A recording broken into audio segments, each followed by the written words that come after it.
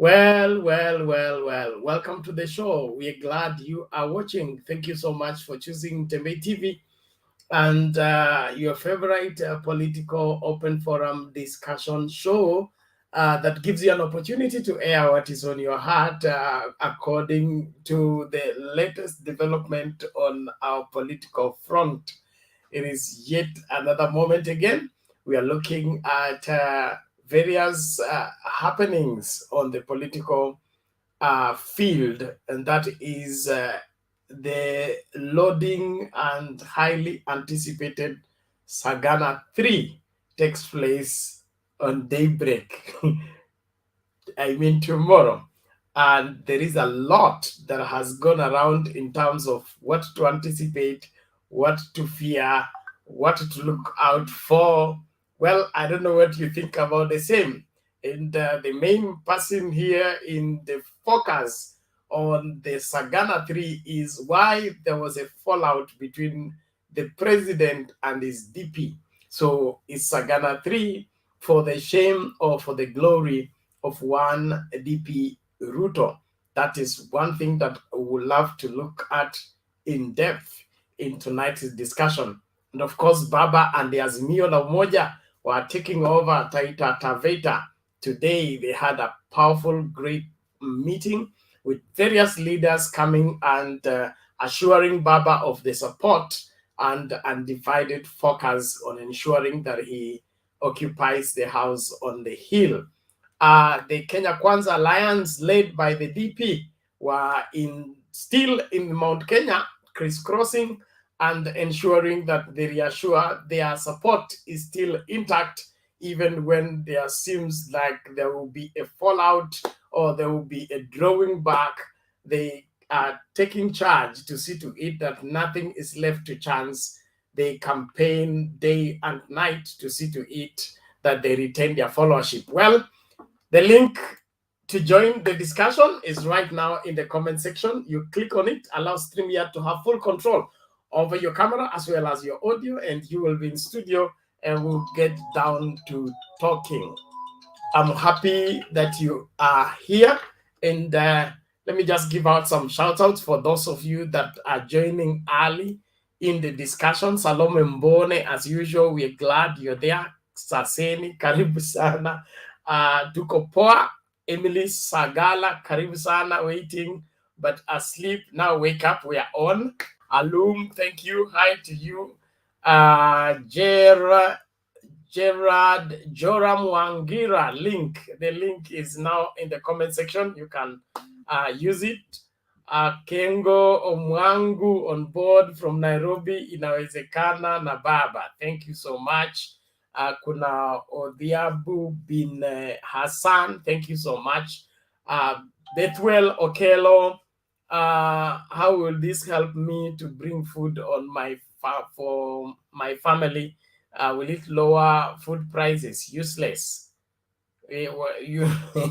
Everything is determined by politics. Siasa mbaya, maisha mbaya. Kwani umekuwa wapi miaka hii yote?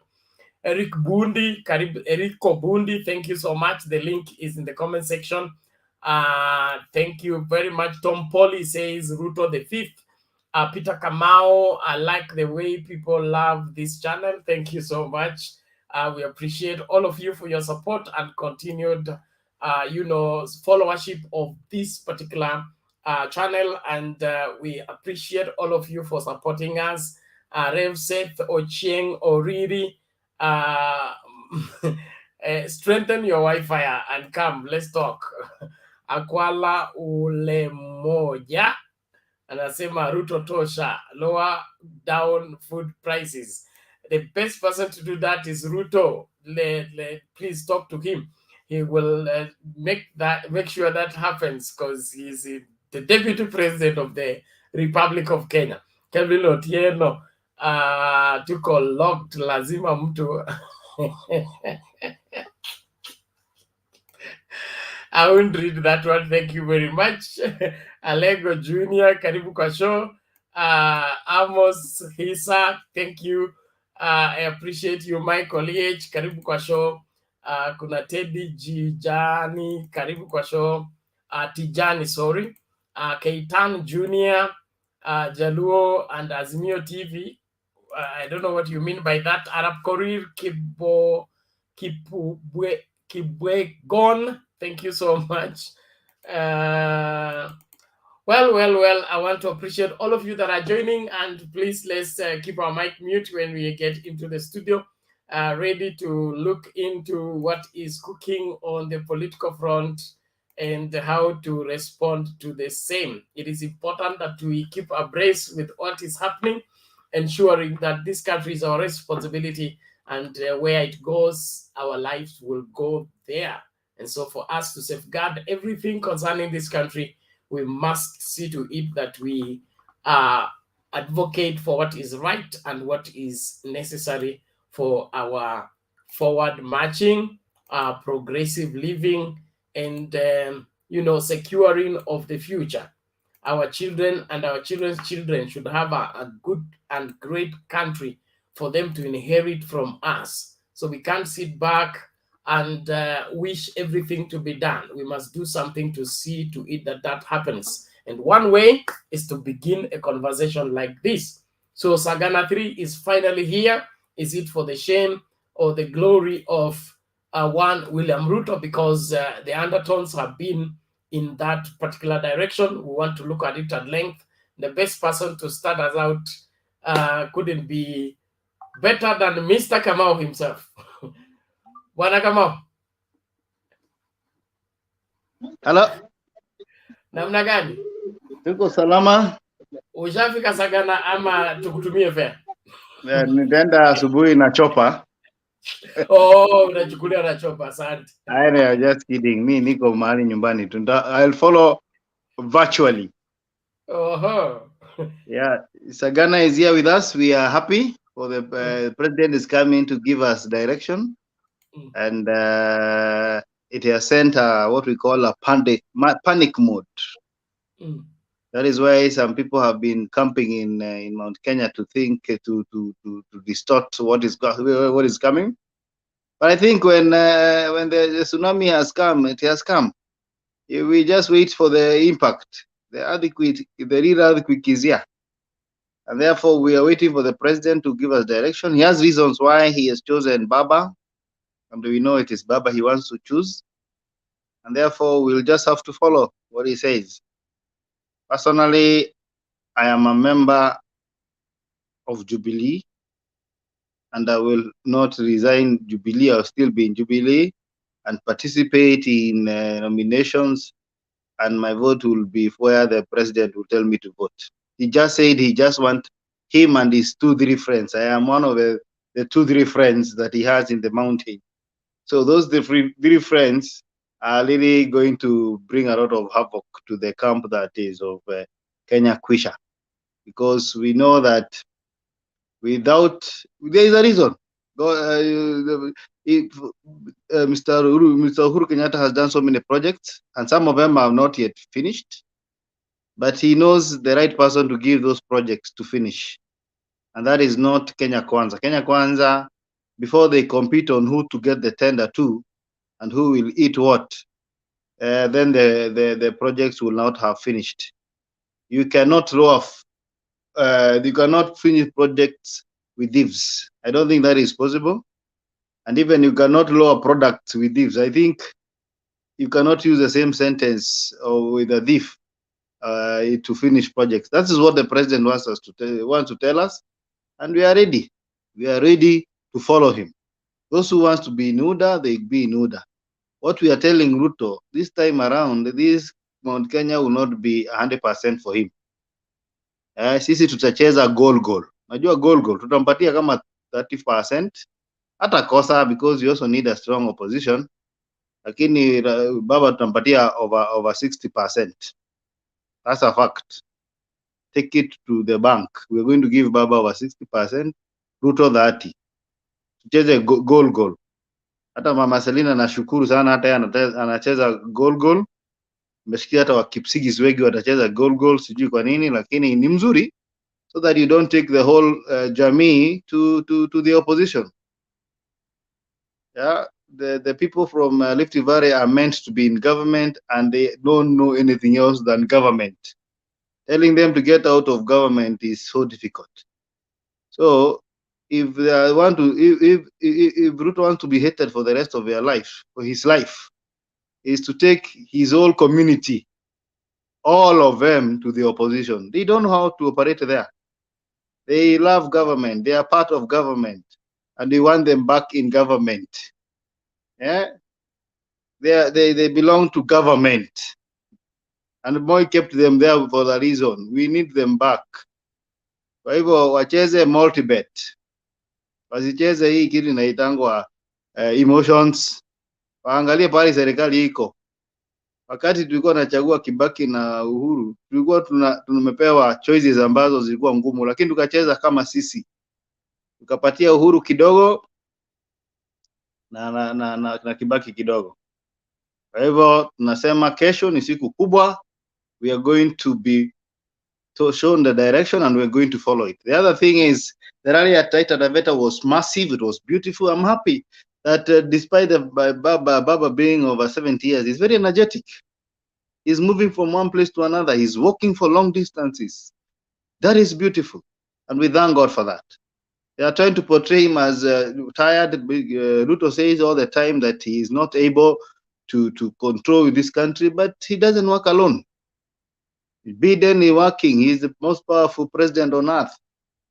So mambo ya AGO asahau. Baba was in Taita Taveta. He was in coast each and every corner. And we love that. We have made a decision to follow him and for him to make the changes that Uhuru could not have made. And therefore that is good. I think that is the only thing I can say for now. Maybe later, as I get another opportunity, I will participate. Thank you. Sawa sawa, asante sana Mr. Kamau kwa maoni yako. Tunashukuru kwa utangulizi wako. Tunaamini kwamba tunasonga mbele. Kila mmoja unakaribishwa. Wale watu mko kwa comments, tafadhali hakikisha kwamba unalinda nidhamu. Hakuna haja ya kumtusi mtu yeyote. You don't have that right. On the other hand, I also want to quickly bring in this. There is a problem with our WhatsApp group. There are people who are coming on the WhatsApp group and messing it up. And therefore, the administration has decided that will suspend the adding of new people until further notice for security reasons. And then there is also purging. We're trying to get the people that are invading the group and messing it up. So if you fall a victim, it is not personal, it is not intentional, it is just the usual housekeeping. And so after everything is done, everybody will be taken back to where they're supposed to be. So kila mtu a relax. Hii platform is open to everybody. Wala ambao mnaona ni ya Wajaluo ama ni Azimio, hiyo ni maoni yako na unaruhusa kuona vile unavyotaka kuona.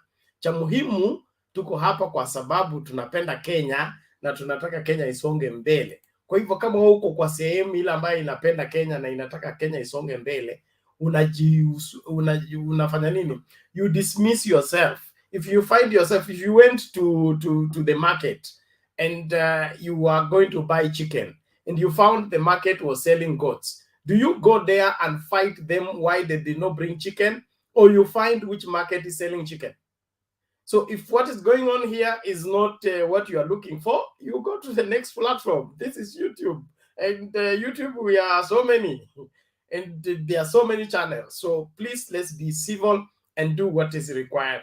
I thought I should say that because some of us at times we get so personal and get so at times trivial or over nothing.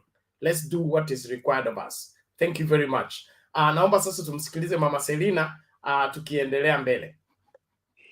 Asante sana Penat. Wow, what do we say? Ni siku ingine tena. Sasa hii all is surprise ya everyday Penat. Sijui siku gani sitarudi chini ama sinaendelea kwenda up. Kwanza mkutano ya Taita Taveta. Wow. Kuna wamama, yani mimi sana sana nachungulia wa baba, lakini naona wamama. Nikaona ule mama Amina Shaban, sorry. Oh my God. So hiyo mkutano ni vile nasemanga Penat, tukianza kutokea vile baba alienda Kilifi, akasunguka Kwale, akakuja Mombasa, leo amekuwa Taita Taveta. Nauliza swali yangu imenisumbua sana. Mkutano ya baba inajaa na wananchi wanakuja jinsi walivyo. Kama uko ODM na uko na hiyo t-shirt, people come with it. But ukiona kiwanja vile imejaa, wamekuja kwa hiari yao kulingana na mimi. Because huwezi kuwa na mkutano ya more than 10,000, 20,000 people na wamekuja tu na wamesikiza. Kama vile leo nilipenda Taita Taveta kwa sababu competition nimeona hawana ya governor, ni kama huko ni kwamba wale watu wako huko wanaweza rudi, kwa sababu si kuona watu walishautiwa, si kuona competition kama ilikuwa mingi, lakini mama alijaribu kucontrol crowd na vijana walimsikiza. Kuna kitu pia tangu baba alituambia ako na 10 point agenda, mkutano zake sote anaisoma one by one. Sijaona baba na karatasi na kalamu akitapatapa, anasema vile alianza na vile leo kwa mkutano yeyote amerudia ile agenda anakuja fanyia wa Kenya. So nikiona hiyo utaratibu ya baba ni kitu ako nayo, ni ile kitu anasema kwa roho yake.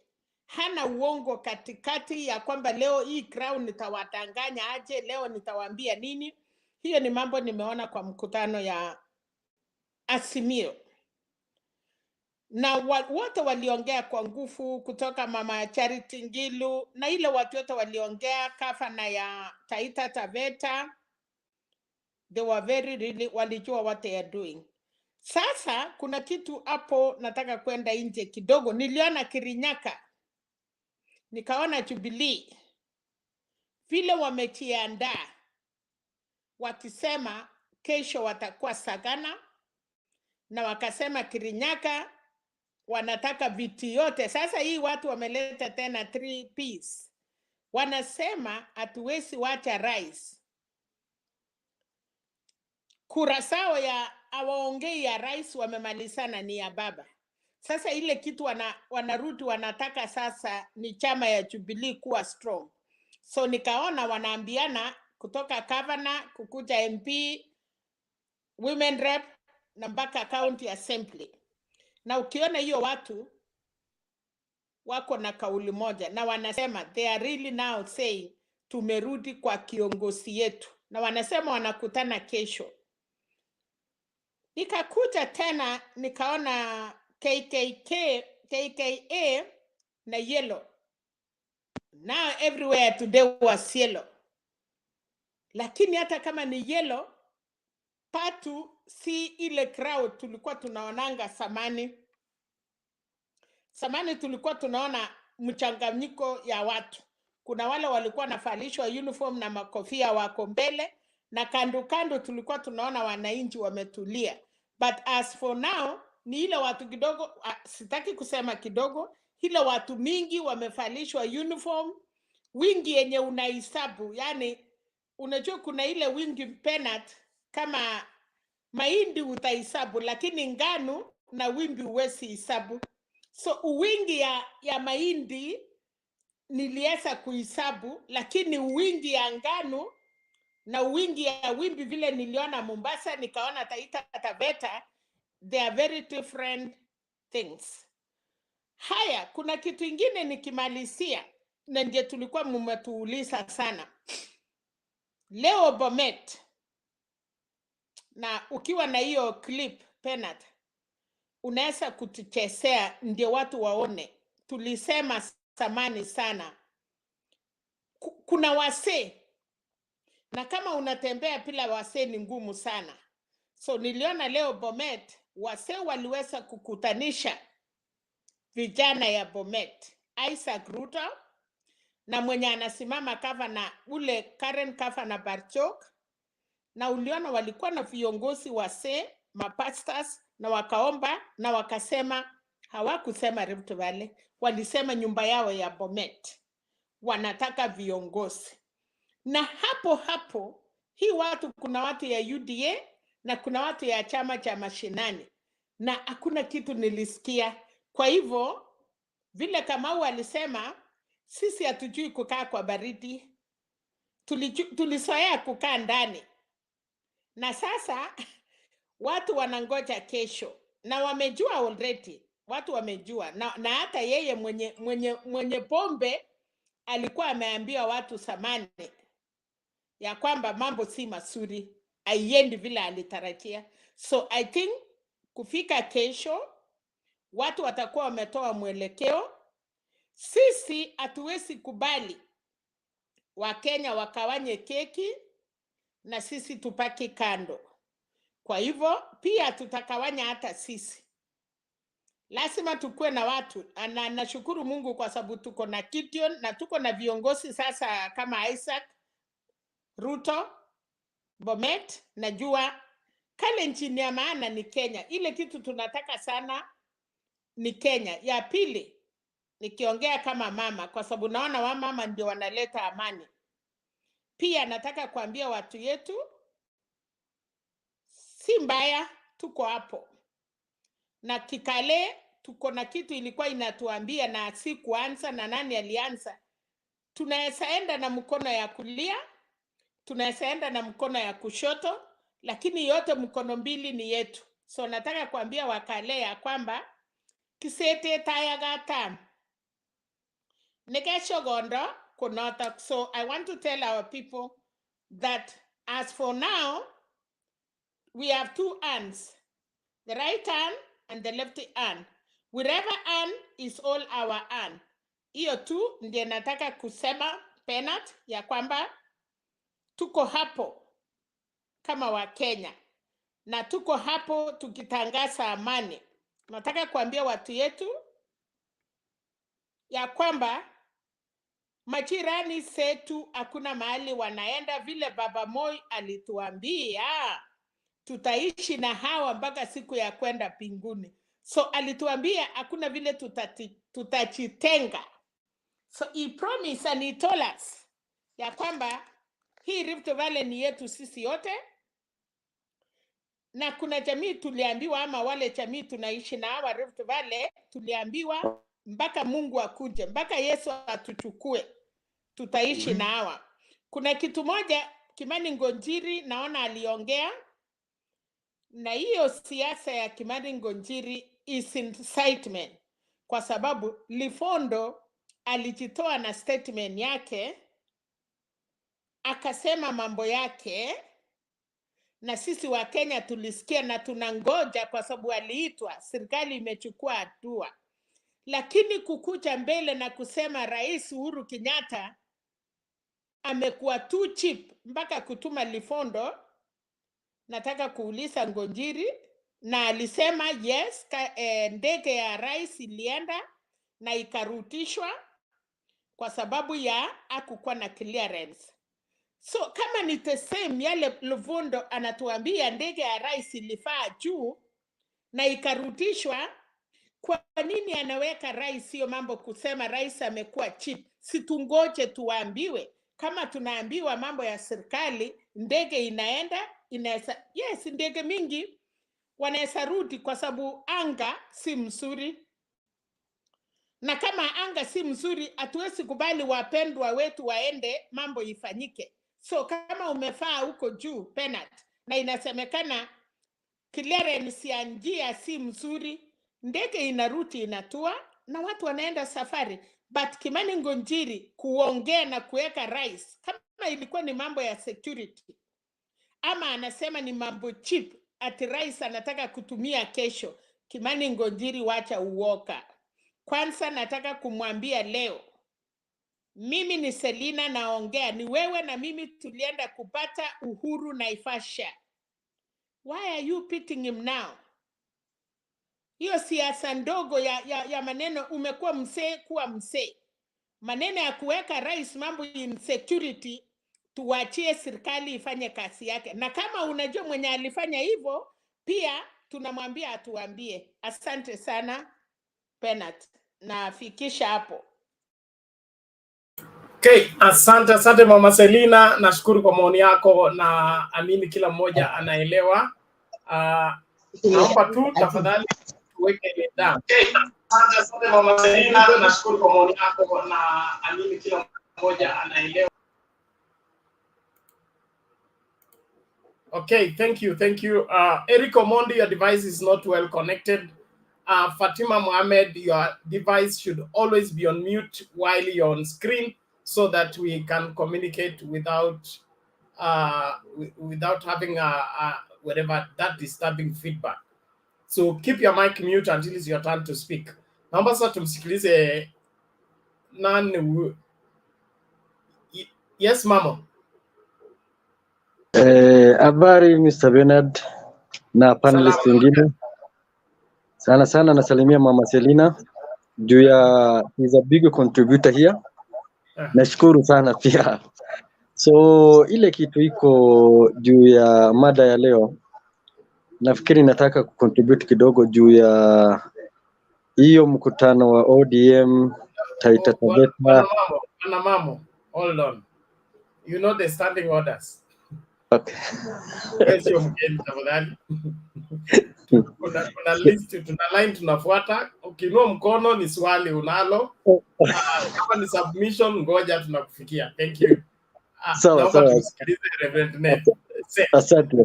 Thank you.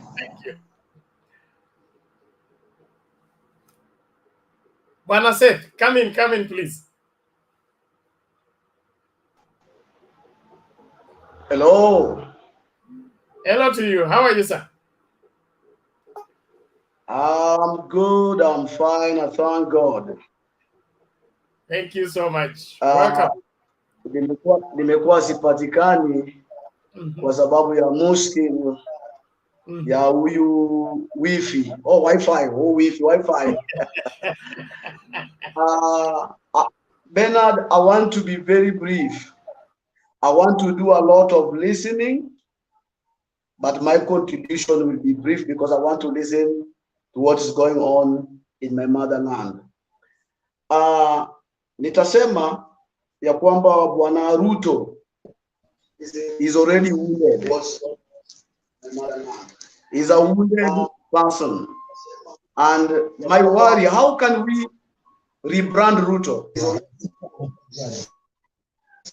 Is there any way we can rebrand this guy? Because Ruto alianza siasa yake mbaya hii ya kutaka urais, na hivi sasa is suffering because of that. Ruto has not been obedient to his leader, so he is suffering because of the act of disobedience.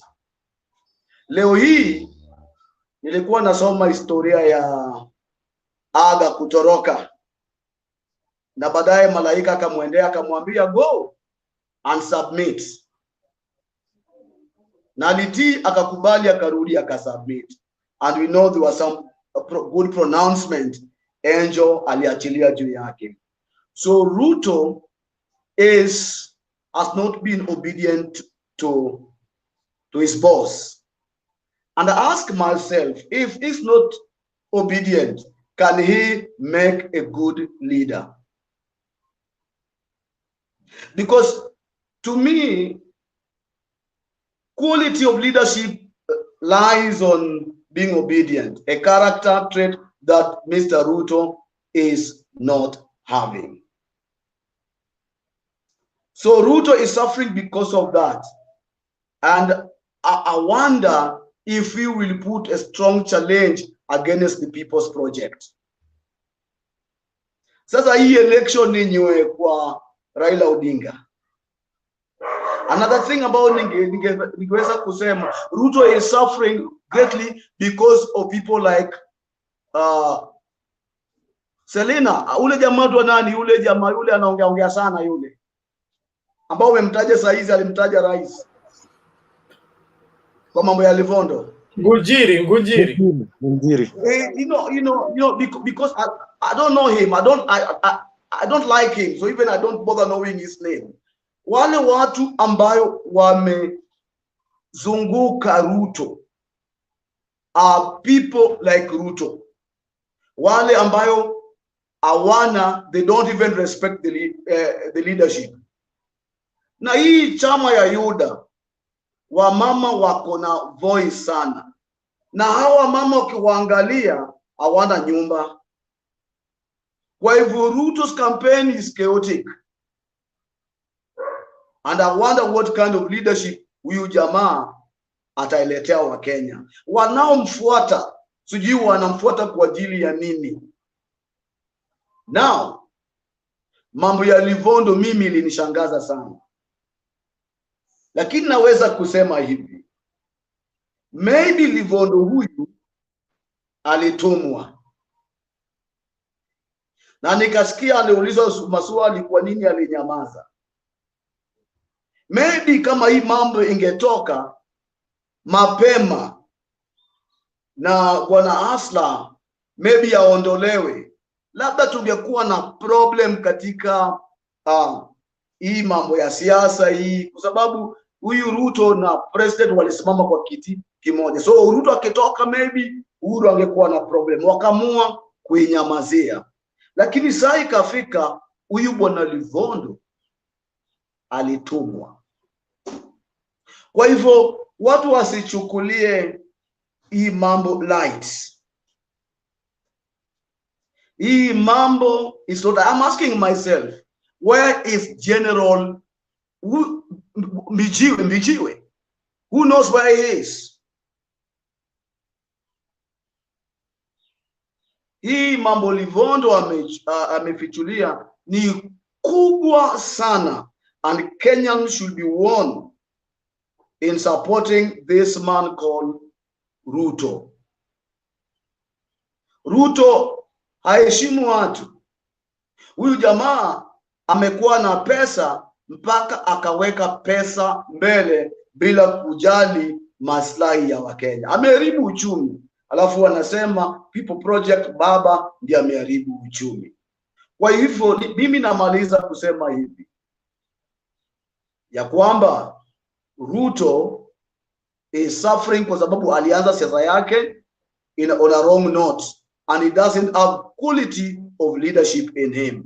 Asante sana bwana Bernard, naona mtu ameinua mkono.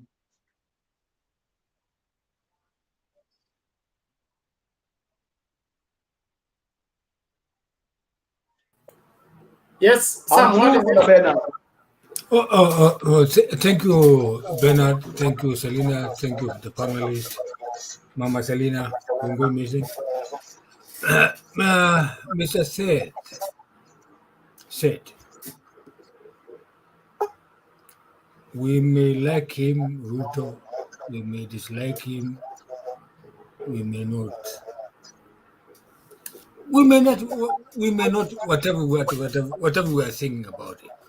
But anyway, if you have an evidence, I say, if you have an evidence, concrete evidence, that Ruto made all these things, whatever you want to talk about it, don't hesitate, go straight to DCI, make a statement, and we can hear about it. About theory, conspiracy theory. You lifted your hand. You lifted your hand. You did not tell me what theory. Just leave it. Now look here. Ngoja kwanza. Livondo was at the DCI yesterday. People don't go to the DCI visitation. Are you not aware that he was at the DCI yesterday? Let's do this. This is just a conversation. We are not going to accuse anybody or sentence anybody. We are not a court of law. And let's keep within the conversation, please. To see. Okay, thank you, Mr. Bernard. Thank you, Mr. Bernard. Yes. Thank you, Mr. Bernard. Mimi nilikuwa nimemaliza, lakini bwana Sam Sijui kama alikuwa anauliza swali ama alikuwa anasema nini. I Okay, am so not accusing I'm not accusing Ruto. We are just talking on the statement Livondo alitoa kumhusu yeye. Unajua Ruto is a brother na Mozo wa brother. Let that Na rest. kitu ambalo kinamuguza inaniguza mimi. Please order, please. Kwa hivyo wezi utaniuliza. Order. Thank you. Let's do this, please. Please, sir. Please, sir. Said. Please, sir. Sijiongee juu yako. Tafadhali. I don't want to lose it at this time. Let everybody stay in order. Let this conversation move forward. If you are here to defend things that are obviously undefendable, we will not have tolerance for you. Please. When a point has gone, it has gone. We don't need to go back and redig it and bring it back over and over again. We discussed Livondo yesterday. We discussed Livondo the other day. And all the matter is at the DCI. And then we are anticipating Sagana 3. Let's talk about Sagana 3, Azimio, and the rest. Thank you. Naomba nimlete Shiko. Shiko, karibu.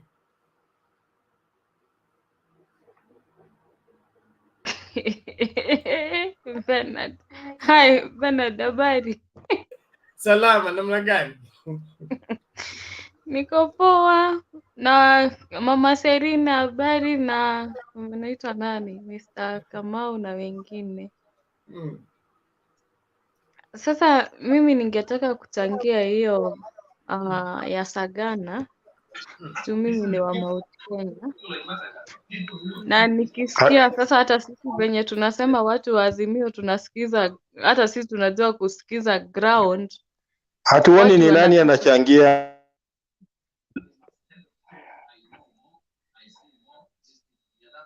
Can you please mute, because I think Bernard ulisema kama mtu akona kama akona a reason as to why wameweka curtain they can explain, but for me for now nimeweka curtain penye niko siwezi ongea. Thank you kunini. I have a reason as to why. Okay, Shiko, go ahead, make your submission, please. And the other people, if you keep your mic mute, unaenda quarantine. If you Mr. keep your mic Wangira thank you. Like that. Yeah, move on, Shiko. Sasa unajua hata sisi tunasikiza ground huku Mount Kenya, na pia watu wanataka kujua what transpired between the deputy president and Uhuru Kenyatta. Sisi hatutaki ya kuja mshame, we just want to know the truth, because as we always say, the truth will always set you free. Hata kama ni politics, hata kama watasema ni politics, watu wa yellow fever, kuna yenye unajua uwezi sema mtu akuje aseme kitu, lazima useme utasikia na masikio moja ingine itokee kwa hiyo masikio ingine. Kuna ile tutasikia na kuna yenye sisi wenyewe mtu ataenda kwake ama atasikiza mahali atakuwa na useme yenye nimesikia. I think that's true. So we are waiting to hear. Watu wengi wanataka kujua what really transpired between the deputy president and Uhuru Kenyatta, and we hope saa hizi Uhuru amekuwa yeye ni kama I think hajakuwa, this is the time for him to tell us the truth what happened, because as majority of the Mount Kenya people are not decided, some wako 50-50 hawajui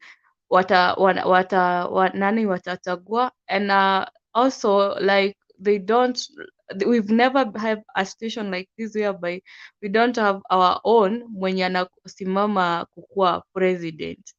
So ndio unaona wengi walienda na basi ya wheelbarrow wakashaingia juu DP alianza kufanya campaign Mount Kenya kitambo sana. So watu wengi akachukua nafasi, watu wakaingia, wengi waliingia sasa UDA, but then after sometimes unaona sometimes watu wamerealize hapana, ni kama we need to go back home. But then what happened to Uhuru Kenyatta and DP, and I don't want to touch on that story about Rivondo what he said, because I think he went to the DCI and we should wait for the DCI.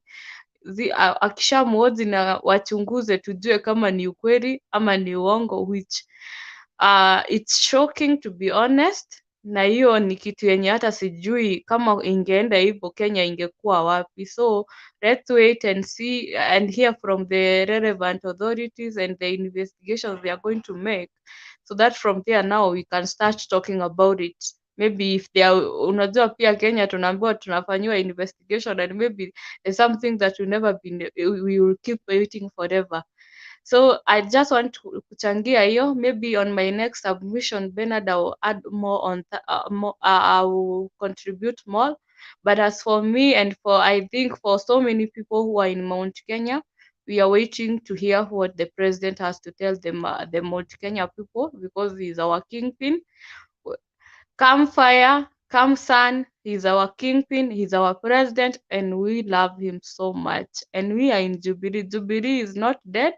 We are in Jubilee, and Jubilee isha sasa imeanza safari sasa, ndio inakuja kuonyesha kazi amefanya, na pia akuja aongee na watu wake, juu pia kuna watu wanataka, they just want to hear from him. And I Bernard, for some people, watu wengi they feel like they were neglected in a way, like hata akikuja huku aongei politics, and amekuwa akisema yeye hataki kamera, akienda asimamishwa mahali, hata akikuja Mount Kenya yeye anasema unajua siku hizi naogopa kamera juu nikiongea then that will be turned against me.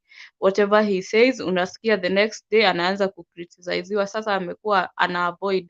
So we are hoping kesho at least sasa aanze kuongea politics na atuambie, juu sisi tunamjua through politics. Were it not for politics, tungejua Uhuru maybe because the father was the president. So let him come forth. We are waiting for him. We just want to know the truth. For those who are not decided, at least wakuwe na chance and na wasikie kama kuna wenye watabadilisha na kama kuna wenye wataenda. Anyway, hatuwezi kuwa sisi wote ni wa Azimio ama sisi wote ni wa UDA. Lazima kutakuwa na opposition at the end of the day, na kuna wenye watakuwa kwa serikali. So Bernard, let me just say that, submit that for now, then I will come maybe on my next submission, I will add more. Thank you. Okay, sawa, asante sana Shiko kwa maoni yako, nashukuru sana. Tuendelee mbele. Naomba sasa tumsikilize Sam.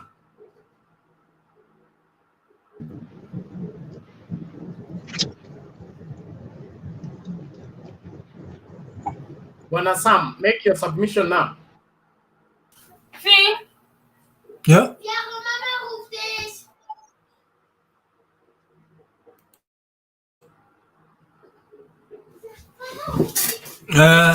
Bernard. Yes, sir.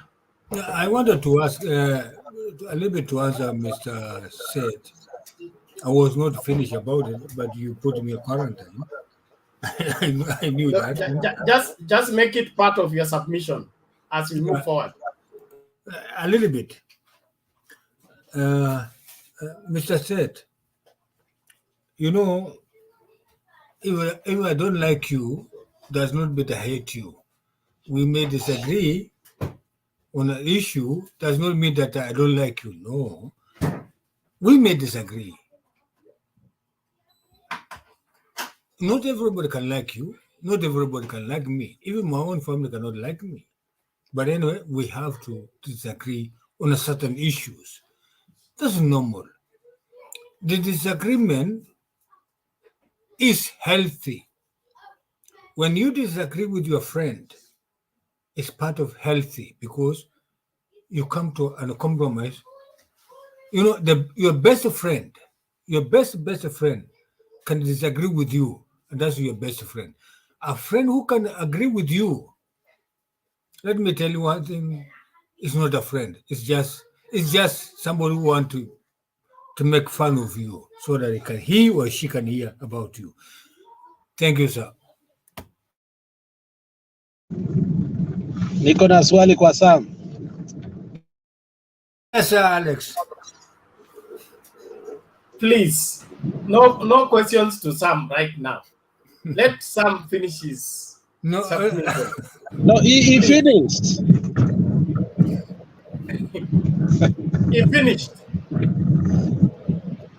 Yes, that's what he said. Alex, that was in response to Seth. Aja answer submission yake. Did I ask a question to be given a response? Bwana Seth, stay in order. Sam. Yes, sir. Are you done? I've done. That's why Alex asked something. I say yes, sir. Okay, Alex, ask the question to Sam. Wacha tu niwacha. Utaki Sam aulize swali leo. Alex uliza, usijali. We know, you know, disagreement is coming to, you disagree to agree on a certain issue. To me, I like somebody who criticize me very deeply. That's what I like it. That's my pleasure. So mzee, mi nilikuwa nashangaa, unajua saa ingine ukiongea I'm just afraid kuwa saa ingine sisikii kitu nasemanga.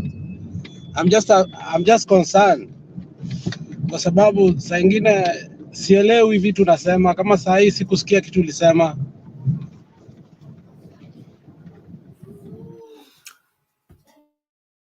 Alex, mimi nimesema hivi, nilikuwa naambia Mr. Seth kuwa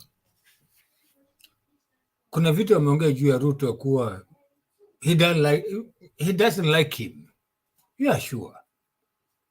Hakuna mtu anakataa. That's his own suggestion. Hata mimi kuna vitu vingine Ruto akiongea, I don't like him.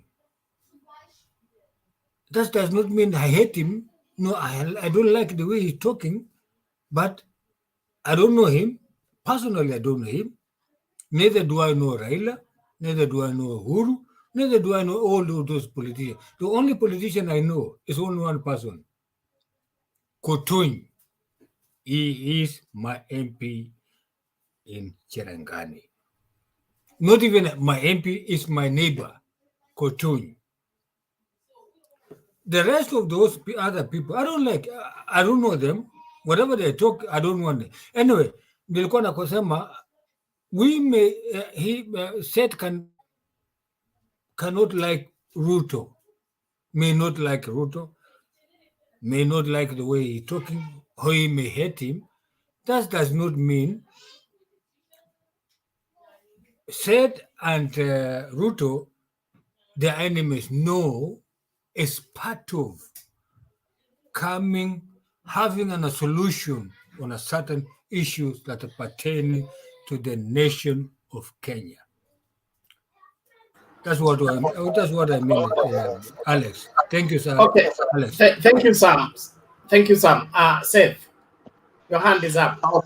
Bwana Bernard, if the people heard me very well, I did not say that I don't like Ruto. I only said I don't like Ngunjiri.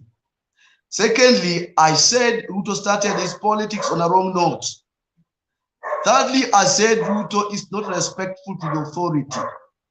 And it is very dangerous if we can vote for such a person.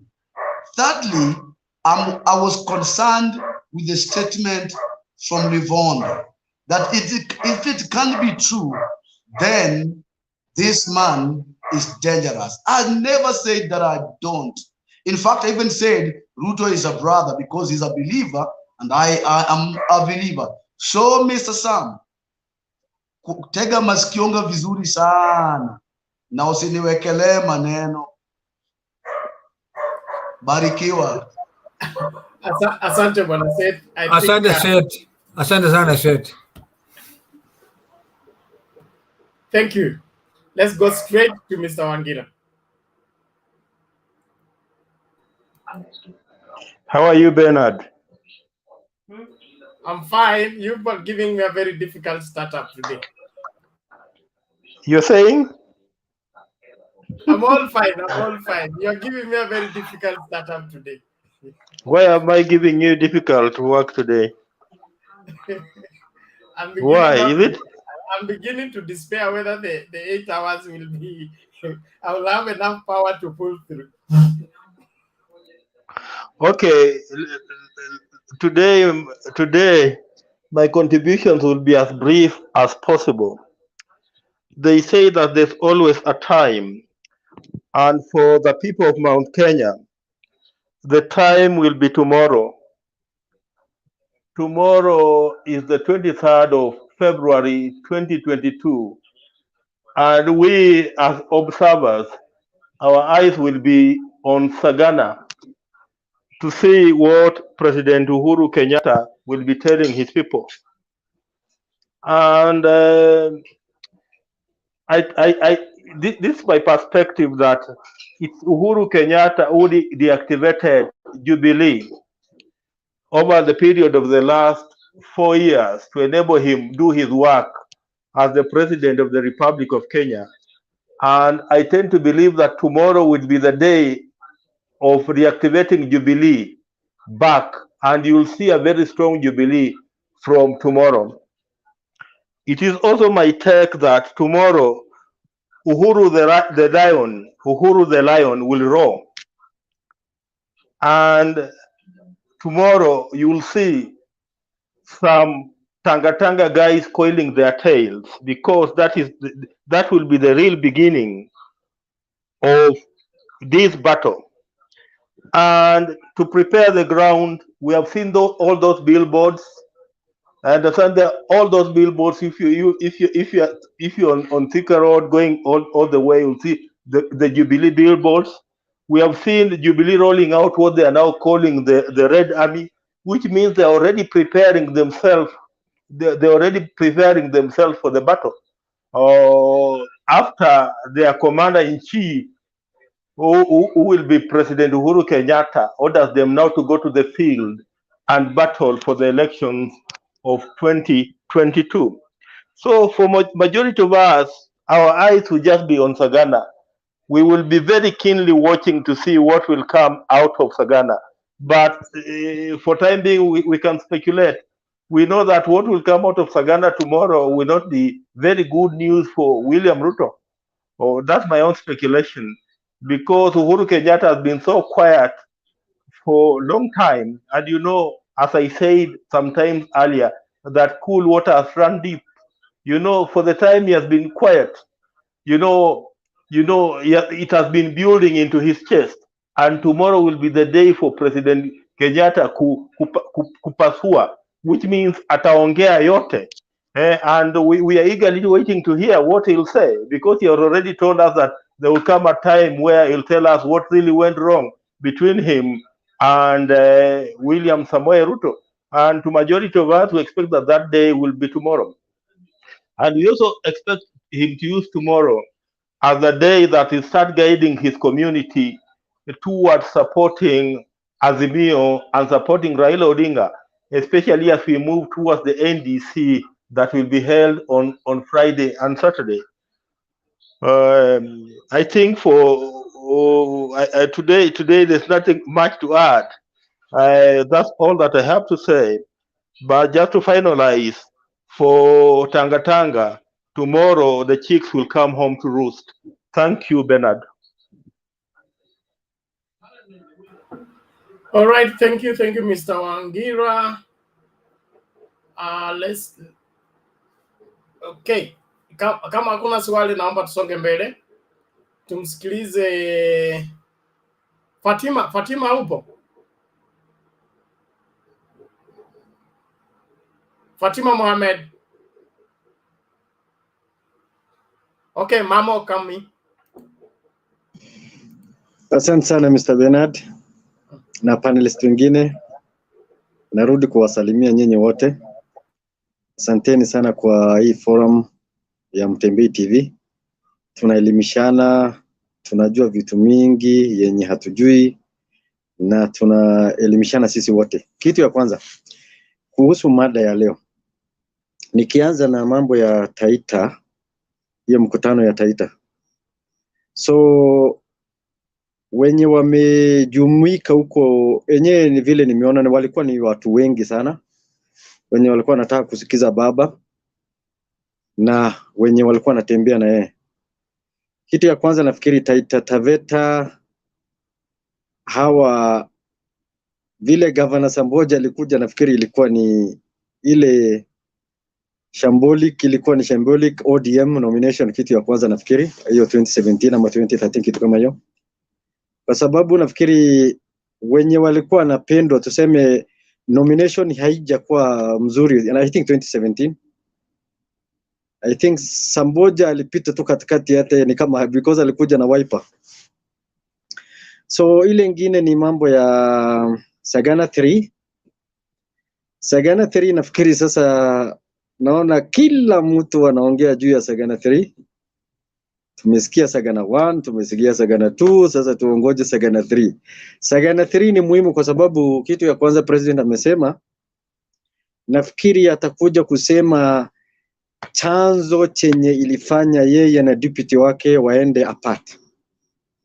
Na Wakenya wanataka kusikiza sana nini imefanya watu wawili wakosane,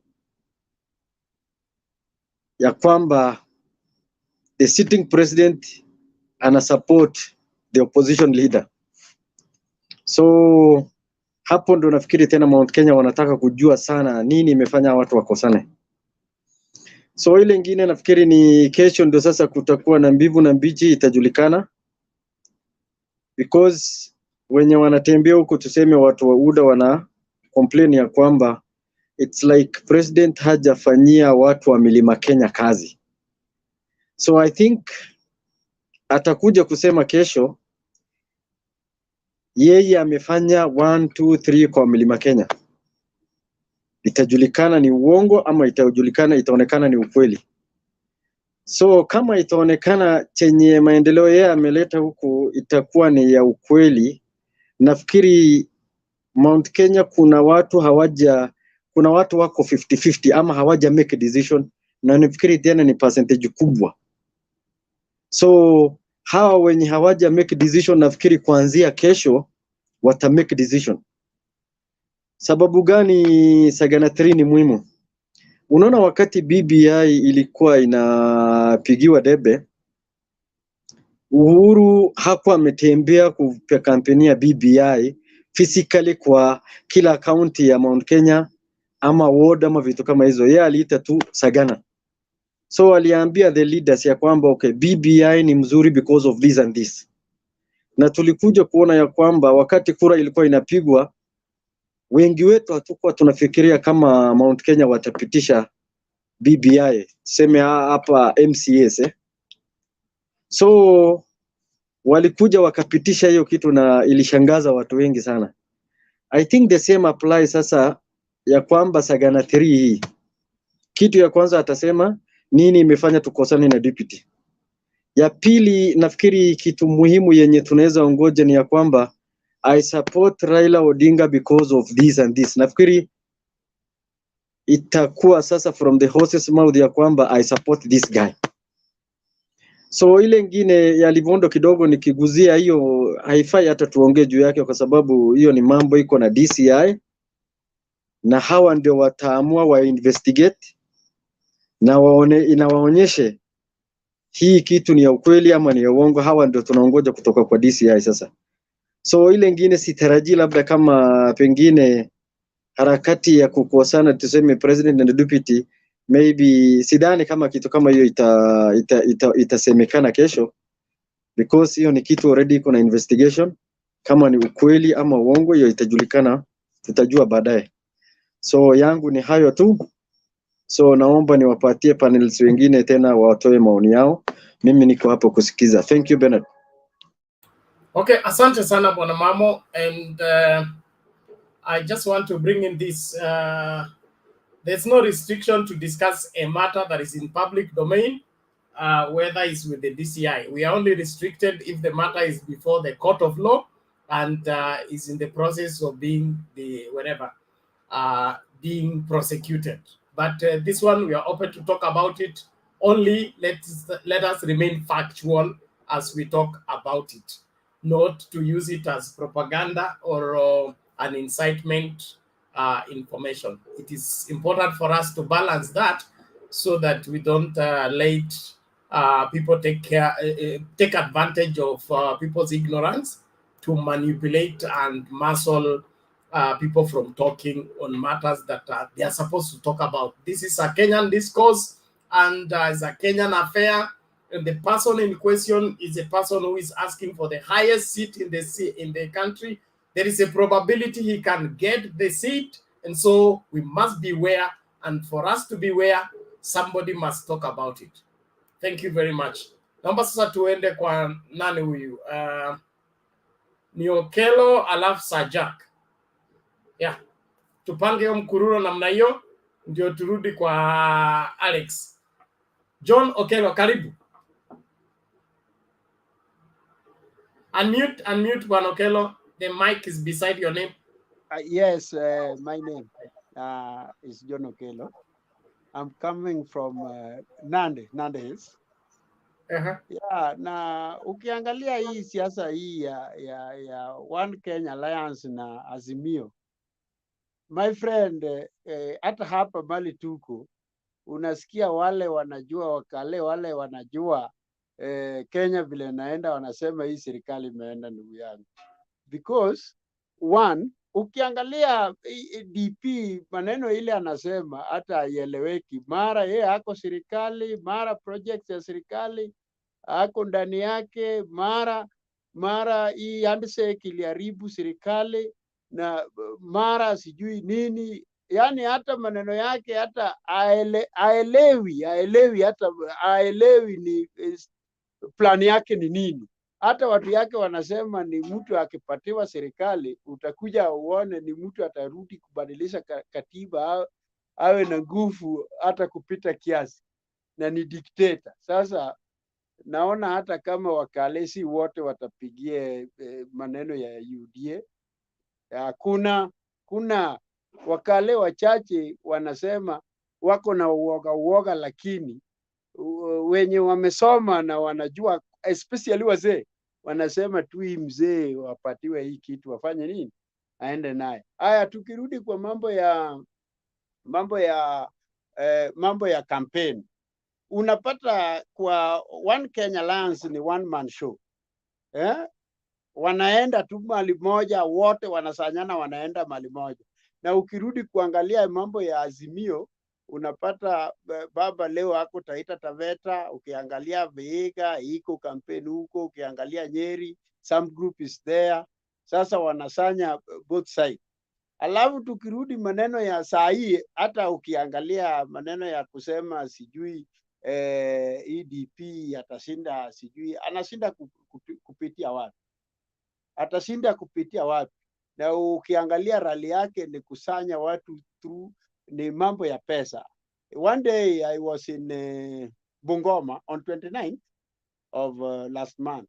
Niliona kama Bungoma huko wale walipelekwa huko kwenda kwa rally huko, unaingia shilingi 200, unaingia 200 shillings, unaingia. Sasa watu wanaenda huko sababu ya pesa, na watu ya Central wanajua mzuri sana wawezi pigie Ruto.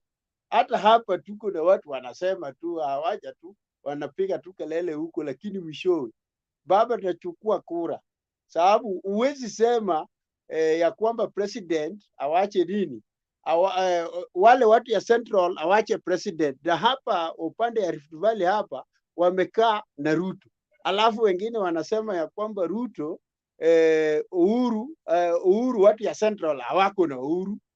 How comes watawacha leaders namna gani? There is a time Raila aliongeanga wakati walikosana na Ruto kuhusu mambo ya Ministry of Agriculture wakati alisimamisha yeye. Unapata ya kwamba by that time wakati Raila alisema ataenda kuongea na wananchi direct, walisema unakuja hapa kwetu kupitia kwa leaders. Mwishowe wakati election ya 2017 hawakupigia Raila kura, because Raila aliwacha leaders, alienda kuongea na wananchi direct. Alafu saa hii wanaambia watu ya Central ya kwamba sasa Ruto ndio ni kama kingpins yao. Itawezekana kweli? Haitawezekana. Tuko hapa on the ground, tunaongea na hawa na wanaelewa, watu wanaelewa, wale wanajua ya kwamba hii serikali imeenda, ndugu yangu. Hata tukifanya namna gani, serikali imefanya nini? Imeenda. Hii siasa wache jamaa kimbia tu, lakini Azimio already serikali imeenda, sababu hata tukiangalia hii kitu kwa undani kabisa, uangalie Nyanza Raila, Western hata Mudavadi hakuna kura, ukirudi kuangalia Coast hiyo inaenda kwa Azimio. Central niseme Raila anachukua, Azimio wachukue 70%. Nairobi Ruto hana kura, sababu Nairobi watu hawapigi watu hata ukienda Nairobi hapo watu wanaongea kimaoni yao ni Azimio. Sasa hii jamaa hata kama watu wanasema kura counties ngapi atatoka naye kama kwa governors, tunaona ni 7. 1 Uasin Gishu County, Nandi County, Elgeyo Marakwet County, Kericho County, Bomet County na Baringo. Nakuru hakuna. Sasa Mr. Bernard, hii maneno watu wanasema ni euphoria. Ukiangalia mambo ya kusanya kwa watu, unapata hii watu ya One Kenya wanasanya watu kwa mambo ya kutransport watu na buses kwenda kwa nini? Kwa mkutano, na watu wanatoka na shilingi 200. Na unapata kama baba watu wanapenda naturally. Kama 2017 muliona vile alipeleka Jubilee. Saa hii mtu hajasimama. Itakuwaje leo mtu atasimama once na apate hii president, na atapitia upande gani? Na yeye naye ana criticize the government where he serves. Na angekuwa kama hii serikali ni mbaya, angekuwa ameresign na anakula msara pesa taxpayers ya Wakenya, na mara yeye ni moja ya wale wamefanya projects. Sometimes yeye ni handshake ilikuja kuharibu nini project. Sina mengi cha kusema, lakini Wakenya wanajua hii jamaa ni mjanja sana. Ni mjanja, hata wale wanasikia kweli jamaa ni mjanja. Hakuna mali anaweza peleka Wakenya. Hata hapa watu wanasema, ukipata wakale wenye wamesoma wanasema hii mtu yetu kweli tunakufa na yeye sababu ya ni mtu yetu, lakini uongozi yake hatuoni kama itatupeleka bali mzuri. Lakini vijana wako na yeye, wazee na wale walimu wale wamesoma wanasema hapana.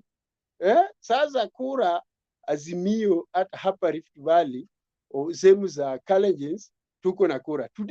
Leo nilikuwa na masaa ingine nikauliza sisi hapa tuko bottom up.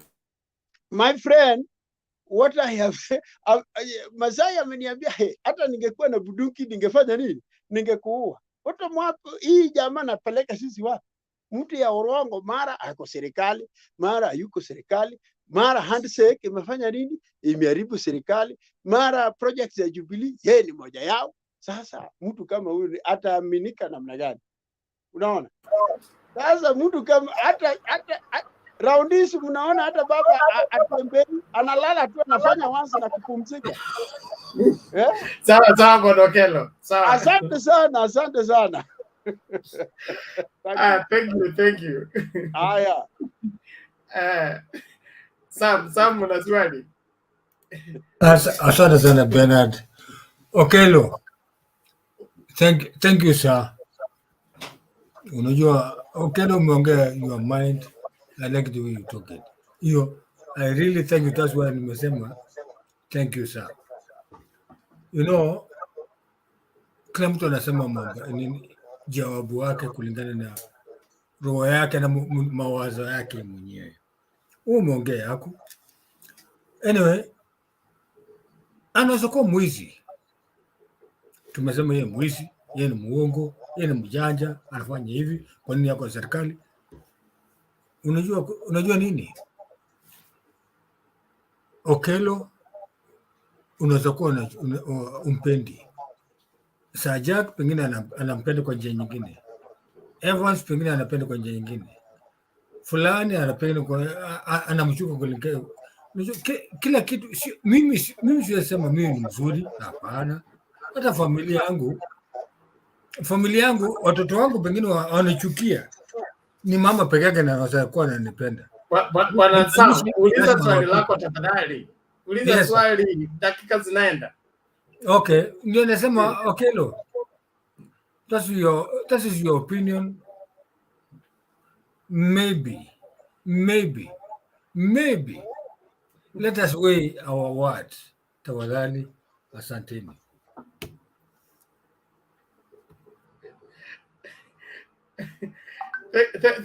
Thank you, Sam.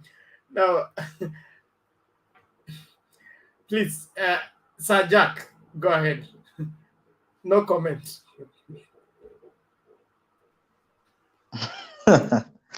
Okay, asante sana Bwana Bernard. Kwanza nitaanza na kuzungumzia ziara ya baba maeneo ya Pwani. Baba amekuwa na ziara nzuri akiwa maeneo ya Pwani. Nimefuatilia ziara yake tangu alipoanza siku ya Jumamosi akiwa maeneo ya Kilifi. Akaenda Jumapili maeneo ya Mombasa, alafu jana alikuwa maeneo ya Kwale na leo akamalizia Taita Taveta. Kulingana na mambo ambayo nimepata kuona, baba hiyo ziara yake maeneo yote ambapo alipata kupita, ukiangalia kama maeneo ya Kilifi, baba alipata kuungwa mkono na wale tutasema most of the people who supported baba in Kilifi. Ukiangalia kama Gideon, ukiangalia kama ule speaker wa county, most of the people there are those wenye tuseme kama Gideon Mng'aro, yeye ndiye alikuwa anasumbua baba sana hapo Kilifi ile wakati ya nyuma wakati alikuwa Jubilee. So ukiona sasa hivi ameingia katika Azimio. So I think ziara ya baba katika maeneo ya Pwani imekuwa ziara nzuri. Ukiangalia upande ya Kilifi, wale wanapigania kiti ya ugavana na wanataka tiketi ya Azimio, most of them ni wale wanatambulika sana hapo Kilifi. Ukiangalia hapo Kilifi, mtu mwenye tuseme upande ya UDA wanamtegemea kuleta yake. Hata upande ya ugavana umeona kuna watu kama 4 wanapigania kiti ya ugavana katika mrengo wa Azimio. Ukikuja kama Mombasa utampata bwana Shabal, alafu na huyu MP wa Mvita.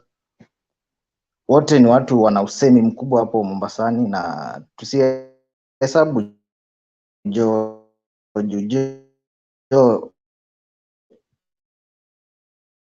Taita Taveta. So ukipata pale Coast mwenye upande wa UDA inategemea sana kuleta kura ni huyu alikuwa seneta wa Mombasa bwana, sio anaitwanga Hassan nani, but na MP wa Nyali bwana Mohaji Chopevu. But sasa wale pia wako na ugumu sana kuona kama watakuwa re-elected kama Mohaji Chopevu anapelekwa mbio sana hapo Nyali. Hata saizi amerudi ground kwanza kwa sababu hayuko sure. Alafu ukiingia niliona upande wa Kwale tulikuwa na MPs wawili wa ODM ambao walidefect bwana Mwashetani pale Lungalunga, alafu kuja upate na kuna MP mwingine wa hapa sijui ni Msambweni, alafu kuna huyu mwenye alikuwa elected juzi independent candidate. So pale Kwale kidogo ndio baba alikuwa apati kura nzuri hapo Kwale, lakini kwa sasa wakati Mvurya anaenda kuretire, amemaliza awamu zake 2, so the governor seats iko open, na ukiangalia most of the strong contenders wa hiyo seat ya ugavana wanatoka katika upande wa Azimio, kwa sababu upande wa UDA wana support yule aliyekuwa deputy governor wa Kwale, but yeye ana usemi sana kuliko ukiangalia upande wa Azimio wako na kama magavana wa 3 hivi wanamenya naye kiti ya ugavana wa Kwale. Kwa hivyo baba ana uungwaji mkono mkubwa sana hapo Kwale. Ukikuja upande wa Taita sasa hapo ndio kama bedroom ya baba kabisa, kwa sababu ukiangalia mpaka yule gavana ako saizi pia anapingwa karibu na magavana 3 aspirants, 3 governors wenye wanataka kumtoa katika kiti. So kumaanisha pale Taita Taveta tsunami ya Azimio imeshika chini sana. It's very attractive tiketi ya Azimio kupata kiti ni rahisi. So ukikuwa katika upande wa UDA ni ngumu sana kupenya. Hata ule women rep wa Taita Taveta Mama Shaban ambaye alikuwa ametoroka katika mrengo wa baba wa ODM akaenda katika mrengo wa Jubilee. Sasa hizi naona anapigia baba upato sana. Nikidhani kwa ujumla upande wa pwani, kulingana na idadi ya waliojisajili kupiga kura, wako zaidi ya kama 1.9 hivi. Kulingana na wale watajitokeza kupiga kura, baba atapata more than 90%. Ruto can just get around 10% of the coastal votes, nikiangalia katika maoni yangu. Na penye atapata votes nyingi labda hapo coast, nyingi kidogo ni upande ya Mombasa, anaweza pata kiasi, but hizi Kilifi, Taita Taveta na Kwale, hapo itakuwa ngumu kidogo, sababu Joe pia amekuja kutambulika sana. Unajua pwani saa hizi ukiangalia kwa mrengo wa Kenya Kwanza ama sijui Kenya Kuisha, ukiangalia wale vigogo wao wenye wanatoka upande wa pwani, hawana mtu mwenye ana ile figa ya pwani mzuri, sababu ukiangalia hata wanapotembea wakienda venye Meru jana wapi, hawana kigogo wa kutoka, wako tu na Aisha Jumwa. Lakini Aisha Jumwa kule pwani hajulikani sana, anajulikana tu pale Malindi kidogo. Na ukiangalia katika mrengo wa baba wa Azimio, amechukua wale top politician from coast, those who people who have the masses, na Joe akiwa leader wao, so control coast. Ikiongelea na hii mambo ya Sagana ambapo president kesho anaenda kuhutubia wananchi wa kutoka mlimani, kidhani Kenya president ataenda kuongelea sana katika hiyo mkutano, atakuwa anajaribu kueleza leaders from the central region, atakuwa anaeleza zile nini amewafanyia, zile maendeleo amefanya katika mlima, na atakuwa anajaribu kuwaonyesha yule ambaye ana uwezo wa kuendelesha zile vitu ambaye amefanya, na ule ana uwezo wa kumaliza. Then kama ataongea mambo kona ka ground huko kiasi, so mwanzo vita atakuwa anawaambia tu zile project amefanya na zile vitu anaona baba ndiye ako ka ile position ya kuzimalizia. So sisi tunangoja tu kesho tuone kenye itafanyika, alafu ndio tutaongelea jioni tukisikia. Asante. Okay, thank you, Sir Jack. If there's no rebut, we move on. Alex? Barry Bernard. Fiti, namna gani? Niko salama. Wakati wako huo. Yangu itakuwa fupi sana. Na hope itakuwa fupi sana. Unajua mimi bado sijaelewa the importance of Sagana 3. Kwa sababu kwangu Jubilee iko ICU.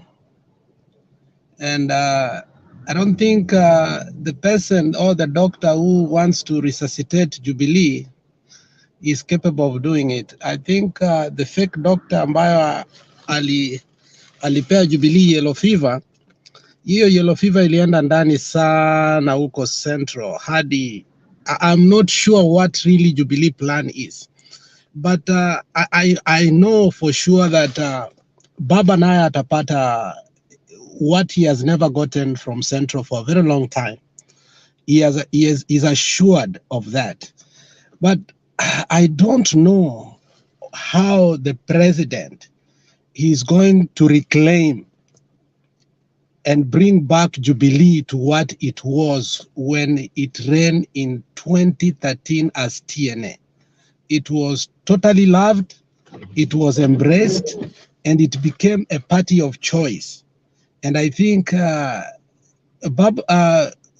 Uhuru, I'm not sure what happened to him. Kama ni kufanya kazi, ama he took it for granted, ama he didn't know how hard Ruto was working, but he allowed Ruto to entrench himself so deep, kwa sababu sasa hivi he is reclaiming because he had lost.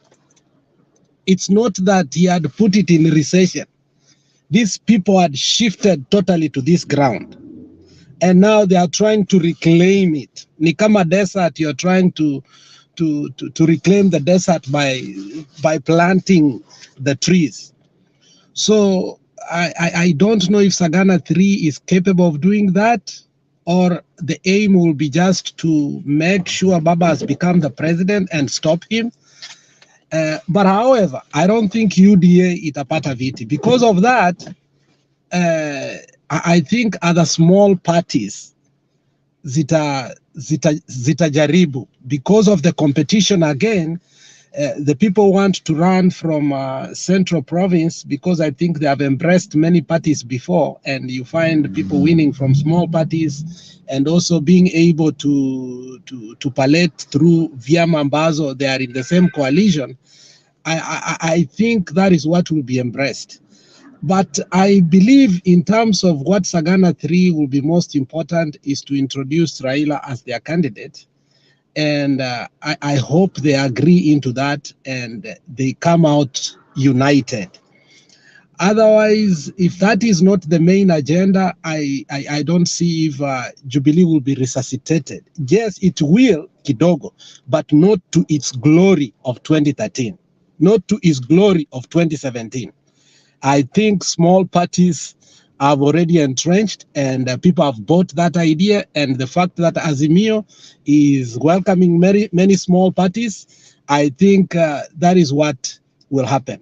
But even though I have said that, maybe the president has a plan, and if the president will be able to resuscitate Jubilee, and he will go down in history as a very powerful president, because some of us totally in our heart thinks Jubilee is in ICU.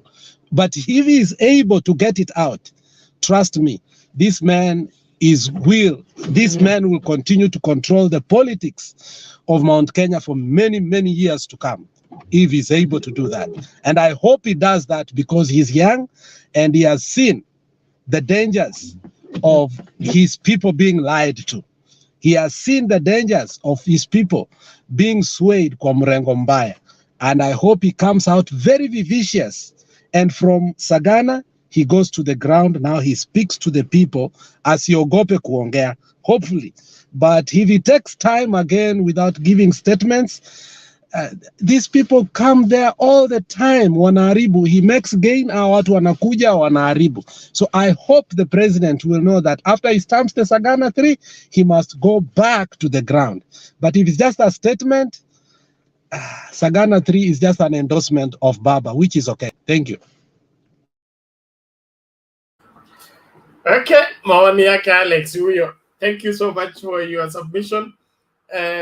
Probably I would say this Jubilee cannot be what it was in 2013 and 2017 because the circumstance is not the same, and that necessitates the change of approach. But there is one thing that is historical about the mountain, and that is Mondo wa Nyumba. Mondo wa Nyumba is something that cannot be wished away. It is very difficult for them to run away with a stranger when Mondo wa Nyumba is involved. And so when Jubilee gets back and it becomes the Mondo wa Nyumba, the Mutamaki vehicle, and they buy into the Mutamaki call, Jubilee will revive like the dry bones of Ezekiel chapter 37. Within no time, you will see the bones joining each other, and a mighty army will rise from there.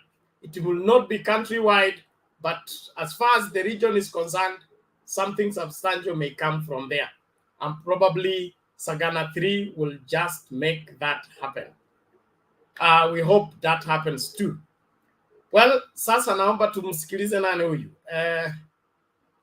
Ni wakati wa Evans, eh? Fatuma, ngoja kwanza nitafute huyu. Fatima vipi?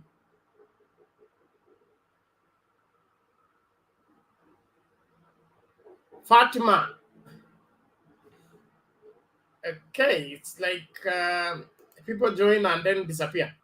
Okay, Evans, take it. Yes, unanipata? Yes, unapatikana. Yes, I want to talk about this issue of DP Ruto's shame or glory at Sagana 3. Number one question that people will ask themselves is that will Jubilee Party regain its might in Mount Kenya? Number two, will Mount Kenya people turn away from Ruto? That is after Sagana 3. And question 3, how will Uhuru tell Mount Kenya people about the promise he made about yangu kumi yake kumi? This one will be shown or will be sorted when Uhuru tells the Mount Kenya people the reason for their fallout with the deputy president. So Sagana 3 is just a way forward for the Mount Kenya people, and it will shape Mount Kenya politics after tomorrow. And we remember back in Kakamega when Uhuru said something, Atwoli said, toka nje, nyorosha watu.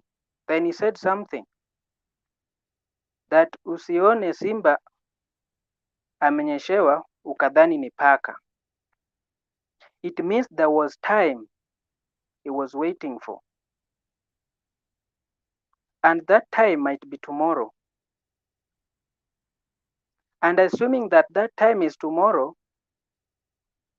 then we will see if that will change the politics of Mount Kenya. So Sagana 3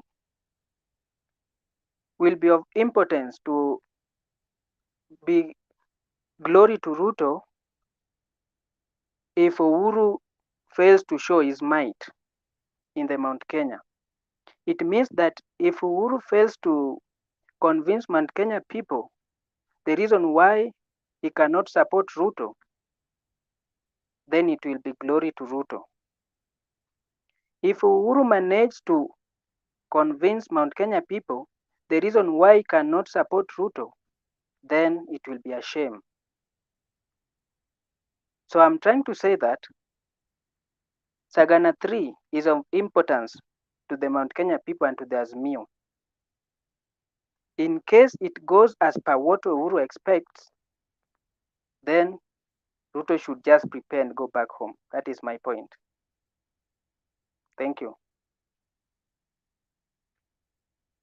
Okay, asante bwana Evans kwa maoni yako. Naomba sasa tusikilize hii kwanza ndio tusonge mbele.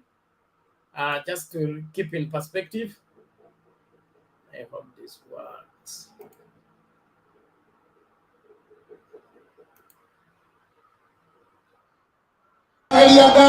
Muno makeria twina murimo umwe na murimo ucio ri ni murimo wa kwenda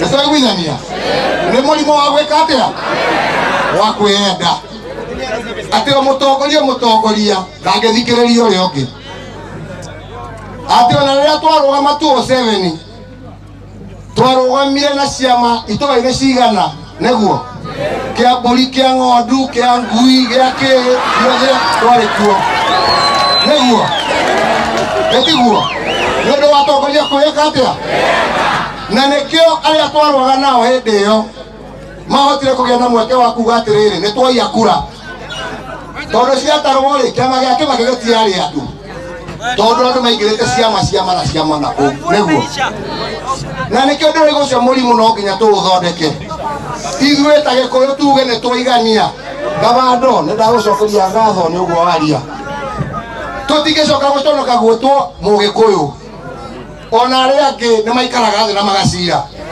na ithuĩ nĩ twagĩrĩirwo nĩ tũikare thĩ na tũcire na tũmenye harĩa tũrĩ na tũkaragia na kiugo kĩmwe nĩ twaiguithania ũyũ nĩ William Ruto wĩ haha maikaraga thĩ ta andũ a Rift Valley maciraga cira ũmwe ona maingĩra mbunge maikagia kura ũndũ ũmwe.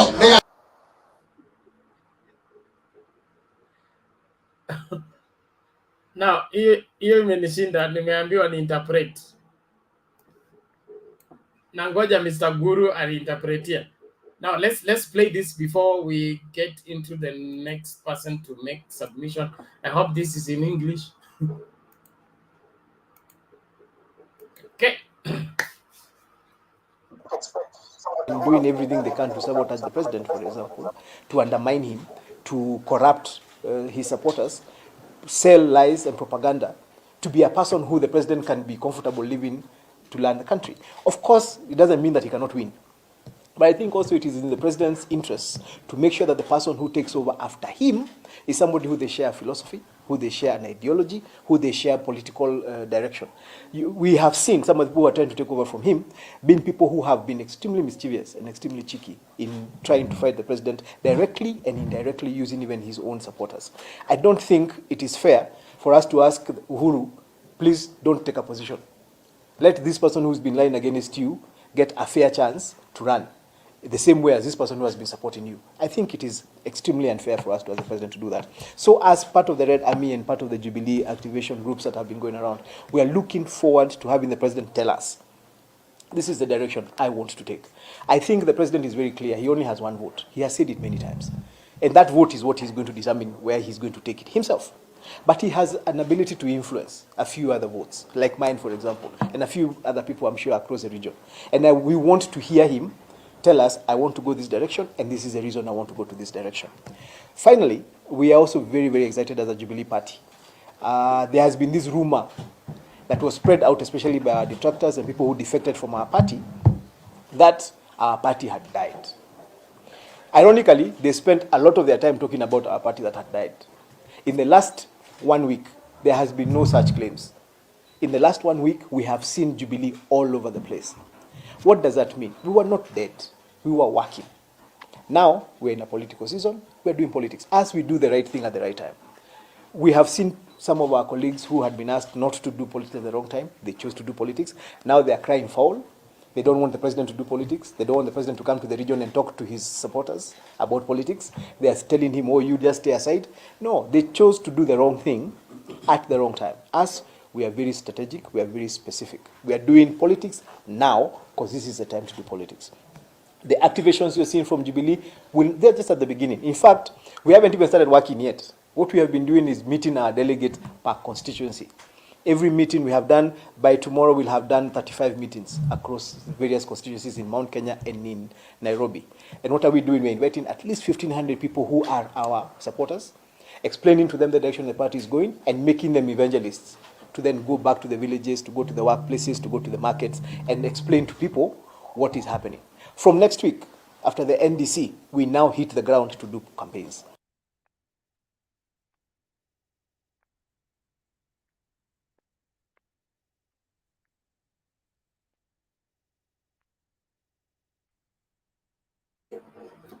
Okay, thank you. That is that from the mountain and Sagana 3. I believe we have now the picture of what to anticipate. Can we now listen from Jared?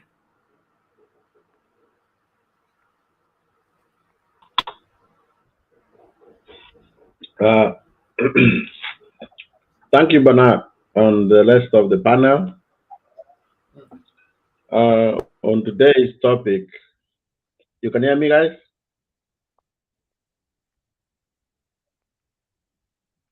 Okay. So, on what will happen in Sagana 3, I think we have to go back and see how politics is played. Anybody who tells you that he will listen from the ground, that is not a politician. And many of the people, they just hang in when things happen. But the really politicians, they go in a boardroom, they make a decision, and they lead the people to where they want. So Uhuru could have chose to go around the Mount Kenya and tell them, this is what's going to happen. This is who I want to vote for. But that's not how politics goes. The reason is meeting leaders, aspirants, and all those. He's going to explain to them what they have been able to do for the last 10 years for the Mount Kenya. Once he tells them what they have been able to do, what projects which are underway, like Canal Road, all these projects which have been done in Mount Kenya, but they are not done yet. This is where you're gonna try to tell them which you want to choose. And we have even an example. You're gonna tell them, do you remember the 24 years rule of Moi? What happened to Central? Is that route you want to go? When these readers, they come into their senses, now they are talking themselves. Remember, now there is nothing. They are now talking to themselves as Mount Kenya.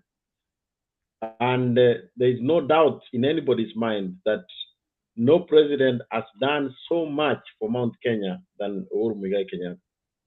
So when they see themselves, when they speak their own language, explain them one on one, he doesn't have to answer why he would not be supporting William Ruto, why they divert. Those ones missiles have been sent already. People already have been told by Livondo whether true or not. That's what many people will carry. He will explain to them who was in government. This is what he's going to tell them. In 10 years, I took 10 years and he gave Ruto 10 years. I've said it in this show before.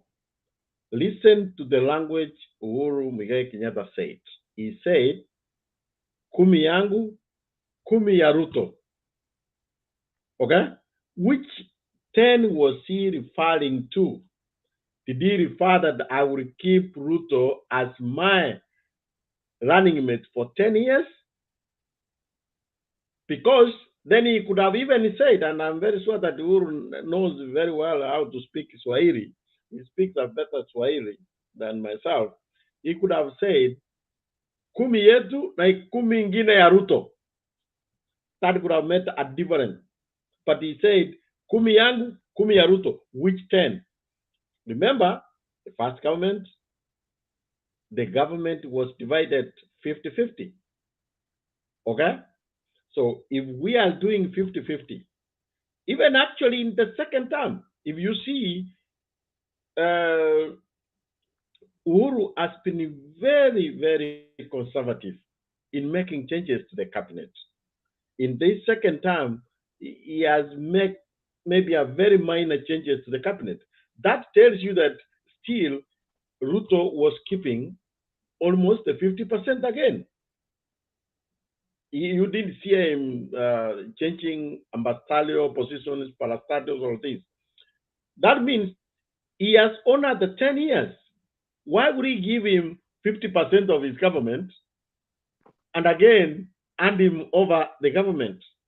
Was there an agreement that, what was the agreement that if Ruto was to extend after these 10 years, he can guarantee Central 50%? Was there an agreement that? Because if I'm giving you 50% today, and so then Ruto will rule 20 years, but having 50% all those 20 years. So those are some of the discussions he will have to explain to his people that, look, I didn't have a full government. If I had a full government, maybe I would have made more ministers from the central or from other places. That is the discussion they will have in their own, and you will see maybe the cameras will not be around because they will be speaking the real life now on where are we going from this. What we are missing here, kingpins, they don't come very often.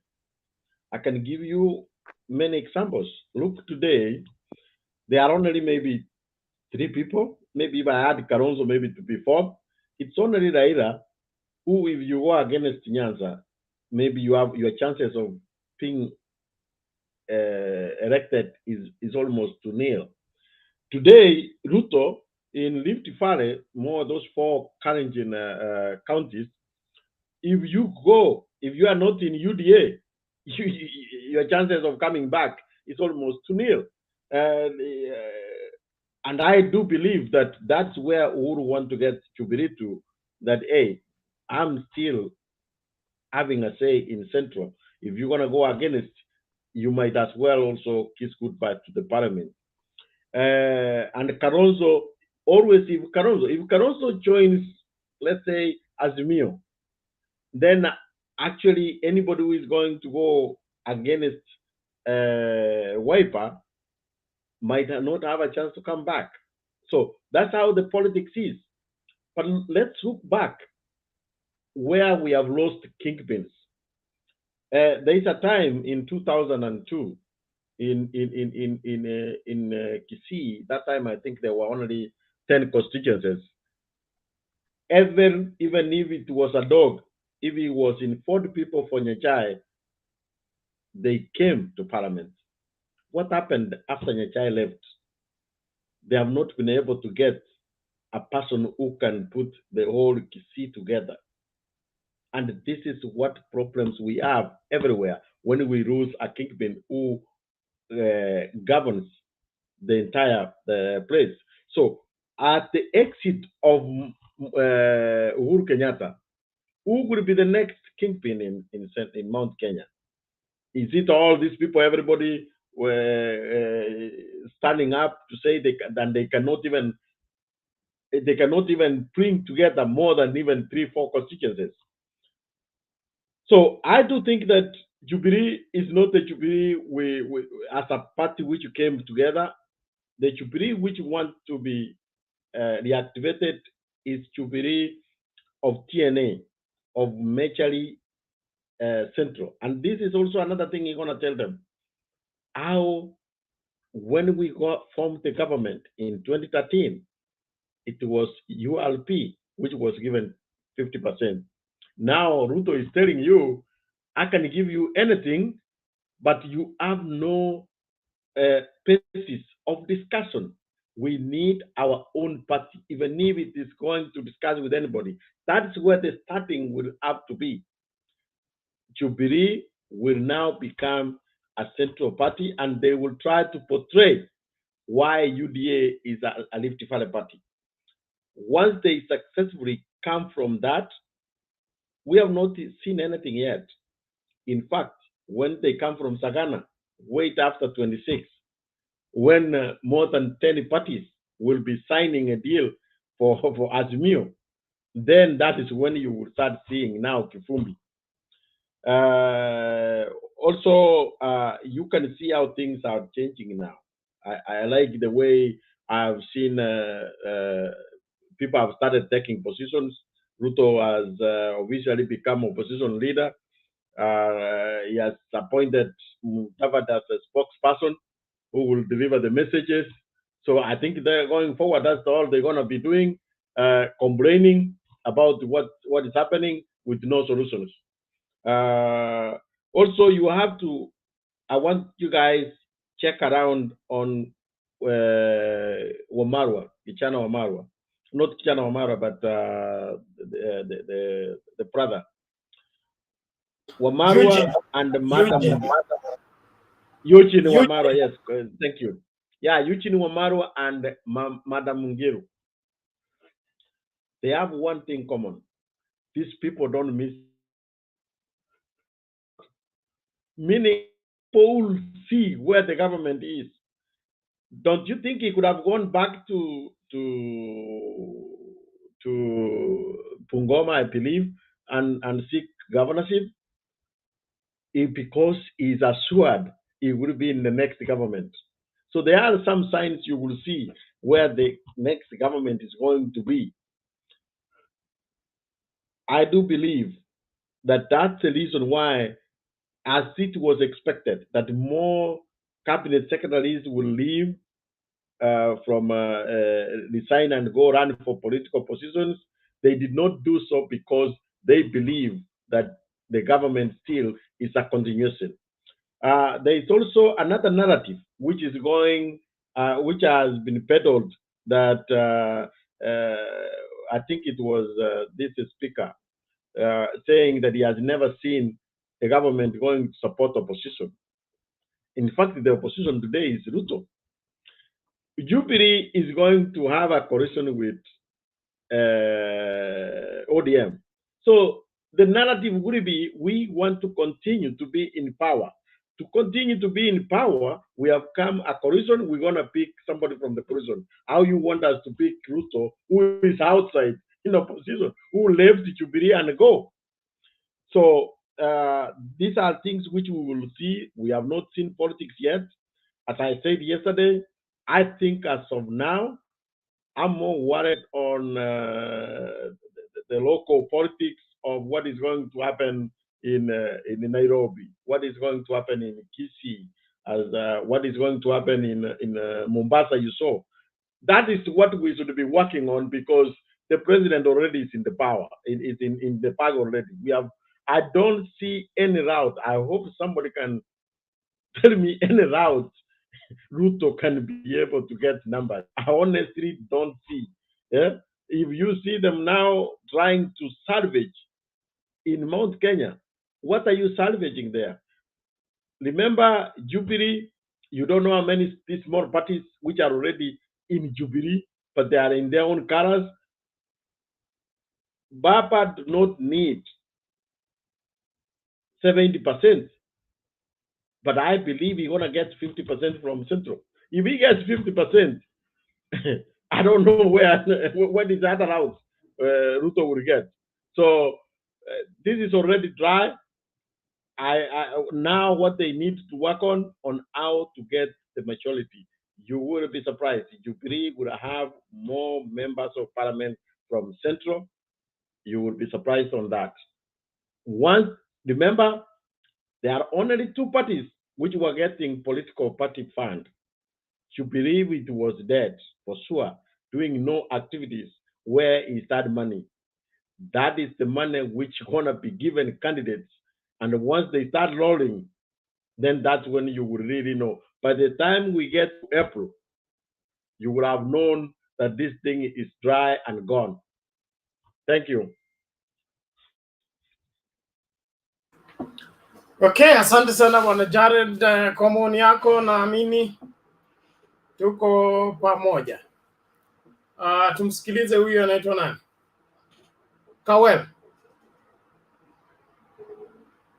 Kawel Sylvester, Murunga, and then David. Kawel, unmute. Yes, I'm here, Bernard. How are you?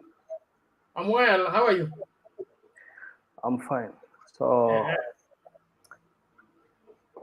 yeah, Sagana 3, I think Uhuru want to try to see if he can bring back the lost glory. So, but you see, people want to, especially his people want to know what happened between him and the deputy president, William Ruto. They really want to know what happened. I don't think so. If Sagana people will going to question the development of what Uhuru brought, the development, the track record of Uhuru Kenyatta in Central, they want to know what happened between him and his deputy. And I think Uhuru will have a very rough time to explain to his people what really happened. Because unless Uhuru try to, come up with a very strong reasons, I don't think so. Because you see, Bernard, these people, maybe this is their time that, they have been criticized for a very long time that every time Kikuyu, they use someone and they damn. They use someone and they damn. So you see, this is the time maybe they, and that is why every time I get a chance to, maybe when I'm looking for Uber, sometimes when I see that person is a Kikuyu, I chat and I ask him, hey, tell me, you're voting president for what? I'm like, hey, William Ruto. And then I try to ask them, why William Ruto? I met several people and then they told me, sisi ni William Ruto. Na wanakwambia si ati wana hate Raila or si ati wana hate Uhuru. They are trying to tell you that tuko na deni na ni lazima tulipe. So, and let's see, but maybe Uhuru want to try to bring some few votes from Central to Baba, and I think that will be a bonus to Baba. So, but I'm shocked.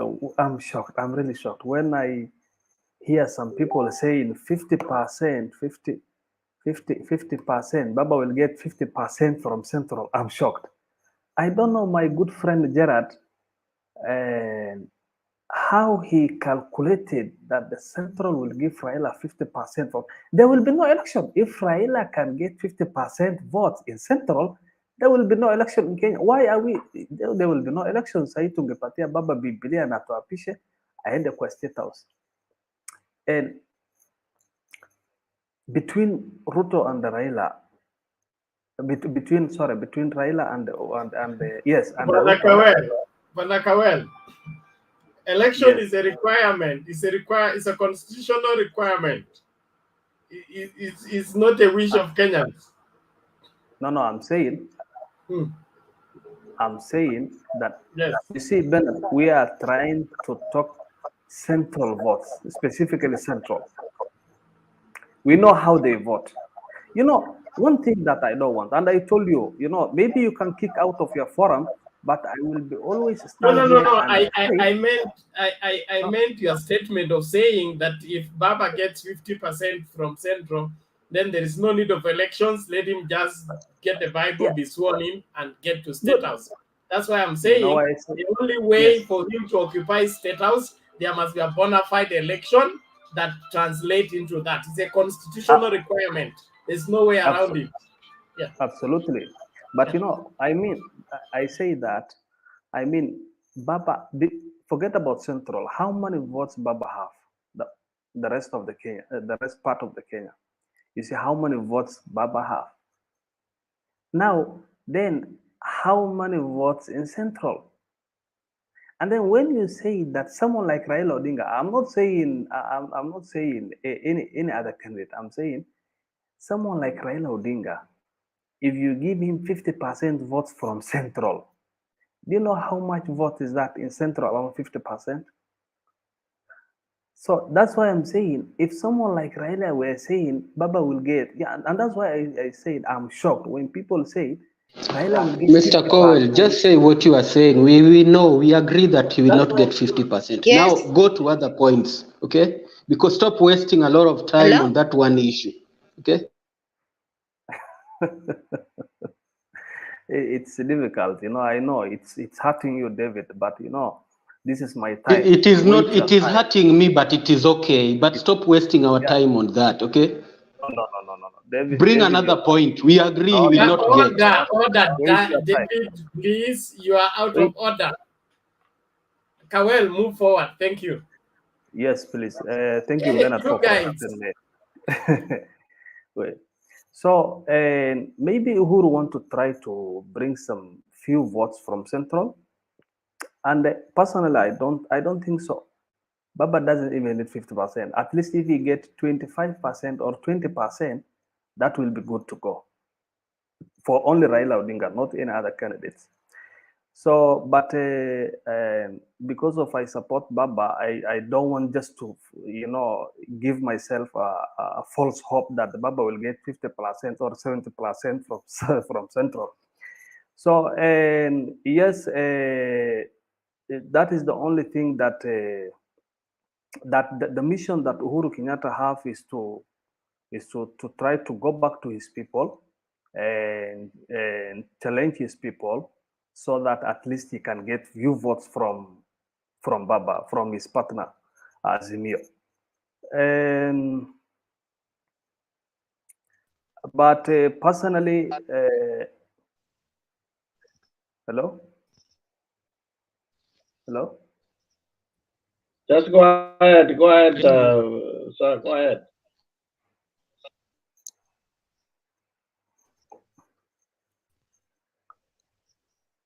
Hello. Well, we can hear you. Just go ahead. We can hear you. Go ahead. Yes. So what I was trying to say is that that is the biggest, the only priority for Uhuru Kenyatta, and maybe Uhuru Kenyatta is a very strong person and is a young man. This is the guy who all of a sudden went to Central and changed their mind when the BBI. Everybody, all of us, we believe that the Central people will not support BBI, but he only visited there, I think, 2 times, and he changed their mind, all of them. And you have seen how all the counties in Central voted for BBI. So we still have hope that this Sagana will change everything. But that one is for sure. The Sagana tree will change the game. So let's wait. And by the way, as Azimio people, let's just hope that the best will come out for our side. So that's the only the only thing I wanted to say, Bernard. Back to you. Okay, thank you very much. Please let's be patient with one another. Not everybody can run at your pace. Okay, tafadhali kuvumiliana ni muhimu katika hii debate, na tusahau kwamba tukiongea katikati yetu kuna wale wanasikiliza. Wale wanasikiliza wanapata kufuata kile tunachokisema, so we must be mindful of them, not just to conclude among ourselves. So it's important. So tunaenda kwa nani? Kwa Sylvester, Murunga, then David. Sylvester, dakika zako 3, wacha nianze sasa kupima muda kwa sababu kuna wale. So hold on, kuna swali. Yes, Jared. Yeah, quick one, just a second. I wanted to tell my brother Kawale that I didn't say 50% out of nowhere. Politics is about interest. When they will discuss, when they go through this process and understand that what is at stake is Raila who can take care of their interest, you will be shocked that Raila Amolo Odinga will get 50%. Why will you get a running mate if you cannot get even a 50%? 50% is achievable. Watch the space. Thank you, Jared. Yes, David. Yeah. I want to ask what is his name? Mr. Kowale, that so with your little chat with an Uber guy in the stage has informed you that that Baba cannot get such a vote in Central Province. Is it really factual to base your analysis on just a little chat with an Uber guy?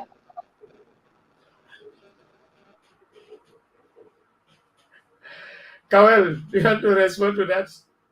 You see, David, when I say, even when my good friend Jared is saying Baba will get 50% vote from Central, it doesn't have fact also. So, and for your information, my good friend David, and you don't support Baba more than me, and you are not special. Maybe maybe because of the name you carry, you are so close to Raila Odinga. It doesn't mean that you try to come and challenge me here. Order. So when I'm let's saying do this. 50%, You are not listening. Now, please, let's do this. There's no going personal, okay? The question is simple. Can your chat with the different Uber people be a statistic to rely on to make a political decision? Okay, is either yes or no. And then from what Jared has said, politics is chancing. Okay, chancing is probability. Nobody has guarantees. You can have everybody in your pocket, like Wetangula has been carrying us and trading us every time with my DVD, and everything was okay. 2013, 2017, all the loyalists were loyal, but 2022 suddenly things changed, and right now they're in a place where they cannot speak on behalf of the people they have been speaking on their behalf all along. What has changed? So let's not get personal on the issue of who supports Baba more than the other. The truth is, let's analyze politics fairly, and fairly means based on the current circumstances, because 2013 had a circumstance, 2017 had a circumstance, the current circumstance. Is it possible for the mountain to vote in this direction? To what degree can that happen? Ruto's influence in the mountain, okay? As far as I'm concerned, Ruto's influence in the mountain has been strong because he has been running alone. There has not been a challenger as far as his control over the mountain is concerned for the past almost 5 years. But right now, the owner of the house has come back. It's just like I left you my house, I went to the States. You control all the rooms. Then you hear I'm at the airport. I'm coming back. You need to pack out and go find your own room. So there is a difference between when Mudamaki is speaking and when the person he had left as a caretaker is speaking. Let's not mix these things. Zitatusumbua bure. Okay? And so the mountain is going to vote. They don't have to vote for Baba 100%, but there will be substantial support from the mountain, courtesy of Mudamaki. Courtesy of who? Mudamaki. If Uhuru Kenyatta supports Raila Odinga, there will be a substantial support because we have Uhuru loyalists in the mountain who have never followed after the yellow fever. They are there. There is also those who went with the yellow fever and they don't want to hear anything about the Red Army. So this, between these two, yellow and red, we're going to get substantial vote. And whichever way, Baba has countrywide support. I don't think kuna shida. Hata akipata 40% iko sawa. Naomba tuachie hapo twende kwa Sylvester Kawel. Ama una la kusema? No, thank you, Bernard. I agree with you. And Baba have, and that's why I was saying, when I was saying this thing, that I know how many votes are in Central. And both of us, those who are saying Baba will get 40 or 50, nobody have a statistics. But I was saying, based on the history on how Central used to vote for Baba, I don't think so Baba will get 50%. If he get, that is good for Azimio people. That is good for us. But all I'm saying is, because of the history on how Central people used to vote for Baba, Baba may not get 50%, but at least Baba may get a good percentage this time round compared to the previous time. That is what I was trying to say. Thank you. I get your point clearly, Kawel. And one thing you're leaving out is that the circumstances are not the same. Okay, the Central we had in 2013 is not the Central we have in 2017, and it's not the one we have in 2022. Okay, their interest, who safeguards their interest, that's where the decision will be made, and that's why Sagana 3 is very important. I'm sure you have run into this video running around of nafikiria ilichukuliwa kwa inaitwa bunge la wananchi, okay, where this guy comes up and says Maina Wanjiki is a millionaire, he trusts Baba, and then this one is a billionaire, he trusts Baba. Mwangi is a billionaire, he trusts Baba. Na wewe pesa yako ni ile ya kuuza dawa ya mende. Unasema you don't trust Baba because if you vote for Baba atakuja kuchukua mali yako. So, kati yenu wawili, who is at risk with Baba's presidents? Now, it's ironical but very factual. Ukifika hapo mahali sasa pa kuamua interest yetu kama watu wa mlima inakuwa served wapi, hapo ndipo kura zitanyanyuka. So wakiona kwamba Ruto anawapenda sana, hata bila Uhuru Kenyatta anaweza kuwalinda, kuwatetea na kuhakikisha biashara yao inaendelea, they will stick with Ruto. But if they see that Where Uhuru is where our businesses will be safe, our children will be safe, our future will be safe. They will all stick with Uhuru, or a sizable number of them will stick with Uhuru. That's what we are looking at here. Mama Selina, you had your hand up. Yes, nataka kumwambia my brother anaongea kuhusu Central ya kwamba kura ya Central kwa sasa wanapigia kura mtoto yao Uhuru Kenyatta. Wanasema wasiwasi mahali Uhuru anatuelekeza ndiye mahali tunapiga kura. So kwa sasa wanapiga kura kwa sababu ya Uhuru. Kama ni baba angeenda Central peke yake bila Uhuru, bila anybody, angepata hiyo kura mnasema. But as for now, Central wanasimama nyuma ya Uhuru Kenyatta. Okay, thank you. I think that settles it. Sylvester, karibu.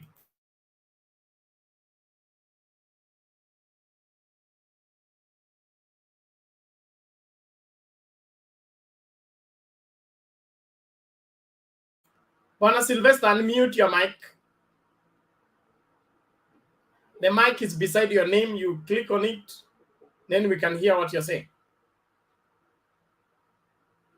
Sorry, he has dropped out. It's Murunga's time now.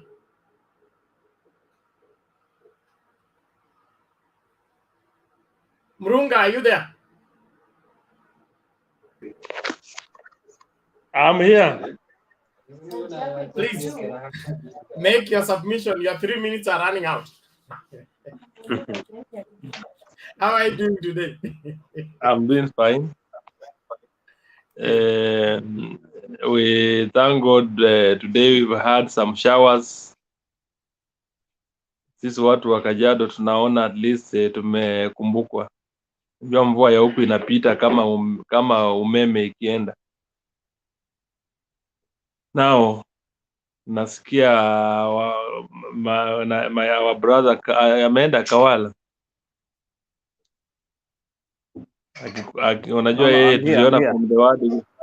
Oh, you're here. I'm here. Yes, I'm here, my friend. It's good, you know. We must appreciate you. You defending Huda so well that they should even hire you to represent them in this studio. You've stood by the gentleman from Surugoi, and I'm sure if he knew that you are here, he should have you somewhere in his payroll. Sorry. Anyway, that's good. But I know where you're seated. That even your own region prescribes to the fifth Baba Raila Amolo Odinga. Yes. Hiyo ni mzuri. Now let's talk about the politics of tomorrow. The mountain is meeting. Uhuru, as the man, the kingpin of the central region, is going to give a message tomorrow. And I think the timing was just right, and the timing by the so-called anaitwa Livondo. Livondo had a message, and the message from Livondo was very clear. And for those of us of this school would actually agree with me that the messenger, Livondo, is just a messenger, and he was meant to deliver a message. Assuming it was someone else, say that person would have been behind bars. But that message was given and coded so well that it should actually be delivered in the home ground. And that's what happened. Tomorrow, we are going to hear Uhuru Kenyatta talk to his people. He is going to tell them the reason why he had to split away from William Ruto and actually let him be. And the reason why kumi yangu kumi yake is not viable, is not practical. He's going to tell his people that the reason why my government failed to perform the first 5 years is because of this person, and the reason is this level of corruption. And look at the ministries that he was in charge of. They are going to be reminded about that. He's going also to remind his people that all is not lost, that we have recovered this, and we are working towards ensuring that there is inclusivity, and that is why he wants the BBI. He wants the BBI, and the BBI is here to stay. Okay.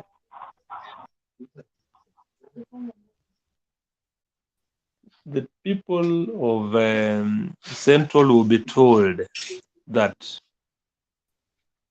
ile mambo mmekuwa mkiambiwa si ya ukweli, na sasa imefika wakati nataka mambo yasemekane vile yalivyo, and that is what will actually define, will actually separate now the reality from what has been peddled around, because and it's the reason why you hear the deputy president is actually in the central region trying to ensure that he's able to take control of that region. He wants to ensure that whatever message that the president brings does not go beyond or does not live beyond Sagana. That is what the DP is doing at the moment. But the fact of the matter is, the message that will come out tomorrow out of Sagana will be very clear, and that will give direction to the people of Central Kenya. And that will also give direction to the entire country, because Uhuru Kenyatta as a person is not going to lose Central Kenya to William Ruto. It will be very difficult.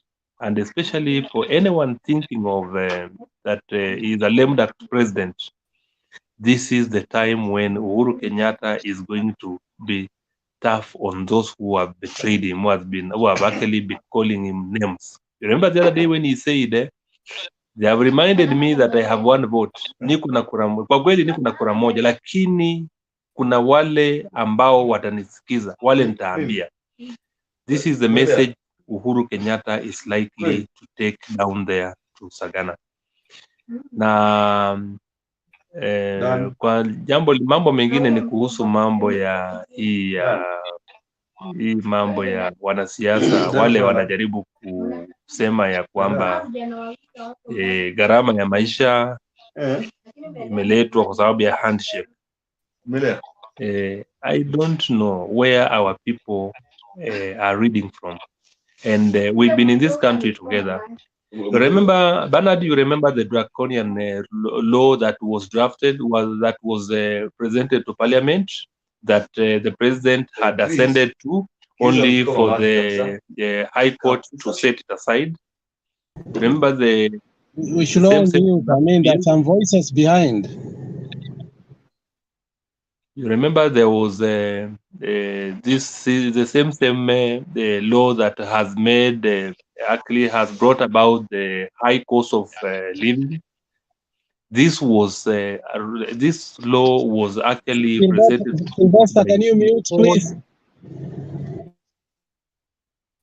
By it was presented by Dwale and the team, and we're able to see the clips, of course, and we remember what happened that day.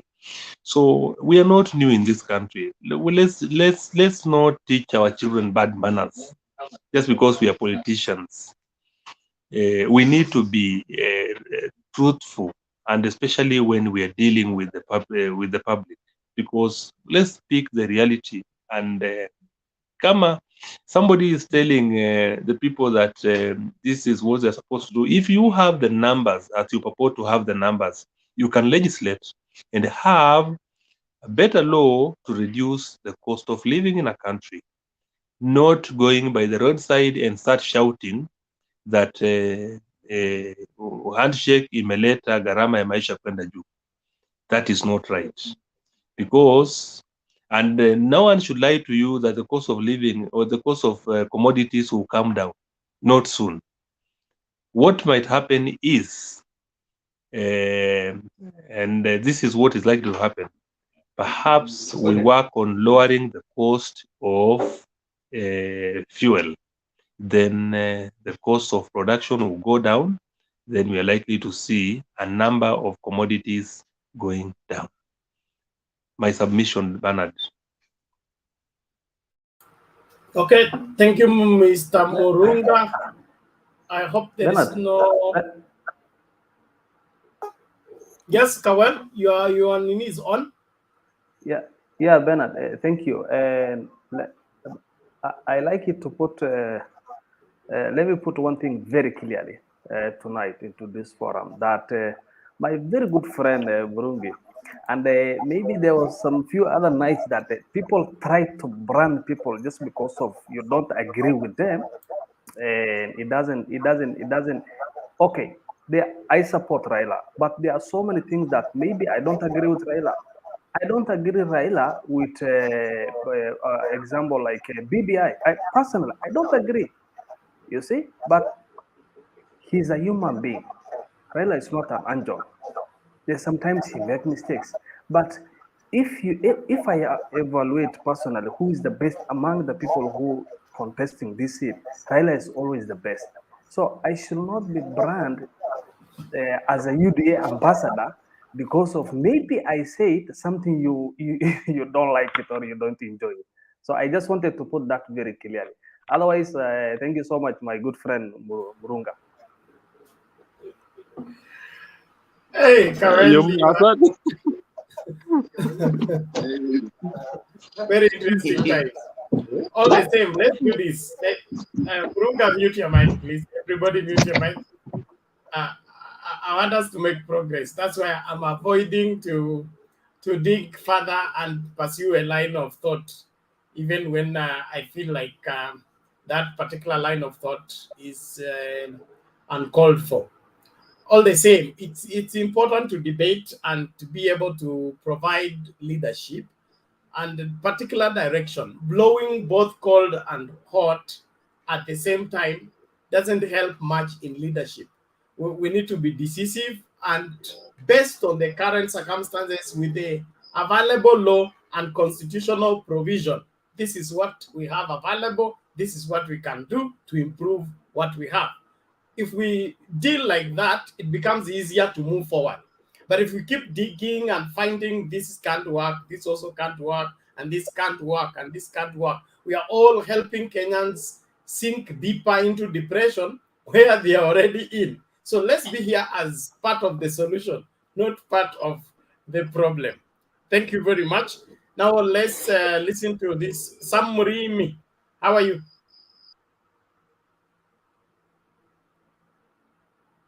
Bwana Sam, upo? Sam Murimi. Fine, thank you, sir. Yes, Bernard. Yes, we can hear Can you. you How hear are you me? doing? Yes, endelea. Yes. Toa maoni yako, I'm tunakusikiliza. doing good, sir. Habari yenu?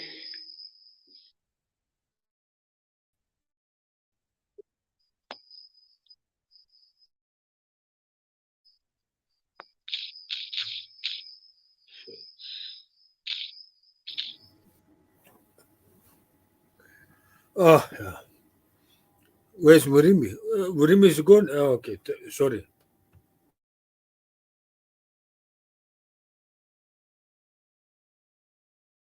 Murimi seems to have technical problems. Jakindu Bey. Asante sana Bernard. Hamjambo wote? Hatujambo, vipi? Salama sana. Unatafuna njugu nini? Sauti yako itoke kama kawaida.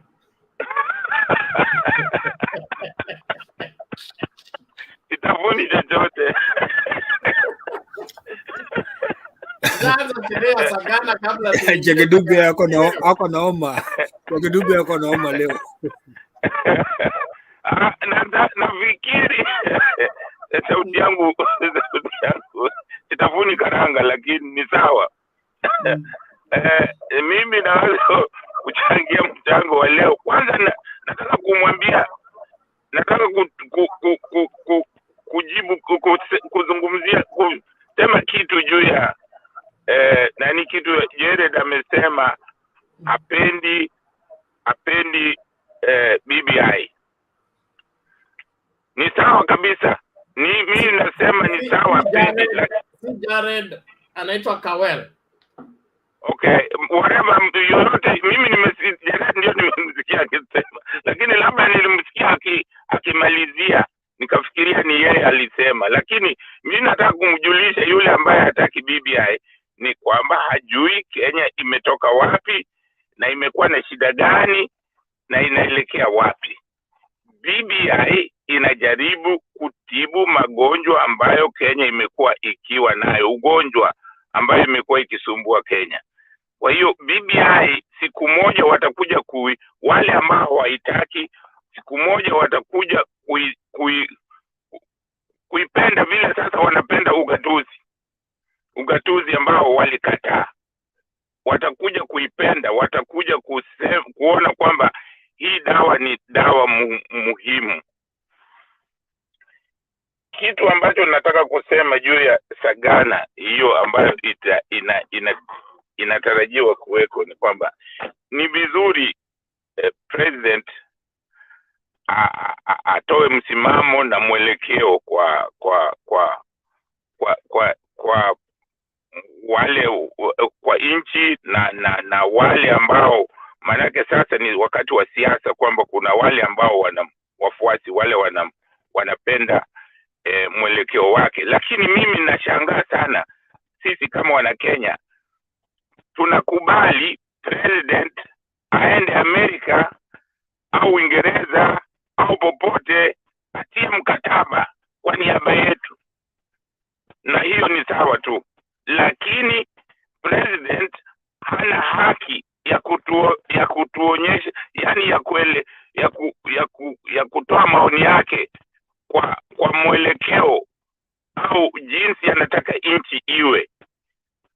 Wakenya wanasema, kuna Wakenya wengine wanasema haifai. Sasa naona hiyo ni double standard. Kama tunaweza kumkubalia president aende Amerika, aende popote na aweke sahihi bila kutuuliza, kuweka kitu au kuweka, kwa sababu hizi balozi nyingi tu serikali inaweka kwa niaba, president anaweka kwa niaba yetu bila kutuuliza, kwa sababu tunamwamini. Sasa ikifika mipango ya kufanya Kenya iwe tulivu, tunasema hapana, wewe hufai kuzungumza. Mimi nafikiri ni jambo la kukosa nidhamu kwa Mkenya yote kuweza kusema kwamba president hawezi kusema maoni yake, kutaka kuona nchi ilivyo. President Uhuru anataka kuona nchi tulivu, nchi ya amani. Ndio maana anatafuta suluhu kama inapatikana kwa BBI, ndio maana anapenda. Na mimi nataka hiyo Sagana impatie uwezo president wa kumwambia, wa kuweza kwenda kwa Jubilee na kumfutilia mbali makamu wa rais. Bwana Ruto hafai kuwa kiongozi, hafai. Mimi kwa maoni yangu hafai, na mimi ninasema kiongozi yoyote, vice president yoyote kwa Kenya, tunatakiwa tuweke kwamba hakutakuwa na vice president kugombania kiti cha president kama bado wako na president, kama tamu yao haijaisha.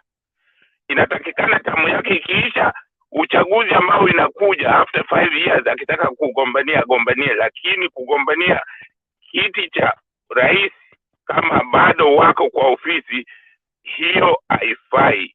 Ni kitu ambacho Wakenya wameona ina dosari.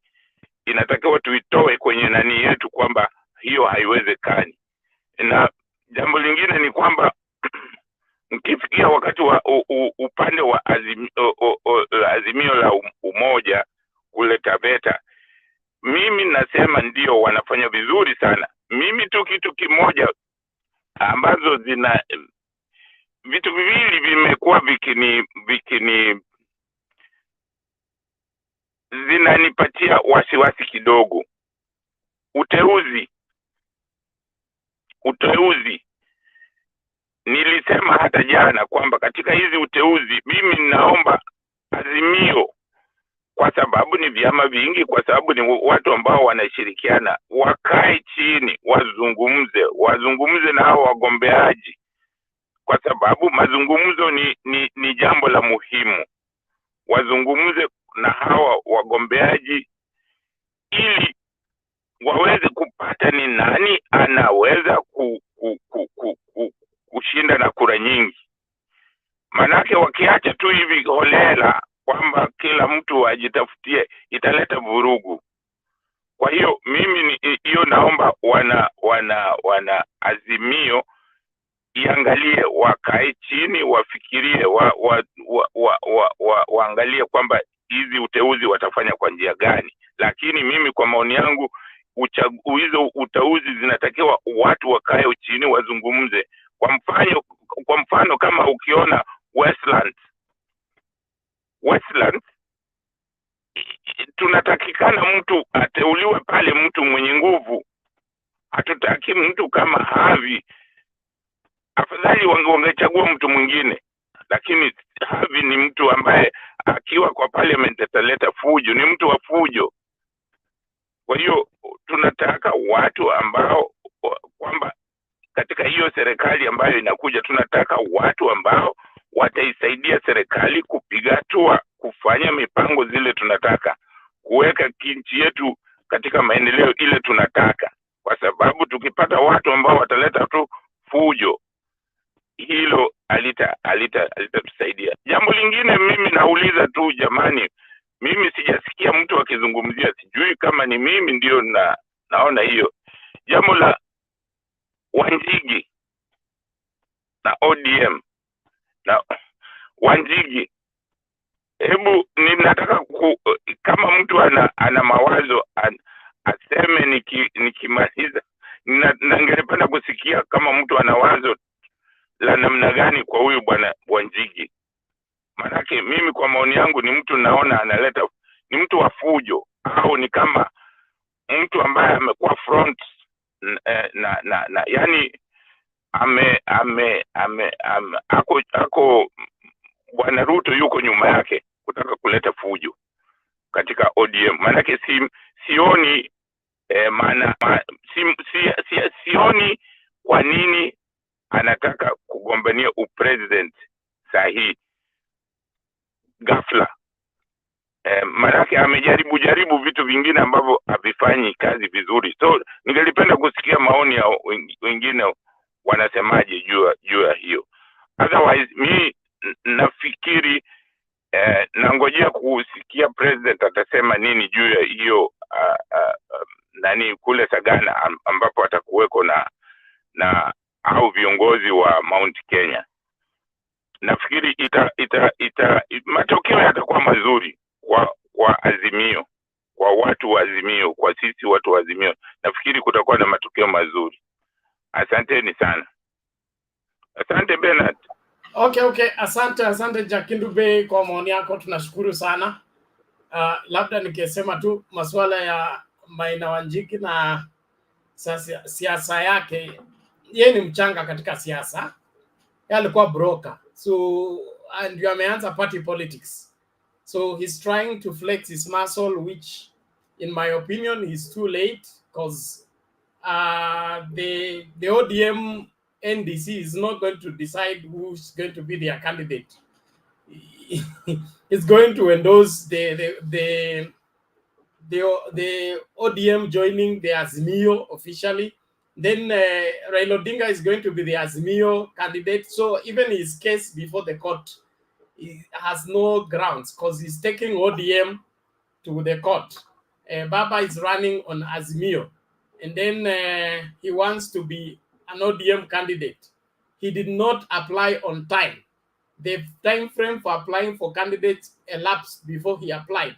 So everything is against him. He just wants to cause chaos. Nafikiria kufanya kazi na comedian pia kumemfanya kuwe comedian on a lighter note.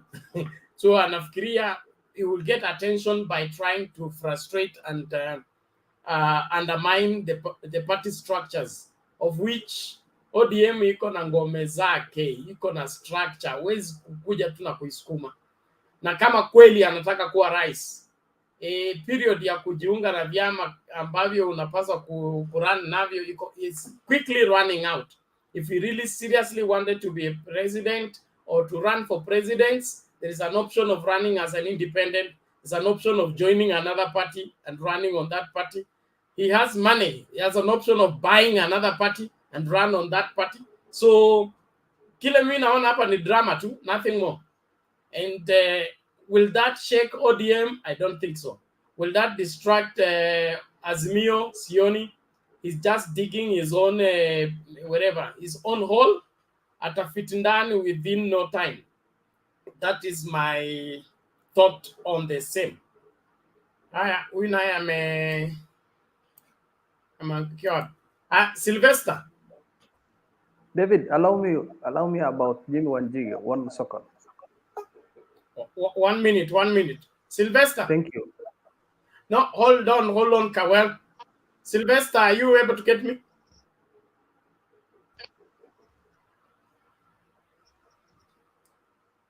No. Okay. Kawel, say what you are saying in 1 minute. No, I was saying about Jimmy Wanjigi. Jimmy Wanjigi should be ignored, and he's not a very serious candidate. And actually, I don't think so. If Jimmy Wanjigi is very serious for this thing, but why is Jimmy Wanjigi doing this? Because Jimmy Wanjigi ako na shida na Kenyatta family. Sasa wewe kama uko na shida na Kenyatta family, ati kwa nini baba alienda kushikana mkono na yule jamaa niko na shida na yeye? Sasa kama mko na shida na Uhuru Kenyatta, that is personal between you and Uhuru Kenyatta, and that's where this thing all started. If people maybe for few don't understand, yeye na Uhuru hawapendani. Sasa because of baba alifanya handshake na Uhuru Kenyatta, ako na chuki na hiyo. Sasa na that one I don't think so. Baba si ngombe ya mtu, baba anaweza shikana mkono na mtu yote anytime. So I think because of only that enmity between him and Uhuru Kenyatta, that's why he decided to do these things. Okay, well done. Naomba tumsikilize Mama Selina.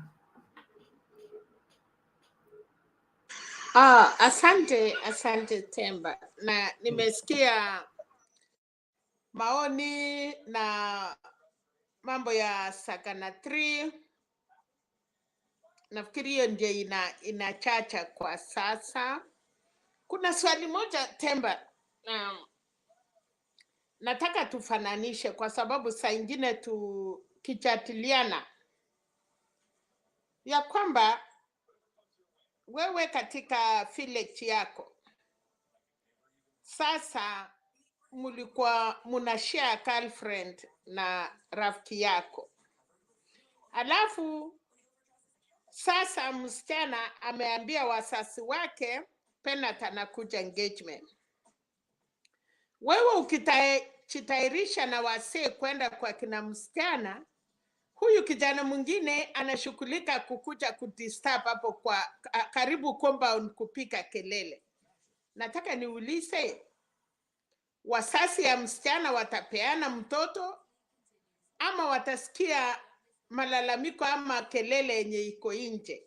Sasa ingine watu wakumbuke, mimi ningekuwa deputy president ama KKA, kama ninajua president anaenda Central area, angeenda Kakamega, angeenda huko Busia, angepeleka hii wanaharusi wengine huku kuliko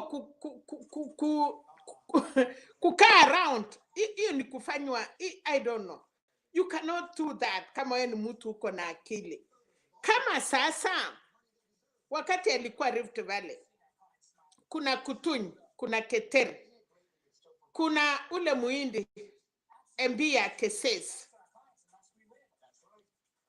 Nataka afikirie, ukiambia watu ya Rift Valley chama ni UDA, and I don't want to listen to anybody. Na watu yote wa Rift Valley wanakusikiza kama kiongozi yao, kama mtoto yao. How do you take other children's china yako inaitwa Kamau siku gani? Ukaenda kuketi chini hapo kama Kamau na kusema I've come home as Kamau. Please, hii ni mchezo. And I hope mwenye anachesewa at least angekuwa na break, angewachia rais aende akae chini na watu yake, angoche moto itulie, aruti pale.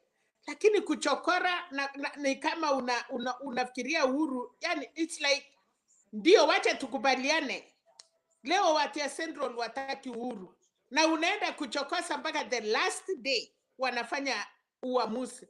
I'm telling you penalty. Watu yote watafuata huyo mwenye unafikiria umemtawala, because sijaiona ikifanyika hivyo. Ya pili, sijui kwa nini hii watu wengine waulisi. Sasa Rift Valley, Kitchen Moi ni yetu.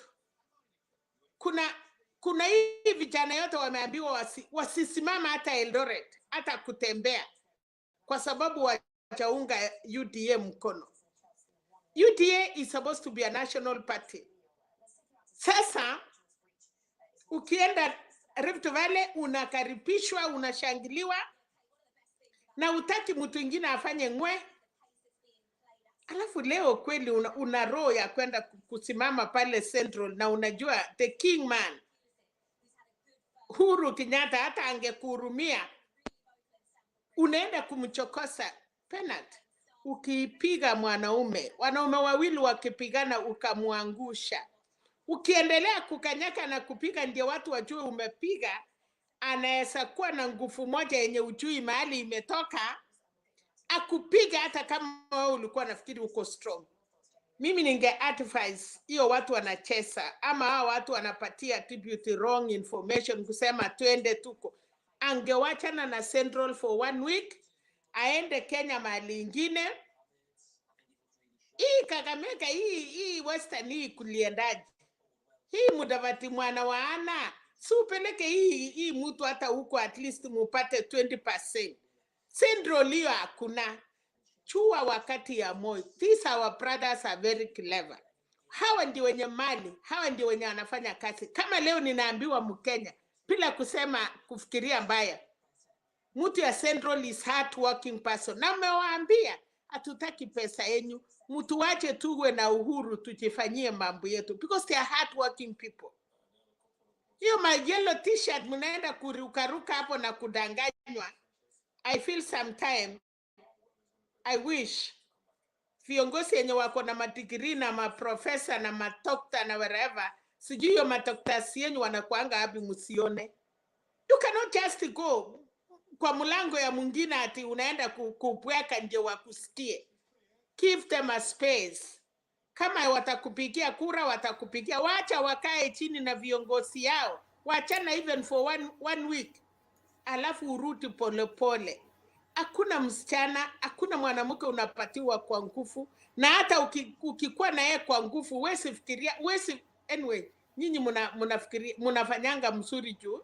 I wish mungejua part of women apart, ya kwamba hata ukichukua kwa nguvu haiendi ndani ya damu. It's like wasting your time. So please, KKA, wachana na Central for now.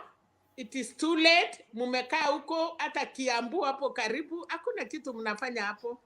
Hiyo tu penalty, wacha tu niwaachie watu wengine, but tuna wish watu ya Central baraka. Tunataka kusema all delegates, kwa sababu ni uwezo wa Mwenyezi Mungu. Wenye wanatembea na makari waende mkutano salama, wakimaliza na pia warudi salama. Ile kitu tunataka nje ya Kenya ni amani. We pray for those who will travel, kwa sababu hiyo Sagana tomorrow, si earthquake, sijui ni tsunami, ni Taita Katerina, kwa sababu Katarina hapa ni mbaya sana. Ukisikia imetokea in a minute, hata kama ulikuwa mahali imekumaliza. So I'm calling that si hizo earthquake hata haipasuki na si tsunami. That one is Katarina. Ile watu wameona hii kitu iko America. That is tomorrow and ni some hours as from now. Watu wawache mchezo. Wachaneni kuchokosa watu. Kura hata hiyo kidogo mungepata ina reduce. I'm sorry to say that. Okay, thank you Mama Selina kwa maoni yako, tunashukuru sana kwa Bernard sir. Who is shouting? Sam.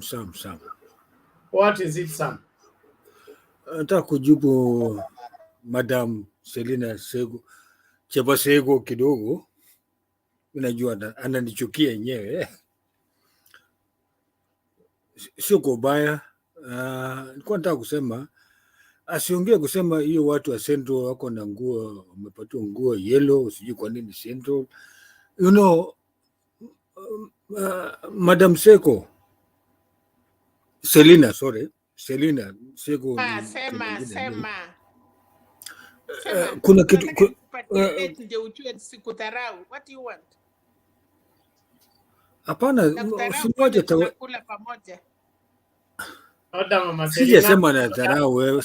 Nimesema nimekudharau. Unasema ninakudharau. Why? Tafadhali, the two of you are serious citizens. Please. Sijasema kitu mbaya. Mbona unaongea? Umesema unajua Mama Selina ananidharau. Toa maoni, nitasikia vile nimetoa yangu. But usiseme ninakudharau. I don't know even where you come from. You don't know where I come from. Sawa Mama Selina, thank you. Sam, what is it? Go straight to the point. Okay, I'm going to straight to the point. Anyway, I hope I don't offend anybody. Mtanisamea. Selina, sio kwa ubaya, nasema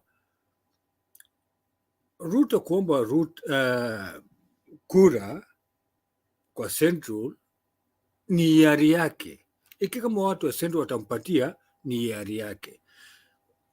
Raila wakiomba kura kwa Central ni hiari yake. Ikiwa kama watu wa Central watampatia ni juu yao. Oka ama Kalonzo akiomba kura kwa Central, ikiwa watampatia ni kwa hiari yao. So let the best man or woman win. So kwangu mimi sina ubaya na mtu yote. Kila mmoja na Sam. I'm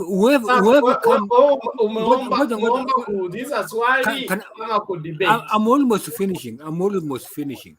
Whoever wins is going to be our president. Either either Raila, Ruto, Kalonzo, Wajigi, or Muturi, whoever is going to be our president. And we are going to respect that person as a president. Thank you. Bernard, nipatie swali moja tu niulize Sam. Sawa, yes. Nimesema hivi. Na tuseme sasa mimi na wewe leo. Nimeuliza swali ya kwamba leo vijana watoto wanatayari. Wanaenda chondoni, ndio hiyo asubuhi inafika, wamama wanangoja kusherekea. Saa ile watoto wamekuwa tayari kwenda chondoni. Kuna mtu anakuja kucross mahali watoto wanapita. Hivyo ndio nimemaanisha. When people are ready to go where they are going. Kama ni kwenda hiyo kitu ya chondoni hiyo unajua. Unatoka aside. Wanasema wamama msipite mbele. Vijana kaeni kando, acha watoto wataeri, wakimaliza tukuje tusherekee. So na nikafananisha nikasema hata huko Rift Valley kuna watu hawajaelewana na UDA na wanaambiwa msikaripie na msikuje. Lakini hii kama mimi ni wewe, I wish nipatilike one day na nitaomba ruhusa. Mimi ni Azimio, lakini nitakuja kutetea Ruto siku moja, kwa sababu nyinyi wenye mnajaribu kuharibu China ya Ruto ni kama supporters yake, amumsaidii, amuna points. Nataka perfect uambie wa Kenya nini mtafanyia. Lakini mimi napenda wakati Cherat alikuwa achapatilika, alikuwa napigana na sisi na facts. I wish Ruto angekuwa na watu 4 ama 3 kwa hii forum wanaweza kumutetea. Hapa si ati unapenda, si ati nini, hakuna mtu apendi mtu yao, hata kama ni Kiwete ni yao. But mwenye unakuja kusupport deputy president, peana ile vitu inamsaidia ndiye apate mtu moja. Si kusema saa yote unitaki, sijui mangenge. Hatutaki hiyo, tunataka facts.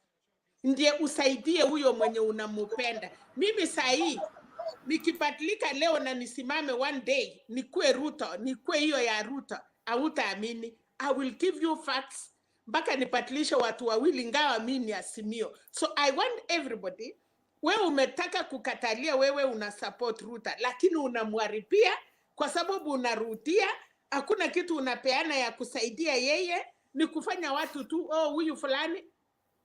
Usilalamike, mwanaume ni mmoja.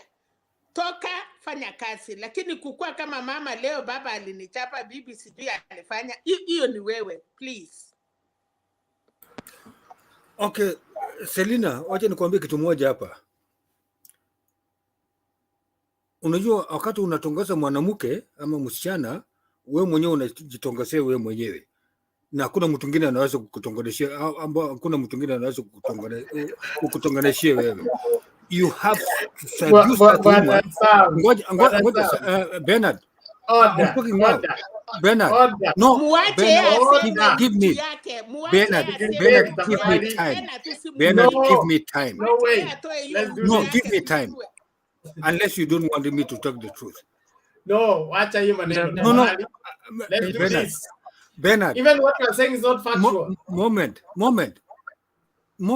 Bernard, sio kwa ubaya. Na maliza simjibu madam kwa njia mbaya, hapana. But you I call just her want to name. express myself. I just want to express myself. Please, sir. Please conclude. You have a minute. Okay. When somebody is seducing a woman,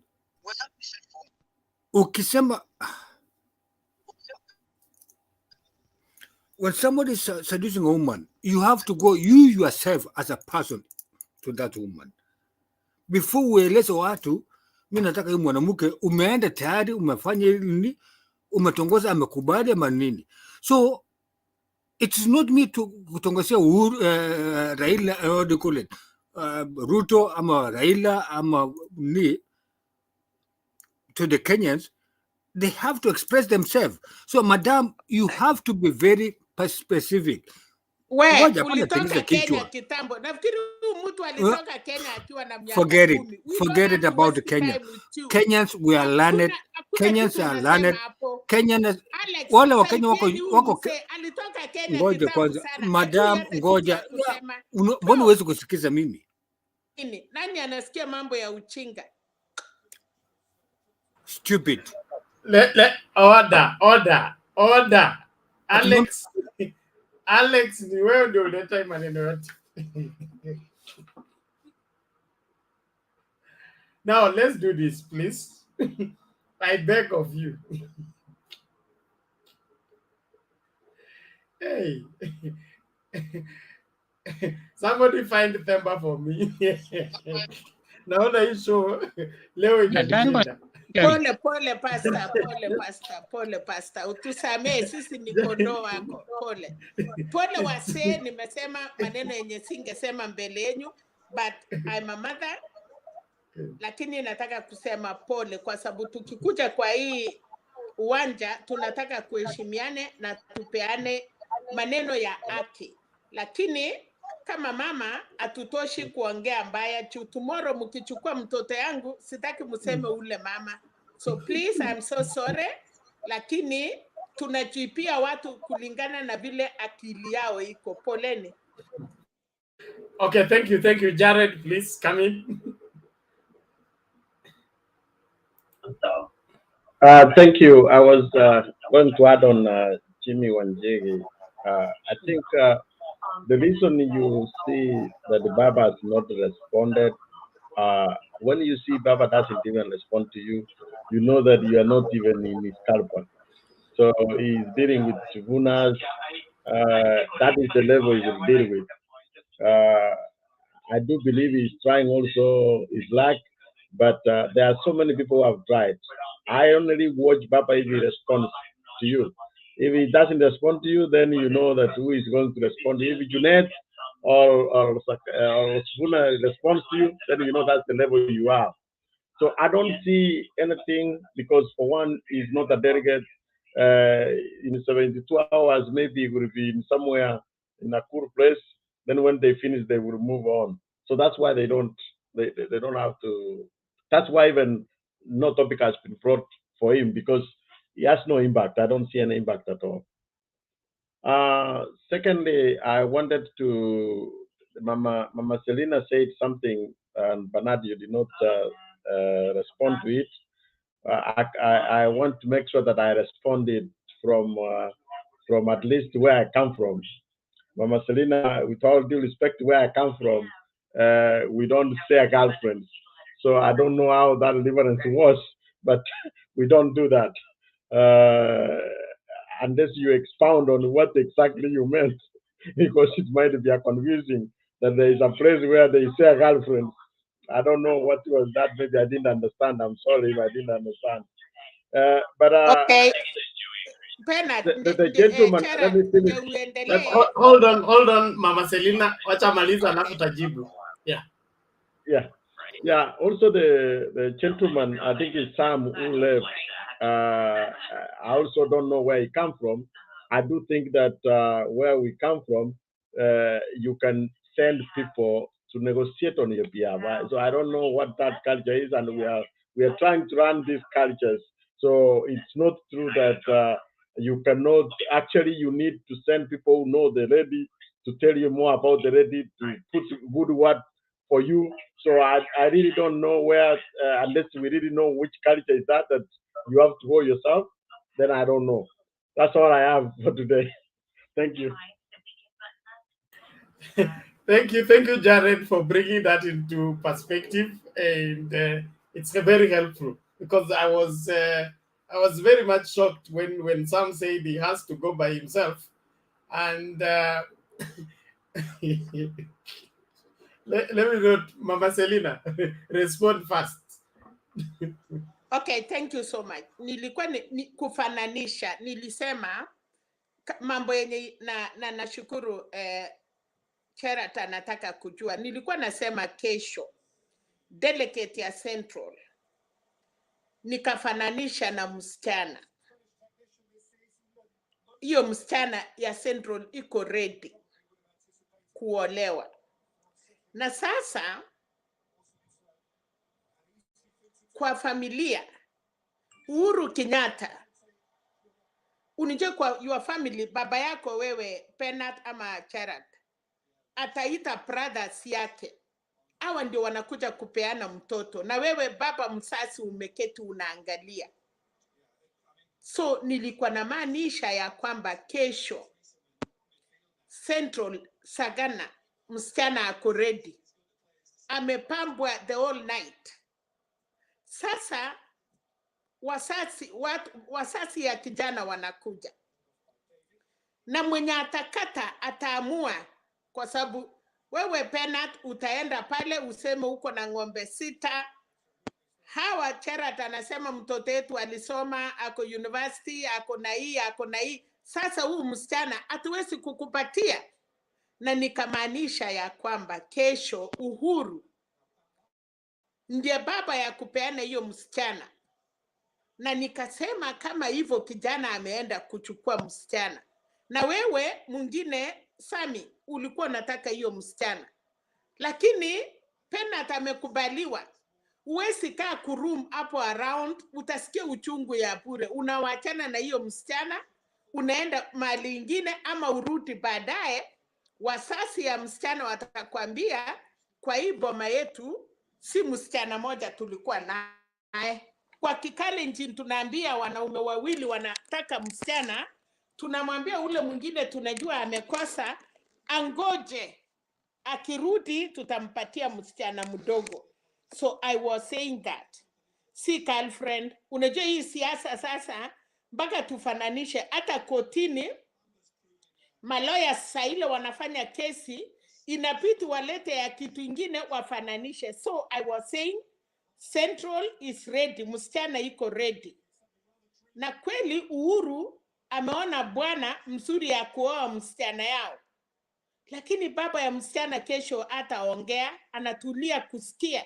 Sasa ile msee ana negotiate dowry ya hiyo msichana ni Uhuru Kenyatta.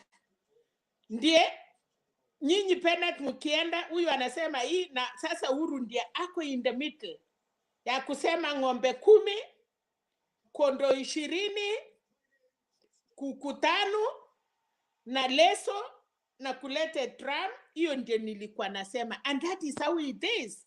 Central wamesema tunaenda, Uhuru atuambie, na wanasema tena tunataka Uhuru atuambie walikosana nini, kwa sababu walijua ile msichana, ile bwana angeoa msichana yao, wakitongosana walijua ni mwingine.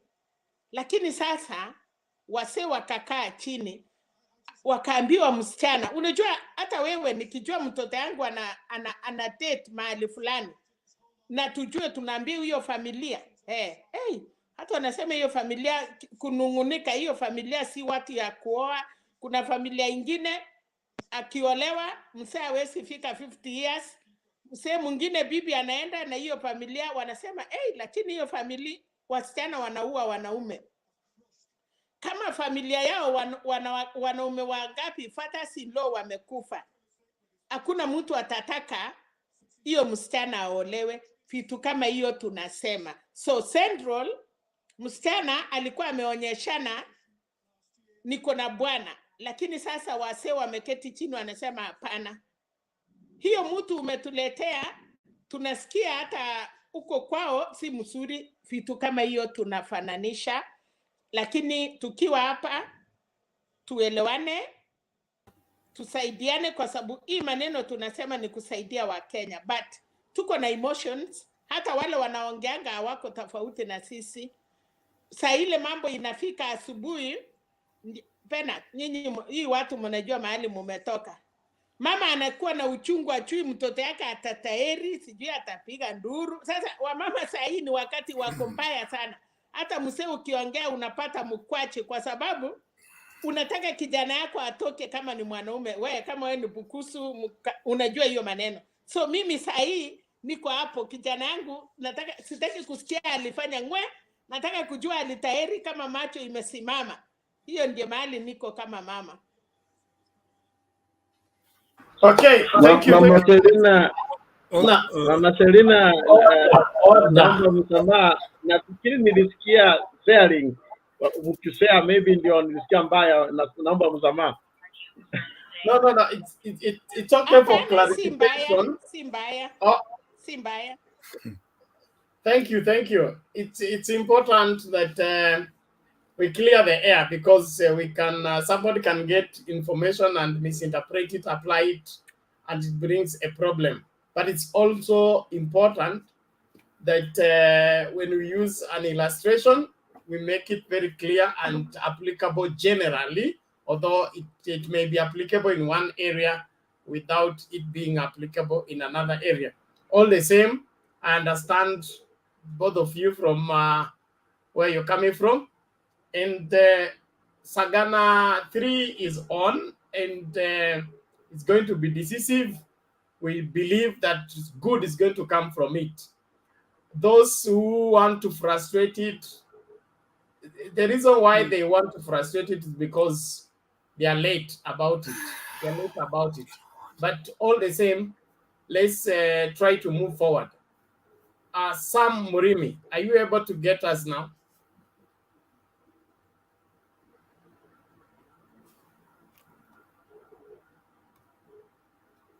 You unmute. The mic is beside your name. You click on that mic, then you speak.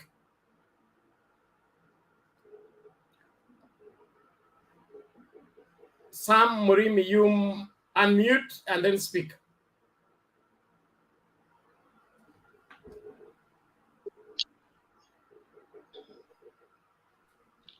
Habari yenu? No.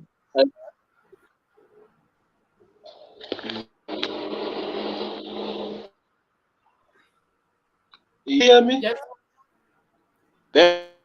You're not stable. I don't know where's your network. Unmute once, then you speak.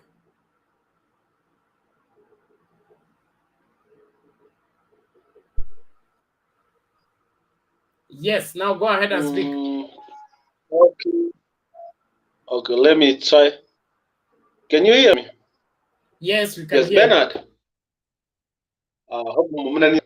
So nimesikia Madam Zero ameongea na nimesikia vizuri sana. So hiki tunataka kusema generally Madam Zero ni kama apedi huyu mtu wetu wa UDA.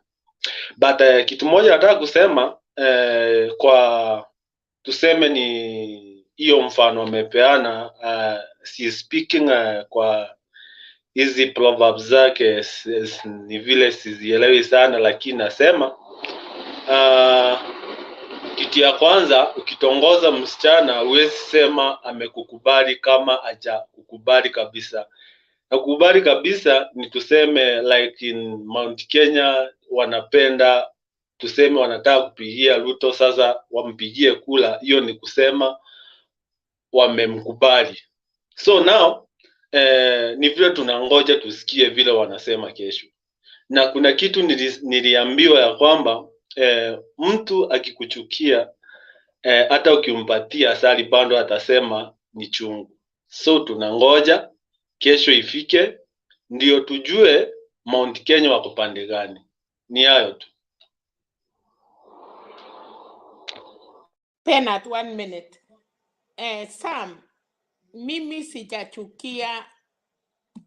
Kuna tofauti ya mtu na kuna tofauti ya chama na kuna tofauti ya surrounding. Surrounding ya deputy president amwambii ukweli. So UDA nikisema sitaki Bernard ama sitaki Alex, that one nimesema direct Alex ama Bernard. Lakini tukisema chama, tukisema UDA inabeba viongozi wengi sana. Lakini kwa wao viongozi kuna ule wanaita, tukimaliza mkutano asubuhi ama jioni, kabla hatujalala tunaenda kukaa chini na kuulizana ni wapi tulienda pazuri leo, ni wapi tulienda pabaya leo, na kesho tutaanza wapi na tuende wapi. Na kwa kikwetu inasema hivi, msichana mwenye kutahirishwa ama kijana mwenye kutahiri, yeye mwenyewe achisemi, kuna ile watu wanakuwa karibu na yeye kumwambia usuri ya ile maneno anaingia. So nikiongea hivyo, wale viongozi wako karibu hapo. Mwenye anaenda saa hii achijui, achielewi. Ukienda personally Raila, ukienda personally Ruto, hawajui. Ni wale watu wako karibu na yeye ndio wanamuelekeza, na ndio sababu ni vizuri sana saa ile watu wanaenda hata mpira. Nilitaka kusema kitu Pena atakaniambia ati saa ile wanaume wanaenda kucheza mpira, captain ama coach na hiyo group ya mpira wanaseparatiwa, ndio wana coach wanamwambia angalia hii mpira leo, unaona ile mtu tunachunga sana ni Alex, unaona ile mwingine ako namba sijui ngapi ni fulani, ili wakati mnapoingia kiwanja mnajua mna target. So mimi ninasema UDA hawachapata hiyo time ya kukaa chini na kujua target, nani unakonga nani unachunga nani. So wanaendanga chumula. So ukiwacha mwenye anaenda mbele na ende shereni yake, it is high time atajua vile anafanya. Ndio sababu tukiwa hapa tunapenda watu. Hata mimi nimesema kesho, mimi naweza kuja kesho na nipatilike na niongee. na uone nitawinia UDA mtu moja, not because I want. Nataka kuonyeshana direction. Tukiwa hapa tunaonyeshana direction. So mimi particularly sitarau Deputy, sina shida na yeye, siwezi mkaribia. Mahali amefika ni Mungu amemweka, na hiyo Mungu peke yake ndiye anajua. Lakini sasa sisi wafuasi, mimi ni mfuasi ya Azimio, naombea natongosea Azimio msichana. Akitaka kusema huyu mwanaume ni mfupi, namwambia lakini ukiona huko ingine ako sawa. Akitaka kuniambia ana mali, namwambia hapana, lakini ataweza. That is my work. Na kazi yako ya mtu ya UDA, nikisema bwana yako ni mfupi ama nikisema mtu yako ni mrefu ama ako na longi moja, uniambie Mama Selina hapana. Hata sisi tuko tayari kununulia longi. Nikisema mumeenda vibaya, rekebisha, mimi sema, lakini hapana kuwa na hasira. Sisi tunawashinda kwa sababu hatupiki. Unajua hii watu ya Azimio nafikiri Mungu aliwasaidia. So saa ile wewe umekuja Sami, atupiki mtu individual. Mama, cut it short, please. Yes. Let's Okay, in simple, nilikuwa nasema kesho tuseme Uhuru mwenye unasema ndiye ataenda kunegotiate atakuwa na watu wa Sagana, but si kusema watu wa Sagana kesho watakubali kuchukuliwa. Watu wa UDA na watu wa Azimio bado wataendelea kutongoza mpaka August, ndio tutajua vizuri kama wamemkubali kabisa. Tuko pamoja. I think ngoja kesho all of you tuendelee kutangaza. Order everybody. Thank you. I think that's clear. Sam, I want to clear this so that we move forward. What Mama Selina said is simple. Mount Kenya did not find William Ruto on the road and followed him. He was brought by Uhuru Kenyatta. Yeah. Introduced as a friend of Uhuru Kenyatta. Yeah. And he was espoused to him by Uhuru Kenyatta. Okay? Now they went and worked together. All right? Then Uhuru Kenyatta found another person. Yes. Yes. Who he prefers over the first person he had brought. So in Sagana 3 is going to tell you that although I had brought this my friend to marry our sister, I have discovered 1, 2, 3 things about him, and I don't think our sister is safe in his hands. There is this other one because of this and this. Then msichana, and that was looking for Bernard. Msichana atapewa nafasi ya kuchagua na wazee wakibariki, mambo inaishia hapo. Sawa sawa. Hiyo ndio tunasema, that way you are saying, hiyo Sagana 3 ndio tunangoja, ndio Uhuru atatuambia mahali walikosania and what is going on, ndio apate huyu mwingine wa side nyingine atuambie ukweli, because for the last 10 years wamekuwa pamoja. So tunataka atuambie what happened, ndio tuweze kununua the idea hiyo yake ambayo ilifanya wakosane, ndio hata si tununue hii Azimio. It is okay. We are saying the same thing, Mr. Murimi. Yeah. What I want you to understand is you did not have William Ruto initially until he was brought by Uhuru Kenyatta. Isn't it? Okay, sure. Thank you. Then wait for Uhuru Kenyatta to tell shida you tu ni jina kutongoza. Niache kutumia jina kutongoza. Ati? Where Alex?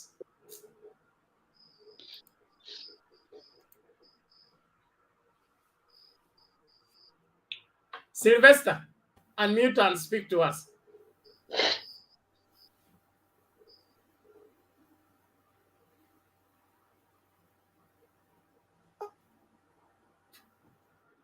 Sylvester, the mic is beside your name. You unmute first so that when you speak, we can hear you.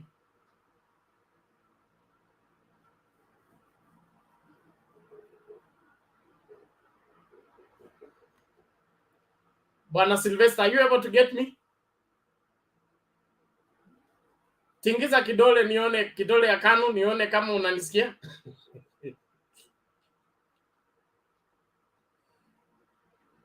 Unanisikia Sylvester? Kuna microphone kando ya jina yako. Una click mara moja ndio inafungua sauti. Hiyo iko crossed hiyo. Una click ifunguke kwanza, ili ukiongea tunasikia. Hiyo ingine unajiongelesha wewe tu.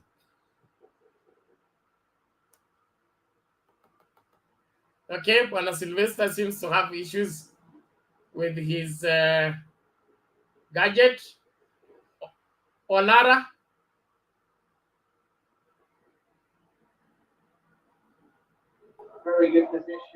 Halo, habari yenu wazee? Salama, vipi wewe? Niko mzima sana, nimekupatia sana Mtembei siku mingi, na mtandao imeshika moto sasa, na saizi ndo usiregeze kamba. Saizi kuna mwelekeo, na mwelekeo ni mkubwa, na in real sense mimi sitaongea mada yako sana, nitasema tu Wakenya tunaumia, na tunaumia kwa sababu bei ya mavitu imepanda sana, na ukitumia mtandao wako kushangilia mtu ama mkando au usaidii Mkenya yote. Sasa kitu muhimu ni hivi, Mama Selina ametusaidia sana kutufanulia mambo ya demographics, na Kamau hapa amesema mambo ya Sagana kesho. Ningetaka tu ufanye disclaimer, hii mambo huyu kijana huyu Mluya ameongea juzi na akaenda paka akaenda kwa DCI. This is just a political movements ambayo hatufai kuongelea hapa, kwa sababu tukiongelea hapa some of us will be profiled somewhere and which is not right. Na mimi nataka siasa ya utu uzima. Shida ya Kenya leo sio shida ya Ruto ama Raila. Shida ya Kenya saizi ni unga imepanda, na madeni serikali imechukua, serikali haikuweza kulipa hiyo madeni kwa wakati. Ndio sasa serikali mkondo wa pili wakashika handshake, kwa sababu serikali inataka kulipa hiyo deni, ikataka amani, itafute pesa. Handshake ni Uhuru amegundua amechukua pesa nyingi mhula ya kwanza, na hizo barabara ziko nusu hajakamilika, na kama nchi safari kama ilipi, watu wanasema tusichukue safari tutumie kampuni gani? Ni ushuru inaanza kuleta shida, ushuru inaanza kuleta shida. Alafu international creditors kama IMF waangalie Kenya so stable, hawatapatiana hiyo pesa. Hiyo miradi zote unaangalia saizi inaendelea, maana miradi yote itamalizika I think within next 7 years, hiyo miradi yote itamalizika. Sasa ilikuwa ni hekima, somebody somewhere sat with Uhuru and told Uhuru, you need to stabilize this country. And how to stabilize this is this way: you quell the opposition demands, because what is the opposition demands? They want to bring in developments in their areas also, because most of the developments was going somewhere who voted for Uhuru. Like now, you have to balance it now. If you are going to do the next thing, angalia watu wengine pia, hawa pia ni Wakenya wakuvutia. And this is how I think this is what pushed Raila to come and talk also. Kama you are going to shut this country down, you have to also develop other parts of Kenya. Ndio hiyo sasa, ndio hiyo kitu Raila, ndio hiyo kitu Uhuru saizi is saying, I was working. This, I think, the Sagana 2 thing will be about, I'm working towards all Kenyans. Then he demonstrates the betrayal part of Ruto will be this. I think this is what I projected. Ruto rejected that Uhuru takes developments everywhere. He stops this entrepreneurship corruption. Barabara ni milioni 20, we make it 60 billion. Dam is 23 billion. You make it 72 billion. So loss of resources. I just concentrate. Loss of resources is what na hiyo kitu ya Uhuru kesho itakuwa hivyo. I close my case there.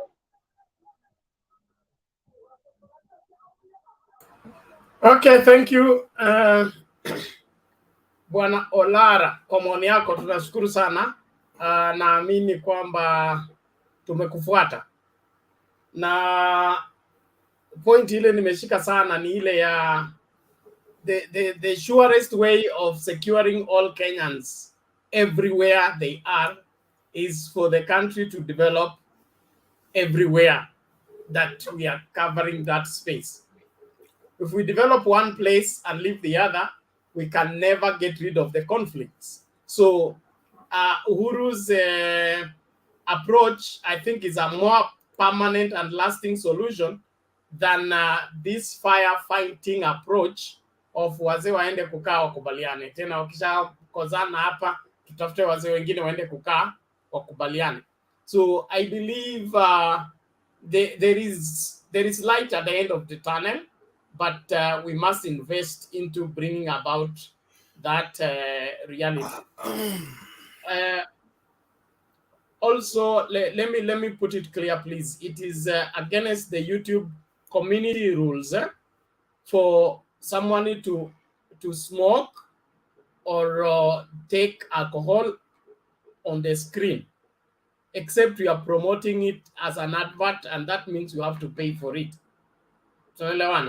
So please, ukikuja kwa platform, you can take your drinks, you can do your smoking if you're a smoker, but not on TV. It's not television station does that.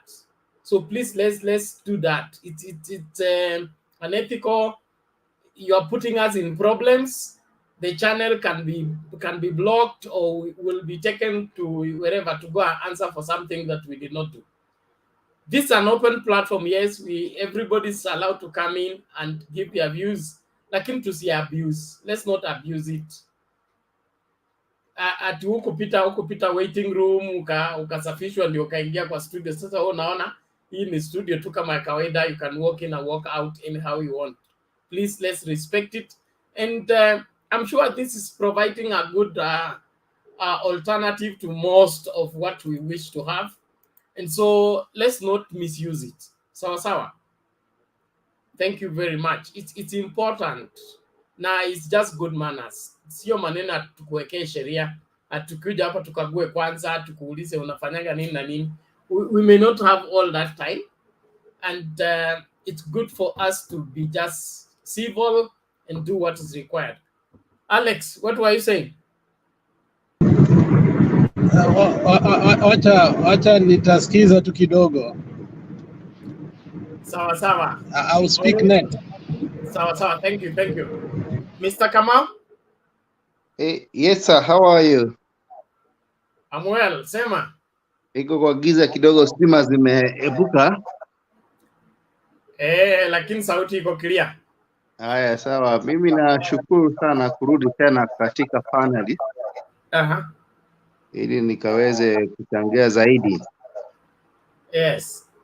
Jambo la kwanza, this guy called Wanjigi, I want to say he's a cloud chaser. You know, huwezi barikiwa na kila kitu katika dunia. One of my favorite preachers anaitangwa TB Jakes.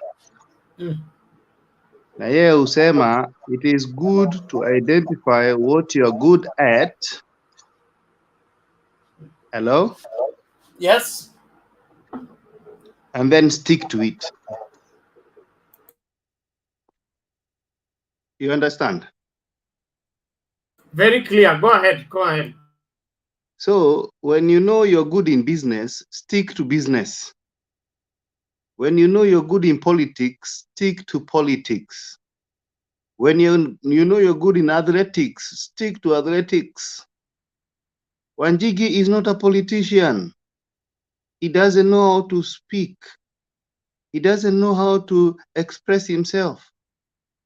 This year is asking about unregistered guns. He's talking about Raila and Uhuru.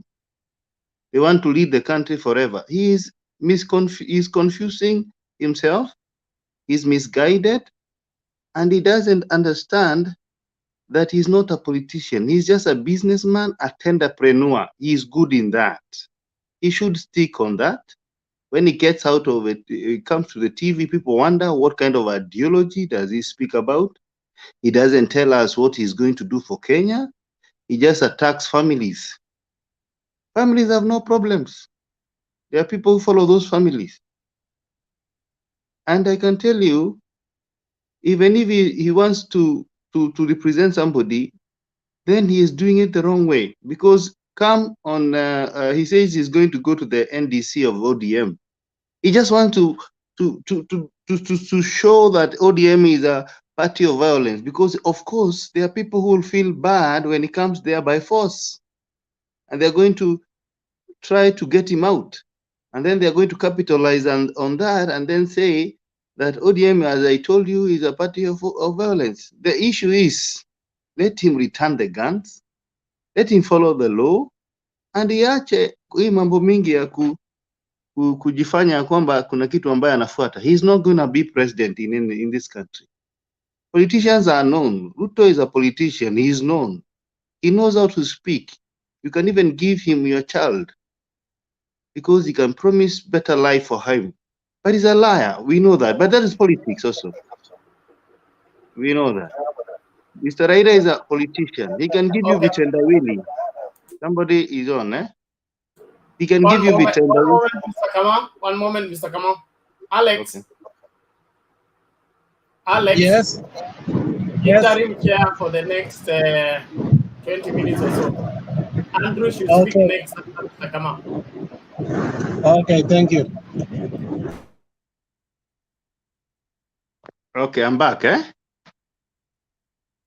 So, we will not allow people to come and disrupt the NDC, because that is now poor politics and a very bad way of dealing with issues. The other thing I also want to speak about is the issue of Sagana. We, the Mount Kenya people, have identified another boyfriend. And when you have another boyfriend, the former boyfriend should not feel bad. It didn't work. But it got to a point whereby we divorced. And therefore, right now we want to try something else with someone else and see what happens.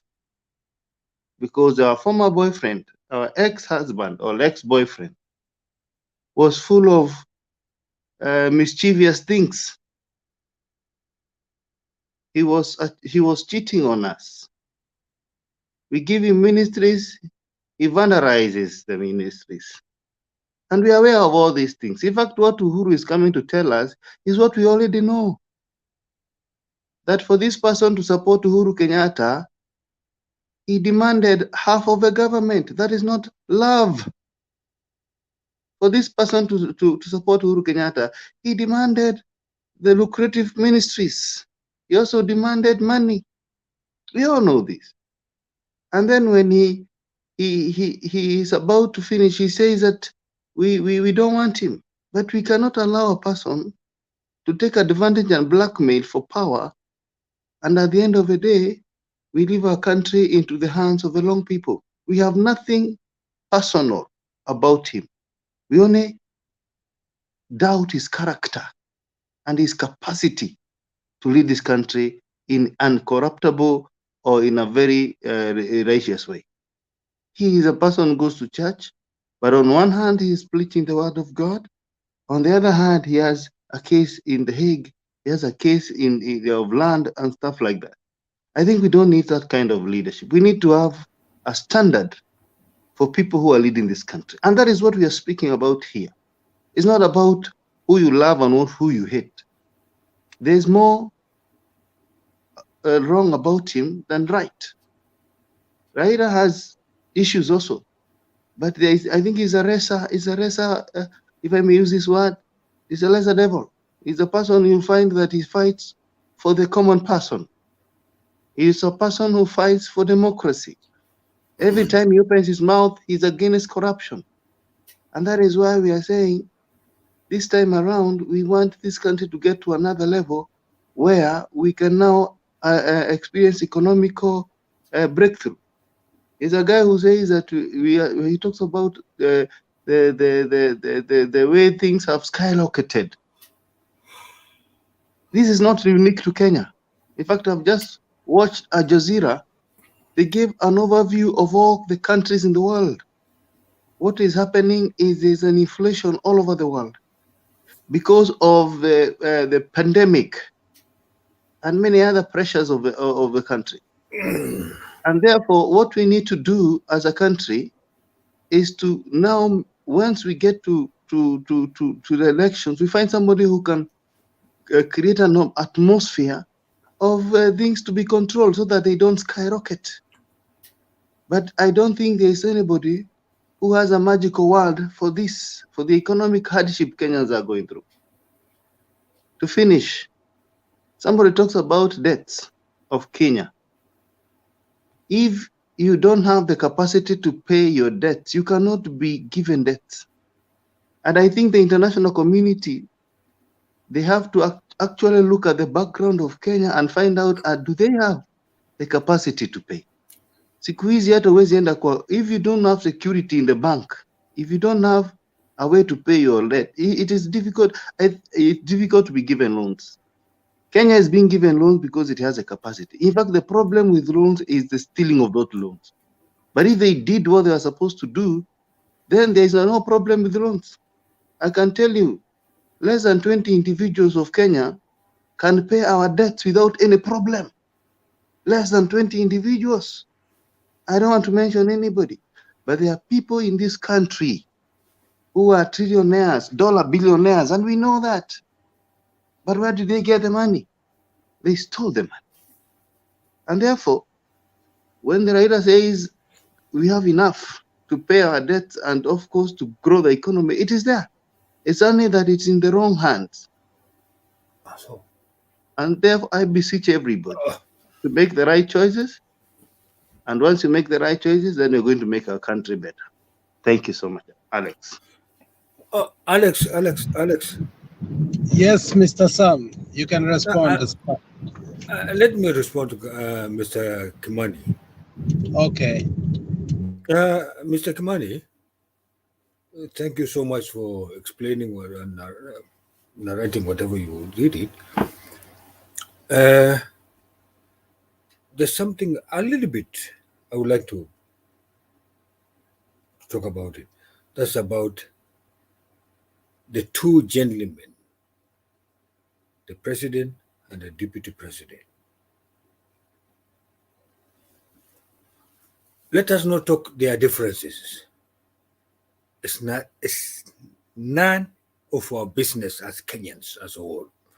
It's their own problem. President and deputy president, that's their own problem. How they came to their differences is not. It's less concern of us as a citizen. We citizens, we just want what the presidency is going to offer. It's going to make for us as electorate, as employee of these employees, or whatever. Anyway, there's something you talk about. Somebody demanded 50%. Well, he may have demanded 50% of the cabinet or whatever, according to the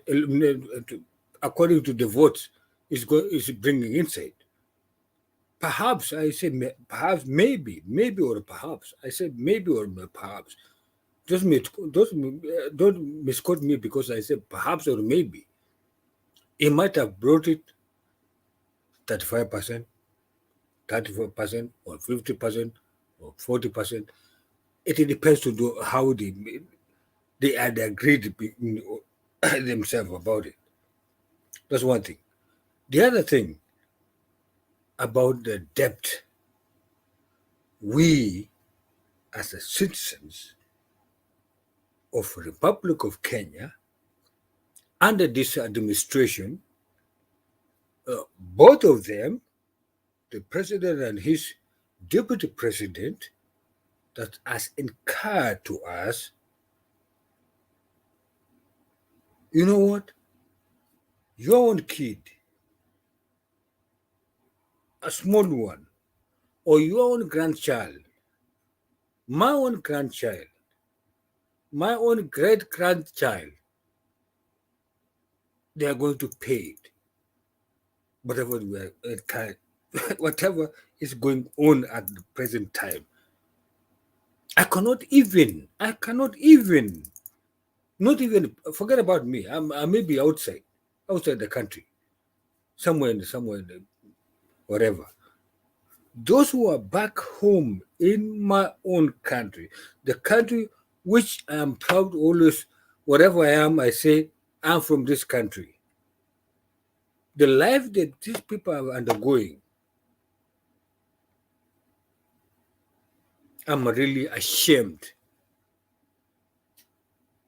to both the president and the deputy president and the entire government, regardless.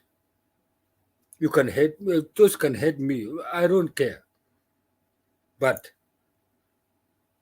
it's you as an ordinary citizen, it's you as a citizen, it's somebody else as a citizen, it's me and all of us. Okay, Sam. Yes, sir. Yeah, you are rebutting. It's 3 minutes rebuttal. You are finished 5 minutes. Okay. Thank you, Alex. I wanted even to ask him what was the question, because I didn't get any question. But if it is about, I don't think there was a question. He was responding to you. So, yeah. And unless you want to respond to what he said. yeah, I want to clarify that when you talk about debt, I don't think there is a country in the world without debts.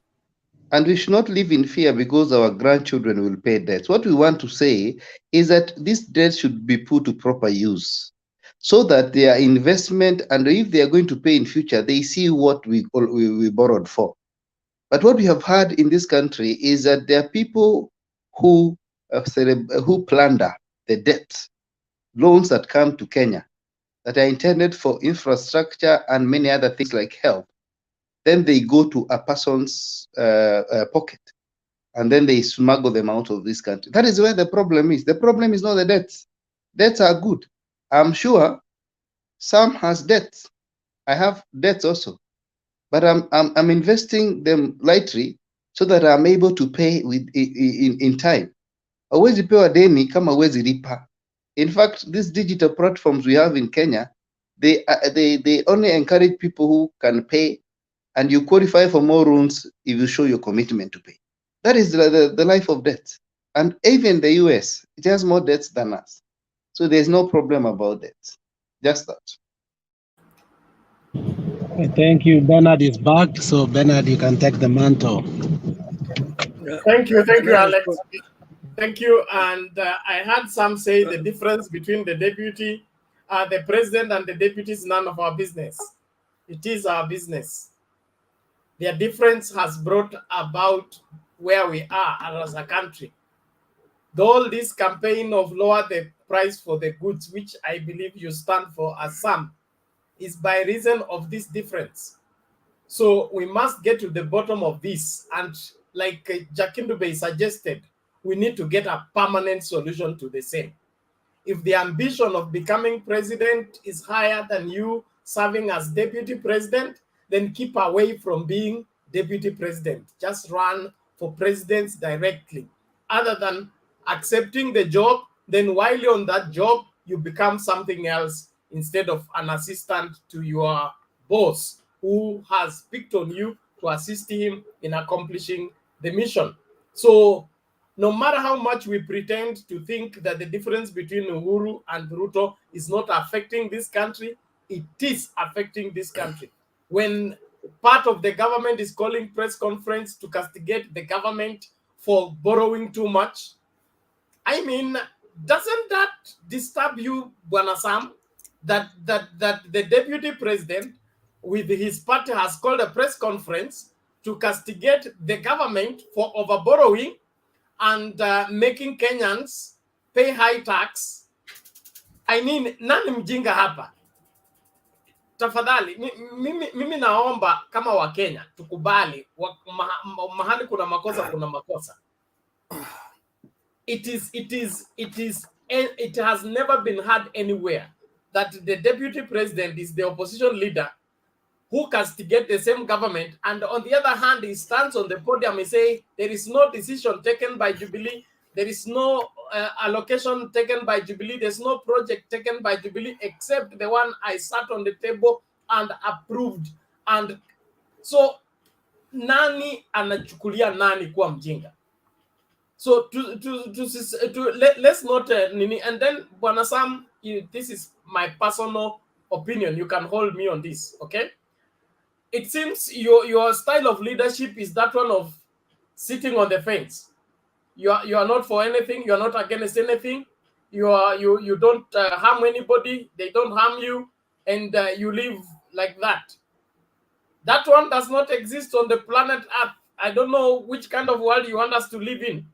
That we should just leave things the way they are. Don't touch that. That's not for you.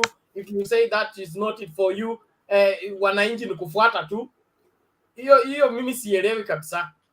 Labda utanifundisha polepole nielewe, lakini kama vile mimi naelewa hata kwa Biblia, kila mtu ana msimamo. Is either darkness or light. Is either black or white. Is either heaven or hell. There is no this sitting in between that you are not too much of this or too much of that. So tutaelewana baadaye. Okay, thank you, Alex. Bernard, give me 30 seconds to respond it a little bit. I didn't mean it that it's less of our concern as citizens. I said one thing. Both the president and the deputy president, when I say less concerned of us, doesn't mean they are not concerned to us.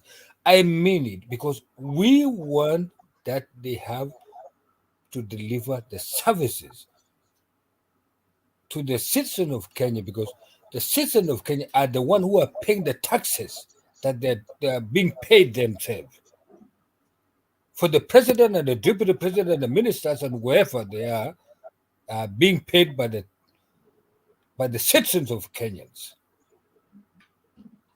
Whatever they are making, what they are there, I don't care about it, but I just want to know how are they going to pay, how are they going to service the citizens of Kenya?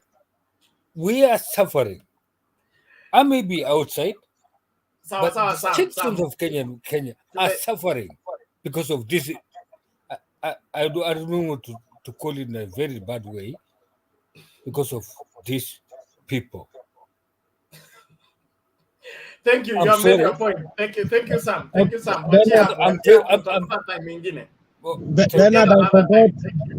Bernard, I forgot to tell you that Njiru wanted to respond, and before you came. Please. Njiru wanted to respond. Except you want me to end this show before 2 o'clock. You are making it very difficult. Let's do this. Njiru, you will respond while making a submission. Twende kwa Andrew moja kwa moja. Na wale watu mko nyuma ya screen, operation fagia yote. The screen is too dark. So you either show your face ama unang'atuka. Isipokuwa kama huyu amesema candles hazijafika kwake. Njiru, mbona una candles? Thank you. At least there is life. Sam, huko kwenu stima ipoteangi, ni ukweli. Hata kama sijakanyaga huko. Najua huko stima haiwezi kupotea, ikipotea dunia imeisha. Yeah, ni kweli sawa. Alafu. Haipotei. So Ilipotea. you stay on the camera ama Alex, tunaweka Alex. time kwanza. Bernard. Yes. For the last, they say for the last 150 years, stima ilipotea 2003. I remember 2003 for 1 hour in the place I am. Ni kwa sababu ya nini? Inaitwa na fuse. Unajua fuse? Kitu inaitwa fuse ambayo inakosa Kenya shillings, 15 Kenya shillings. 15 Kenya shillings. Ilipotea for 15 anyway. Thank you. Sasa hiyo ndio ungekuwa una understand huko, unatutumia vile sisi tutakuwa hivyo. Wewe tena umekaa huko, wewe badala ututumie hiyo inaitwa Makenya, okay? Hiyo leakage. Tutafanyaje ili stima yetu isipotee? Kwa sababu hata mimi leo asubuhi sikufanya show kwa sababu when I went to rest, I woke up to do the show only to find there is no power, and there was no power all day until this evening. So tutafutie siri ya hiyo maneno ya power utupatie, badala wewe kuja hapa uanze kutetea uovu. Thank you. Bwana Andrew, go ahead. Habari zenu. Mimi yangu ningesema tu, we have leaders, yes, but what our leaders fail to understand is the word integrity. Integrity is lacking in all levels of leadership. If they would understand that part and the policies they make in parliament, to follow them to the latter, we wouldn't be talking even here now. And secondly, the issue of Uhuru and Ruto, that's their problem. We as citizens who put them there to work and develop the country require them to do their mandate until their last time it elapses. When it comes to diplomacy, business acumen for our country, for sure I can tell you His Excellency the President has done his part. He's tried to go on all corners to bring this investment, to try build up the country. Yes, the loans are there, but there's no government that survives without a loan. But if the loans are put into good use, they repay themselves. And thirdly is, it's we Kenyans who are going to decide this coming election. Where is our country safe? Where are we heading? Because if the political satires that we are seeing now on screens and the rhetoric, to an extent, they are threatening to destabilize good relations with other African countries, it doesn't make sense. That's not a person I can trust the leadership with, because he can create conflict within few days while on power with a fellow country that we're in good relations. Yes, you can talk of another country, but don't degrade them to the level that the number 2 of our country did. I don't like calling his name because since he started politicking after the elections, I knew we are going the wrong road. If he was smart and he wanted the position, he would have calmed down. He would have behaved like he doesn't even want it. But come the last lap, you wake up and do the thing that you're supposed to do. No one would have blamed you. And the issues that are will be emanating tomorrow from the Sagana 3, I'm feeling that will be a big game changer for those who moved to UDA, for those who come to other parties. Because tomorrow, whatever they'll decide, if they decide they're out of Jubilee, mind you, from the next day, as per the policy say, as the law that they passed themselves, they'll never receive a salary under any party. all the benefit from them is out, and they have to go and look for their party, to stay there in their party. They'll never be seen in Excuse me, parliament. Bernard.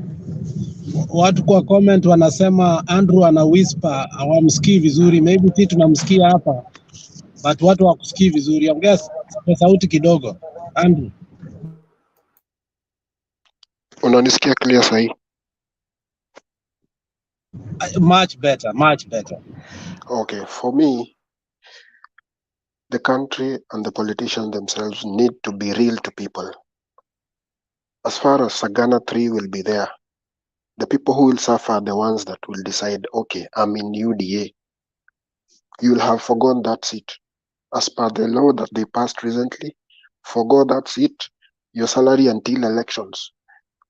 You will not get it. No benefit you'll get it. Because as per law, electoral law, from now until election, no by-election will take place. And for that matter, they have lost. And for that matter, if they say they are not moving out of Jubilee, they'll stay in Jubilee, they'll have to decamp from UDA and come back to Jubilee. And who will have lost? The deputy president. And for us, as we citizens, to be smart and wise while making our decisions election time, the same person who did not have a stable decision to which party to stay, which agenda to push in parliament, do you think, or are you sure he's going to come back to parliament? And people know this is what he was saying when he was in UDA, then he changed his mind and came back to UDA. That's what we need to look at as citizens. Where or which people are we putting in that August house that will enable this country to grow our GDP, that will enable this country to have more investors to create employment for people? If we look at things in a skeptical way or the sciatic way that they're happening now in the rallies, we are going to mar ourselves in a mud that we cannot remove ourselves. And that's when our troubles as a country will start being worse than we expect. And furthermore, as I said from the first time, the only thing that politicians need to have is integrity, commitment, and be true to the people that they voted them in. If you take someone who just go to parliament seats, wait at the end of the month to receive his salary, doesn't present your issues, there's no point of voting that person to go just and sit in parliament. He doesn't contribute anything to help your constituency. He's there for his own personal gain. You vote someone so that you can get good governance. You can get good leadership. Your constituency or your area of living can grow and the country can grow economically. That's the aim of politics every 5 years. Change of guard. If this person did not perform, let's put someone who we know. He says he will build this house, he will build it. He says road A, B, C, D has to be done by a certain time. Let him keep his promise. But remember, guys, our number 2 person in the land told us how many stadiums are supposed to be built. 6 months, this stadium will be finished. 3 months, this stadium will be finished. In 1 year and this month, this stadium will be finished. How many have been done? None. They have been done at the follow and financing of the main government through the county government. But through him to follow up and do that, and now he's claiming the performance of the government, and yet for 4 years he's been on top of vehicles, shouting and insulting with all kind of manner names to the same government that pays him his salary, the same government that gives him his house, the same government that gives him security, the same government that gives him a place to put his head. And at the same time, he has stolen from the same government and stashed money somewhere. I think if you watched news like 2 days back, one of his allies was caught with 200 million cash in bags. And whatever is unfolding in ICC It's not a joke. In one day, a person being mentioned 67 times, it gives you a big question mark to realize, should he concentrate on politics or he should concentrate on what is going to answer back to the people of Kenya when he's put to the stand in ICC? And for sure, I can tell you guys, I don't fear saying it. I can guarantee you, our number 2 is not going to be on the ballot. Yes, let him politic now, but I have feelings, and I can see the way the case is going. And the way the witness are putting it across, it's not going to be a tough and easy road for our number 2.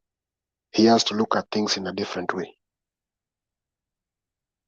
That's all what I had to say for him. Okay, thank you, Bonandru. Bernard. Who is calling my name? It's me, Sam. Sam, you have refused to put on your electricity, so we forbid you from talking. I'm sorry. You know yourself, I'm in quarantine. I don't want to show people my whatever these things, pumps and everything to make So people what is more it? sick. What is it? Do you have half a minute? Yes, sir. Andrew took to something sensible, which I like the way he's a very straightforward person. He said number 2 is not going to be the ballot. Andrew, there are things we have to be very. We put it to the responsible authority. I'm sorry to say that way because there are things the responsible authority or the institution can do that. To me, I don't want to rage about it. So the only thing we have to care about it is about our own Kenyan problem. How are we going to tackle the next family? That's what I needed to know from us. About whatever is going on in the ICC, you don't have to talk that one. Let the ICC do its own things. They are going to do it their own way. We don't know how it's going to do it, but whatever that is going to do it, the outcome will come to us, and we are going to either accept it or reject it. The outcome. The other thing is, thank you. Your half a minute is finished, Sam. Thank you. Na story ya kuwa kwa ballot, sahi hakuna mtu ambaye atakuwa kwa ballot. IEBC has not cleared anybody to be on the ballot. So there's no guarantee of anybody being on the ballot until everybody submit their papers to IEBC.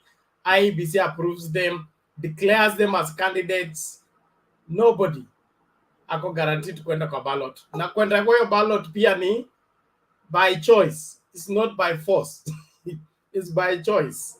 Umewin nomination, ukapata hiyo certificate. Unaweza kuwin nomination ukanyimwa certificate, tena hiyo ni ngoma. So there are still many hurdles before you get to that place of being on the ballot. Let's not even fight it. But all the same, what Andrew is saying, if I get him clearly, is that as a responsible leader, you weigh all matters in all directions before you make your next move. You don't keep moving without checking what am I up against? Do I need to make an enemy here or a friend here?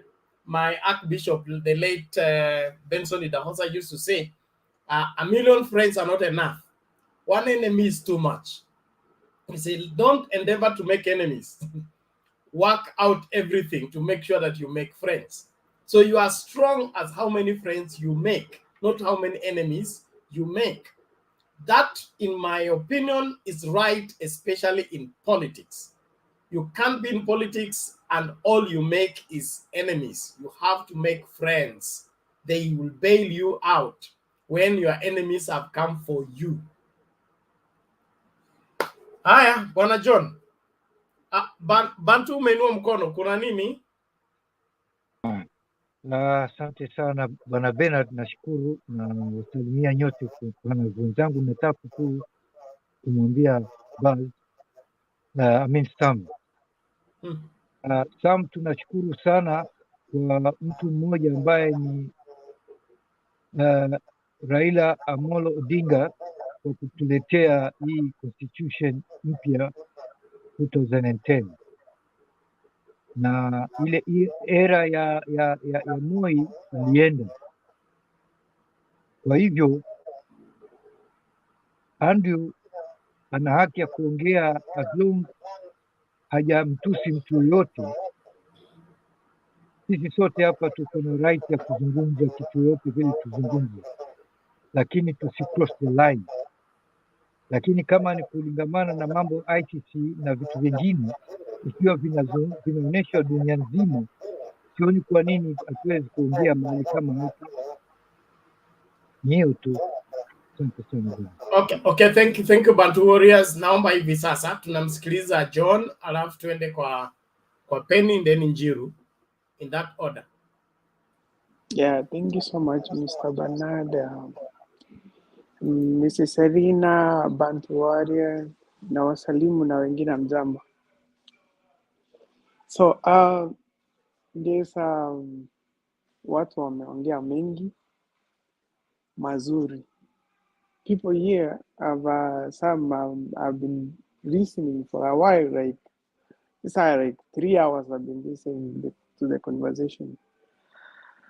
I'm realized that kuna 99.9% of people here are talking the good tomorrow, the better tomorrow of Kenya. Mi sijaongea mtu yoyote kwa ubaya, lakini kwangu I need a Kenya that I be proud of. Maybe my kids and somebody's kids. I need them to live a future that is good. Basically, kuongelea about tomorrow's event, let me call it, hiyo itakuwa hizo vitu zingine, acha tuvizie associate na hizo artwork, whatever. That is a celebration. That is people who are coming together to bring right to Kenya. So it means like there's a salvation army that needs a good country for maybe for us or for our kids. Sasa hiyo ingine itakuja kudestroy, hiyo inakuja baadaye. But after all, salvation huwa inakuja na earthquakes, drums zinapigwa sana. That's what we know. So it means tomorrow tutajua where Kenya is. The seed of the good seed that we need tomorrow for maybe our country and our people, itakuwa planted earlier tomorrow. So another thing, there is somebody who said president and the deputy worker, they have been working for 10 years. No, they worked for the first 5 years. The last 5 years, everybody was working on his own. The president was working to develop the country. The other one was campaigning for the presidency. So these two people, hata wakipata ukisema wako na some differences, a difference is gonna arise. You're working to generate something. Somebody is watching you. Yet you say from the beginning we are working together. We are pushing this wheel to the other side. We as a team. Then when it comes to performing, you perform halfway. Then the second half, you leave somebody to work on his own. So it means these people, hata tukiwaona wako na differences zao, they may arise because one is working to develop what the agenda was, and another one is working against the agenda. So shameful when a deputy president, a sitting deputy president, calls a press conference to eradicate the same government is serving. It's so shameful. Shame on him. And another thing, the same person is inciting her, the same people who are paying him. Look at why is he bringing Kenya to be like we are in a kingdom of monkeys? We're just doing things inhuman. Another thing, ishakuwa happen, maisha imekuwa ngumu, is because of some are saying the government borrowed much without kurudisha. Sasa isha happen. That is history. Now we need to fix that thing permanently, once and for all. That is why we are here as Azimio La Umoja. We need to fix all those problems that we have been having as a country. We start fixing them as from right now, as I'm speaking. Those ones who are like supporting the deputy is unfortunate. I don't know how and where and when.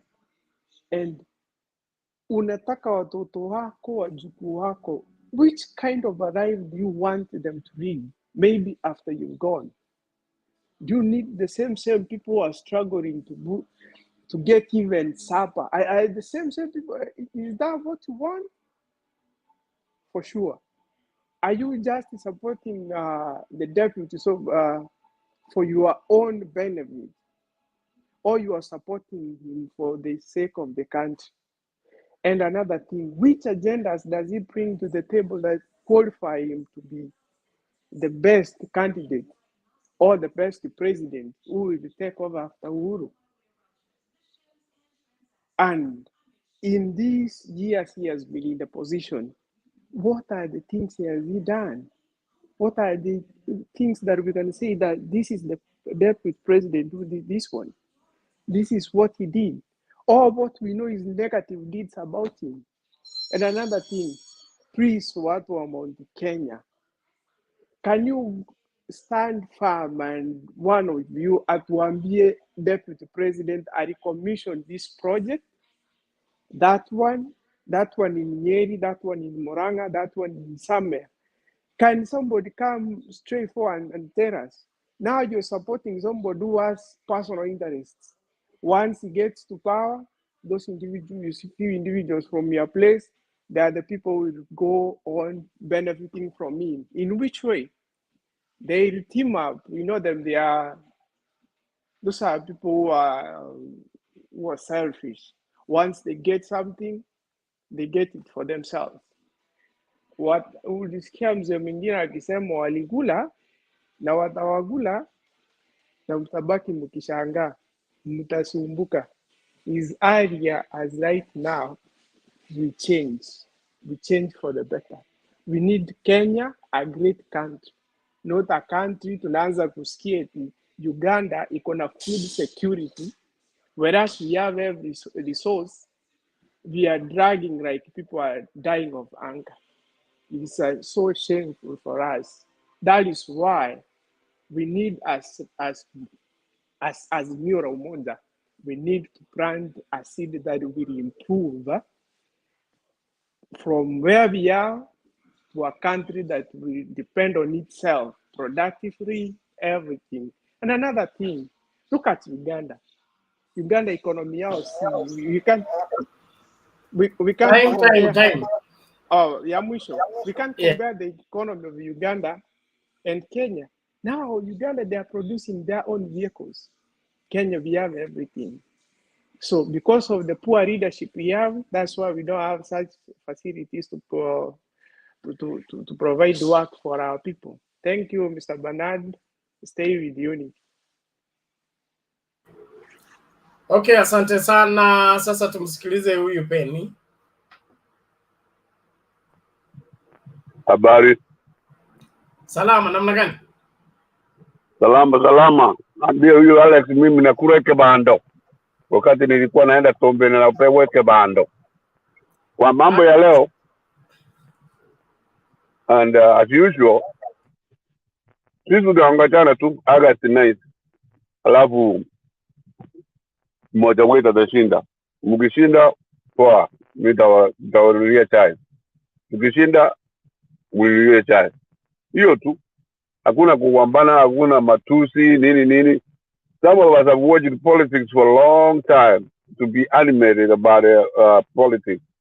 But like I said yesterday, it is your age. You're doing what you have to do and expound on your mind.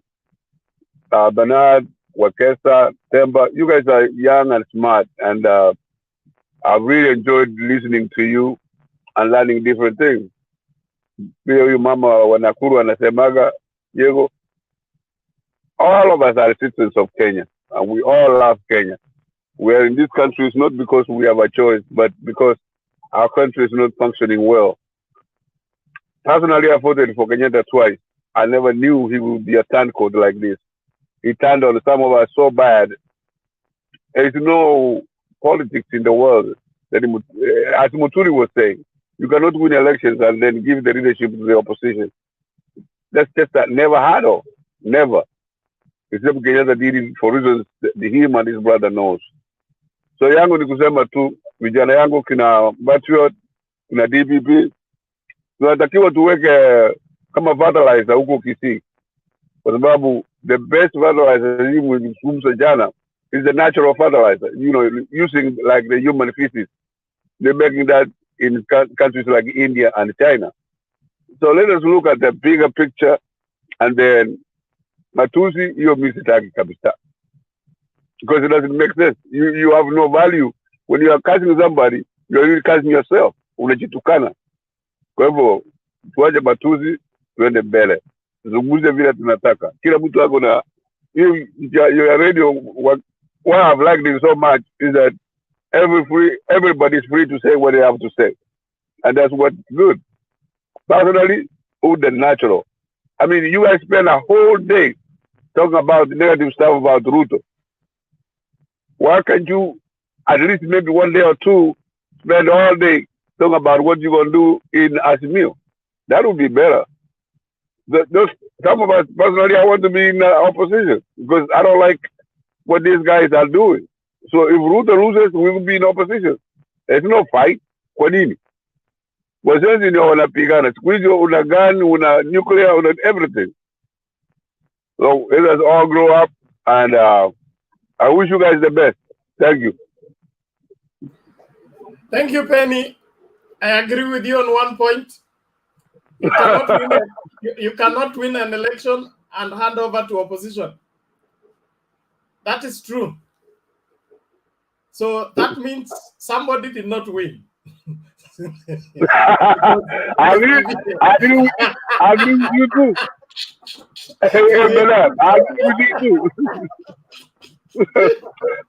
we thought we won, but we didn't. It cannot be done. Muturi has confirmed it. So it is clear somebody did not win, and that is why things went the way they went. Okay. I hope we do better next time. Yes. All right. Thank you. Can we now listen to Njiru?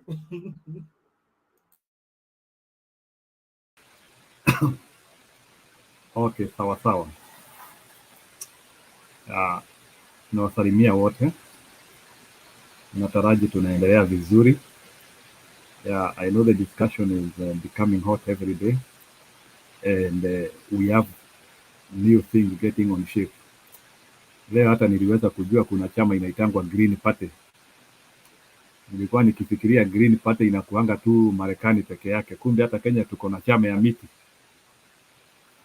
And I saw it's kind of, they are trying to quote Yule Ruben Kigame. So Ruben Kigame today was in a high platform, at least I think Kenyans were able to view it.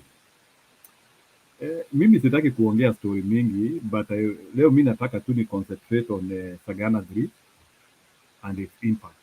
By the way, for your information, kwa wale watu wako hapa, wale wana support Azimio, and also the people who are supporting you, there is something I want to make it clear to each one of us, ili tujue the direction. For your information, hata kama Uhuru amekuja is insinuating that ana support Baba, we are not trying to say that he has been a very good person in government. I think hiyo ni kitu watu wanafaa waelewe. So kuna tendency watu wanafikiria now that Uhuru is showing tendency ya kusupport baba, it is kind of mashida yote ambayo imekuwa kwa serikali yake, he is inheriting them to baba. That is not the concept here.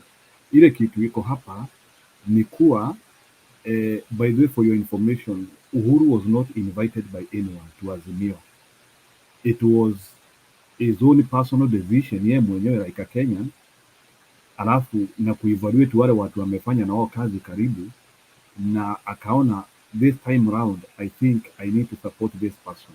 So he was not forced, he was not coerced, and there is nothing of his government analetea Azimio.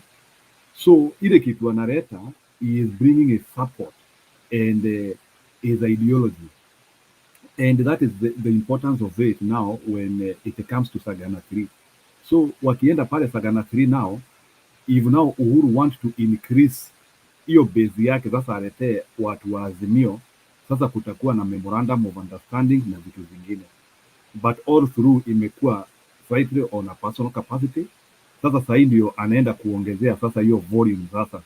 So akienda kule sasa kwa wale watu wanashirikiana na wao wazee, other opinion shapers, sasa wakienda sasa huko wasikizane sasa, waseme nao as a community and as a group, tunataka we want now to support Azimio. Now it will come as a system, but all through tumekuwa tukimuona like as an individual with some patches here and there, na watu kama wa MKF, hiyo ni Mount Kenya Foundation. So we have been seeing patches of support, but now we, after Sagana 3, we should be able to see a lump sum support from Mount Kenya. We should be able now to see all the people consolidating and coming together. Let me say what Sagana 3 is or what these people are going to do. Kitu ya kwanza inaenda kutendeka in Sagana 3, there will be taking of stock. Mount Kenya wataenda pale waketi chini, they will see what have they been able to achieve in the government and what have they not achieved in the government according to their manifesto, and based on that, how can they achieve their agenda in future. And now depending with that, now they will be able now to see which government can be able to sink into what they wanted to do. Then pia kitu ingine which will be very key in Sagana, it will be a unity call for the whole of Mount Kenya. So Mount Kenya wataenda pale with a name ya kutaka kuongea with one voice. Already in Kenya sasa tumeanzia kuona community speaking in one voice. Wakamba karibu wanashikana, Waruya karibu they are almost, Wakale wako intact, but wale watu ambao wanakaa ni kama mavi ya mbuzi kidogo ni watu in the Mount Kenya, they are segregated. So now we want to see if Sagana 3 will be able to bring to these people together. And then another important thing in Sagana 3, it is we will also see reclaim of power. So we will be able to monitor after 2 or 3 weeks if Uhuru will be able to reclaim power back, if he will be able to get his influence back. So there is it's a real test. And if Mr. Uhuru Kenyatta can be able to reclaim his power back, there will be a possibility that he will be able now to sink into politics again for the next 10 or 15 years. He will be able to have that influence in that region. So it's a very big thing for any person who wants to be the next spokesman of Mount Kenya region. Wachana na hawa ambao tumekuwa tukiambua their Mount Kenya regions, like tumekuwa tukisikia akina Muturi sijui nini, how those people wakiwa elected as Mount Kenya spokesperson. Those were side shows. The real consolidation of power will be in Sagana 3, and whatever will be discussed there, mutaona sasa hata wazee sasa wakitokezea, and now they will now be able now to rubber stamp what will be happening there. So hawa akina Muturi and the rest, those ones will just remain on their own vile wamekuwa, but sasa hapa kutakuwa na consolidation of the power, and then pia now the president will be brought home and then wale watu wako Mount Kenya sasa na wamepotea barabara, they will now be summoned, people will be summoned, so we expect a lot of summoning, and then we also expect the people who are strong in UDA, they will and they will feel the heat. So kuna vitu tutaona sasa, there will be a lot of sharing in and out. So ile kitu najaribu kusema, it is a very serious event which we are supposed to follow. So but ile kitu inani encourage, or one thing which is encouraging me, it is that nimekuwa nikifuata the Uhuru presidency, although I did not support him. I know sio kila kitu amefanya sawa, but there is one thing which I can say, mimi mwenyewe I can see at least he is determined to shift the peg high, and that is one thing which will make this guy to be memorable in Kenya.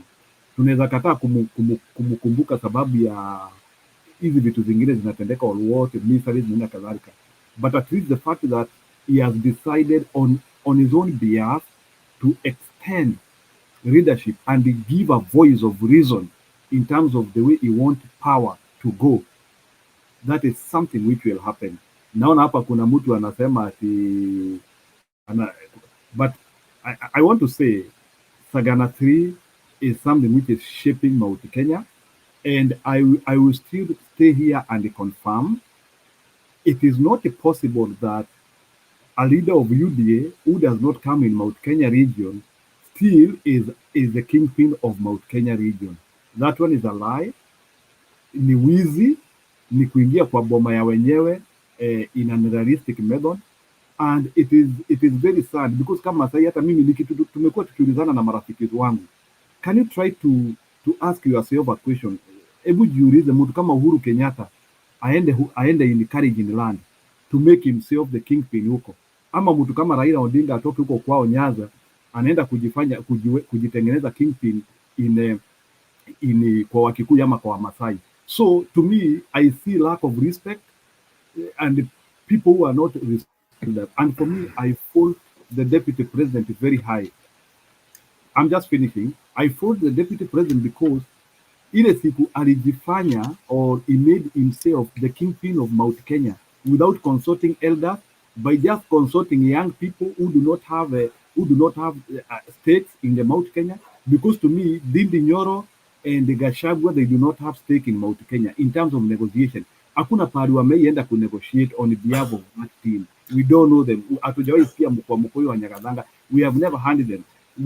So the fact that it was a power grab, they grabbed that power unrealistically, and the people who are supposed to have that power, they will consolidate their power now, and you will see a lot of shift from Mount Kenya, and Mount Kenya will make a decision whether they will want to become neutral, or whether they want to have many multi-parties, or whether they want to go to Azimio. You will see.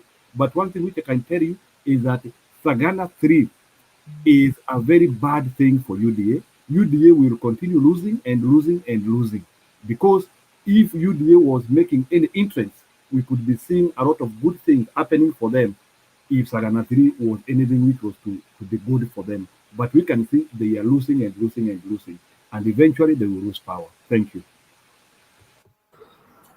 Okay. Henry, but for Bernard, let me give me some 30 seconds to respond a little bit of Njiru. 30 seconds it is. Yes, sir. Thank you. Njiru. Yes, I hear you. The president of Kenya is not for one place. It's not from one region. It's a president of the country. When Ruto or Raila goes to Mount Kenya or Rift Valley or Nyanza or wherever, seeking for votes, he's not looking for his own people. He's looking for the whole country. Even when he becomes the president, he becomes the president of the whole country. So putting the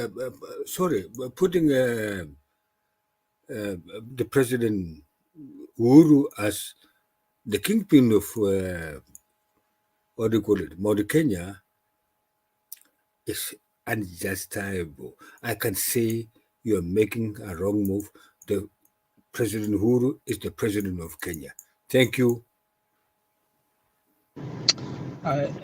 Okay, Sam, I've heard you, and with a lot of patience.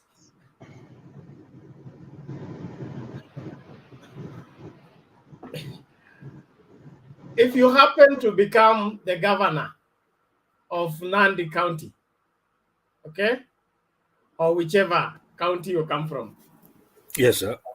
do you cease to be the father of your children? No. I'll be the father of the children of that county. According to that county. Not outside that county. Whoever is that in county, regardless from which part of the Kenya he or she come from in Kenya, is in that county. I'll be father of that county. So to me, the President Uhuru is the president So of when all your Kenyan, term is over regardless. as a governor, Okay, when your term thank is you. over as a governor, when you go home to your wife and children, they should send you back to the governor's office. You know what? There's one thing here. You have to distinguish two things here: family affairs and the country affairs. Thank These are you. two different issues. That is where I wanted you to go to. Thank you very much for getting there. Sagana 3 is about family affair. It's not a national affair. It's family affair, which is a Mount Kenya region caucus. Okay?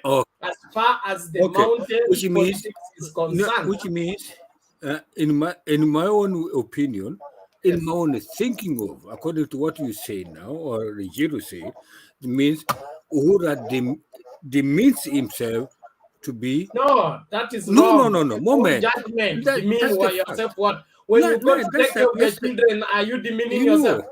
You know what? You cannot come from up, come down. Hapana, hiyo ulisoma wapi? Wachana hiyo Sam. Sam, wacha hiyo. That is misleading people let us talk openly. the truth. That's misleading people openly. Come on. Wacha Let kusema us be hivyo. open. Let us talk openly. I respect you, Bwana Sam, but what you are doing is misleading people openly. Okay? There is no demeaning oneself when you're going to take care of your community or your family. The Bible is very clear. Charity begins at home. He who is not able to take care of his own family, he has denied the faith, he's worse than an unbeliever and all that. So you cannot say that because I'm the president, I will not go to take care of the family, because if I do, I'm demeaning myself. That doesn't work anywhere. And you may be the head of department or the MD at your workplace. At the end of the day, jioni tunarudi nyumbani, watoto wanalia, dadi nataka maziwa, wewe ndio unakimbia kwa duka. Kwani ukikimbia kwa duka you will cease to be an MD, or you are demeaning yourself for going to the shop. Let's be realistic in some of the things. Uhuru Kenyatta is a family man. He's a community leader. He's a national leader. He should play all those roles without anybody putting him under any pressure. Thank you very much. Mama Selina, what I say? Was it Mama Selina or Alex? Yeah, ni Mama Selina. Thank you so much, Alex. Nilikuwa nauliza tu swali ya kwamba mahali mtu anatoka, kama Uhuru Kenyatta anatoka Central, tunaambiwa Rift Valley, Ruto ni kingpin ya Rift Valley. That is why Gideon na the rest, they don't have any access. So mtu akitoka mahali ametoka, tunakubali Uhuru amesaliwa ni anatoka Central na anawakilisha watu ya Central kabla hajakuwa president ya Kenya. Tunajua is the father of the country, lakini hakukuwa president ya Kenya bila kukuwa na mahali alitoka. Moi alikuwa king ya Kenya, kingpin ya Rift Valley kabla hajakuwa president ya Kenya. So Mudavadi vile ametoka akaingia KKA, kabla Atwoli alimweka kama king ya Western. Vile Raila pia, so hatuwezi sema Uhuru ana right Hiyo ni kudanganyana. Na saa hii nikiuliza Penat, kuna mtu yeyote anayeenda Rift Valley na aseme leo kwa sababu mimi nataka kiti, mimi ni kingpin ya Rift Valley and they have to follow me? Hiyo hapana. Tuambiane ukweli. Hiyo tu. Thank you, Mama Selina. Just to remind us, there was a time when Gideon was going to be blessed by the elders, and he was intercepted by the rowdy goons there, that nobody else should be anointed to be a leader in Rift Valley. So why is it that when it comes to Rift Valley, the game is different? When it comes to Mount Kenya, anybody can enter from anywhere and claim to be the kingpin. Let's respect our cultures, and those cultures is what constitute Kenya. Tusijaribu kujidanganya eti we will go and despise the local leadership and expect to gain national support. It doesn't work. That is why Baba started the race late, but is now ahead of everybody because you neglected the landmarks of the elders, entering different communities through right gates, talking to right people, key leaders. Wewe mnataka kuinvade kila nyumba ya nini, mnaingia ati mama ndio amewakaribisha kwa boma, mme mwenye nyumba ana habari, alafu mnajivunia kwamba mmeleta maendeleo. It doesn't work that way. You are wrecking people's homes. Olo, sema.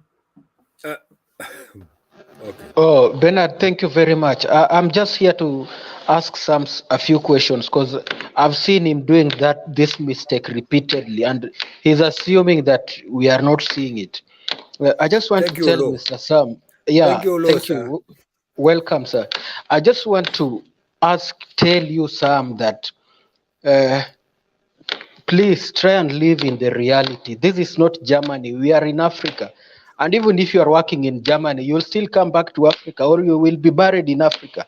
So stop acting like umechanuka sana hadi sasa penye huko umefundishwa ati wewe sasa utambui tribe ama nini. First of all, kitu lazima ujue, before Uhuru became president, he was the kingpin of Central Kenya, and that one does not stop. Unataka kuniambia ati mtu akichezea Manchester United sasa akirudi kwao achezi kwa national team yao, ama sasa juu anacheza team moja kwa Manchester United na wamit kwa national team, sasa asicheze yule mtu vibaya because they always play in one team. So please understand those things and draw the lines, okay? Don't force things that unatuambia Uhuru is a national leader. So he should just see things going worse in his home ground and he's just quiet. You see, even Obama, the president of the most tuseme ile country yenye mechanuka sana kwa dunia, he was still a black leader, you know, and he used to advise black people as a black leader. So wewe acha kutuletea hiyo umanga umetoa huko Germany, ati everything we say unajaribu kutupin down, unasema pana ifanyikangi hivi, you are just resistant. No, Mr. Samba, na iendangi hivyo. Asante sana Olo. Thank you, sir. Sawa. Let me start with the latter, which means what you said about Obama. It's a very good example to us Kenyans. I may be living wherever I am living, but he is, or he has been, a good example for Kenya. One thing, he's a Kenyan by father, by the way of a parent. One parent is from Kenya, the other parent from US. But he never said, I'm from Kenya, but he said, I'm from America, but I stand for America. Having both parents does not mean that I'm from Kenya. I'm an American. Although, that's why I say, thank you, because Uhuru is not a Kikuyu. He's an Kikuyu, but he's a president of Kenya. And he will remain for many years, centuries to come in history, regardless whether we like it or not, he will remain as Uhuru Kenyatta was or he is the president of Kenya. He is not the president of Kikuyu. Thank you, sir.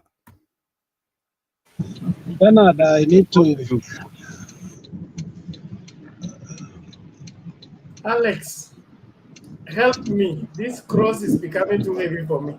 Yeah, let us try to resolve this once and for all. I want to address Mzee Rafiki yangu Sam. Sam, you know, we are here debating, but also listening and learning. And Yes. we hold views that sometimes when we hear somebody speak, they persuade us and we see things differently. And that is the reason some of our members here, like Jared, were able to listen, and we were able to listen to him. And at last, he found his way to this side. And the only way you can make somebody cogently listen to you and persuade him is not by rebutting petty things. You rebut things based on ideas. And those ideas don't have to be based on something so myopic, like every time somebody says about Ruto, you feel like you're burning. That is their perception in politics. And the other thing is, your views are not the standard, or my views are not a standard. They are opinions, and we are opinion shapers. So if you are going to rebut everything, people are opinionated in regard to what Ruto has done, it's going to hurt you, Mzee. And I'm seeing it hurting you. And it has reached a point I want to ask you, Mzee, are you drinking while talking? Because today you are behaving in a way that not like every other day. You are rebutting all the time, and maybe umekunywa kitu kidogo, and you need to relax for today and listen, because I think it's messing the perception of what we know about you. Uzee unakuja na kuheshimika. So I will urge you for today, you listen, and if you have to rebut, not every other speaker, because it's becoming a tendency in you now that it will spoil your good name that we like from you. So that will be what I will urge you for today. Alex, thank you, Alex. You know, perhaps. Jiru. Let me answer. We'll try to a little bit of. Oh, there is nothing to answer. Hold on. Let Jiru 10 seconds. 10 seconds, because what do you call it? Alex said, let everybody finish the question, then you give one response. Jiru. Yeah, Mr. Sam, you are my friend, and you know what happens in a debate or when people are sharing views. We discuss according to the subject matter, and we react according to the information which people are giving. And sometimes information can be extended. So since the last time when we have been discussing here, I'm seeing it's kind of you want us to withhold information too much. And I think one of the priority why we have come here is we want to unfold and open up information, because we want people to get this information in the way they cannot get it in other spaces. So the way I would like to encourage you is that please be more open. This one is not like a private discussion we are doing here. We are doing a discussion and also at the same time following ethics and being respectful to one another. The only challenge I'm seeing with you is you want to withhold information and you want us to be specific on what we need to discuss. And that one will make the discussion more artificial instead of the discussion being natural. The discussion can only be natural if we allow information flowing without restricting anything. But I can see you want to restrict us. Why? Can you tell me the reason why you want to restrict us and you want us to talk in a certain method or in a specific way? Is there any reason, or is Mutembe also wanting us to be restricted in that form, because I'm not understanding. I think we are in a free society and in a free discussion. We can talk as long as we are not disrespectful to anyone. That's what I wanted to tell you. Sam, give your response in less than a minute, please. Penat, can you give me a minute before you respond? Selina, ngoja kidogo. Selina, just give me One moment, Sam. Yes, Selina. Okay. But make it very brief, Yeah, please. nilikuwa nataka naongea kuhusu Obama. Obama came to Kenya, alisema is American. Akifika Kenya akasema I'm a Kenyan, but I'm proud to be a Luo. My father was a Luo. He say I'm proud American, but he told us he's a Luo. Mahali baba yake alitoka. That was what I wanted to say. Sam, respond. Thank you. There was something Alex told me about it. Alex, I'm not drunk. I just come from work 2 hours ago. I'm not drunk. That's first thing. Second thing, as Olu, my dear friend Olu, I know him for more than a year. We have been here together. It does not mean that when I say the way he said about Obama, or the way Selina said about Obama, does not mean that it should be a law. You have to nationalize yourself. Put yourself in nationally. Yes, we know you know. Yes, we know where you come from. You may come from Nyalgunga. You may come from, how do you call Kapkatet, or you know, come Dalat, or wherever you come from, or Sifuya. But you want to be a national leader. A national leader has to sell himself, has to show that nationality. We know that wherever you come from, we know that the President Uhuru is come from Katundu. Does not mean that he's the president of Katundu. He's the president of Central. He's the president of the Republic of Kenya. He's the president for all. Those who elect him or those who never elected him, so he still remain the president of the Republic of Kenya. Okay, thank you very much, Sam, for your response. It's like you have refused to shift your goalposts and you have refused to understand the obvious. What you are saying does not even apply to you personally. I'm sure that you are head of a department where you're working, or you are the overall person where you're working. But that does not affect your responsibilities as you are a father to your children, a husband to your wife, and a leader to your brothers and your sisters. How you want that to apply to Uhuru Kenyatta only, I don't understand. Sam, you are a senior citizen. Looking at your age, you are here very active during KANU's time. When KANU was the Chama cha Baba na Mama, you could not vie for a member of parliament seat except you are a KANU member, bona fide member, and not just member, also party leader at the grassroots level.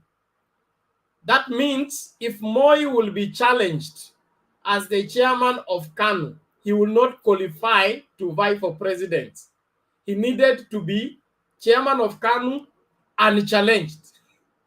When that happens, then he will have automatic KANU lead. That's why we had KANU presidency without voting for many years. Kila kitu ilikuanga, ukishapita KANU umepita.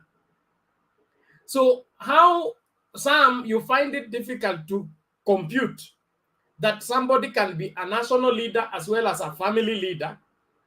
I don't understand. Except is by choice, na ni kutaka kutumalizia muda alafu kutuchanganya. Na hiyo ndio kazi ya UDA hapa. naomba tu mtusamee mapema. Ukweli ni kwamba kile tunachokizungumzia mnakielewa na mnakijua. And Bernard, pengine na wasting time, maybe perhaps I'm wasting your time na wachanganya vichwa ama nini, but one day one time you will come out to understand yourself when you sit down yourself as an individual. Wakati umeketi chini peke yako ukifikiria, that's when you will think about yourself. You know what? Very simple. You know what? This world is revolving. One day, one time, you'll sit yourself as an individual. You'll come to understand yourself. There is nothing to understand here.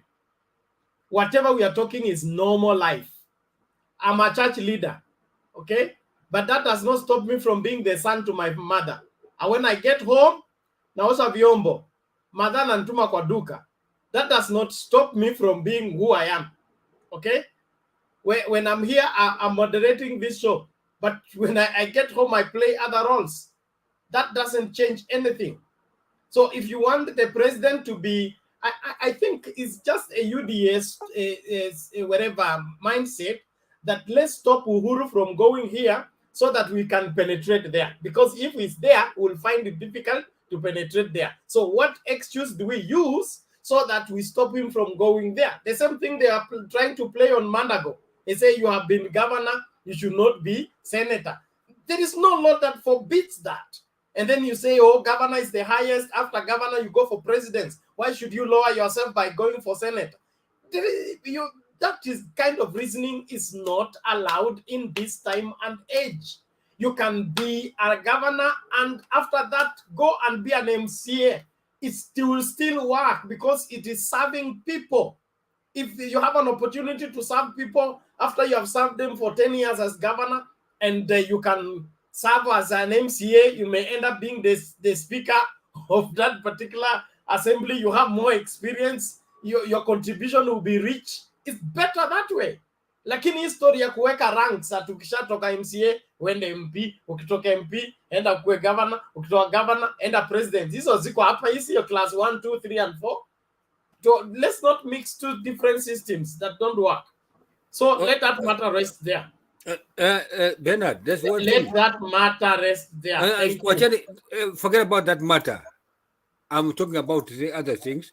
There is no other matter, Sam. Forget about that matter. I am a Kenyan from Bantu warriors. Karibu. Should I say I'm a Kenyan outside the country? I'm outside. You are a Kalenjin, whether you're outside or should inside. I say I'm a Kalenjin or should I say I'm a Kalenjin or should I? Sam. Hi. Sam, my father, Sam, relax. I have sent him away. Thank you. Bantu, tafadhali. Endelea. Asante sana bwana Bernard na wasalimu nyote. Nafikiria tulimsha chini, lakini hakuna neno. Najua Bernard utarekebisha tu mambo. Kitu nataka kueleza ni kuhusu vijana na watu wazima. Nilikuwa naona vijana tu peke yao ndio ambao tunazungumzia, lakini pia kuna watu ambao hata wengine ni watu wazima wamegeuka, wamekuwa kama hata kushinda hao vijana wadogo. Akili yani hakuna kitu, ni kukata mazungumzo saa yote. Tunashukuru sana kwa Raila Amolo Odinga kuleta hii constitution na kufaitia maendeleo ya hii nchi kwa miaka mingi sana. Anaonesha wazi ni kiongozi anastahili kuiongoza hii nchi yetu nzuri sana. Siasa imekuwa imebadilika kabisa.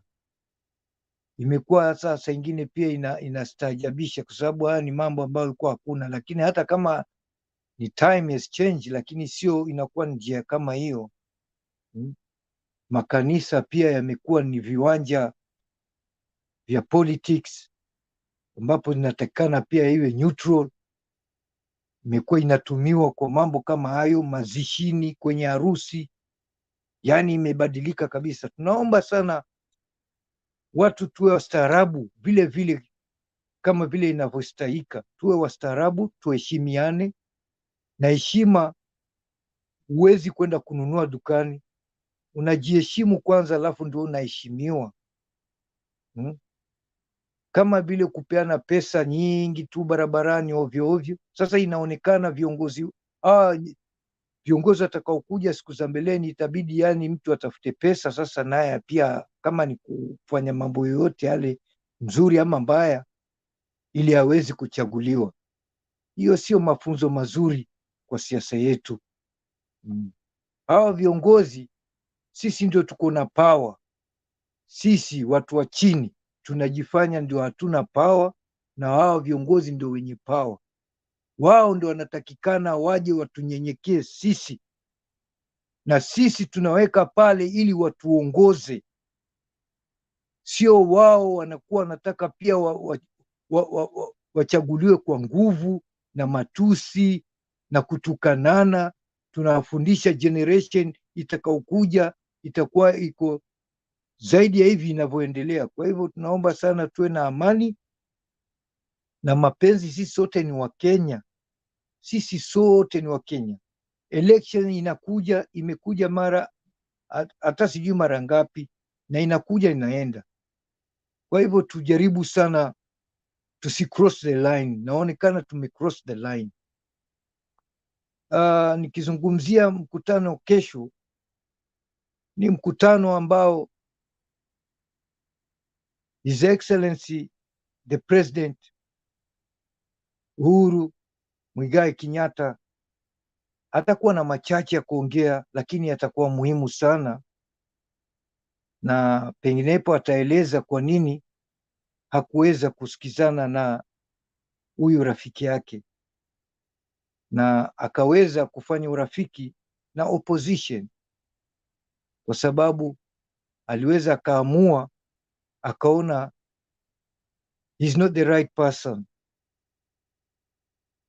mimi kumwachia huyu mtu hii nchi. Hii nchi ni kubwa kuliko sisi, na yeye amethamini sana nchi, ameangalia mbele na ameangalia mbali sana. Nashukuru sana kwa rais wetu kuwa na hikma kama hiyo, na tunataka viongozi endelee, nchi yetu iwe na viongozi kama hao. Sometimes politics haina urafiki, uongozi hakuna urafiki, unaangalia maslaha ya nchi. Hata kama mulifanya kampeni pamoja, mkavaa tai rangi moja, lakini ikifika kwenye wakati wa uongozi wa nchi ni mamlaka makubwa sana. Ndio maana ataongea yale ambayo alimfanya asiweze kumsupport huyu mtu, na akaweza kumsupport opposition. Sisi wananchi nataka tufikirie sana, tujue kwa nini kiongozi wetu ameelekea upande wa Azimio. Iko umuhimu sana wa sisi kuwaelewa. Kwa hivyo mimi naomba ndugu zangu tuheshimiane, na namuomba mzee mwenzangu Sam ufanye kidogo heshima, uache watu waongee vile wanavyosikia wanaweza kuongea, ijapokuwa wasitoe matusi, wasikosee mtu yoyote, lakini mtu yuko na haki ya kuongea. Ikiwa television media inaongea, kwa nini sisi tuweze kuongea, lakini cross the line? Ni hayo tu Bernard, asante sana. Okay, thank you Bantu Warrior kwa maoni yako. Naomba sasa tuende mbio. Tumsikilize huyu nani, Wayara ambaye hawajaongea. Kuna Wayara na Babu, waongee kwanza, alafu ndio tuanze kurudia wale wanachukua second round. Bwana Wayara, karibu.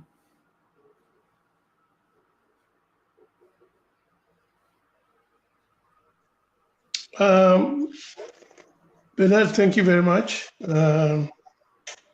Let me greet everybody who is in the studio. Jared, Jiru, Bantuaria, Alex, Mama Selena, and everybody else. Jakindube. I think what is it, Sam? I've been watching and listening to this since it started. And what I'm deducing from it is Sam did not come here to contribute at all. I think probably just came over here to irritate everybody. It's like, okay, let me just go to this particular studio and give them hell. I'm the only person who I just want to go and stand up to everybody. Whatever everybody says, I will be out there posting it. You know that since I started listening from the moment the whole thing opened up, Sam has not said anything. Like, I even wonder sometimes why he will waste his time to come over here and contribute nothing. He just circumlocute. He goes around and round and end up saying nothing. So it's just a waste of time even arguing with him, I think some of these people sometimes, you need to filter them. When you start seeing people's intention is not really meant for the good of the show, you either put them somewhere else where they really don't have to keep on coming and popping up their head. They're rearing their sorry to say that, rearing their head on matters that they don't seem to understand. Because if some really had a point to say, he will say it. He will say why he's opposed to Ruto. Because I keep on hiding about with this semantic, what not, we should not say that. I mean, let's talk about the Livondo issue. The Livondo issue is in the public domain. When somebody keeps on talking about it's a sensitive thing, it's a security thing, you're wondering which hole did he really come from? This thing is in the public domain. Everybody's discussing it. Does he want to guard people from discussing what is in the public? And it's not the contributors here who said anything. It's Livondo who talked about it. We are seeing people are just discussing what Livondo said, and we're allowed to do that. We're allowed to be able to discuss and look at all the options, what might have actually motivated him into saying. And also regarding even what Uhuru Kenyatta might be saying tomorrow in the Sagana 3. Some does not want that to be, to come at the forefront.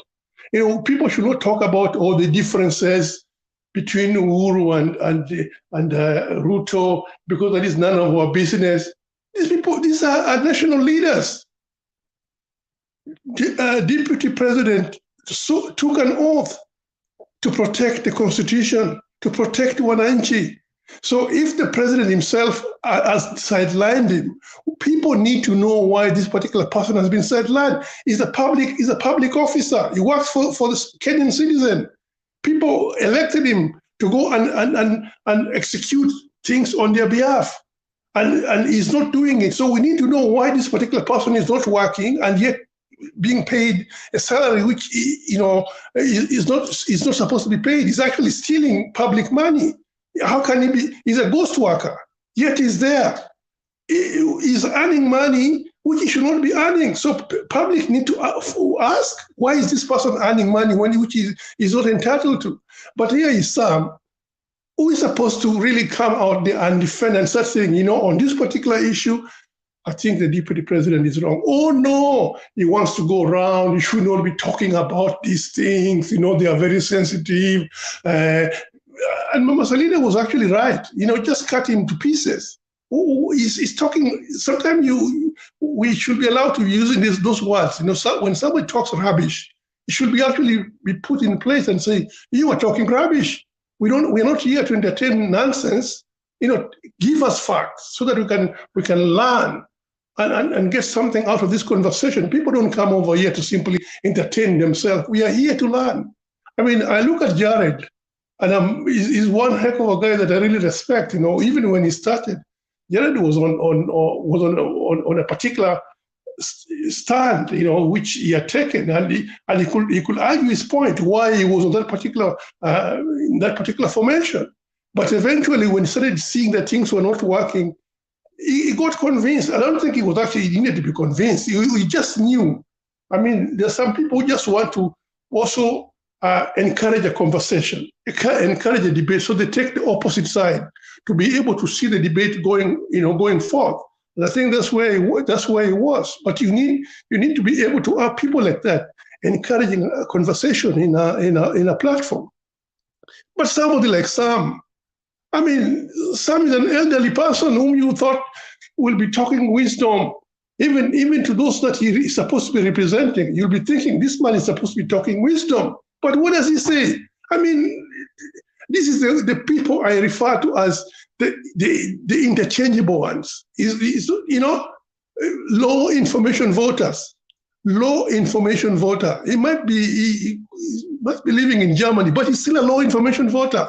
Because if he was actually a person who had substance, he would be convincing people where people should be voting for Ruto, but he just goes around meandering, circumlocuting with words, and yet they mean nothing, So it becomes an irritant.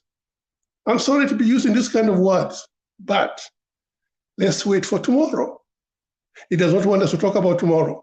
Tomorrow, there's going to be an impact. Sagana 3 is supposed to create something, I mean, that's why Uhuru said it. Uhuru said, wakati wa sasa ndio imefika. So when you see him saying that, he's not just going there to entertain people. He's going to go there and talk substance to his own people. Now, the reason why Uhuru needs to go and explain to the people of Central is because he's the one who took Ruto to the people. When Ruto was the most unpopular person in Central Province, Uhuru took him there and sold him to the people. But then Uhuru also came out and said, no, this guy is the wrong person. So he needs to go and explain to people why he thinks Ruto is not the best person to carry his legacy. He needs to go and do that. And even when people keep saying, Ruto has really, really penetrated central Kenya, it is unshakable, Uhuru can never do anything. No. The reason why people in the central province have been loyal to Ruto is simply because, like Bernard said it one time here, some people are used to following power, So most of them were following power, and they knew Uhuru had convinced them that power was going to be in Jubilee. Ruto was the heir apparent, so they were following Ruto, and they didn't really care. They just wanted to be in power, and they had been assured. That's why it's been so difficult for them to be able to change course. This is a person they've been following all this time, believing that that's where power was going to be. Now, Uhuru is telling them, no. It's a reverse course. So they're finding it very, very difficult to be able to, to follow that, unless the same Uhuru goes and explain to them why the course needs to be changed. So let's wait for tomorrow. Let's see what Uhuru does tomorrow. And I hope it's going to be a momentous occasion when Uhuru tells them why he feels that the country is safe under Azimio instead of his deputy. I will rest my case there. Thank you, Mr. Wayara. I believe the point is at home. Let me quickly respond to Congo first against imperialism. I think I'm seeing you on this platform for the first time. I don't know, or you changed your name on YouTube, whichever the case. What happens here is that we are looking at the Kenyan politics and how they're evolving in the best interest for this country. And so, if you don't understand, you say, "What is wisdom? Who determines wisdom?"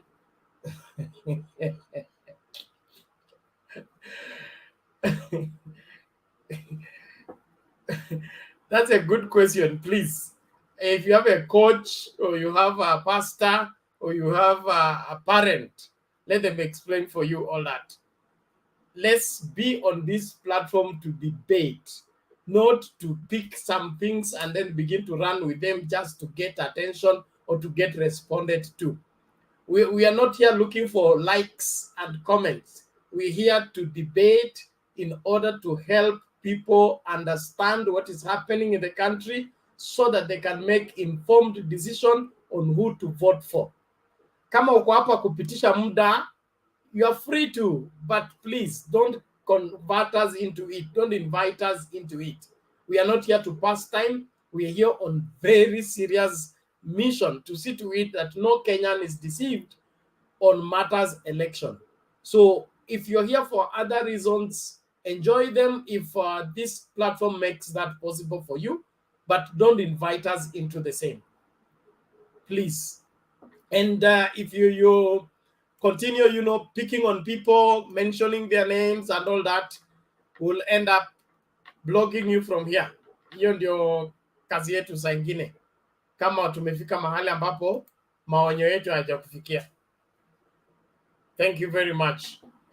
Babu, uko nyuma ya curtain. Sija kupatia na ruhusa ya kuwa nyuma ya curtain. That's why I put you in the quarantine. But you can talk to me. Babu, nani huyo?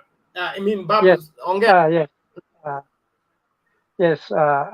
First of all, thank you so much, Bernard, for logging me in.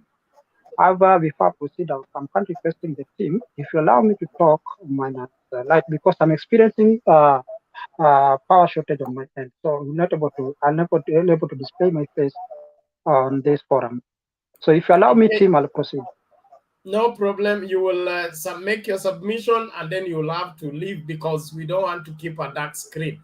If you must stay behind the curtain, you will give you priority. You make your submission and then you leave so that we get everybody that can be on the screen to remain on the screen, because it becomes very difficult to watch when one side of the screen is dark and the other one has people. So Babu, make your submission quickly. Then we go to Maggie. We move forward. Thank you. Okay, first of all, thanks so much, Bernard. However, I'm seeing some members here are coming from not to go with terms and conditions that govern this group. And I think this is the best forum now we can pitch. We are here to pitch. If we can organize ourselves in a corporate proportion manner, then this forum will add value to all of us.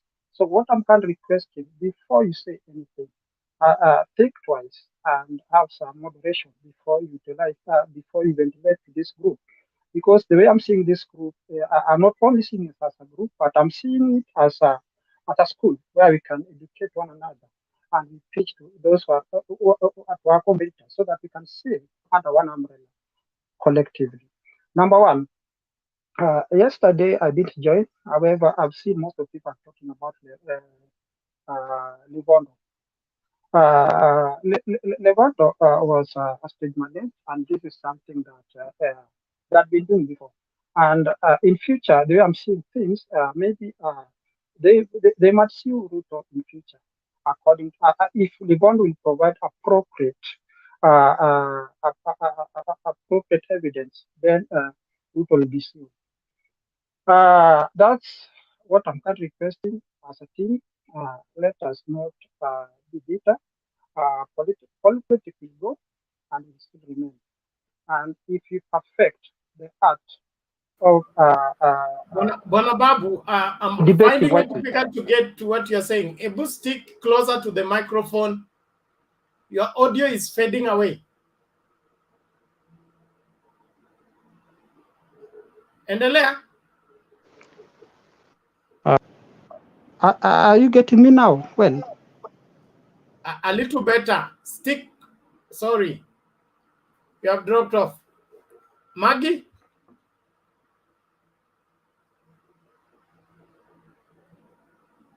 Oh, sorry, Maggie, not Maggie.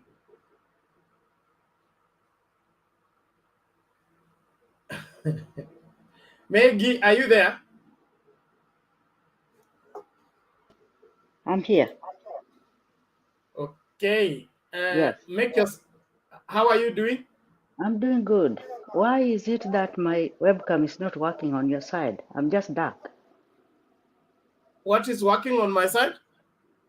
I can't see myself even. What did you do? The camera. Your camera is not working or mine. I don't know. But it's okay. Probably yours. I only have one question. Carry on. In Kenya, hata PS akitaka kusimama ana resign kwanza ndio aanze kusimama. Mbona Ruto anasimama kama president na haja resign? I think we Kenyans we are taking so we are not taking everything seriously because some laws we are not abiding with, or some people we have really given them too much respect, which is not called for. We should be strict enough whereby, okay, the DP want to vie for presidency, he must resign. And I think that is the rule. Has he done that? And bado tunampigia debe tu blah blah, this time it is going to be what, but he's still in the office. Do we think we Kenyans we are serious? Ebu muniambie mawaidha. I don't know because it is really confusing. Thank you for now. Okay, thank you, Maggie. Thank you. A very good and important question. Patriot, you want to answer that? Thank you, Bernard, speaker of the day. Let me take on that one. We are very serious Kenyans. We are never jokers, and I want to confirm and prove that we are serious Kenyans. There are only two political positions which have been synchronized to one. The presidency is a political position, and there's no way you can separate. The presidency does not fall under the civil service. So if we are talking about the laws of this country, it's only the presidency that is allowed to practice the two, if you may like. You will have a president who is running for a second term, remaining as a president until the results are confirmed of the second successful candidate, where is included. So you cannot stop the DP from practicing and dispensing his duty as a DP just because he's running for the presidency. It's the law that has given him that that protection. It is not out of the extraordinary. It's the Kenyan law in simple terms. You can resign if you're a minister, but in the presidency you remain. It is as simple as that. Thank you. Okay, thank you, Patriot, for that information. But I would also want to look at it from the perspective of Maggie. Don't you think that the law making the deputy presidents, okay, an office that you must hold until a new deputy president comes in and a new president comes in, becomes a challenge when the deputy presidents want to run for presidents? Like right now, there is now conflict of interest. Isn't that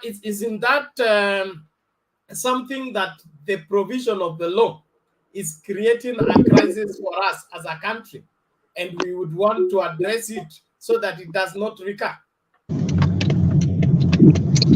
Bernard, I'll answer you that. In countries where the law is the law, you find that, for example, in the US, the way the elections are held is that once you become a candidate, there are things that change. For example, when you are in opposition or you are not in the government and you start running for office and you are declared the main candidate, now you are given preferential treatment. Now you start being taken care of by CIA and so on and so forth.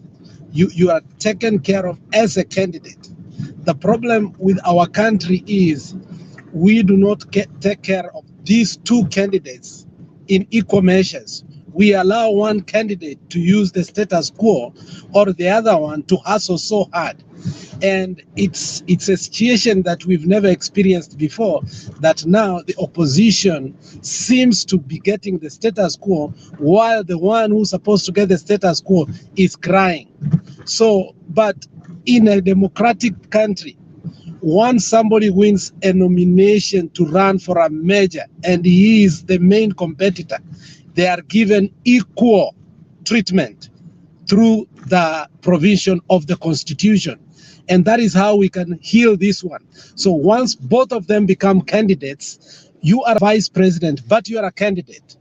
You are in the opposition, but you are a candidate. Now they get treated the same and provision is provided. That is how it happens. And I don't think Kenya has reached a point whereby the government is ready to do that.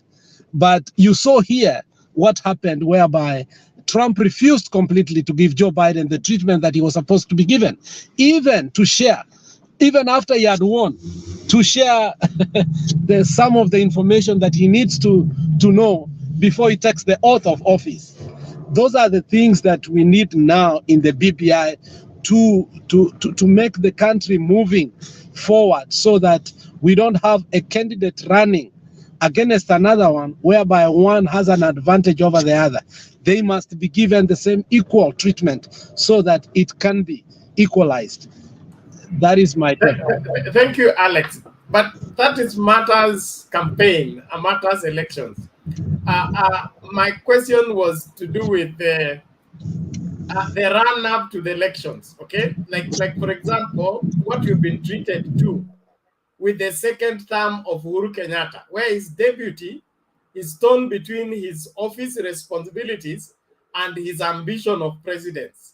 And for 5 years, he has been always fighting to keep his campaign on the run, while he's still proclaiming, I'm the bona fide deputy president of this republic, until up to now. Don't you see, like what Nanisa, there is Andrew Moriasi says, these people should retire, both of them, the president and the deputy. Then if the deputy want to come, let him come the other term, which is my school of thought. Now there is this Dai Bansen. Dai Bansen has a very interesting question here. He said, William Ruto, will William Ruto be among the Jubilee delegates who will endorse Right Honorable Raila Odinga for 2022 election, since he is a Jubilee live member, unless he resigns? Talk to me now.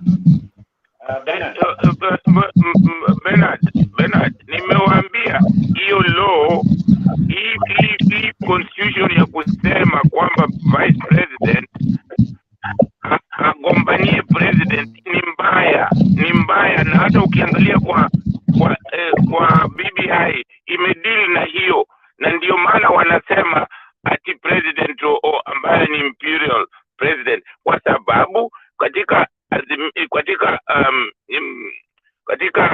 BBI president anapewa uwezo wa kumtoa huyu ambaye sio, kwa sababu vice president anatakiwa awe na vitu vitatu. Ya kwanza ni loyal, ya pili ni loyal, ya tatu ni loyal. Hivyo ndivyo inatakikana, na mkimaliza wewe na president wako mnaenda nyumbani. Ukitaka kusimamia president tena, njoo next time, kwa sababu ukisimama kama sasa utakuwa unamtusi president, kama vile Ruto anamtusi, anamwambia president ni tapeli. That is hiyo haifanyiki bwana, hiyo ni makosa. Kwa hiyo mambo ya president, inatakiwa vice president asigombanie upresident, kwa sababu tukiset hivyo italeta msukosuko hapa kwetu, italeta msukosuko, kwa sababu ile party, yule mtu ambaye ni president, makamu wake anajua atafanyiwa campaign naye awe president. Hiyo hatutaki. Tunataka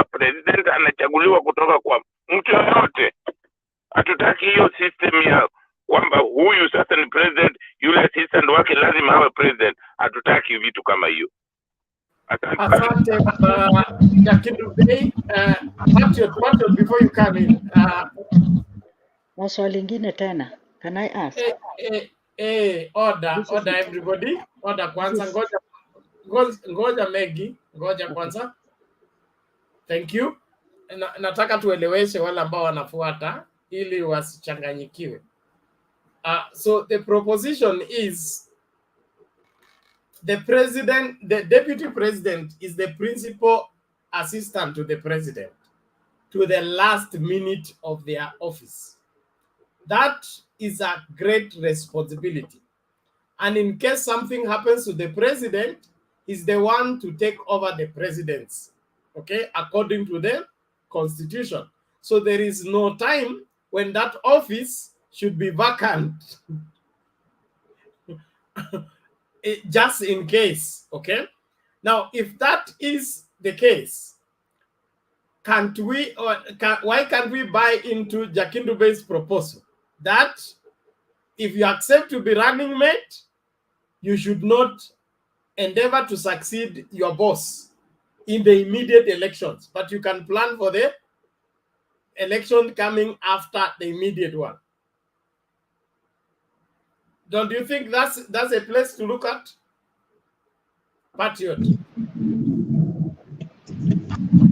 Yeah, I think, Bernard, yes. On a light note, you're playing with our minds. You ask a question, you answer yourself very correctly, because that's what I wanted to actually tell you.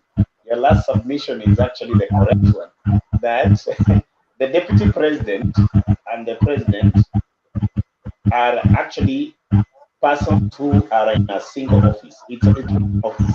It's called presidency. And there is no time you will have the presidency falling vacuum in between the sitting presidency and the election. But Bernard, something is wrong with your mic. Bernard, thank you. Thank you, Bernard. So, no, I can hear you, Patriot. Maybe the candidate that has seen that Patriot was very audible. Susime kwanza Alex yako. Thank you. So, I was saying, Bernard, your statement is correct. That and that was the answer to your first question. We cannot entertain the situation where the presidency falls into vacuum and the replacement is not there. And you really elaborated that very clearly. In case of anything, the presidency is between the sitting president and his deputy. We can balance that correctly. But look at a situation where the deputy president has resigned and anything happening in between. That is something that I think is well undertaken by the constitution by having the deputy and the sitting president being in office until the new government is in place. So I think that is correct. I wanted to just say something on that one, Bernard, that what happens across the world is not Kenya. Anywhere in the world, be it Europe, be it whatever, as far as it is democracy, as far as democracy is concerned, the presidency is in place until the new government. And in Kenya, the presidency is the deputy president and the sitting president. That's how the law is in Kenya. Number two, to what Alex addressed himself to, I think I have some info which I also want to share here. Let's take an example of the former executive members. Here I'm talking about the former prime minister. Raila Amolo Odinga is a former prime minister. We have Musalia Mudavadi as a former vice president. We have Kalonzo Musyoka as a former vice president. For your information, the security that these people enjoy has nothing to do with their current political position. It has all to do with their previous occupancy of their offices. Like Kalonzo Musyoka, for instance, you'll be so surprised that his security is about 70 and 100, of the red berets. We talk about Musalia, their fuel of their cars and stuff. They don't tell you these things, but the law of this country has this in place. Lastly, Bernard, the question that Jakendebe is presenting is a good one. So what will I tell you? Ask for an amendment, my friend. Take it. I mean, you take it for amendment. We have room to amend the law. We cannot amend the law at Mtembei TV. Take it for amendment. There is a procedure of doing that. I think it's a good one. If you have the support, then it will go. And for me, if you ask me, Bernard, I think it's something that is worth the discussion. But let's be clear that any amendment of the law cannot be done on a studio. It can only be done through a procedure. So bring up the amendment, the numbers. Thank you. It starts here, Mr. Patriot. It starts here. Then it eventually ends up on the floor of the House. But thank you very much. Thank you very much for that clarification. And Maggie had another question. Let her ask. You answered my question anyway, but Patriot is telling you to take it to the amendment. I think this is why Mutembei TV is there. Our opinions speak louder than anything else. Do not think that it is only the 10 of us who are listening to this. Even those people, even Ruto himself is listening to this. This is why if we are contributing towards what can develop our country, we must be strongly saying it and we do not beat about the bush. Bernard should not take it to the amendment. Even you as patriot, you can take it to the amendment. It is just a matter of banging up. We want this. Tell us this. Don't wait for somebody to take for you what you think is right to the amendment. You have that authority because you are a voter. If I'm wrong, you'll excuse me, but I think I'm very right. So this thing, we must speak about it strongly and say that indeed we are patriotic Kenyans and our votes is to speak for us. And this is why we have to campaign strongly for everybody to have a voice by taking that voter's card. Because after you have voted, you are somebody, you have that voice, even to bring him down, impeach them, even to take them out of the office, because that is your right. So Bernard is not going to take that thing to the amendment. We are taking it to the amendment as we are discussing about it now, because we are saying what we think is right and is going to help that country. Thank you. Okay, thank you for your line of thoughts. We appreciate it, and we are open to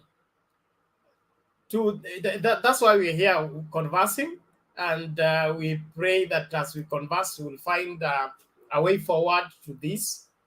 And somebody, I think it's Asil TV, says we should not make a law for William Ruto. This is not about William Ruto. It's about the country and its future. Because if you've been in this country, or you have seen how the kind of trouble we've been treated with the past 5 years, you wouldn't want to. We can't guarantee that we will not get another deputy president like William Ruto. But if the transfer, the ambition for presidents as a deputy president is not addressed in the law clearly, it can always be taken advantage of. Kenya being what it is, where people love taking advantage of the weak part of the law to their advantage, we will not move forward. We can have a government where there is a turmoil every day, so that nothing is taking place in terms of development and moving forward. So it is something that we need to ventilate on and probably find a lasting solution. Now, Stone PK, as I bring you in, I want you to respond to that question. Now that the DP is a life member of Jubilee, is he participating into the program? Thank you Bernard and all. Oh, Themba is there, amefika mapema leo inaonekana. Alex, Njiro, Selina, Penny, Maigi, Jack Duve, Patriot. That's a good question. But Bernard, what happens is that by virtue of you being a live member of anything, doesn't mean that you must always attend to whatever activities that the organization is carrying. Attendance, it's your choice. And also, number two, you can, the party organs, the executive can decide on what to do to their members. Meaning, for example, you could be a live member and then you are not invited. You become a persona non grata, like what will happen to Ruto tomorrow or today. Ruto and many other, all those rebel MPs will not, and they are not invited. That is from what we have gathered from the inner circles. They are not invited, and they were told that they are not invited. So if you are not invited, you definitely don't have to attend, unless you want to show some showbiz, which of course itakuwa aibu ni kwako if you are an unwanted guest. I think that one is answered. The other one is you can ask those who have been driving around this city. You see the posters that have been put all over. Patriot is privy to this. Thika Road, all over. Uhuru is in his compact. Amiri Jeshi Mkuu wa Kenya. Amiri Jeshi Mkuu wa Kenya. People have played around with the wrong, they are pressing the wrong button. Wameguza mahali pabaya. This guy has been rattled and he is the head of state. Posters are all over in his compact. That tells you something. People might say, oh, sijui ni intimidation, nina nini, but it's a big message being delivered. And then the huge meeting and the huge gathering that has been going on in Nyeri. People arrived in Nyeri yesterday, ready for the meeting. Nyeri akujalalwa leo. And they are swearing, the meeting is actually not even to discuss, it is to show the might and actually expel, completely banish all the rebels. And this is actually, let me say in short, people will see KANU. Those who are there older, munaweza kumbuka things of ile ilikuwa inaitwa grilling hapo KICC for aired members. Ilikuwa unaitwa hapo, unagiriliwa mchana mzima, ukirudi kwako hata bibi utaki kukaribia, and it didn't matter your status. Kama ulikuwa minister or whatever it is, you would be grilled there. Ukitoka hapo unaimba KANU ni baba na mama. That is what is going to happen tomorrow. These people made a mistake to insult their baba wa hiyo chama. The baba of Jubilee is Uhuru Kenyatta, who happens to be the president. The baba of people of Mulima is Uhuru Muigai Kenyatta. And they have insulted him. They have allowed to be misdirected by an outsider. William Ruto is an outsider, a total outsider from Mulima. He has confused a few elements, not a lot. And that will be shown tomorrow. And tomorrow is when everybody, kila mtu atapigwa, they will be whipped to face the Mulima Kenya. People have been saying, oh, it will not happen, but people can take it, people can leave it, but tomorrow, Mulima will face Mulima. Anybody who will not be facing Mulima, hata ona kiti ya bunge, ya MCA, people will not do that because Jubilee has sworn to watatumia hali na mali. So, and knowing what happened in 2017, and I'm not saying anything because everything is in people's lips and ears, no one who will be going shouting there something else, and when you are seen to be contrary to Jubilee, you will not see that seat. Okay? So, do I contribute to the... I proceed? Yes, carry on. Let me attach that to Sagana 3. Sagana 3 itakuwa ni what Baba calls tsunami, but this will be tsunami after tsunami after tsunami. Beginning from tomorrow, tsunami inaitwa kama ile inaitangwa Katrina 1 for you guys who live in the US. Itakuja tsunami 1 ama Sagana 1, yani tsunami, Sagana tsunami 1. Hiyo itasukuma, si ni Thursday? No, ni Wednesday. Itasukuma mpaka NDC. NDC you will see now mahali kitaumana kabisa sasa. Yeah? In fact, we've been asked to get 20 people from each ward all over the country. Those are the people that are coming to Kasarani. 20 people from each 1,450 wards. You can imagine. 20. Yeah. So that will be another crowd that will now seal the nail, the last nail. Mambo ya UDA itamalizika kesho. I mean, siku ya kaburi itachimbwa kesho, and then it will be buried on the NDC. Hiyo maneno imalizike kabisa. Unfortunately now, this Sagana number 3 will be so detrimental to Ruto as a person and as the first deputy president of this country under new dispensation. Unfortunately, it will taint him so badly, hata sijui kama CV yake atapenda kuweka kwamba alikuwa deputy president somewhere.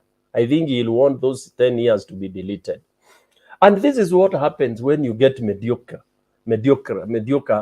people in position of leadership. Deputy Ruto got this seat by default.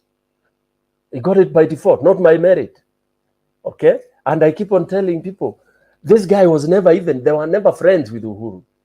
So people keep on wondering, oh, why are they not together? They used to wear ties. Hiyo ilikuwa ni drama, ilikuwa vipindre. Yeah? They were just, it was acting for the moment. They were just brought together because they were all facing the hanging. Okay? So it was never bound to work, kabisa. Those days there used to be forced marriages. We uko Ulaya, watu wanaona, wazazi wako wanaona unakaa huko utaweza kuoa mzungu. Unatafutiwa kama msichana hapa kwa village. Unapigiwa simu, unaandikiwa barua, unaambiwa ukuje utapata bibi. You come and you find a very ugly girl. Sorry to use that term. Unavumilia tu kidogo, but you unachora mambo yako. Kwisha. So this marriage was never, in fact, it could not have gone for 10 years. Hiyo ilikuwa ni uongo kabisa. Yeah? Because number one, Ruto is not a presidential material. Ruto is not a leader. Hata ukichukua tu ile qualities of a leader, or that, he is not. Let's face it. He has never led anything. You know, Kenyans, Kenyans tunaita kila mtu mheshimiwa. Hata mtu anakijiintroduce unasema mimi naitwa mheshimiwa PK Stone. Who introduces himself that way? Yeah. So this guy was never going to be a leader anywhere. He would have remained MP those sides huko kwa Sugoi, where they think he's a hero and all that. But even if, God forbid, he became the president of this country will go to dot. That will be the end of this country. You take it or leave it. Because he has no clue. Hata ile uongozi ya kuzaliwa hana, you know. So unfortunately, and thank God, Mungu ameingia katikati, alileta ikatokelezea mapema. Okay, because we had all the indicators of a poor leader. Here you are seated with your president in a function. You are the one who is giving the presidential speech. Na mkubwa wako wako hapo. By that simple protocol tells you this guy doesn't know what is protocol. Okay? So tomorrow he will be shamed, and we are just praying that Uhuru doesn't do that himself, because if he does that, it will injure even maybe Ruto's people who still believe in him, who still believe that he has not done any mistake, people who still believe he's worth earning all the money, the salaries he's been earning ever since he threw himself out of State House, out of office of the president. Yeah, since the handshake, he has been getting his monthly salaries, monthly allowances, kila kitu, all taxpayers' money. People still believe he should continue getting it. But for your information, Kenyans will sue him. Ruto will be sued, and he will have to pay all the money, everything he has been using. Okay, Good. So Azimio La Umoja Taita Taveta, fantastic. This was one of the best meetings so far in Coast region. It was very well organized, and so best because today Ruto team was answered word by word in all the crap they had said during the press conference. It was dismantled by Joho. Okay, he dismantled it very carefully, the way a nursery school can understand, because he talked of unasema kulima fertilizer, unakula, una expect mkulima alime nini? Mbegu mahindi, wewe una import mahindi kutoka sijui wapi na unakula mpaka ya store. How do you expect us to have food? Maji ya kulima na kunywa, umekula dams.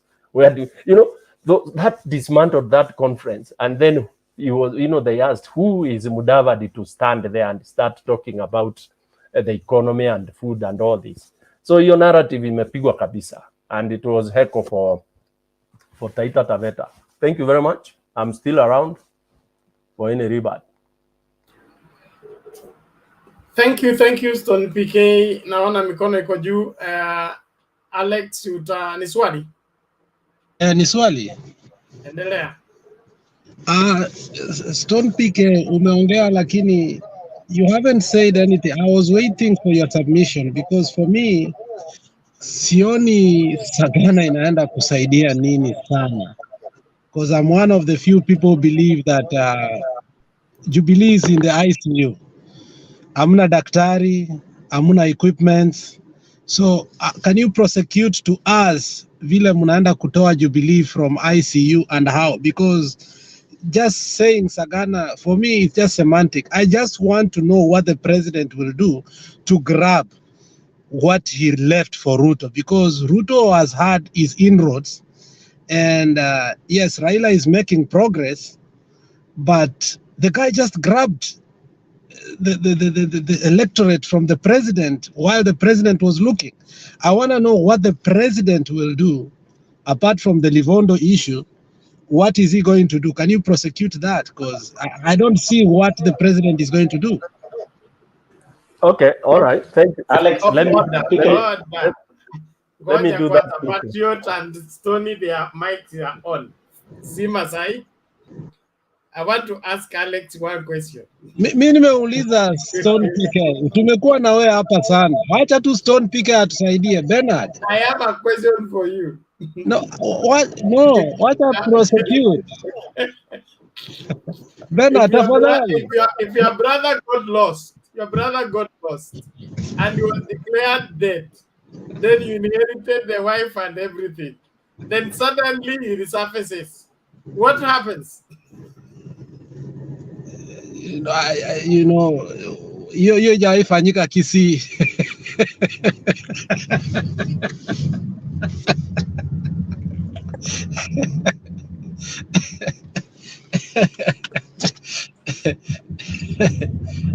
Ngoma kwenu. Can I come in? Haya, Stone. Wacha nikusaidie Alex. Wacha nisaidie Alex hapo. Kama bradako alipotea, okay, na amekuachia bibi na ameresurface, so unamwambia tu kama uliwacha mtoto chukua, lakini wale sasa tumezaa na yeye ni wangu, so we ondoka na uende, period. Yeye itakuwa rahisi hivyo. Yeye itakuwa rahisi hivyo. Watoto ya ndugu yako ambao umezaa kama ndugu yako hayuko, akirudi wale watoto ulikuwa unazalia ndugu yako. Hiyo ni Kikisii sasa. Utakuwa unazalia ndugu yako. Akirudi wale sio watoto wako. Kimila sasa Kikisii. Hivyo. Temba, yes. No. Unajua hii, wacha niseme alafu Mama Selina useme. Okay. Nimepewa nafasi na speaker. Sasa kama nimepewa nafasi na speaker, Mama Selina dakika moja. Hii niseme order everybody. Tafadhali naomba tuongee kwa zamu. Ngoja kwanza Mama Selina tumekusikia, ngoja kwanza. Temba kwanza, alafu tunaenda kwa Mama Selina, alafu Stony PK ndio wakujibu. Ngoja kwanza. Okay. Bernard, Nilikuwa nimepatia Temba nafasi amekuja kwa saa Temba. hizi. Temba amekuja nyuma. Subiri kwanza. Point of order. Temba amekuja nyuma. Okay, umepatia nani mimi? Why are you fighting to go to quarantine? Let's do this. Mama Selina, ngoja kwanza dakika moja. Temba nilikuwa nimempatia nafasi aulize swali. I think it's a follow up question. Then you will come in before Stony responds. Temba. Okay, thank you for giving me that chance, Bernard, and some unruly behavior from Alex and the Patriot and Mama Selina should not be condoned in this channel. Now, let me say this. Anybody, there's a particular clip you tried to play a little while earlier, which was in Kikuyu. Now, if you would have listened to Uhuru talking in that clip, you would have realized the backdrop of the conversation around Sagana and the conversation that informed Jubilee coming together, and the conversation that is likely to inform a larger part of central conversation moving forward. The conversation in Sagana, as Alex is trying to suggest, in my view, is not so much about reviving Jubilee. It's so much about togetherness and Uhuru announcing that he's still in power. I mean, that is the conversation around Sagana. Now, there's also a narrative that is being pushed, in my view, that UDA has taken much of Central. If it was so, in my view, if it was so, I don't think Kiambaa by-election would have been 50-50. That is the first. Then if you have listened to Moses Kuria, the way he has been talking, he was so much a force behind the win of that guy in Juja. Because there was a push and pull that Moses Kuria had to actually go and help the win in Juja. The same Moses Kuria was the one who played a bigger part in the win of the guy from Kiambu. So while there is a lot of conversations around, Ruto has already taken that, in my view, I'm still yet to be convinced that he has done that. He might be having a head start, but I don't think it is as much like Kabando was saying that Ruto has 70% or something like that. I don't think so. Because if that was so, then you wouldn't have been having this other proliferation of other parties coming in. Like you see, there's a party by Murang'a governor. There's a party by Moses Kuria. There's another NAK Kenya party coming in. Another person is going independent. And if you listen to Uhuru Kenyatta talking, he said that the problem with the Central was when Mwai Kibaki was coming in, they were all, everybody was from any other party. And so many of them were not supporting him. And that is a conversation I think he's likely to take when he goes to Sagana 3 tomorrow. He's likely to tell them that if you guys are going to stay so divided, even if they vote for Ruto and they are so divided, it wouldn't be more helpful in the bargaining power. That is a conversation I'm thinking he's going to sell there. And if you listen to the Nyeri Town MP, what's his name, Wambugu, he said, fine, we are not going to get the presidency, but we want to try to make sure that at least we have as many parliamentarians from this side. So that is the conversation is going to be taking there. That as much as, yes, we are not fronting anybody, let us try and get as many parliamentarians within the Jubilee. But if you have us so divided, we cannot bargain. There's something about numbers. So that for me is what I'm thinking the president is banking on. That is what I wanted to chime in before Stone PK probably says something. Okay, thank you, Themba. Mama Selina.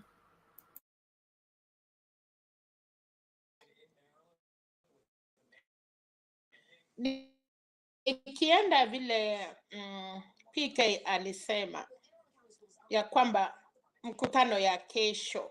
Kesho ni kama karibu saa hii inaanza. Mkiona Nyandarua, wakati nafikiria kitu moja Temba na Pena ni ya kwamba hawa watu walikuwa wameingia Central, hawakuchua rais mpango yake ni nini, na ndio sababu uliona hii machama kidogo kidogo everybody alikuwa nafikiria kuwin. Lakini sasa wakati rais alisema ako, unaona Nyandarua, unaona Kirinyaga, unaona Nyeri, unaona everywhere, hata Nakuru delegates ya Jubilee watu wametokea, si ile ya kuregister ati ni wapya, the people who are really in Jubilee, na unaona vile wamejitokezea. So hiyo issue ya PK ya kusema ati rais anaenda sema nini ama mnauliza PK, hiyo ni kitu wenyewe wameamua and they really know. Ukiangalia Alice Waome, uangalie Ndindi Nyoro, uangalie Kashakwa, uangalie ile watu wote wamefuata deputy president. Hawa watu hawachai kuwa hata na wale ile wasee wanaitwa Council of Elders. Hawachakaribia mahali popote, mahali wale wanaita kiama ile. So ukiongelea hii vijana ni watu tu unajua Central, I thank them because they are very clever. Wanakuacha ukimbie, na ndio rais alinyamaza akasema nifanye kazi kwanza. Hawa watu kutokea kesho, na walisema, nilisikia walisema wale wanataka kurudi warudi, na ndio sababu unasikia not suppose wewe sijui nini. So as the mother of the truth, Central Uhuru akiambia tuingie kwa maji, wote kichwa itaingia kwa maji. Na hata nimeokopa hii machama kidogo ya Martha Karua, hii chama ya Kiunjuri, hii ya kina Moses Kuria, wasipochunga watakuwa na space unless waingie kesho kwa hiyo mkutano ya Sagana, ili at least rais aseme hii ni mambo ya nyumbani, but otherwise ni mambo tutaona kwa masaa kidogo. Nafikiri Pena hata kama utalala tunajua utalala, utataka kujua nini inafanyika. Tunaambiwa Nyeri saa hii is packed. It is true, watu wamekuja. Sasa hapo ndio ya mahali to respect. Hata wewe ukichakuliwa kanisa, ukiwa pasta ya kanisa, wasee wawezi kuja kukupita pasta. So every time tutachakuana, tunataka baba, hakuna siku shingo inapita kichwa. Na kunyenyekea, Moi alinyenyekea na ndiye akaweza kurithi Kenyatta, lakini angeonyesha ucheuri, alichapwa, alifanyiwa ile alifanyiwa. Mtu yote ule, hata as a deputy principal in school, ukionyesha headmaster wewe ndio unajua sana, atafanya juu chini ya kutoe kitambo watoto wakupende. Asante. Okay, Stony PK, you will give your response, and Themba, I think you can now take over. Yes, sir. Thank you. Thank you very much, Bernard, and the panelists. I'll be a bit brief. One, let me demystify this idea that people have been peddling around at the Jubilee died. I would want Alex to do his research as to what informs death of a party. If there is any death of a party, not Jubilee. Jubilee never died. The truth of the matter is that Jubilee never died. Jubilee subscriptions continued. Those members continued to pay, even if they are screaming, oh, to UDA, they continued to subscribe to Jubilee. That is one. So Jubilee never died. It just ilienda tu on a slumber. Indeed, the best language to use is that, Jubilee just, kind of the way you park your car when you're going on a long journey, okay? Unafunika na ile protective cover, yeah? then you'll come and get a new battery and you start your car and move. Una change oil, una service, unaenda. Jubilee was just in a lull. Number two, the most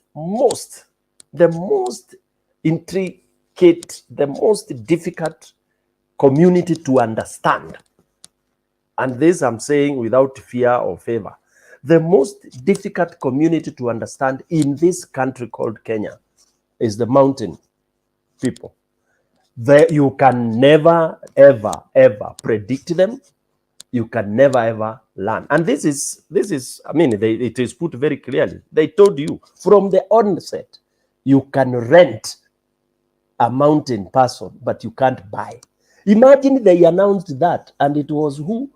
It was first announced by one of the MPs, and then it was also echoed by this Kuria himself. Kuria, when Ruto started going around, and yes, and Anwai Guru. Yeah, yeah.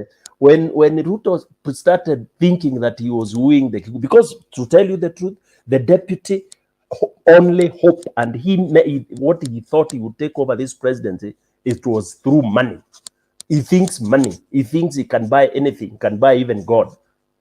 Sorry to say this. That's what his mind tells him. With the money, you can get anything. It doesn't work with mountain. I'm telling you, this guy, akihesabu hile pesa ametumia kwa mlima, he will commit suicide. Just like what Dani said. So, quickly, there is nothing like Jubilee dying. 2, three, right now as we are speaking, when you hear that watu wamefurika Nyeri, they are not in bars, they are not in discourse club, they are not they are there aimlessly. Mikutano imejaa huko. They are eating and talking, but they are talking substance. They are talking what no other tribe is discussing here. This I'm telling you for free. They are discussing about tomorrow and day after tomorrow and into day after the election. Do you know, as we are talking, by tomorrow 8 o'clock, they can come up with a narrative that will drive this country crazy. That is what this mountain is. The Duraku thing happened in less than 24 hours. You guys, I mean, if those of you who are here during 2017. So these guys, as of now, they are just strategizing and they are thinking and planning about 10, 15 years from 9th of August, ladies and gentlemen. Okay. Number 3, the last one, they never gamble with their life. This is for sure. All other regions, we play around, we play around. But these guys, they value Odhamaki.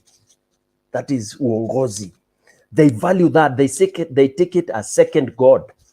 Our other communities, we joke around because do you know which other community can raise 1 billion in 7 minutes for a fundraising, whatever?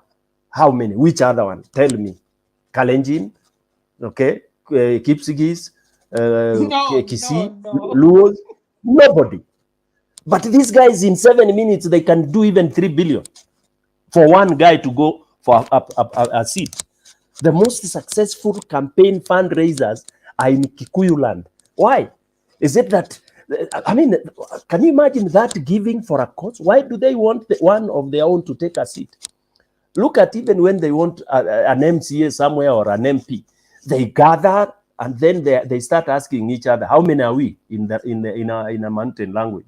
They say, oh, okay, how much do we need? 7 million.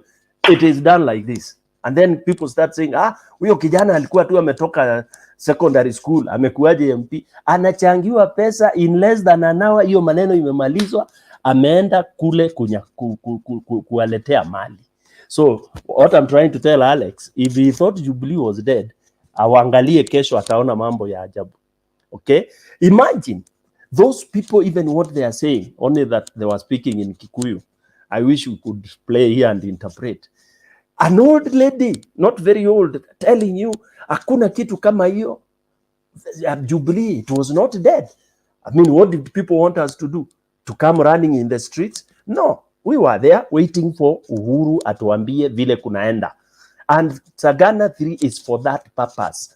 Kama Sagana 3 ijafanywa, haiwezi kufanywa nini? Hakuwezi endelea. And it is the tradition of the mountain. Who else does that? Nobody.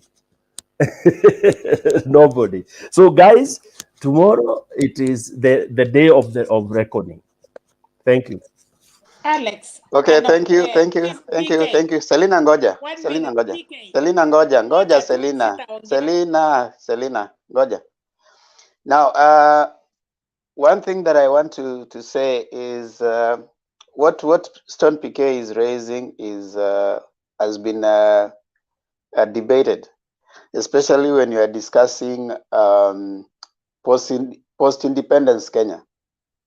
So I would invite us to try and read post-independence Kenya and appreciate, especially when the colonialist was going. They say that most of the people who, when the colonialist was leaving, the people around Mount Kenya inherited part of the wealth that the colonialist was leaving, and they had a head start as compared to other communities. So that might explain some of the things that we're talking about. Like there was a White Valley, Naivasha area, those places. If some of you can read about that, where the Akina Lord Delamere and the Lords were staying. So when those people started leaving, the economics of those places were being transferred into neo-colonialists, who are basically Africans. And you know, of course, there are so many things that they did around that time. So I'll invite us to try and that has caused also the rift between the Mau Mau, original Mau Mau, and those people who came and took power after that. The Mungikis, who are saying that the people who came in, the home guards, are the ones who took over, and the real Mau Mau fighters never gained from it. It's an interesting thing that we can, even as you're saying that they're difficult to understand, it raises other questions that we would want to discuss. As per what you have said, over and above many things, we need to start discussing Kenya and issues around political parties management. Because we are where we are because of management of a political party, Jubilee. I'm imagining if there was well management of political parties, we wouldn't have had a situation like we are having. But yes, our political system is slowly changing. It's mutating and maybe picking shape. We are hoping that as we move on, our political party system and management of political parties will give us a sense of stability, where we can know that there's a political party that can field at least a presidential candidate within 2 or 3 repeated elections. So political parties management is another point that we need to ponder about, especially for those of us who have an interest in not only Kenya, but also political landscape in general, and how that can inform not only right now, but even future discourse around the political party system and management. Some of the challenges we are facing as Kenya is political party management. If there was a clear political party management within Jubilee, if they had the meetings that we talk about, if they had something that we could look at, then a lot could happen. Now, finally, I want to raise, is this the first time we are seeing a president and his deputy having a problem? No.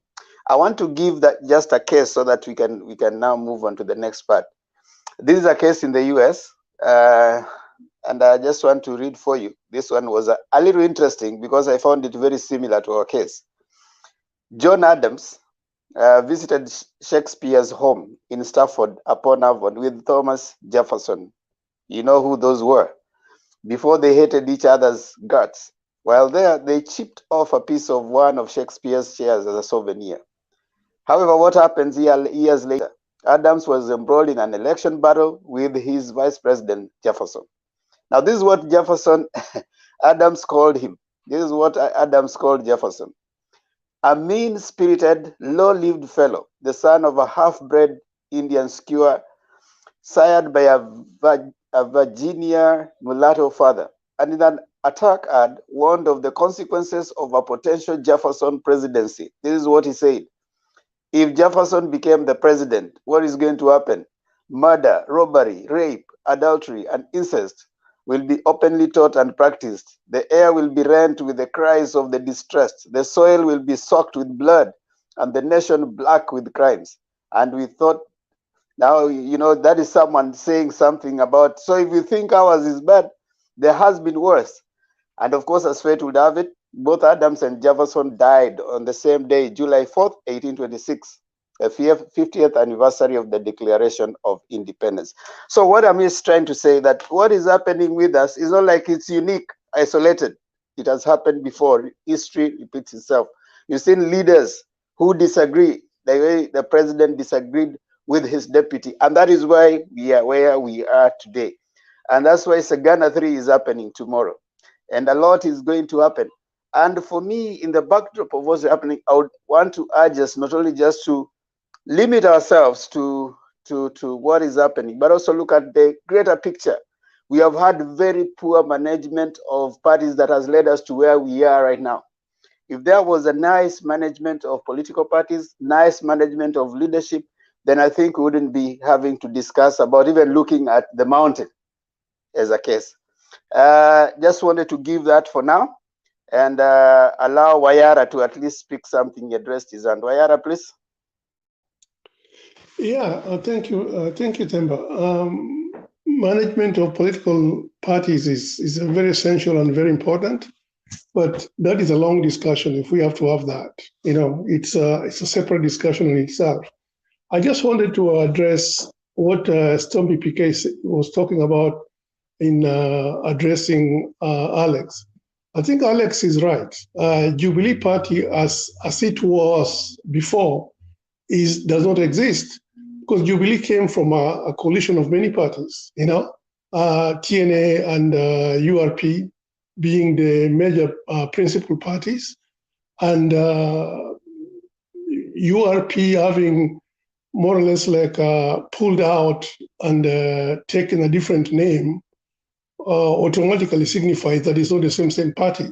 And then when Alex was also referring to Jubilee as being dead, you probably meant the all gathering Jubilee as it was once known, that powerful machinery that covered, that was a colossal party that was all over the country, doesn't exist anymore. And so now the only part of Jubilee that exists is the TNA faction of it, not the, of course we know that URP has already gone away, and some other small parties have also disintegrated from Jubilee. So that is actually a fact. That cannot be debated. We know that. I mean, it's going to be a miracle for President Uhuru Kenyatta to more or less like replicate what Jubilee once was, where it became an all-encompassing mighty party. First of all, there's no time. And two, it won't happen. I mean, it's as in every small little party has found a home in Azimio. So that more or less has more or less diffused that aspect of Jubilee becoming this huge monolithic party. It once was. Looking at what I think somebody mentioned about those small little parties in Central Province, emerging.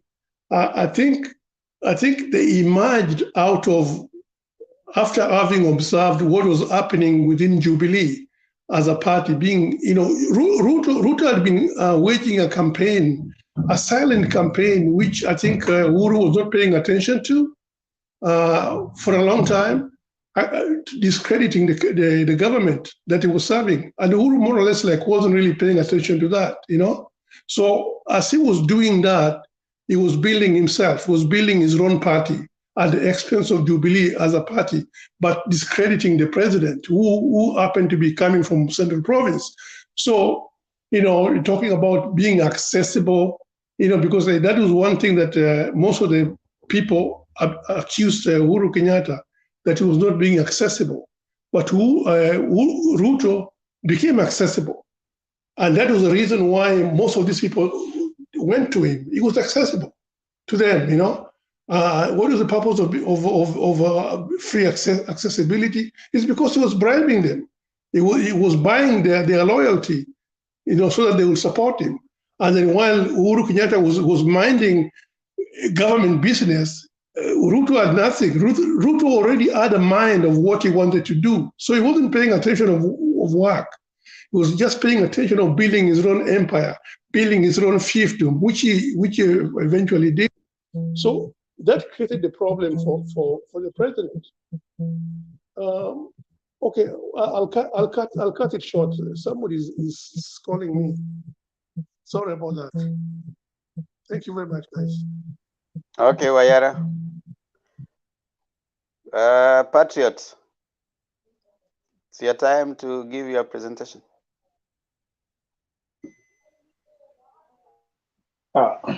Thank you, Themba. The rest of the panelists. Yeah, I think by and large, we seem to be getting it right. That the excitement is in the air. Things are changing, and it's not business as usual. Allow me to dive into this discussion of today. And of course, the centerpiece of today's discussion is Sagana 3. Let me start from the most, important areas that I need to submit to before I forget, when I get back to the gist of the story. I want to start by saying Alex was right. The question was a very good one. That was a very pregnant question that required answers. And the way PK has answered, he has given a lot of answers, which I suspect that very few of us got the meaning. By the way, Stone PK comes from the mountain, and he has run for a political seat, and I think he's still running for one. He's part of the mountain. People keep secrets, so I don't think he has told us enough.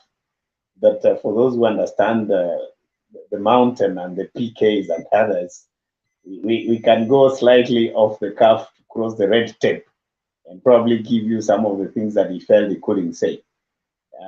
Being a friend, courtesy of my friendship and him, I think I am in a position to go out of the way and speak to a few things that I think he either deliberately omitted himself from submitting or by design. So Stone PK will allow me to do this, and I think it's good that we tell Kenyans that. So on top of what Stone PK has said, in as far as the mountain is concerned, in relation to the question of Alex, I think there are some things here that must be put very bare. The Sagana 3, my friends, my sisters, and my brothers, it is more than a meeting. And I'll give you some of the inner things, because we also have some links from those places. And I think the information I have will add value to what others have said. The Mount Kenya Sagana 3 is more than a meeting, and I want to give the importance of that meeting in relation to the question of Alex. Alex is asking, how is this meeting going to change the notion, the perspective, the opinion, and the practical element of how UDA has seemed to raise the mountain? If I have to paraphrase, that's the question. I want to answer Alex, including the other people, in addition to the answers Stone PK has given, by saying this. You need to start by asking, why did UDA manage to get to the mountain, and yet we have a sitting president who is the party leader at Jubilee? That's where the discussion and the analysis should begin from. So once you understand that, then you can have the clarity of what you're seeking to understand. The Sagana 3 is addressing itself to in relation to that concern. So let's start from there. The UDA have been able to raid the mountain because Themba, can you take Wajira out? He's showing out some few things there. They is showing up a few things there.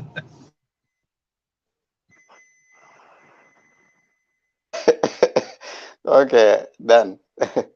Go on, Patriot. Yeah, so that is really distracting me, and the way I was almost, let me remember. Wewe ni nini? Sasa comment moja imekudistract. Si uandike notes chini. Okay. The issue of Sagana 3 is so important. I was saying, let's start looking at the reason why UDA raided the mountain, and it seems to make a lot of political traction that was a serious amalgamation coming from the membership of the mountain. I was giving an example. It is a situation where the cat has gone hunting. It has gone hunting. It has gone hunting the prey. I mean, it's gone hunting for food outside its territory. Alafu wale panya wa mtaani, some of them who think they understand the way hii paka inawinda, they raid the area, zinaanza kujifanya paka wa nyumba, you know, because they know very well the cat is not in the house. They know very well the cat is not within the region. I mean, it's not within vicinity. What is going to happen in Sagana is a situation where the cat is coming back. You don't ask, huwezi uliza panya what will happen wakati paka amekuja. The fact that atasikia tu sauti ya paka, you will imagine what is going to happen. So maybe let me put it in simpler terms so that I bring the point home. There is a group of the mountain people who have been waiting to be given clarification that Uhuru Muigai Kenyatta is not going anywhere. Uhuru Muigai Kenyatta is still interested to be an active politician even after his presidency has expired. That is what they've been waiting for. They have been sold the narrative that Uhuru Muigai Kenyatta mwezi wa nane anaenda nyumbani. The answer is this, which people have been waiting, and they have got it from the last 1 week. Uhuru Muigai Kenyatta is not going anywhere. Let me quote what the president said. Alisema, tumekuwa tunafanya kazi, tumemaliza kazi, tunaingia hiyo siasa, na tunataka tuchaguane, tumalize, turudi, tuendelee na kazi. I'm quoting the president. Tuende tuchaguane, turudi, kazi iendelee. For anybody who takes such statements as very light statement, maybe unafikiri ni statement ya kutoka kwa MP, governor or an MCA, that is mistaken. You remember when he was in Nakuru, he said very clearly, aliambia Ruto indirectly, wewe unafikiria kwamba campaign ni mambo ya sprinting. Hii ni marathon. Utaenda hapo mbele, umechoka, mzee anakuja anakupita. You know, people thought the president was just saying. The president is full of proverbs. If you guys are serious, by now you should have understood how Uhuru does things.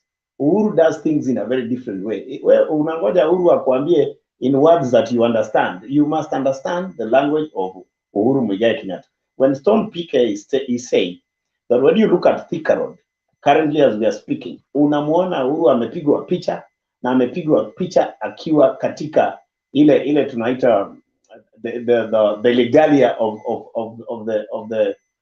the chief of the armed forces. Yani amevaa military gear.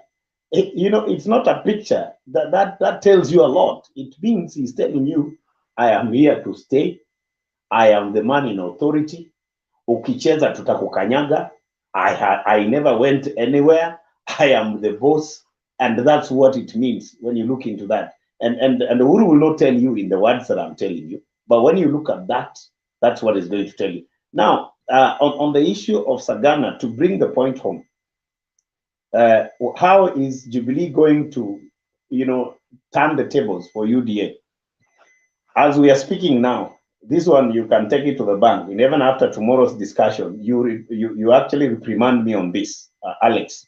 By tomorrow, you are going to see people who are defecting back from UDA to Jubilee. as we are speaking. That information we have. And they will be in Sagana.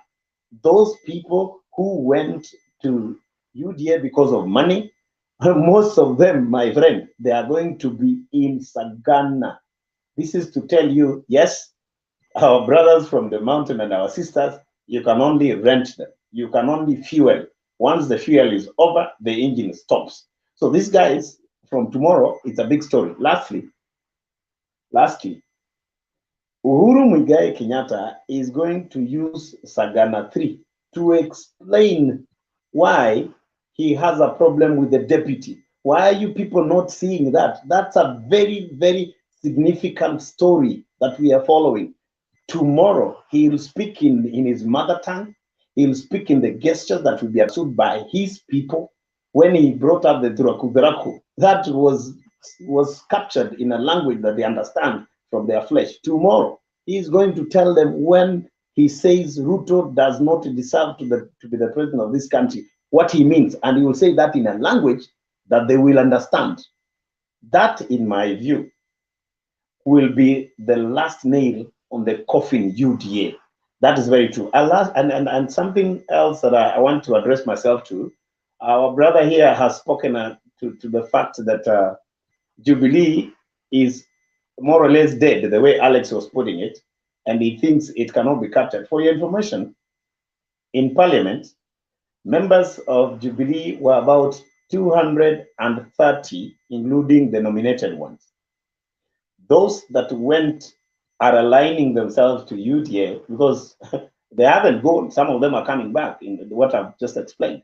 There are actually about 130. So 100 loyal members of Jubilee, adding the numbers of ODM, it's already a bigger story than the Jubilee and the UDA that you're talking about. And that's why they were able to be beaten in Parliament. So you can't tell me today that you are not seeing the story that the remnants Jubilee adding ODM is already a bigger story. That's a big number than the initial Jubilee. So what are you trying to tell us by saying that Jubilee can never be the Jubilee we knew? Jubilee is getting bigger, having the attraction of ODM coming together. It's a bigger story than the UDA group that has just gone. That's one thing you need to know. We are talking about 190 members now, and UDA, they're talking about 130. That fact is something that you can actually check. So the story that is coming from Sagana, in my view, one, those people who have been floating around with UDA thinking that the lies UDA have been selling to them, that Uhuru Muigai Kenyatta is going home, huyu anatuachia, sisi tunawapanga. In fact, the truth is this: watu wa mlima hawapangwingwi. They are going to show that their leader is in place. Uhuru Muigai Kenyatta will speak in their own language, wanaelewana what that means, and he'll explain to them in depth. And remember, there is the issue of Livondo. That issue of Livondo, from where I sit, it will be explained in Sagana. It will not be explained to you and me. It will be explained in Sagana. These guys have secrets. They have plans. They are a region that we respect in the way they do their things, not the way we do like Western province, not the way Rift Valley does their thing. If you don't have the support of the mountain from their core value in terms of secrecy, you will not win an election. And anybody who gets that support, in my view, that is the president in waiting. So allow me to finish by, saying that where I sit, Jubilee from tomorrow will be a different story altogether. In fact, as we are speaking, I am imagining there is this that we know. I think let me make it public. There is information that we have, which is very, very, very true from the UDA. The UDA candidate is contemplating fronting Musalia Mudavadi as a candidate. And now those are the things that they think they are going to be strikes to us. They are planning that if things get haywire, Ruto will ask for 70% of the government and they will front Musalia Mudavadi. Of course, those are things that are within their docket. We are privy to that information. But that tells you they are threatened. They are threatened that Jubilee, if it gets back to what it was, and then you have ODM, then other parties coming forward, the game is over. And as far as we are concerned, Sagana 3 is a serious party, is a serious occasion, not just the way we are treating it. Thank you so much. I think I've added value to what others have contributed. May I rest my case there. Thank you. Back to you, Themba. Okay, thank you. Maybe before I invite questions to you, Selina, what did you want to say? I was told you had something you wanted to say. You have been patient nicely. Now your discipline ni mzuri. We are disciplined. Hatuwezi kuwa kichwa. We know we are shingles. Anyway, I wanted to say wakati PK alisema Jubilee na watu wanasema ilikufa. One, chama ya Ruto iliondoka. Ngoja kidogo Selina. Patriot. 10 minutes Selina akimaliza upatie David Olo. I'll be back in 10 minutes. Okay. So URB ndio iliondoka Jubilee. Alafu ile nyumba kubwa ya Jubilee, wale watu walikuwa connected na URB walitolewa na wakapiga kelele. Mnakumbuka wakisema hatuwezi tolewa, tulinunua nyumba, na ikatolewa Jubilee ikapaki na ikanyamaza, kwa sababu tumesema ndugu zetu ya Central, sisi wengine tumefanya kazi na hawa kidogo, walikataa kuaccess delegates ya Jubilee, kwa sababu nakumbuka Ruto na grupu yake walikuwa nataka hata delegate ifanyike ndio wajue washike watu, wakakataa na rais akakataa kuita. Mpaka sasa wakati wanapoondoka juu walishika, wakati Kapando alitolewa, mtu kama Kaboko alitolewa, mtu kama anaitwa nani huyu ya Nairobi alitolewa, walijua hiyo siri. Sasa hawa watu walinyamaza, ndiye kwa sababu saa hii kama Jubilee ingekuwa inafanya kazi, UDA ingekuwa imeingia ndani, lakini usuri ya UDA ilishika leaders, alienda akashika members of parliament, na ndiye sababu mkutano yao imekuwa kwa barabara, kwa sababu hata hawa hawangekaa chini kuenda Central na kusema tumeitisha mkutano ya Jubilee. So the House of Jubilee was intact na walikuwa quiet. Sasa URP iliondoka na marafiki MPs wale sasa walijiita viongozi ya Central, hata wengi hawakukuwa wamechaguliwa kwa hiyo chama ya Jubilee. So wakati Murathe na Tuju walitoa link ile watu walikuwa napeana information, Jubilee ikanyamaza, hakuna kitu tena URP wangejua, wakaenda wakafungua ofisi yao. Sijui ilikuwa wapi hapo kidogo, hata CRISS hatujui. Walienda wakafungua parallel office. Hiyo parallel office hawakupata hata delegates ya Jubilee. So as we are talking, URP tu ndio ilitoka, ile nyumba ya Jubilee ilipaki. Nafikiri ni hayo tu. Okay, thank you so much, Selina. Thank you for that contribution. Now, my brother David Olo, are you there? Omera, you watching Bwana? Where are you? Pick it up from there. Okay, hello everyone. Hello, can you hear me very well? Continue, Dominic, it's your turn. David, hello, it's your turn now. Yeah. I just want to contribute on this thing, and I want to answer Alex, and I also want to contribute using some other people who have spoken here. Now, I just want to say this about Jubilee. I think, Alex, it is so strong to say that Jubilee is in ICU. You have repeated that word twice. I came here first time to answer you, but the line was long and I pulled out again. But I find that word very, very strong. I think, you know me, I always analyze politics with my organs, all my organs, and my instincts. So And I have always made some predictions also in politics, and they have happened. It is only that I'm not famous. First of all, I predicted that UDA will die, that Kikuyus will not stay in UDA. Why? Because I know that in Kenya, every community must have a party. There is no day in Kenya that a community will just follow other communities. And you've seen it. You've seen so many communities this time, they are trying to come up with their own parties. So since in Mount Kenya, the only strongest party is Jubilee. Leave alone music parties like in Moses Kuria, no. The only strong party of Mount Kenya is Jubilee. So it is wrong to underestimate Jubilee.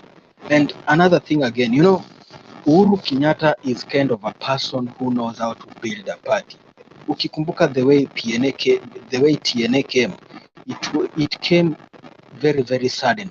And within a short time, it was very, very strong. In fact, the day TNA was launched, it was so amazing. Everything was digital. Yani, walifanya a party launch that never happened in Kenya. ODM was a big party by then, but they had never had a launch like that. So Uhuru knows what he is doing. And then, you know, Kenyatta is an institution.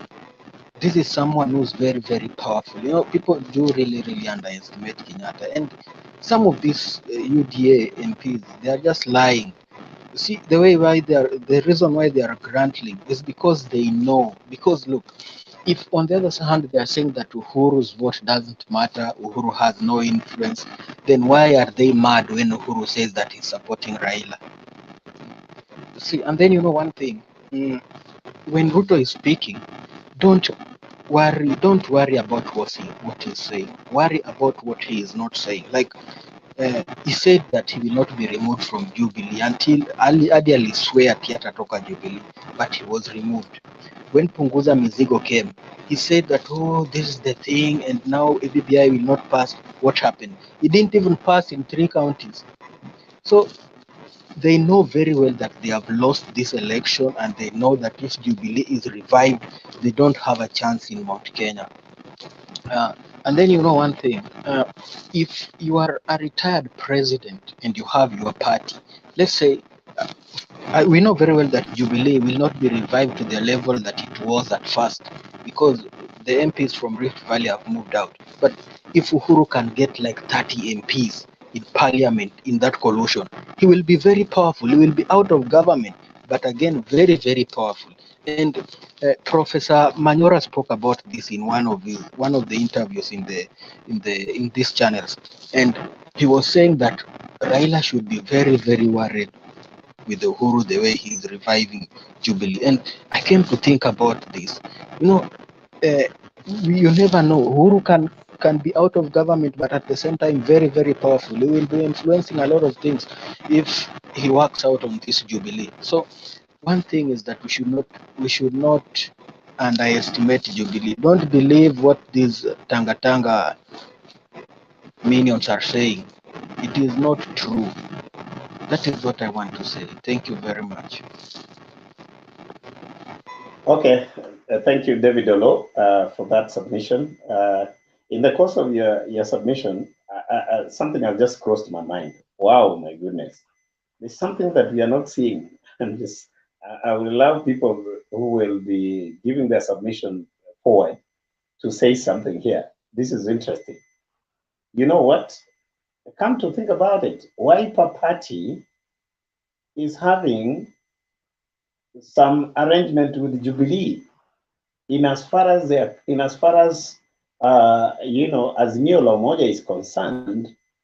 I'm just thinking, you know, Kalonzo has been insisting that he wants structured, you know, agreements be put in place before they come forward. I'm like, when he says that I am being very categorical that we are talking with the president, na wengi wanafikiri president anaenda, you know, that gives me a concern that I think people, and I want to formulate this into a question.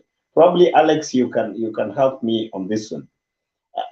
A situation where, do you see a situation where Kalonzo Musyoka is forming a union with Jubilee to join Azimio La Umoja, meaning ODM will not have the majority. If Kalonzo Musyoka will have a pact with the president, it means they are having mitigation, protections in case of the abuse of Raila's presidency. This is something that I've just gotten out of my brother's talk.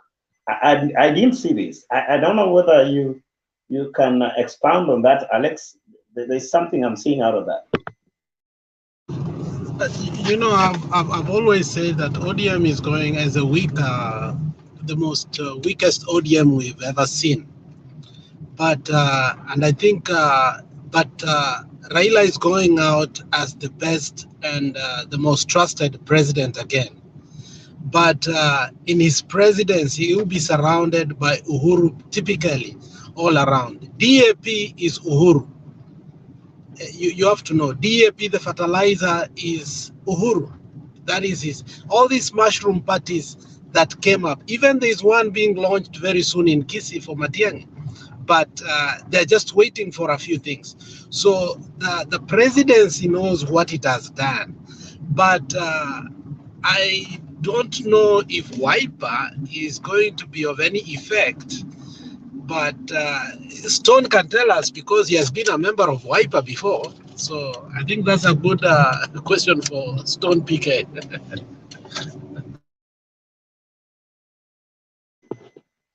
Okay, thank you for that, Alex. Thank you for that.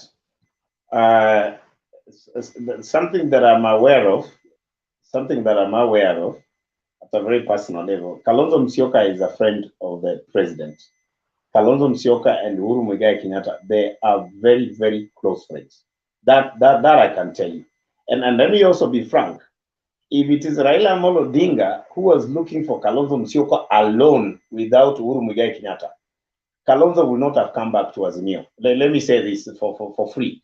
Kalonzo Musyoka will not have dared. No wonder he said what he said.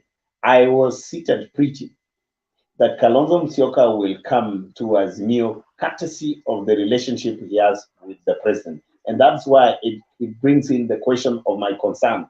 If Kalonzo Musyoka is going to make use of his friendship with the president, and assuming the president gets like, let's say, 40 MPs, for Jubilee.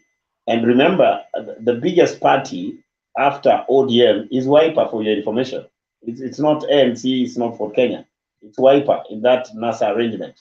So if these guys are going to bring in, let's say, a good number of another 60, or let's say 40, that's 80.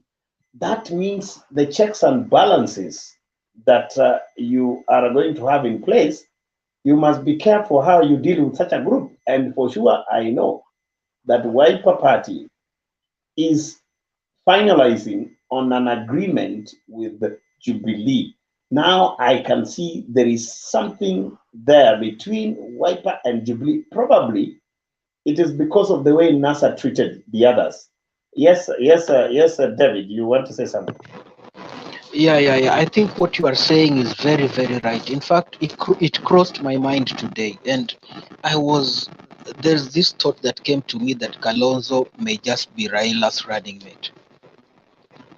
I don't know, but that thought crossed my mind, because Kalonzo if is if Raila's Ma- running mate. That is true.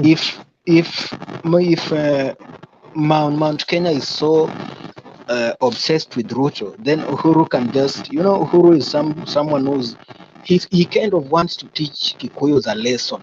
Like, he has been seeing that Kikuyus have taken him for granted. So he can just,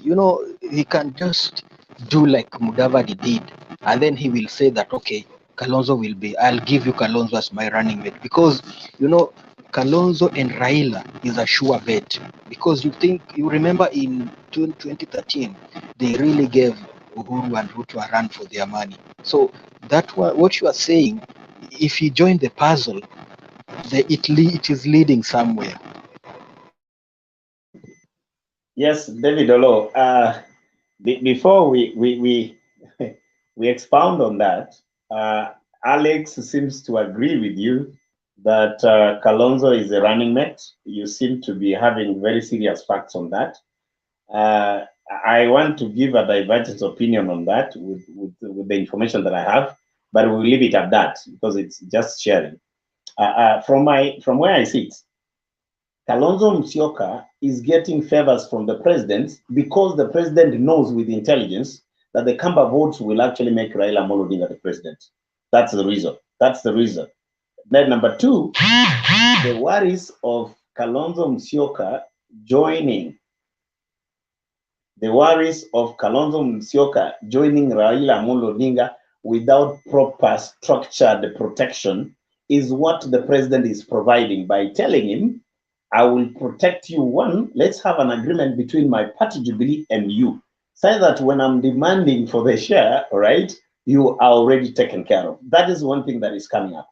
But on the issue of a running mate, I want to give my divergence on that one. Him getting the two favors, he will not get the running mate. That one at least I'm privy to, for the obvious reasons.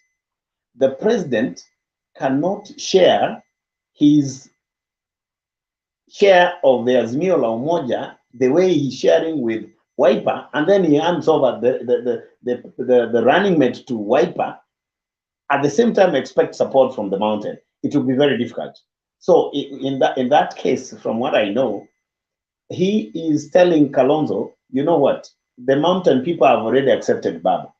They have already made Raila Amolo Odinga through Azimio La Umoja known, the Peter Kenneth and others. It will be unfair.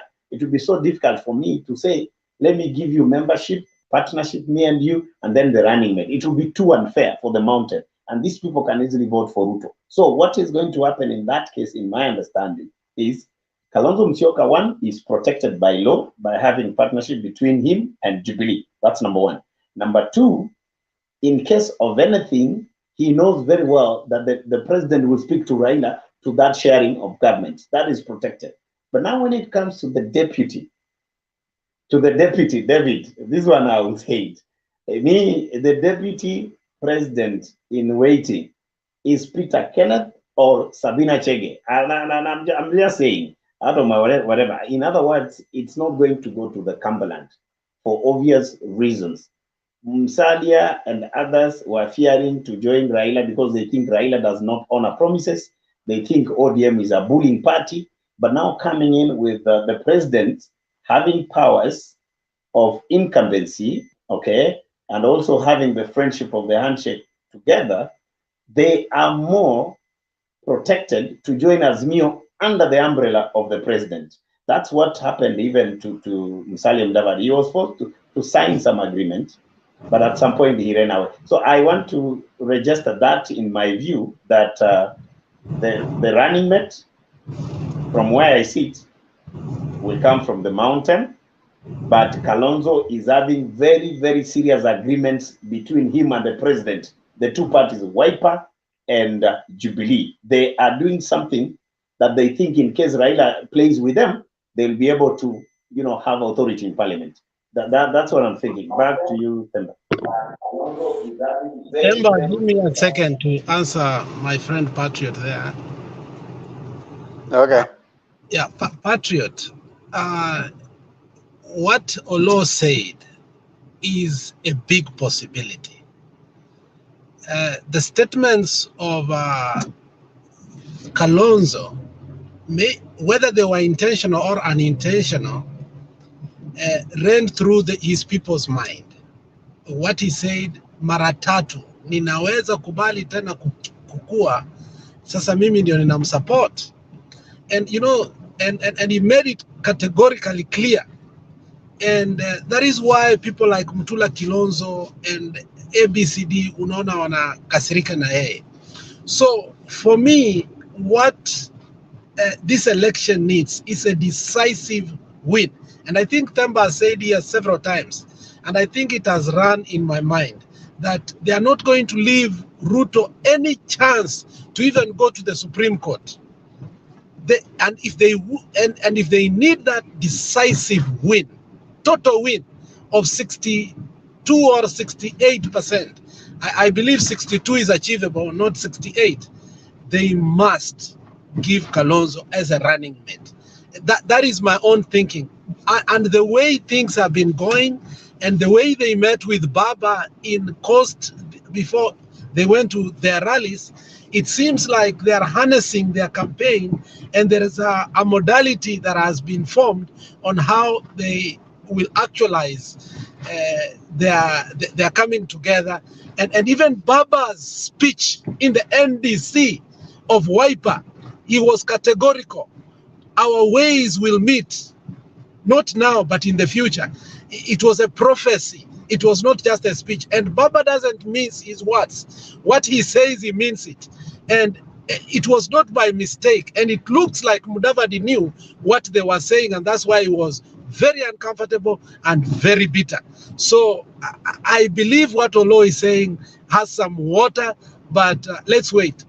Politics is a game of chase. Themba, back to you. Okay, Can I Themba, say something? before I hand over back to you, Themba, then and Wayara, just a second. I think, Alex, you're right. What you're saying is very correct, and David Olo. But you should also know, on a light note, that some of us are on the ground. We could be having some advantage over that info. Anyway, thank you. It's all right. Thank you. Back to you, Themba. Can I say something? Yes, Wayara. I'm listening to Olo's point of view and Alex's input, but I think Patriot is right. I mean, I tend to, not that he's right, I tend to agree with his point of view in the sense that just recently, Kalonzo was reported or quoted to be saying that he's willing to join Azimio on condition that the BBI comes back. He wasn't talking about, he wasn't referring about him. See, if he is assured of him being appointed or nominated as a running mate, he will not be insisting on that. You know, he said that is a condition, you know, on supporting Azimio. So I think he's already known, you know, he's seen the, how the whole thing has already been structured in the sense that he's not going to be playing the deputy aspect of it, but he might end up benefiting. But it needs the whole thing to be structured, to be agreed upon that BBI is coming. And two, look at it in a different way. If Mount Kenya does not get the deputy part of it, the chances of a lower voter turnout, you know, is more or less like increased, you know, in that particular aspect. They've got nothing to lose. I mean, what is there for them, you know? I mean, whether Uhuru goes and tell them that they are safe in Azimio's hand, that there's no guarantee. You know, these guys, first of all, they have been supporting Ruto, and now they're being shifted to supporting Azimio, but they're ending up with the end of the straw. Like this, what is there for us to show? What is our support there for? They need to be shown that their support also matter, and particularly if they've been going around and saying that they have got a higher stake, 8 million voters. You know, that's what the Mount Kenya keep on propagating, that they've got 8 million strong. So that particular vote count. It has to count for something. So their interests also must be taken into account. In other words, Uhuru must accommodate them, must show them that whatever support they are going to bring into Azimio is considered, and it's very, very important that this thing happens. You know. So I tend to think that what Patrick is saying puts more punch, has more oomph into the whole equation than looking at it in a different way. But when it comes to representation, I'm suspicious that Uhuru Kenyatta will be showing his hand of manipulation right at this particular moment. Right now, you know, before even the formation of the government, you know, where he's saying he's going around to create more or less like his faction of members who are going to be in Azimio joining with Wiper. But I understand why Wiper must be given assurance, because Kalonzo himself has been dealing with Raila in the past, and he even went on TV and saying that he will never join Raila. So if Raila is the one who would approach him to join Azimio, Kalonzo would have said no, because you see, he has also got pride. He had just assured the entire country that he will never work with Raila. And so he had to go through somebody, who is more or less like a sitting president, being the arbiter, So he's the arbitrator that looks at everything, in other words, Uhuru Kenyatta knows Raila. They have an objective, or they have something that they need to achieve. So he's saying, well, if I have to join you guys, you have to be a guarantor. You have to guarantee that this thing is going to happen, because I've already dealt with Raila in the past, and we have been having complaints. ODM has been bullying us, and so we want you to be standing there and saying, this thing has to be appended on paper. It has to be in a particular way in which all of my people can also be able to understand that when I come to Azimio, I have not sold out. The president has given us a guarantee that this thing is going to work. Raila also has come aboard as appended his signature on this particular agreement that this thing is going to work. BBI is also coming. So when BBI comes, I am going to be given a particular post, an assurance that he has something to go and offer his people, that he himself will have a seat somewhere. He might not gain it now, but it's already been assured in this particular piece of paper that BBI is coming and it will be in consideration. So I tend to think that that's how Kalonzo is seeing it. But the DP part of it, I don't think is going to go to the east to Kalonzo. It has to go to the mountain, so that the mountain feels secure. Their votes mean something. The voters have to be appeased. They have to be assuaged that their votes mean something.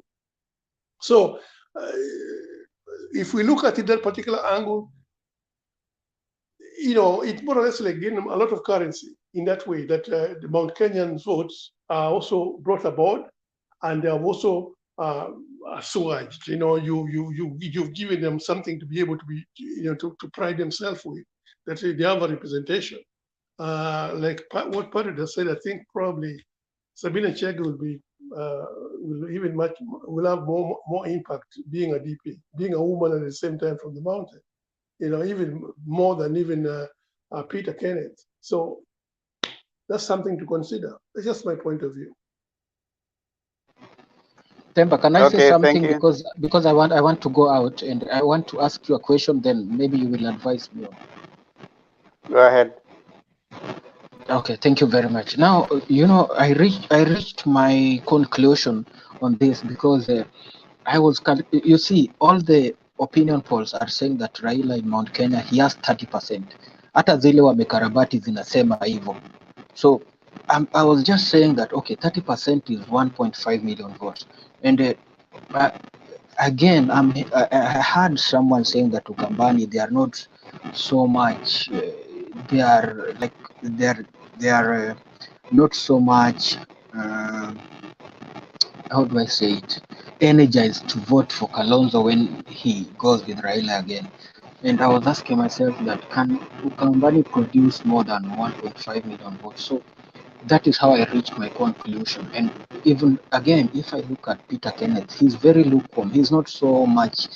See, a running mate must be someone who can even be ready to get like half of the votes that the presidential candidate is getting. But I don't see him doing that. So that is how I reached my conclusion. What do you think about that? Is my conclusion right, or are my feelings okay? That is what I want to ask. Thank you very much for this time. I'm still hanging around. Usamee watu kwa comments, usiniue huko bana.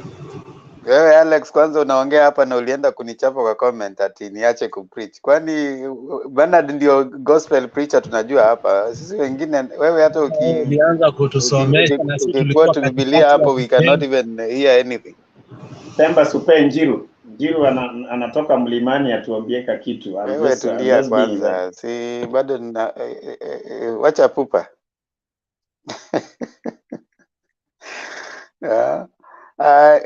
David, Your question, in my view, your question about the 30%. Personally, over time, I really don't have a lot of trust on statistics. And I go with what someone says, that there are three kinds of lies. There are lies, damned lies, and statistics. That was Benjamin Disraeli who said that. So this 30% thing, you know, evidence so far hasn't even given me the conviction that I can point. I mean, the past elections that have taken place, none has given me the conviction that the deputy president has this so-called 70%, or even has all these votes you talk about.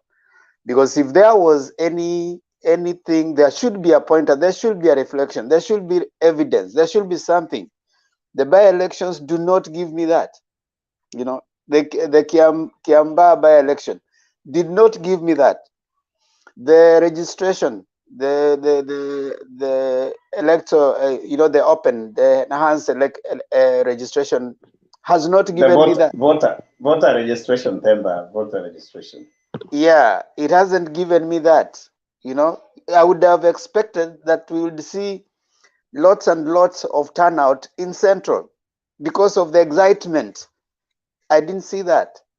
Kiamba, I didn't see that. Juja, I didn't see that. So I don't know what people are using to arrive at the concept that Baba is only 30%. Even Kabanda saying that if you talk to 100 people or 7 people, 10 people, 7 of them will be supporting the deputy president. I think those are narratives that are being pushed to push a certain kind of, even when people are talking here and are saying, oh, the deputy president has raided, there has not been any evidence to that effect, other than the talk that we are hearing. So I've followed, I've tried to get tangible evidence to that narrative.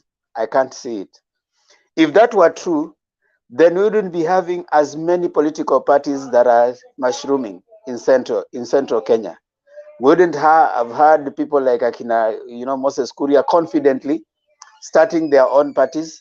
We wouldn't have had someone like the Murang'a governor starting his own party. We wouldn't have had parties like DP, PNU relaunching in central Kenya. In my view, there is a gap in central Kenya. And that gap had been necessitated by apparent, you know, quiet and focus of the president on running the country other than playing party politics. So what is going to happen right now is indeed after tomorrow, then we are going to see what is the direction. And as many of us are trying to allude to, which we are going to see, are we going to see a revamped Jubilee party? Are we going to see people trooping back to Jubilee party? I mean, there's that kind of a sense of, in my view, I would say, a sense of lack of leadership within the central. Something that is similar to what happened to Kisii area after Nyachai was out of power. It became a little easier for the person who would go first to Kisii to get that voting block. And it is likely going to face the Western region, especially right now that the Mudavadi and Wetangula are seeming to lose ground. So there's a rich ground for parties to try and you know, grab that space. Something that is also likely to face the Kamba voters if Kalonzo Musyoka doesn't make up his mind. I'm trying to look at it generally, and also a situation that you know, like post ODM, post Raila ODM. You know, there's Raila ODM, and then post Raila ODM. You know, that is likely to face the coast region, right? So I'm seeing a sense, this thing that we are continuously saying, there's this, Mount Kenya, someone has taken, I don't see that. But let's hear from Jiru so that we can probably move forward from there. Jiru? Okay, thank you for that. First of all, maybe let me answer you 1 minute. It is not a matter that polls are fake. We have different methodologies of doing polls. I will not call them opinion polls because opinion polls could be fake. I'm talking of popularity check. And those people, if you have been able to interact close with people who are doing popularity check using machine learning or some other computer-aided algorithms, you can be able to detect how popularity of Baba is going by. With the data which I have, and maybe somebody can talk about that, Baba by now in Kiambu is ahead. Somebody can dispute that. In Muranga, Embu, Kirinyaga, Baba is coming close to 50. It is that serious, by the way. And in opinion poll, majority of Baba voters in Mount Kenya, they are not speaking. So Ruto has the advantage is supporters are a bit rowdy, but Baba voters are not speaking, but they are waiting to go to the ballot paper. One thing which I want to credit Uhuru Kenyatta on, guys, you have to understand one thing, and I think people need to understand, and this is one of the advantage you get when you are working with Baba. At least Baba also, the time when he was very, very energetic in Kenya, he shifted the political sphere of Kenya. And I think Uhuru has also learned something from Baba. 3 things which have come from Uhuru which are very key. Uhuru was able to neutralize the politics in Mount Kenya. You can realize, you can imagine, like for the last 2 years, when Mr. was very popular in Mount Kenya, people never thought that Mount Kenya could be able to reach a point whereby a presidential candidate was not possible. And through the silent effort of Mr. Uhuru, he was able to neutralize politics in Mount Kenya, and any person who was having presidential ambition was abated. Like they were not able to proceed, meaning that he has been able to hold on to power. That is number one, very key thing. Then there is also a narrative which Uhuru is the only person who was able to shift or to push, and everybody is talking about it. We have the Tanga narrative. He is the guy who came up with it. We are also having the Njuya Magari narrative, which is also a very key thing, which is also cutting across the country. And again, Mr. Uhuru Kenyatta has been the first person to do an experiment which is becoming successful.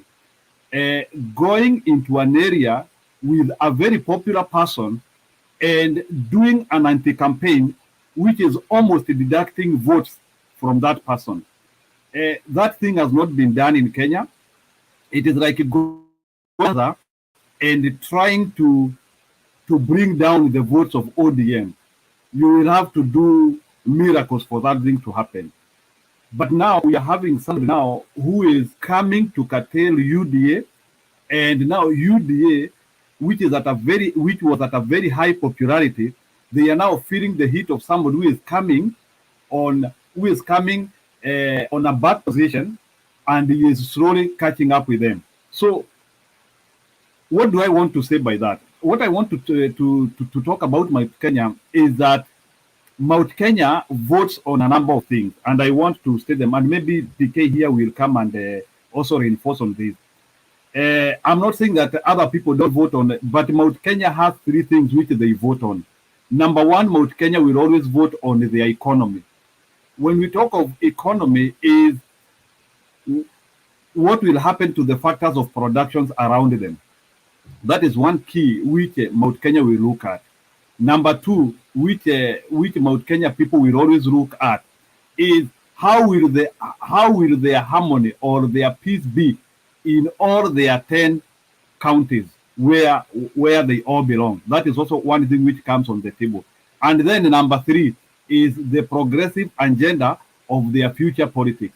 You'll never see Mount Kenya people voting on one election. So they will always put even the kinds of future on the table. So, and that is one thing. And if you try to see is that the politics in Mount Kenya is a bit like of an hereditary pattern.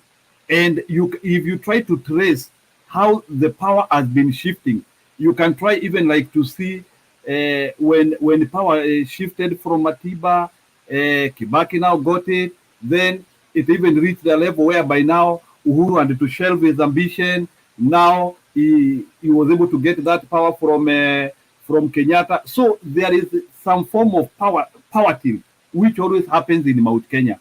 And I have not seen any person from Mount Kenya who can be able to explain to me how power shifted to UDA. So to me what I would say, unajua kwa shamba tunakuanga na hii viazi ambayo inameanga kama hujapanda.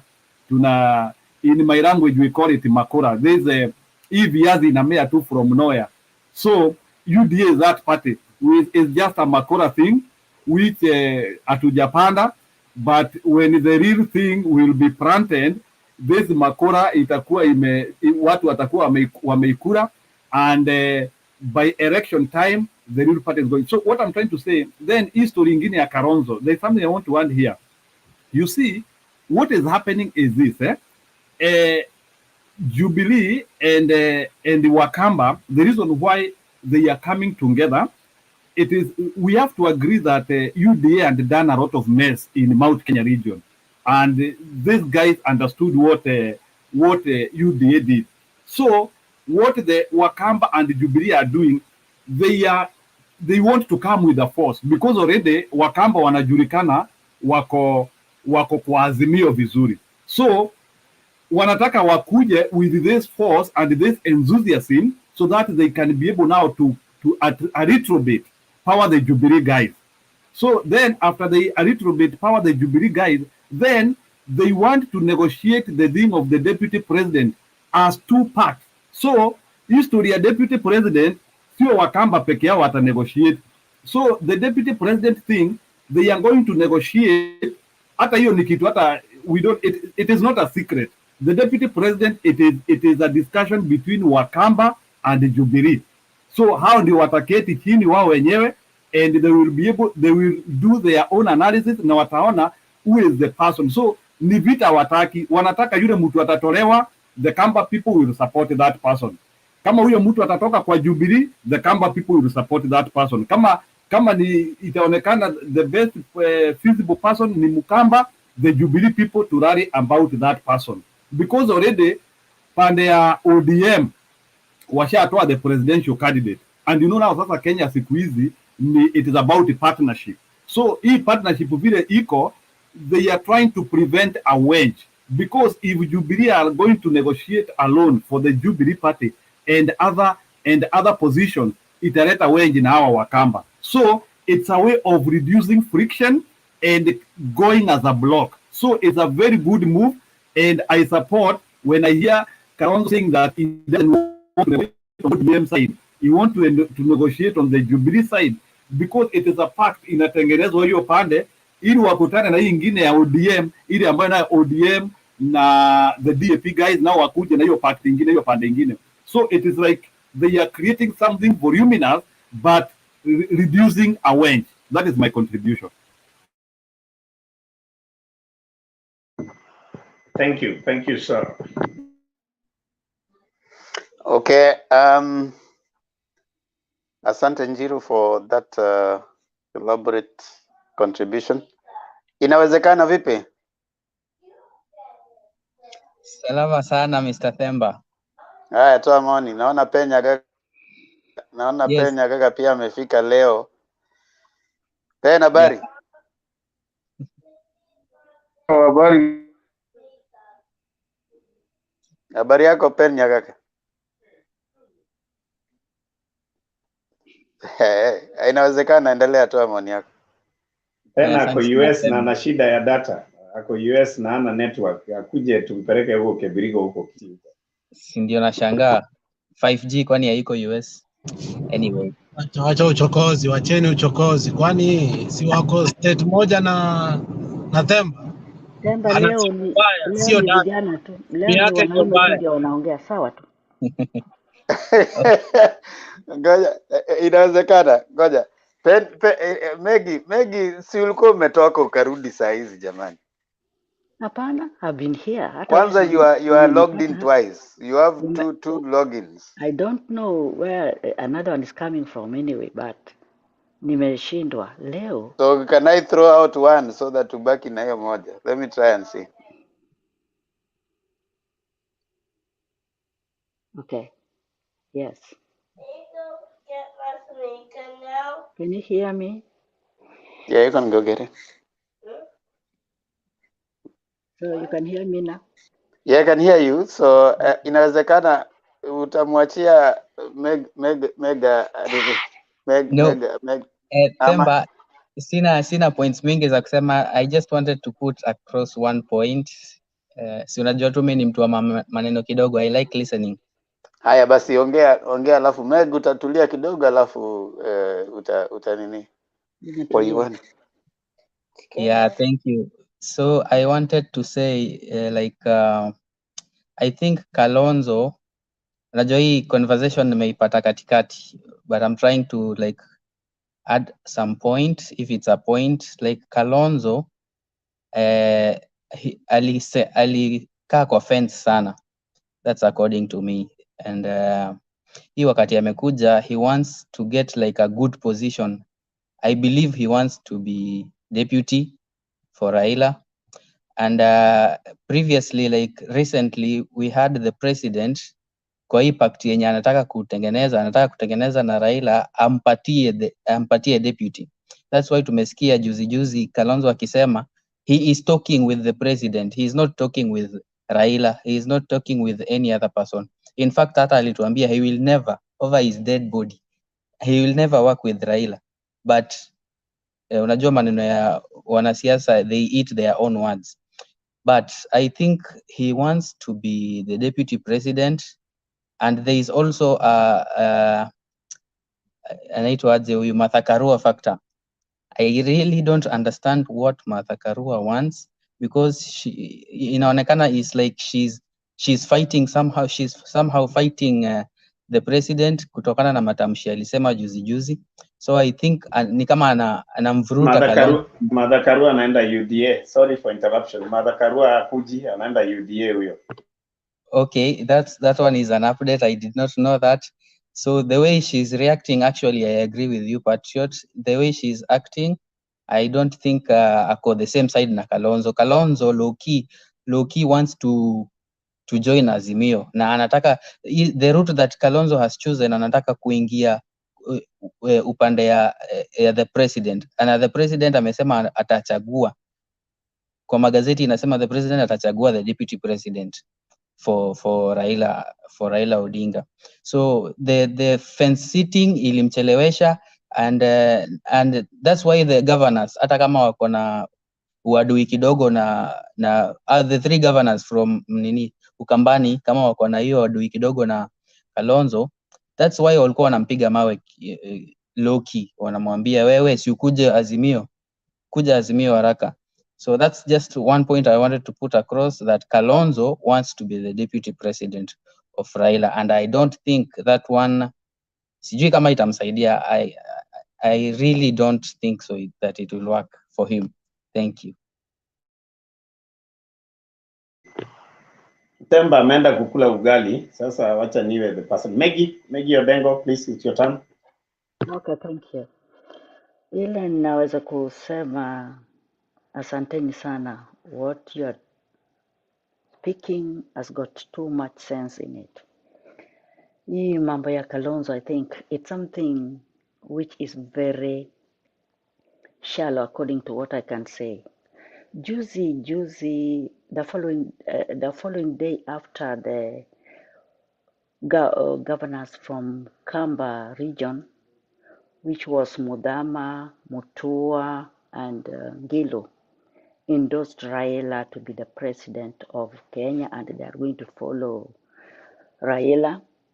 Do you know what I mean? In a press I think it was a debate in Citizen TV I was watching, and Mutua said that Kalonzo want to be given money, which they were not for, because they need somebody who is interested in taking Kenya forward. And Mutua in his words said, Kalonzo alikuwa hata vice president and hakuna kitu alifanya nini Ukambani. Ukambani now can stand as Ukambani because of him, Mudama, and Charity Ngilu. So this matter of Kalonzo is going to be Raila's vice deputy president. I don't see why we should even argue about it. Even if he wanted to take him for a a deputy president, I think Kenyans should say no, because those are the people who are really going to derail Kenya behind, in which we do not like something like that. Whatever Kalonzo is interested in and going to talk with the president, he is known with this thing, kupita katikati, and again he was named watermelon. So he thinks that if he speaks with the president, he's going to be the watermelon, and now he's going to find favors. But this time, I can tell Kalonzo, no, it's not gonna be on your favor anymore. And I'll talk a little bit about Sagana. Sagana tomorrow, it's going to be hot soup for defectors from Jubilee, because these people, they are pretending to have defected from Jubilee, and at the same time, they are still in Jubilee. So they don't even know their stand. The president do not know what to do with them. Neither do Kenyans know what to do with them. They have been payukering around and making noise, accusing and even calling the president a whole president of the Republic of Kenya names, not knowing that surely this person has really given us a favor, because we would have been taken off this Jubilee. They still claim Jubilee and they are in UDA. I don't actually understand the politics in Kenya anymore, because it's just more than pathetic, it's just more than uncalled for. And hii maneno ya watu wa kutangatanga, they're really giving so many people headache, and ndio inaleta hizi madebate of Kalonzo will be where. Kalonzo also ni mtu wa kutangatanga, alienda kwa UDA na watu wa UDA wakasema no, with you we do not want you because this and this and this, and those the things were like, when now the case for NASA and Jubilee, I think, were in court, Kalonzo was nowhere to be seen. He pretended he is in Germany sickening the wife. He had to come back after everything has been put in place. Even the day Sorry, Miguna, Maggie, yes. Just a second. Allow me to clarify something as you continue. I don't know whether this is the right platform to put it, but let me say it this way. The wife of His Excellency Kalonzo Musyoka has been sick for a while. And, Exactly. But just a minute, just a second. So we've been part of the team that is close to that matter. So I wanted you to just know that. I withdraw. Thank you so much. Okay, he was nowhere to be seen. Okay, when the, Raila Odinga was now taking a risk of doing what Miguna was now putting him in power, nobody was there to be seen. And they left Raila alone. Do you think somebody who has proved that surely we can fight together, but when it reaches the crucial time, I'm not there with you? Even Uhuru Kenyatta is not stupid. He's going to tell him, no, you guy, you are so weak when it reaches this point. You cannot carry the cross with the others. So him, people are thinking that, oh, he's doing what? He's talking with the president. Everybody knows about Kalonzo.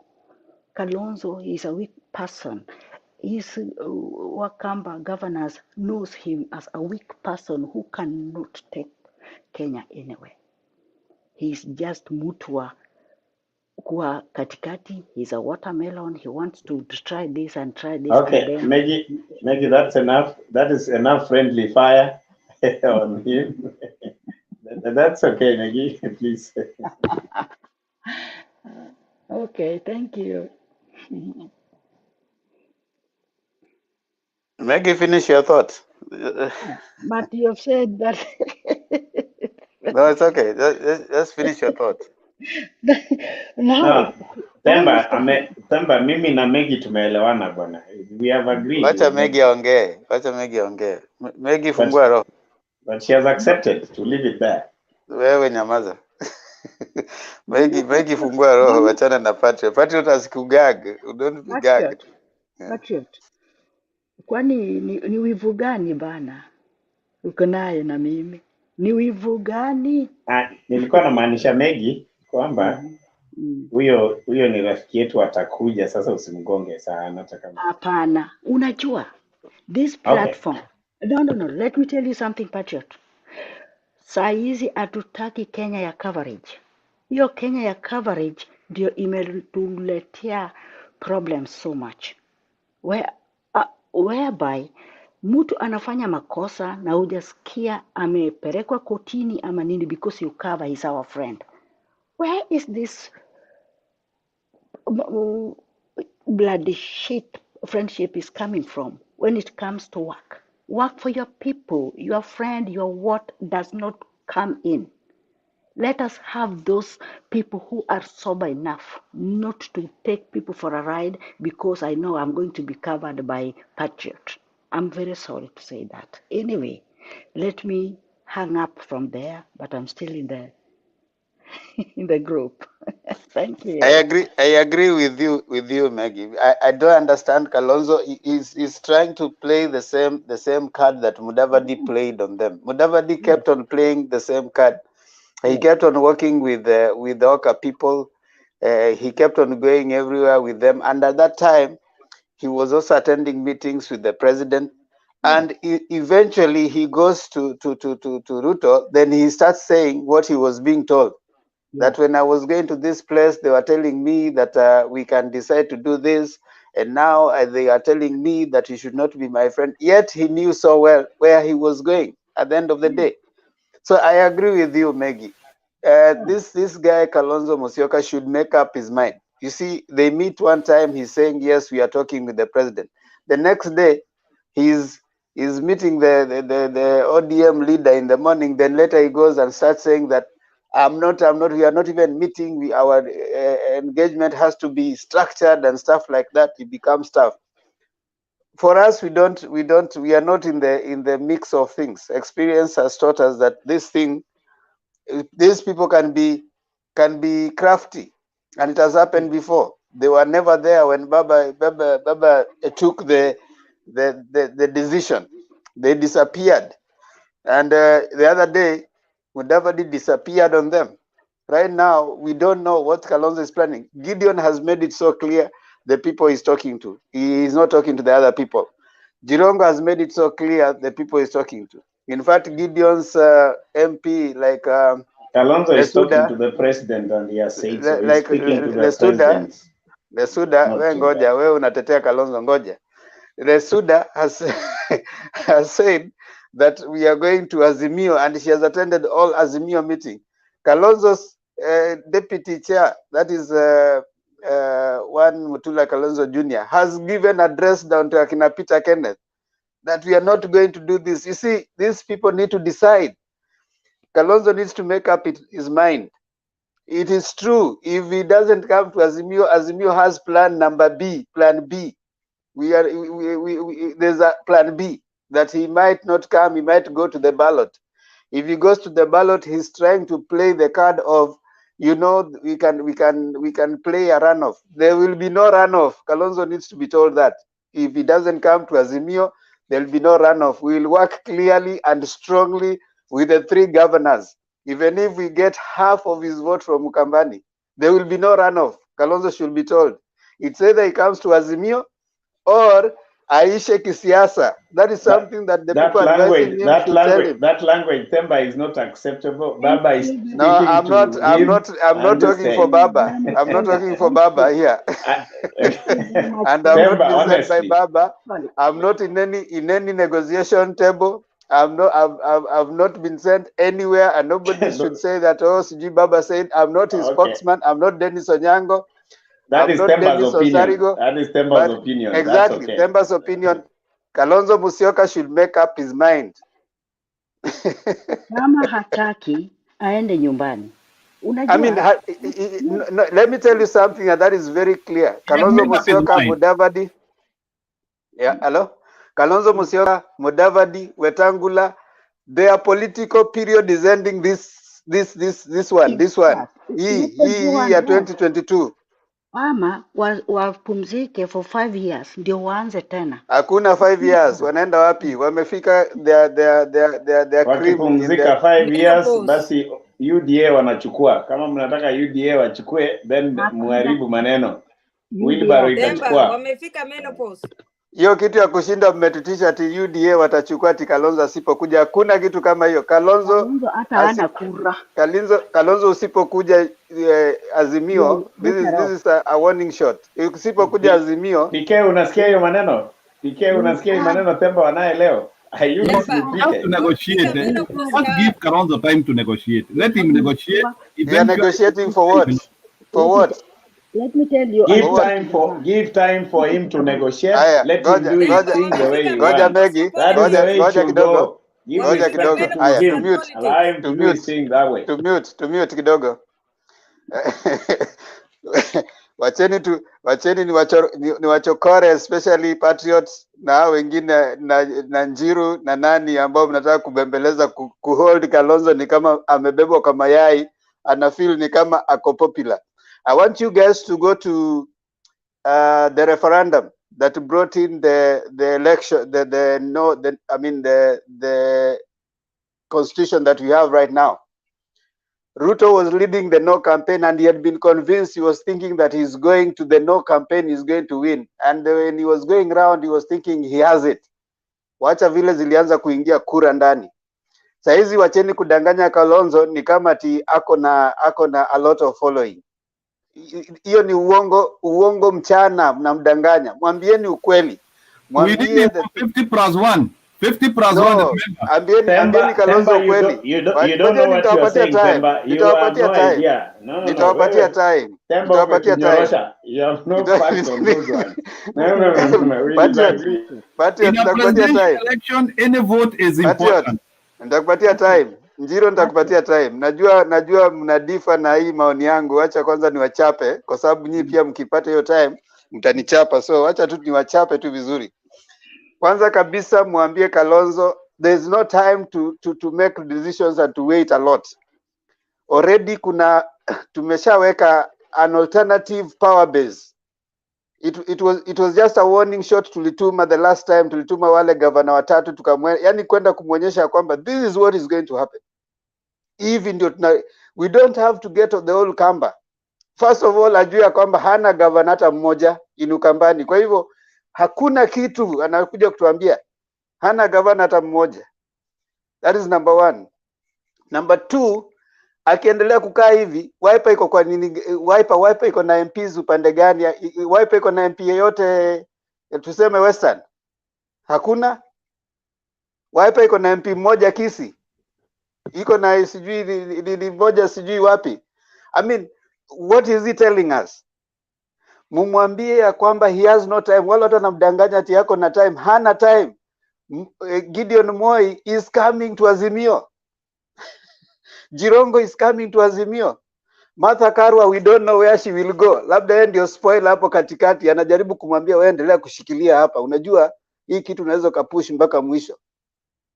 So tell him ya kwamba anaweza kabaki mwishowe atakuwa yeye na Martha Karua watu wawili. Martha Karua ataenda akuwe governor.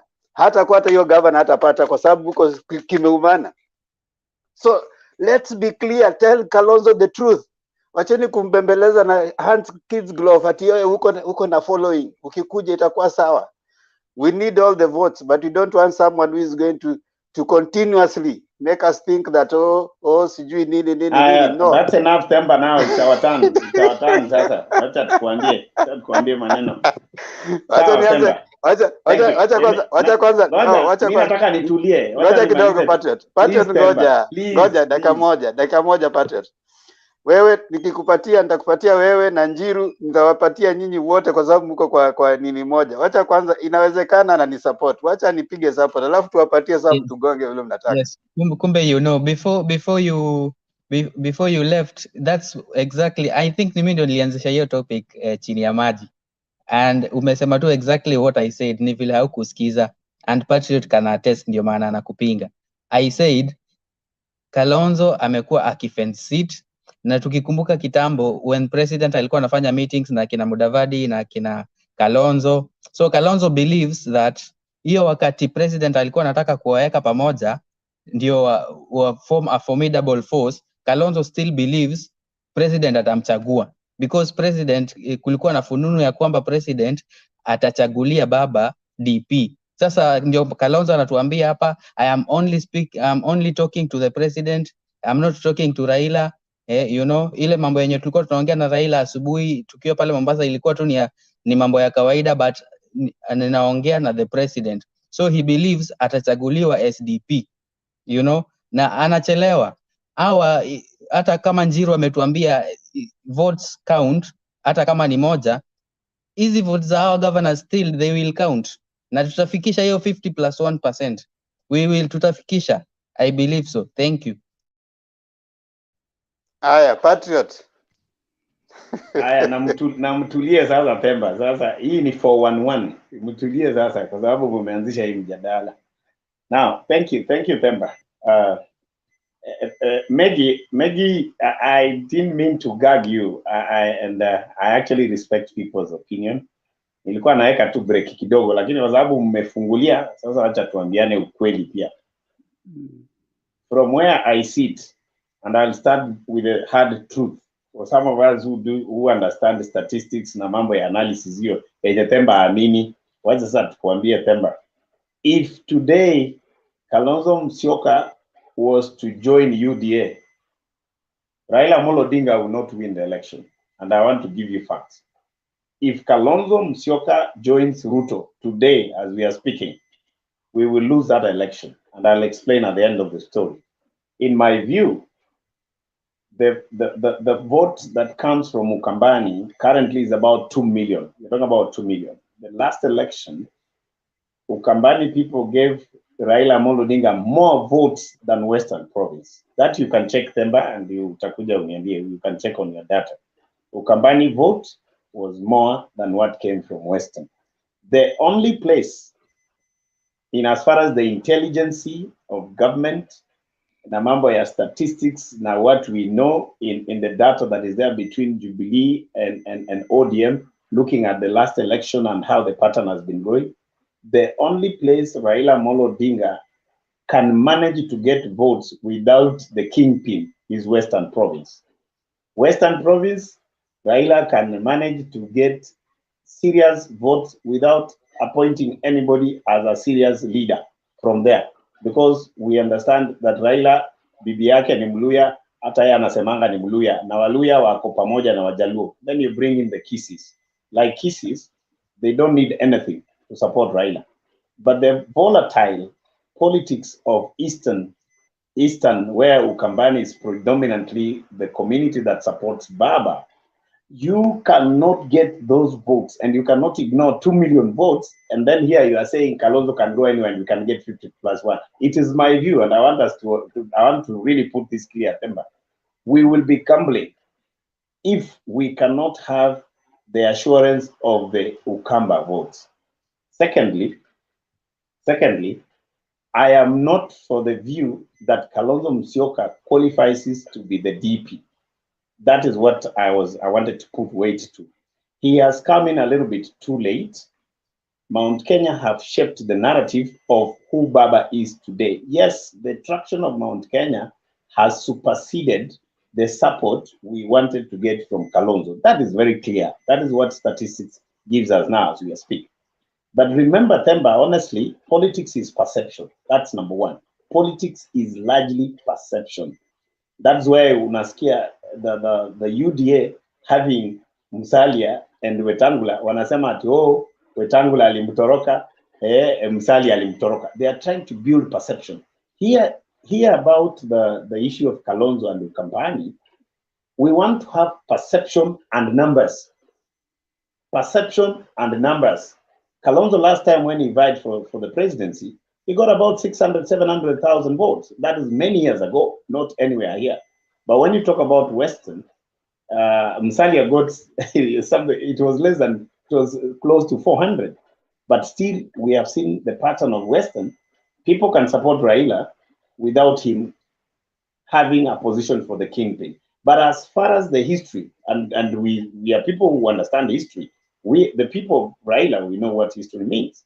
The Ukambani voting pattern and the dynamics, you cannot get those votes without having Kalonzo Musyoka. That is why, in my view, if you carelessly treat Kalonzo this way, and then he goes to UDA, in my view, the party to beat is UDA. That's my position. Now, lastly, Kalonzo should be given time to join Azimio La Umoja. And for your information, Raila went as far as giving money that was not worthy giving to these guys because of the friction that was being orchestrated with those who wanted Kalonzo not to work with Raila. Raila went out of his way to tell Sifuna to give Wiper money, which in the context of proper money sharing, they didn't deserve it. That tells you Raila knows the value of Kalonzo in the politics of perception and the numbers that come from Ukambani. So my last statement, as I leave that story to rest, Mount Kenya have shown a larger support than Kalonzo Musyoka to the level that Raila Amolo Odinga treats the president as the senior partner who will choose his running mate. That I agree. But if we have to accommodate Kalonzo Musyoka, who cannot agree with Raila Amolo Odinga directly, the only way of Kalonzo coming on board is to have Wiper partner with the party of the president, then they agree among themselves how they come in. But I think, in my view, from the ground since we've been visiting the mountain with PK and others, the mountain have the numbers that are worthy the running mate. Kalonzo Musyoka will come in either as a prime minister and revive of the BBI and stuff. But telling us that Kalonzo Musyoka's numbers don't matter, I don't think you're right. You're wrong, Temba. Let me add something. Yes, Njiru, najua mnataka kunipiga pia. Haya, twende. Mimi msimamo wangu ni ule. Kalonzo Wacha kuinterrupt decide haraka, relax, asipo decide haraka atakuwa kwa baridi. That will be the end of him with politics. Njiru. Okay, ni sawa. You know, if we are agreeing here with the politics of kingship, and every area has its own leader. If we are here and we are saying that Mount Kenya region, Mr. Kenyatta is the kingpin there. If you go in the rural land, Mr. Raila Odinga is the kingpin there. We cannot say that Mr. Kalonzo Musyoka is not the kingpin of Ukambani. How many governors does he control? Wait, Themba. How many governors? Njiru, how many governors does Kalonzo control? Themba, you're being unfair. Ngoja to submit, tafadhali. You will rebut that. You know, you are very wrong by putting Kalonzo as a kingpin. Kalonzo does not. How many even MPs does he? Maggie, allow us to finish. Alafu tuongeza mkiwa na Themba. No. I think I'm the one who brought all this. How many MPs does he have? How many governors does he have? Maggie, wacha Njiru amalize. Njiru. Okay, You know, we follow history. From the year 2002, Mr. Kalonzo Musyoka has been shaping the opinion of Wakamba historically from 02. And Ngiru, Kibwana, and the rest. Maybe I can say Mr. Mutu a little bit because he managed to win his gubernatorial without supporting Kalonzo. But look at what happened on the presidential ticket. The presidential ticket, for the presidential ticket, they still went to Raila Odinga, although they voted for governor who was supporting Jubilee. So what I want to say is that we cannot pre-assume that, and again you say what I would say, I would still say the three governors can only influence 30% of Ukambani. And to finality, I would say still 70% of Ukambani is with Kalonzo. What do I mean here? What I mean here is that Kalonzo Musyoka, what he is trying to do with Raila Odinga, it is not that he doesn't want to be in Azimio. And I think that is not what we are not getting here. You know, we are getting new partners here, and there is realignment. Remember, if ODM and Wiper just join, this thing will kind of look like another thing, which is coming on board. But there is something bigger than NASA, which is being built here. And there is shaping and reshaping of this new agreement because of new entrants who are coming on board.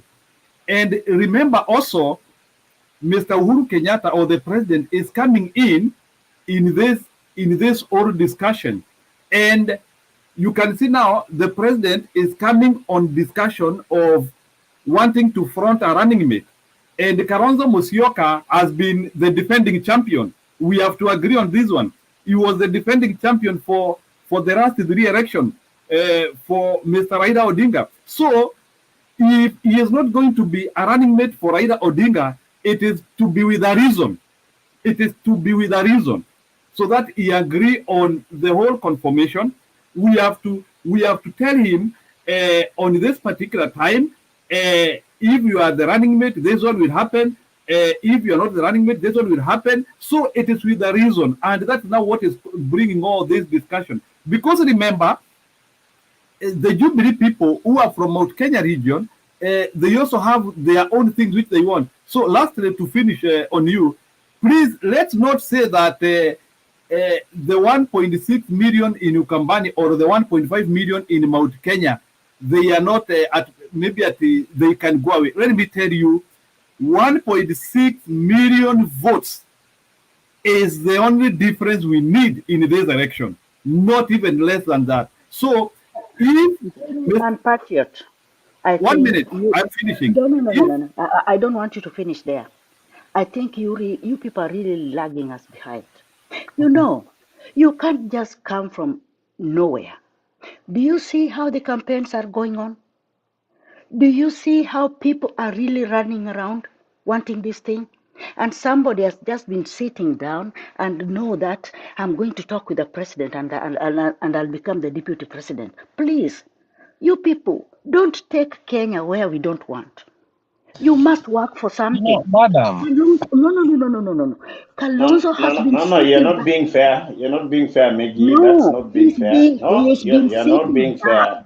Allow When everybody to air their views the way they Patriot want. is okay. Patriot, wacha. when his Lakini mama people, anatugonga, why? No, relax, ugongwe Patriot, polepole. Chukua mazito makonde akikugonga hivyo polepole tu na when nyamaza. his Thank you. friends, those people who are running around campaigning for Azimio, even the Jubilee people who have joined the ODM and the rest, campaigning for Azimio, and they mababa na mamama, and somebody is just seated somewhere because anajua ataenda kuongea na president alafu apewe kiti. Please, you must work for something.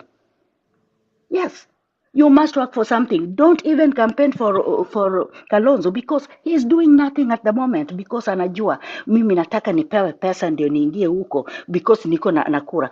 Kura zake is sure tunajua iko. lakini Mutua akona kura na Mudhama akona kura na Ngilu akona kura, Ukambani zote. So zake hata tutasplit zake, iko wengine wako na ODM, iko whatever wako na ODM, sio yeye peke yake. Msiturudishe nyuma please, advice that mtu wenyu toka saizi tukuone, si ati Haya, wewe ngoja tu ndio haya. tutaona nini na nini. Please don't lag us behind. Thank you. Sawa Maggie. Njiru. Na hii shida yote wewe Themba ndio umeleta. Njiru, Wewe finish ndio your umeleta thought. shida yote. Wacha You Njiru see what finish I'm thought saying, yake. You see, no matter what we talk here, hata tuongee hapa hadi kesho asubuhi or even for 1 month, we cannot ignore Kalonzo Musyoka. It doesn't matter ametokezea saa ngapi. Mr. Kalonzo Musyoka has been with Raila Odinga for the last 10 years. We need to agree on that. Whether alienda na huko akapotea sasa ndiye anakuja, he has more airtime for Raila Odinga than other people who are even purporting to support him now. So what I'm saying is that Kalonzo Musyoka has to be given his good time to negotiate. Na apewe kile anataka. But he has to agree on modalities. That is what we are saying. Hata kuja na force, but he has to agree on modalities. But Azimio hakuna vile itaenda anywhere without allowing negotiation. Mtu alete ile kitu anataka kuleta, ambiwa hapana, but we have to allow it.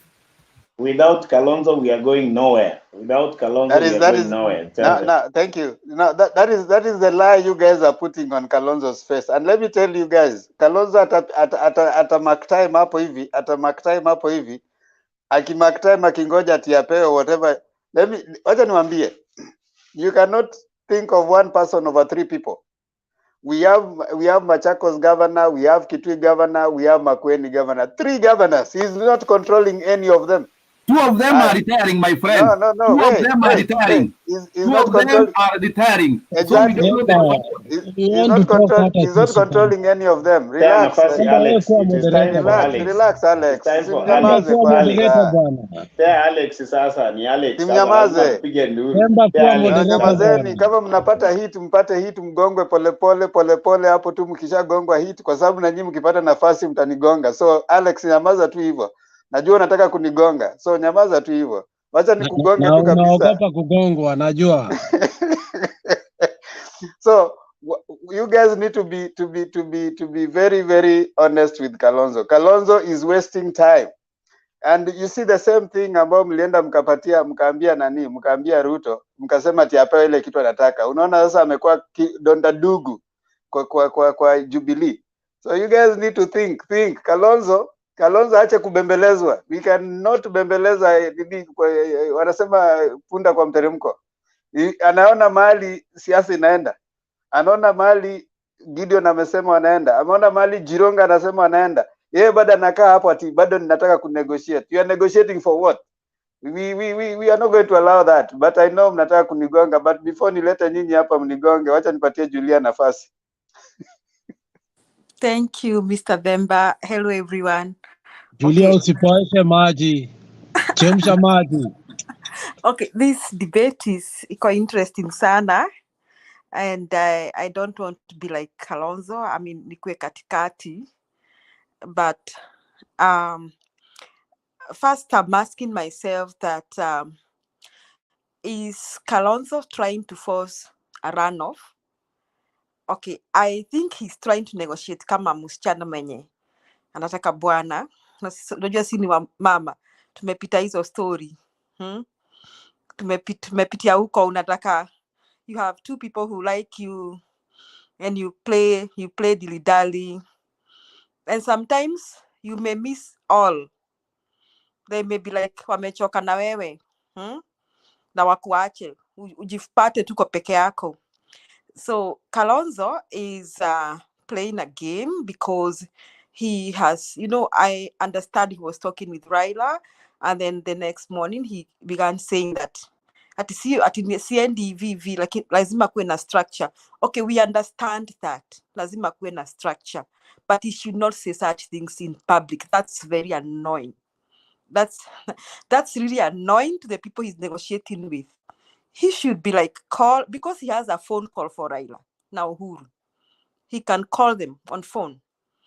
those things he's saying lazima kuwe na structure, asiseme kwa public. Hiyo kitu inaudhi sana. He should call Raila and tell him, bwana, unataka hii kitu, you want me to support you, this is what I need, this is do you think we can do things this way? That is how he's not imagined as a hero to anyone now. He's annoying, he's irritating even his supporters, because he's neither here nor there. So he should not be saying those things in public. I think that is foolishness. Asifanye hivyo tena. On the other hand, we cannot dismiss him.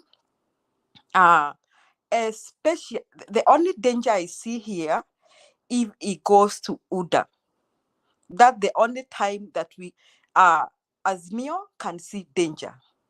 However, if he decides to run, thinking that a forced runoff, I need to be corrected here. I think 50% plus is not 50% of the registered voters. It is 50% of the votes cast. 50% plus of the votes cast. Now, if Kalonzo is vying for presidency, wewe kama ni Mkamba, kwanza unajua he'll lose. That is one. And you are very sure he'll be number 3. So you are there to decide, should I go and vote to help him force a runoff? Sasa hata the most likely thing unaweza amua, kwa nini nipige kura? Why am I voting for someone who is going to lose? So he's assuming that these people will back him. There's people he's telling him that wacha tukae ngumu kidogo, and then akikaa ngumu, I'll vie for presidency so that I force the runoff, so that these people will give me something afterwards. I'm telling you, that is dangerous for Kalonzo. If by any chances Azimio wins, I'm telling you, he will never get close to anywhere. Uhuru will never want to see his face, and Raila would never want to see his face. So he's playing a hard game, which is not good for him. And I think he should not even go telling people ati tulikuwa tunaongea, ati nobody will drag my feet. He should not say that. If I were him, I'm thinking, it's bad that I think like a woman all the time. I'm thinking if I'm the one and I didn't need something from somebody, I would play it quietly. Chini ya maji, unambebeleza hapa na hapa, nataka hii, hapana, si uko nakuja kwetu kufanya hivi, lazima ufanye. See ati you go shouting and yelling. That's what he's doing. So he's doing a wrong thing. So I think Kalonzo is only a danger if he decides to go to UDA. But if he decides to run, it will be now Ruto and Raila 50-50, whoever wins more votes. And this time we are thinking that people are going to vote they have been voting. I think there's going to be a lot of voter apathy, mostly from central Kenya and even eastern province. Why there's going to be a lot of voter apathy? There are people like me. I personally, I don't like voting for people that I think are going to lose. I'm that kind of a person. And this time, I'm supporting Raila. So I'll vote because I believe Raila should win. Lakini kama ningekuwa central side, tuseme niko home na sijisikii na Raila, don't imagine that I would wake. I'm sure people are feeling like this in central. Don't imagine ati taamka saa 11 vile tunaamkanga ati nikienda kupiga kura. You may even find at 6 sijafika huko, na ukiniambia nikwambia nilikuwa too busy. So there's going to be a lot voter apathy in central. So talking about Azimio not getting 50 plus, Raila will get if Kalonzo goes to the ballot to vie as a president.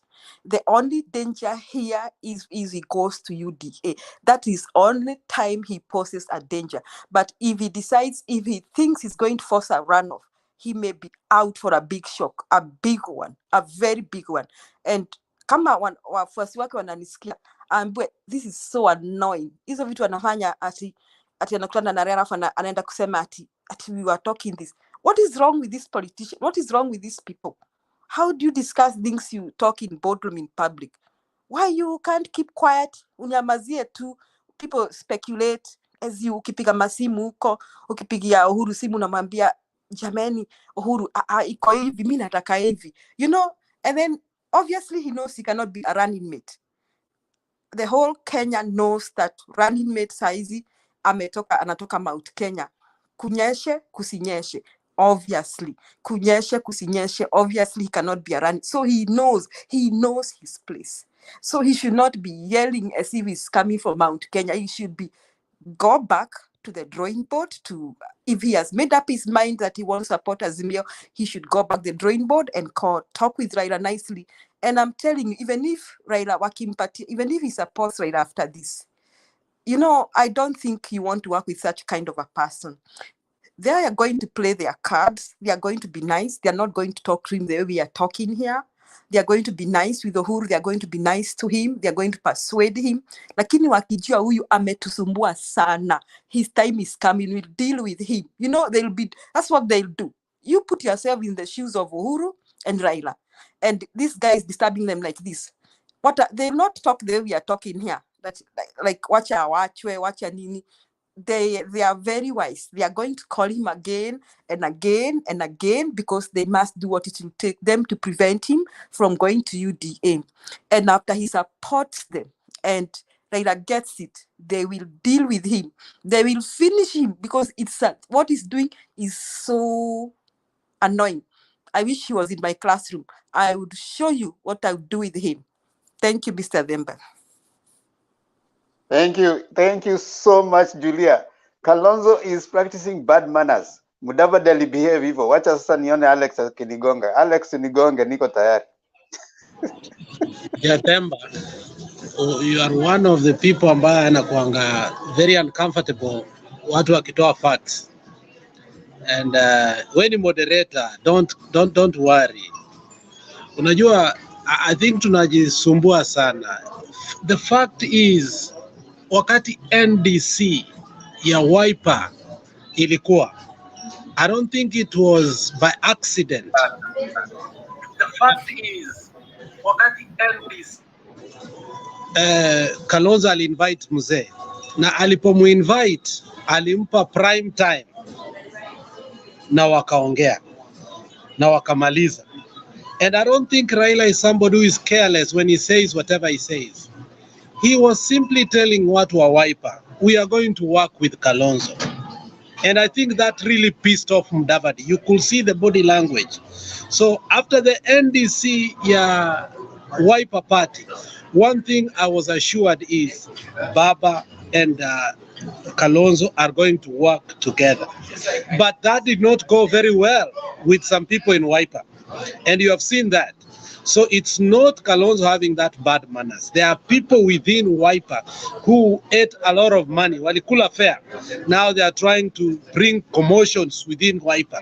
But unajua nini? They are being settled down. And I believe and I know that in the NDC ambayo inakuja between ODM and Jubilee, you will see Kalonzo there.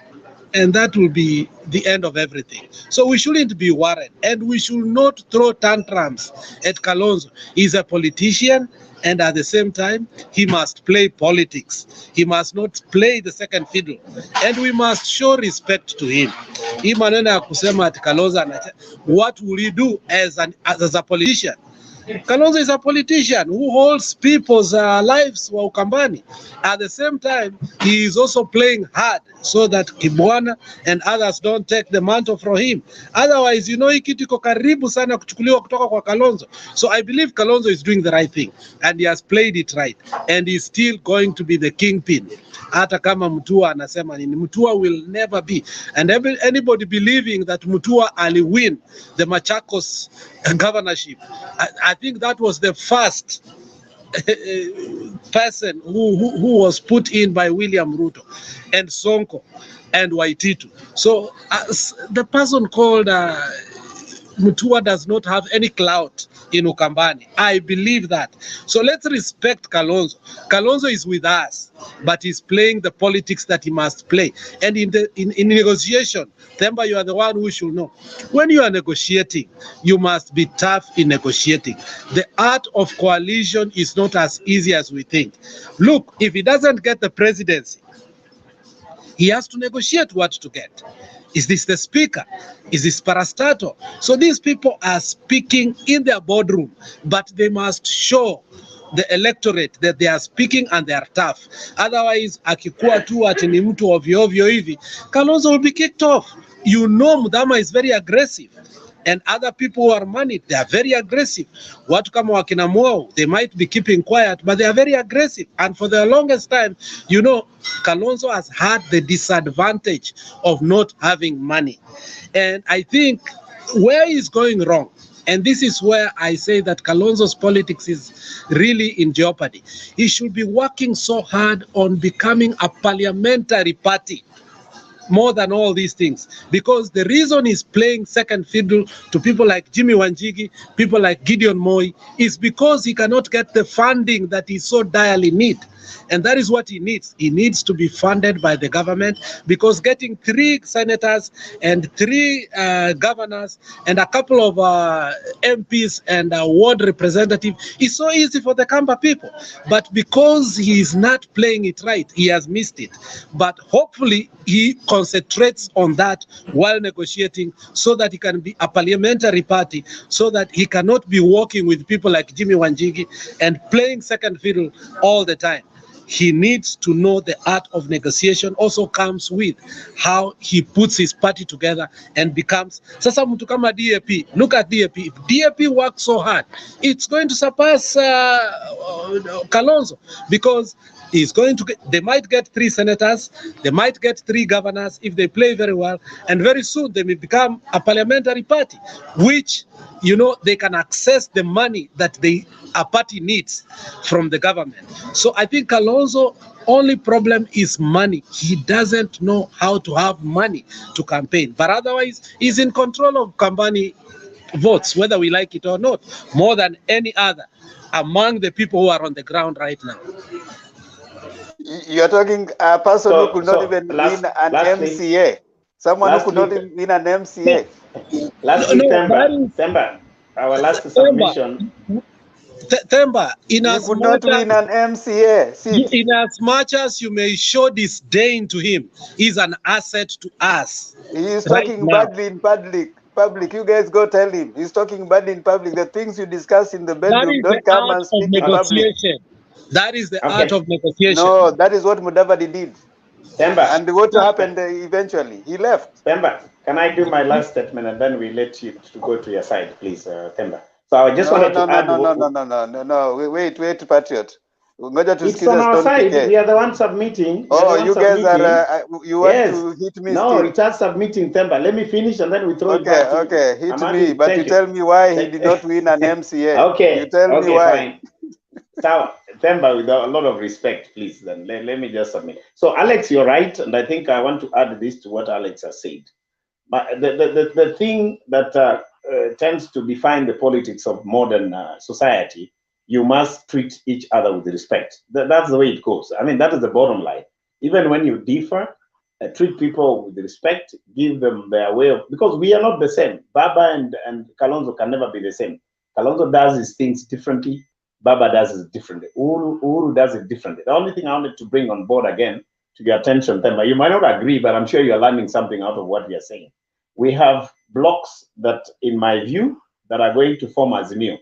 We have KANU. KANU have an agreement with the party of the president. Then now we have Wiper coming on board. In my view, the 3 parties, KANU, Wiper, and Jubilee, are going to form a block that is going to negotiate probably for 50-50 sharing with the Baba's party. Baba's party, of course, is ODM, and any other that might be affiliated, probably the DAP on the other side. So that negotiation, in my view, is what makes Kalonzo a comfortable partner, because he will be under the protection of that arrangement that he'll be having with the party of the president. And so I agree with Alex. We know, of course, by the time the NDC is happening, Kalonzo will be there. Kalonzo is going to be there on Friday. You will see him with the president. That one is very clear. The only thing that I also agree with Julia is that when you're making negotiations, probably the best thing to do is not to make them public. You might jeopardize the process. I agree with Julia. That's one thing I agree with her. that probably what Kalonzo needs to do is not to play flary politics on matters that are very serious like this. But what I just wanted to emphasize as we let you, hit us temper and as you continue, you must respect the position of Kalonzo because data that we have shows Ukambani belongs to Kalonzo Musyoka. Number two, which is the last thing I wanted to bring to your attention, the arrangement of Azimio goes beyond 2022 election. It talks about succession after Baba. If you can see Western, that's where Eugene is coming on board. You have the issue of Kalonzo that you are trying to cast a lot of aspersions to. Don't be surprised that after Raila Amolo Odinga, regardless of the partnership position he takes, he might be the next president. So those are the other things that you need. There's succession in that arrangement of the president and Uhuru Muigai Kenyatta. So the matrix is bigger than probably the way we are looking at. Thank you. Back to you, Themba. We don't know those ones. As we know, 2022, Kalonzo is delaying us, and he's delaying himself. But we are telling you, we know. Some of us know. No, some of us know. That's why we are telling you. We'll deal with that then. We are dealing with 2022. Anyway, thank you so much for your contributions. Thank you for Stone PK. What is it? You have something you want to add to? Do you want to agree with us, or you want also to piga sisi? Sisi tuko tayari. Temper. For me, I look at things from a very realistic point of view. I don't just one thing. I don't believe in statistics, just like you said, because those are cooked and prepared the way you want them to the outcome to be. Secondly, I also don't believe in what people say generally. Oh, this is politics. This is politics. I don't believe those sweeping statements. Because those sweeping statements are the ones that have made people make blunders. Mtu anakwambia, mimi ni mwanasiasa. Define who a mwanasiasa is. Everyone is a politician. Yeah. So, you guys have taken too long to discuss something that is about Kalonzo. My take on Kalonzo is a bit painful. When I share this with people open, they look at me with a gaping mouth. Two panelists, Alex and Patriot, have alluded that Kalonzo, what his problem is that he doesn't know how to look for money. Yes, that is one of the biggest problem of Kalonzo. He's one of the oldest guy in this politics of Kenya, and he has never made it into. He has never engineered himself to any position. I'm sorry to say this. I worked with Kalonzo for Watch quite what enough. you say, Ujamata Kweka. When you agree with me, you will go to quarantine. No. I'm just saying that bit is true. He doesn't have money because he actually doesn't know how to manage politics. Let the truth be said. Kalonzo is among the people who got into parliament through default. I gave a history somewhere that we have a series of guys that became politicians by default, not by design. Because you are one among the first educated in your place, then your MP dies, and people come and say, you are our son, you are a lawyer, and that's it. That said and done, with all due respect, Kalonzo does, even today in Ukambani, he cannot win any seat. I'm telling you this. One, in Ukambani, Kalonzo has a very bad record in terms of development. People tell you even from his own village.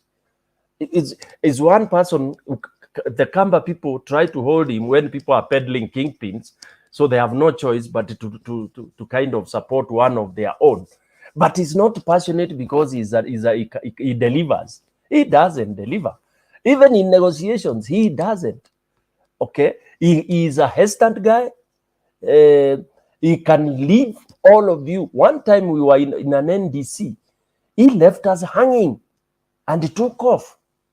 When we were pushing to go and form CORD, he left us hanging, and that's why Mutua is too quick to decide. He was the Secretary General. He dropped the papers, and Mutua also drove away. He said, what sort of a leader is this when we have the 11th hour to go and form join a bigger coalition to form a government, Kalonzo hesitated. You know, Kiilu had to go looking for him to be able to come. We were in Machakos, the showground. Okay, I mean, these are very bad traits that our Honorable Kalonzo has. He's hesitant. He's not brave. And then people say he's a politician. As a politician, you have to be very brave, indeed. Okay, you have to be very assertive. You have to make decisions. Again, all the things he does, no shrewd politician does. You sit, you go for breakfast, then you come out in a podium, you start saying, oh, nilienda breakfast tu nikakuta Raila hapo, hata hatukukaa meza moja. Hey, excuse me, na wewe ni mzee kigogo wa siasa, unaongea hivyo kwa podium, sincerely speaking. And I'm telling you, all of us, you mark Kalonzo every step, even his speeches, he has no substance. He was my party chairman, you know, and he cannot even push you to really win. He doesn't have the oomph. He's only good, even as a lawyer, I don't know whether he can perform well. I'm not bashing him, but this is the truth. And most of the leaders in Ukambani, including this guy who they differed in Kitui now, going for governorship, who was he's called who? I'll give you his name. He's one of the senior politicians. Musila. Musila. Thank you, Alex. Thank you, members wako bana. No, I don't. You know, there are people I don't really bother about. Musila, if Musila can differ with you in this country, then you must be having a serious problem. Then another senior person we were with in Wiper who differed with Kalonzo, I think, and they've differed almost forever. It's this guy who was the controller of a state house, you know, Hari Katurima, you know, because these people, they want, when you meet, you make a decision, you move. Like now, if you asked, Alex and the Patriot are saying he's negotiating. What is he negotiating? Anatafuta nini? Ni demu gani anatafuta? Si aingie kwa Azimio, aingie, atapata kile atapata na kasonge. He is negotiating mpaka when? Tufanye harusi, tununue nguo ya kumbalisha harusi kwa NDC. Nini? Kasarani. Yeah. Let me finish. You guys, Kenya, we are supposed to move now. I'm telling you, the likes of Kalonzo are supposed to be wapitwe na wakati if they can't be on board. Nobody should lie to you that he controls Ukambani votes. That's a lie. We neighbor with Ukambani. You can get votes in Ukambani without Kalonzo if you do it well. People like Mutula, they are bitter. You know, and once you become personal, you are controlled by emotions, not logic. You know, and that's why there is what they think they can get. What can they get? And Kalonzo can never become president in this country. And what can they get? Because Kalonzo will never join UDA, you know, unless he swallows his principle again. And then now he atakuwa amekwisha kabisa. The things he talks about Ruto and theft, his integrity and all that, I don't see him going to UDA. But unless he's like Mudavadi. Yeah, because Mudavadi, you know, shocked everybody else. Yeah, but even if he goes to UDA, really, I don't think he will make anything, any whatever. He will not go with the Kamba people. You know, and even when he goes in fact, Mutula will not go to UDA.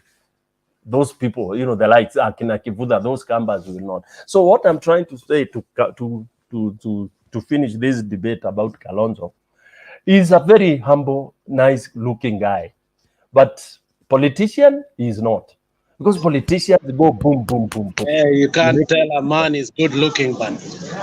No, he's good looking. He impresses people.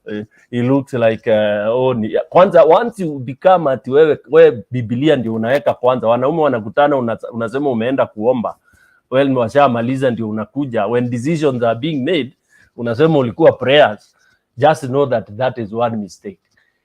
All things Kalonzo has done when wanaume wana make very serious decisions, he has never been. He comes late. It's jolly come late. It's a trick he has. I ask again another question, same question to the panelists. What is he negotiating? Yesu akuje ama ikue nini? What is it that we don't know? We know baba akichukua BBI inarudi. Simple as that. Na BBI ikirudi, it will take care of these egocentric people. Watapewa hiyo viti kubwa. What else are you renegotiating? DP hawezi pewa. Temba una nodi nini? What are you nodding at, Temba? No, unatingisha kichwa ya nini, Temba? You cannot just join people Wacha without wivu. Ni nini? Ni He nini? needs to talk. Wacha ugongo upewe ukweli. Wacha upewe ukweli. Wacha upewe ukweli. Hold on. Jiru ngoja. It's my time. Alex ngoja. Ngoja don't pikia malize. Wacheni pikia malize. Kubalini tu mgongwe vizuri tu hivyo. Pole pole. Inauma. Wacha yume tu hapo tu. My brothers and sisters, you cannot negotiate forever. Hapo ndio watapigwa na Ruto ile mbaya mbovu. What is it? Tell me, how many hours do you need to agree what you will be given in the next government? Bwana Njiru and everybody else. How many hours do you need to negotiate that when we get this government it will be X, Y, Z? Anaringaringa hapo tu na atapotelea katikati. You know, he is annoying more people. Okay? Because as it is today, kwanza if you go on a podium and start talking negative about Baba, you lose today. What he talked in Kisauni was very bad.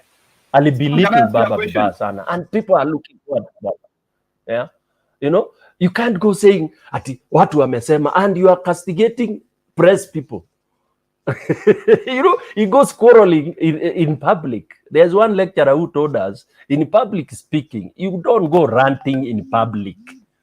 You don't go kutukanana ati watu na munasema. Who said it? It's only the papers that reported you guys were having breakfast. Don't rant. You don't even have to deny. If it is not true, leave it. If it is true, leave it. But a good looking man does not rant. Yeah. He only speaks. DK, a good looking man just speaks. No, he has changed because now he rants. If you look at him at Kisauni, he's not the Kalonzo we know. That's why we think he has gotten to the senility earlier. But it's still the same age, 70 plus. You start getting senile. He's getting irritated by very small things.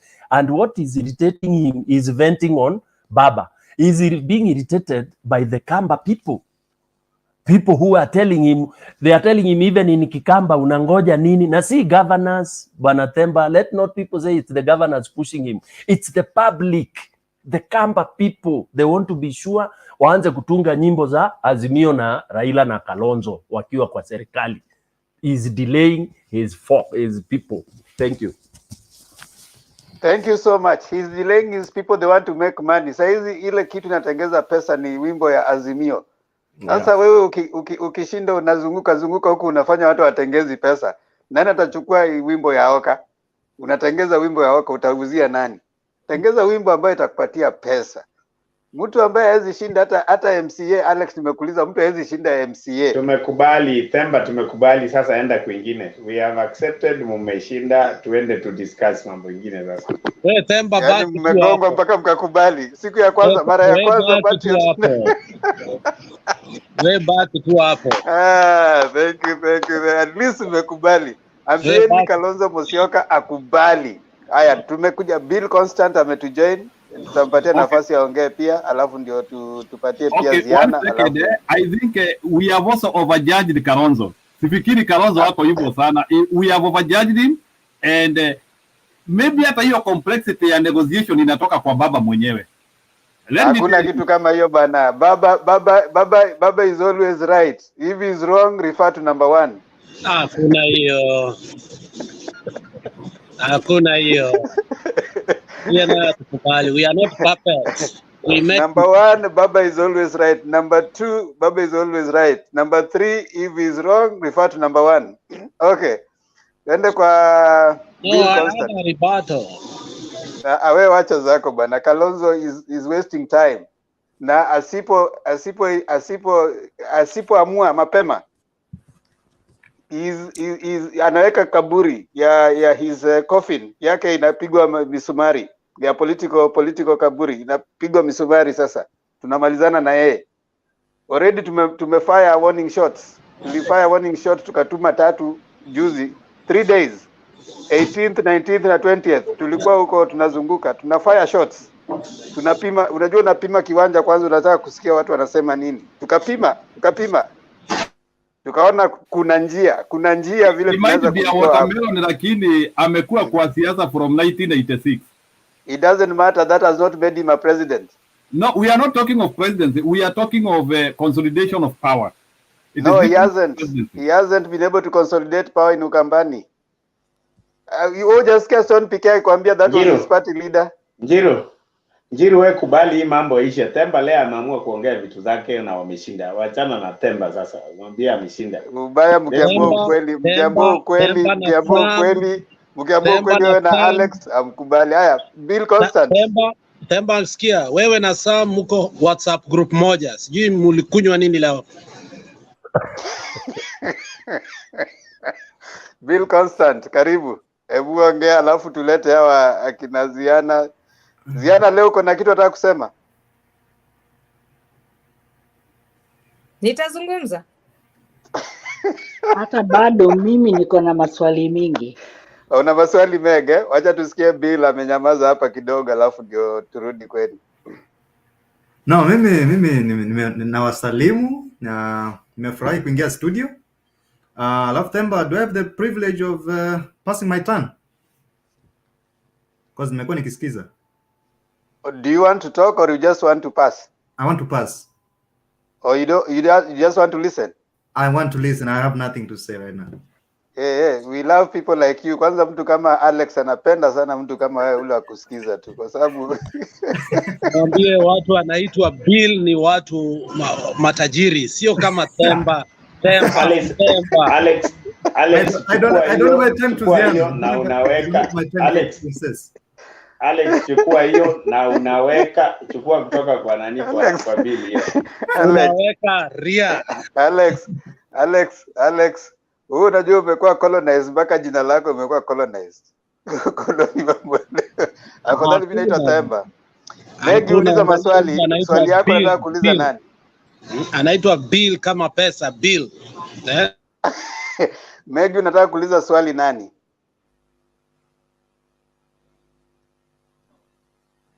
Aya.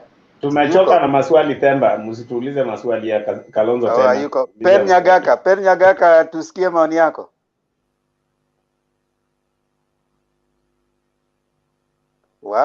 Okay. So tufanye nini? Haya basi, wacha tuwapatie dakika 5 basi tuanze kufunga kwa sababu naona sasa naita watu waongee. Tuanze na Njiru, dakika zako 5.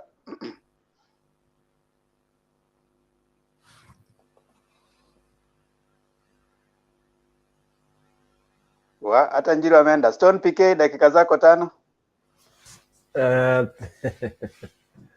Thank you very much, Bwana Temba. Ninafurahia debate na discussion is what tells you, it is a sample of the people feeling, what the people are feeling. And it is interesting the way human beings can get tired.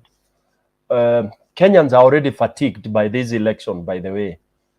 Very fatigued. So any leader who is seen to be rega-regaing, Kenyans are raring to go wamalize hii maneno because already we are suffering. Economy is bad. People are broke. So in fact, there are people who are saying hata afadhali ingekuwa ile katiba ya zamani ilikuwa rais angeita elections anytime. You understand? Because people want to really go for election, ipite na tuanze, Kenyans are really tired. So any politician ule unasimama hapo kwa podium, you start dilly-dallying, you start bringing tension. All these meetings, what we call Sagana 3, they are really stressing Kenyans. And Kenyans are relying on some of these very senior politicians to shape us out of the quagmire as soon as possible. And that's why the reaction you found on this TV today, on this channel today, take it even on the ground. There was a day I attended Mutembei at this place in Jacaranda. I was there for 2 hours. That even became so hot. Kalonzo was one of them who was being blamed, and Mudavadi. Watu walikuwa so hot there because there were some lawyers there who are dying with Mudavadi, you know, saying Mudavadi ni mwana wefwe, he has been in politics for many years. And I think that's another tired parameter that Kenyans keep on using. You could have been tired for 30 years, but it's just because maybe from where you are, you've just been riding on others. Unaona? Kama Kalonzo amekuwa kipenya tu kimungumungu. Every appointment Kalonzo has gotten ni ile kimungumungu. You can have that kind of luck. Another person who used to be like that was Jeremiah Nyaga. Jeremiah Nyaga, wherever he rose to, ilikuwa ni kimungumungu. Unakuwa rigged in by the President Kenyatta. Nobody votes for you, but mama Kenyatta anasema kura yangu na mama ngine itapitisha fulani. So we have grown seeing those kind of things, and we are dying to face out those kind of politicians so that we can go to intellectual competitive politics, you know, whereby if it is negotiation, you enter into a boardroom from 8 o'clock in the morning, by 5 you come out with way forward, because there is no we are not engineering here. We are not trying to build easy shuttles to go to the moon. There is no rocket science. There is no inventions we are doing here in terms of what government or who we want to lead, who we want to have as our leader. So, and more so, Kenyans have come to learn that these things, these quagmires, are just personal. It's personal things, you know. People are negotiating their positions, not mwananchi. That is a lie. So because the more we are getting enlightened, the more now we are almost dishing and, you know, kind of piecing off these kind of leaders. So if you want to be popular with mwananchi, make quick decisions. Kuja enda negotiate. We know you can't be the president. Go negotiate for the other option. Yeah? Usiende unazunguka every rally unasema structured. What structures are we talking about? you know, okay. Then you go on the other side, KK, the Kenya Kwisha. You are there reading budgets. You know what should have been, and you've been in that government from in serikali, 3 serikalis. You are vice president. You had gotten all the positions, and here you are. You are a DP, and you are telling people what should be, what you are going to do, what should have been done, blah blah blah. So, in short, those of us who really can be in an influential position in terms of even being able to woo voters, yeah, we need to woo voters, tell them the truth. Kama sahi, we just tell people, Kenya will only be saved if we elect the president in the name of Raila. Period. Si madebate nyingi sasa, because utaanza kuelezea mtu ati Raila ati we are voting him because we sympathize with him, sijua alifungwa alienda. That is another tired excuse which I don't want people to give. Yeah, talk about integrity, talk about passion. What does he believe in? Kama ulifungwa, hata wakina Koigi wa Amero walifungwa pia, okay, they suffered, but for you suffered, yes, but what is it you still hold dear? You know, devolution and all that. Those are the strong points that we are supposed to go talking. Lakini kusema ati alianza sijui miaka sijui ngapi unaongea vile, that will tire people. Okay, so for me, I would like us to consolidate very, very concrete points za kuuza candidates. Wale wamegoof, tunasema wamegoof. Kina Mudavadi wamegoof, wacha waende wakauze kuku nyumbani, you know. Let's not be sympathetic. He has been senior. He's just been senior because he was from Mudavadi or Mudamba family. Then Moi picked him up and all that. In fact, even someone like Mudavadi is not a politician at all. It's default. Yeah? So we should take stock and do SWOT analysis and shape this the politics by being realistic. Yeah. Thank you very much, Bwana Themba. Thank you, Stone PK. Patriot, hoja zako za mwisho. Wewe acha nipatie dakika 2 wewe. Sawa Themba, it's all right. Hata ukinipea 30 seconds ni sawa. Acha kumuonea sana bwana wewe Themba. Themba unaonea Patriot. Themba, no, it's all right. It's all right, Stone PK. Wacha, unajua Temba anipendangi ni Patriot, mgonge. Yes.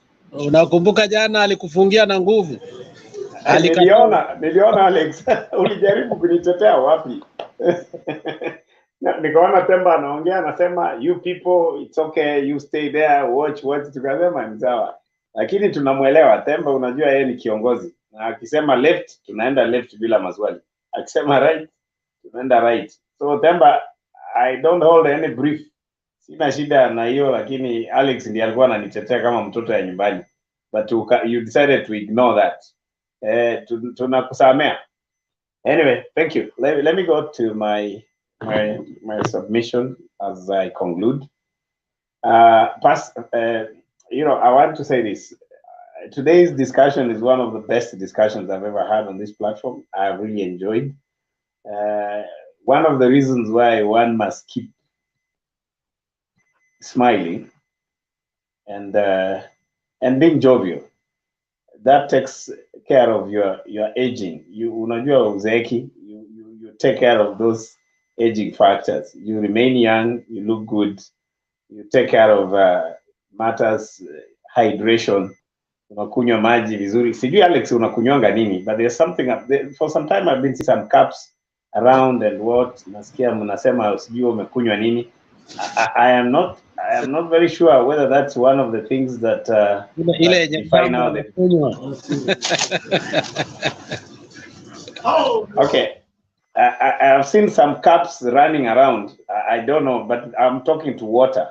Me, I'm talking matters water. Maji ni nzuri, una smile na unaendelea kukaa namna hiyo. So today is one of those good moments. I think we have opened ourselves. We have spoken the truth. We know who is a genuine friend to who. You know, today watu wameongea, hata PK vile ameongea leo nimemsikia vizuri. Sio hizo masiku zingine tukienda pamoja anaona Patriot nikimwambia hii, nikisema juu ya Kalonzo hivi ataona vibaya. Leo ameongea ukweli. Nimejua yeye ni rafiki ama ni nani kwa Kalonzo. Leo nimejua Alex Temba leo ameongea ukweli yake, nimejua sasa. Kumbe nimejua sababu haya na support baba, and at least I've also come out clearly na nafikiri pia nimeeleweka what I stand for when it comes to this leadership. But I want to say this. I'm one person who believes in the politics of decorum and respect. I have a son who is 10 years old.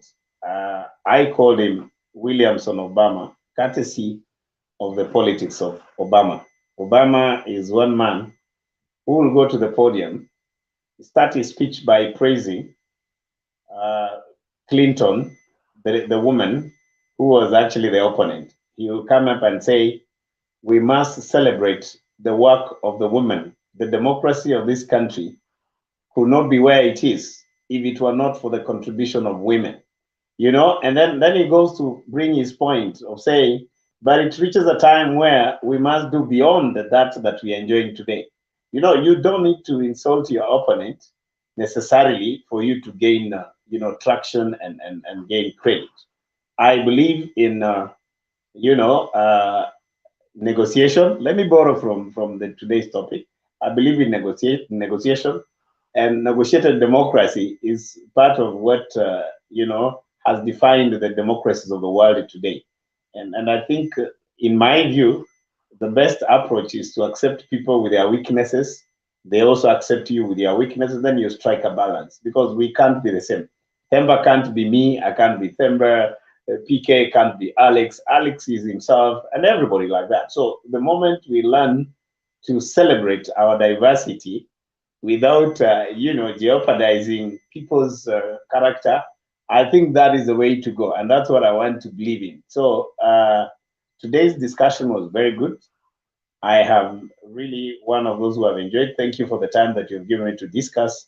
But allow me to end by saying, Sagana 3, my friend, Sagana 3, Alex, ile maswali umeuliza ya kujua ati ni nini itahappen, utajua ujui, waja Sagana 3 ishe, ndio utajua rais ni rais.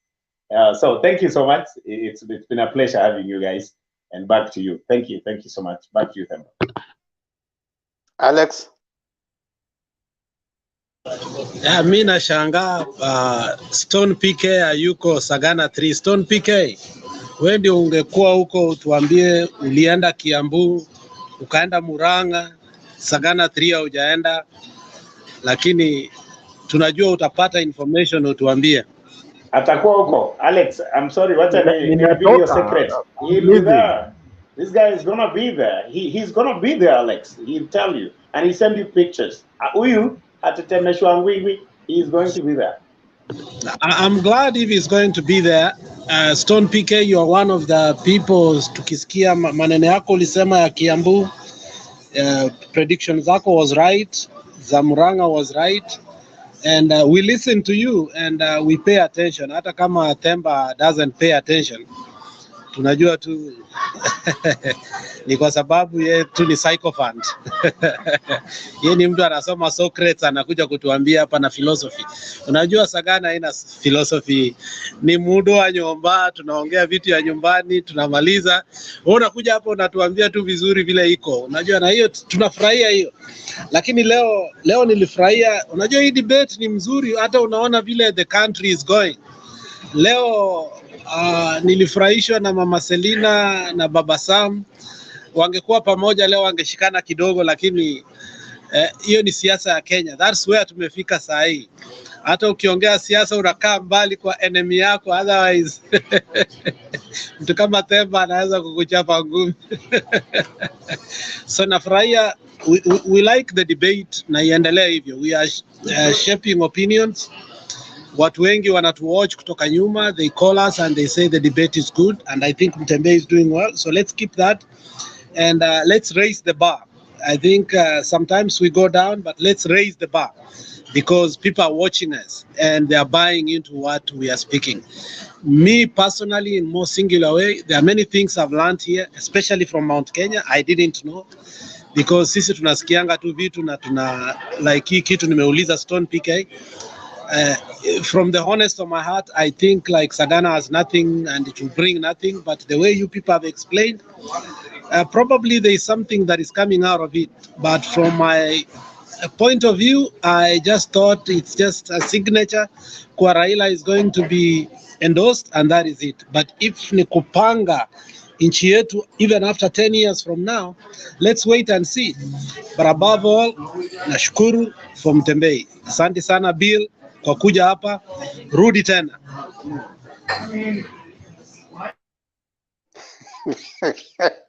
Lazima unigonge kwa closing remark, Alex. Unataka Billy awe anakuja anakupea nafasi. Leo ulikuwa unakula kuber. Alex, unataka Billy akuje awe anakudonatea time, eh? That's what you mean. You see the way you're doing things, man? No, I can donate my time next time, Bill. I'm a good guy. Patriot will never donate his time. I can donate. Okay, Meg, dakika zako 5 tufunge.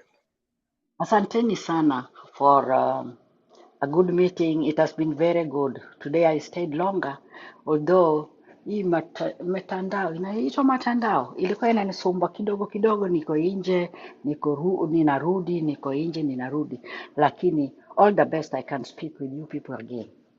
I thank you people so much, whoever brought all this political arena, podium, or whatever it may be called, did something very good, because we really know how the atmosphere is going. We know the environment, however it is speaking. Some people who are still lagging us behind, some people who are going with us ahead, because we really want a good Kenya. That is our motto. So many people are lost in foreign countries because we feel we cannot fit Kenya. We cannot fit in Kenya. Why? Whichever way you are doing what, even if it is a little business and you're not a big person, you cannot pass through. But if Azimio can forge us ahead with whatever we are doing, why not Azimio? Why Uda? And why would some people just stand aside to be negotiated with? Is when they join something which is more viable like this one. So such like people anyway, I neutralize that. Wachane nao tu wafanye whatever they are doing, but bado ni watoto wetu, bado ni watu wetu. They are still our brothers, our uncles and whatever. They will come back, I mean behind, when we have gotten all we want, then we shall be somewhere else with everybody.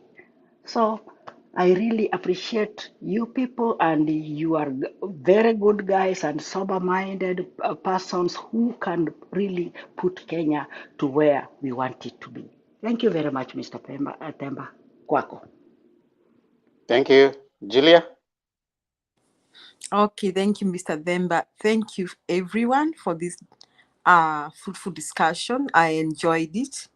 I just want to, I don't know what will happen in Sagana, but I think the president is bringing some momentum. Like, I think Mount Kenya may be thinking twice. Like, okay, we were going this way, we need to go this way. So I will not be surprised by the time the elections come. I mean, the UD is very disappointed with what may happen in Mount Kenya. The other thing about these things, so we may not expect really large voter turnout in Mount Kenya region and eastern provinces, because there could be this thing, after all, we have nothing much to lose or to gain. Now, my last take on that, on Kalonzo, if I were Kalonzo, I would have backed Raila a long time ago. I would have been walking around campaigning for him. This is my reason. Even if Raila has a running mate from Mount Kenya region, let's say he has Peter Kenneth or Peter Monywa or whoever, if Raila is going for 5 years, if he's a one-term president, I don't think those two people are ready to become president. Which means Kalonzo would still stand a chance of like, okay, he really backed us. And there may be an opportunity for Uhuru to just tell his supporters, okay, guys, we have had these things for too many times, okay? We cannot just skip 5 years and expect to have it again. Let's give another person. And they'll be like, this, was it not for Kalonzo, would not have come this far. Let's back this man. I was thinking he could have a Kibaki kind of an opportunity. You know, Kibaki was not this politician who went out to campaign and all that, but he was just this quiet guy that won everybody's heart. You know, he's these guys that don't appear like politicians, but they kind of, because they are polite or something, they may just win, or maybe they appear harmless, they may just win your heart. But Kalonzo is now playing hardball. If I were him, by now, I would be using all my efforts and all that. I will be the nicest person to Raila. I will be so good and so nice, because there are very high chances. You know, this Peter Kenneth, Peter Munya, I don't think Mount Kenya will be ready for presidency even after 5 years. I don't think so. So whoever is going to prove very strong and very supportive to Raila is going to get it. And we look around here, it's only Kalonzo Musyoka who could have been very close to that. Because I think Kenya is going to another direction where for once we may swallow our tribal affiliations and do the right thing. That's what I'm seeing. So that is what happened in 2002 when Raila said Kibaki Tosha. It was like, okay, now we are not doing a tribal thing. We want to do the right thing.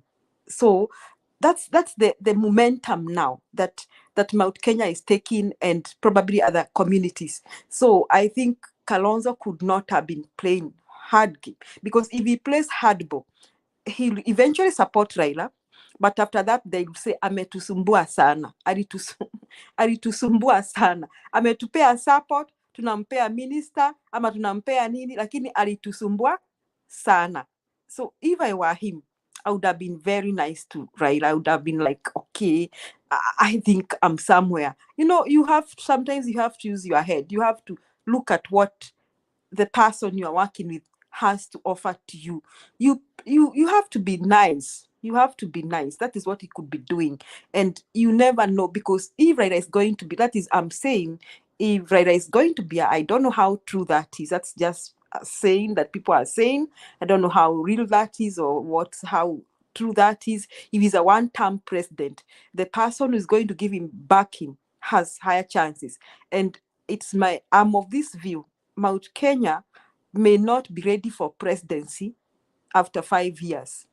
That means there's an opportunity for somebody who will back Raila to get that presidency. That is if Raila is a one-term. I'm saying if, because I'm not even sure of that. If. Hayo ni maoni yangu, Mr. Demba. Thank you, Julia. Njiru, are you there? Yes. Aya, ongea kabla nipatie Ziana. Anatakanga kuongea wa mwisho. Ya, ni sawa. Sasa unajua siasa Kenya sasa imefika ile tunaitanga knuckle point or the injury point where by now mistakes ndizo zina define what you do. So mi kulingana na vile naona sasa, naona the presidency is slowly defining itself. Unajua hata mtu even when you are doing an examination, unajuanga ile wakati you are getting the right answer. And looking on the whole scenario, I think first of all I want to fault maybe as my conclusion, I want to fault Mr. Ruto.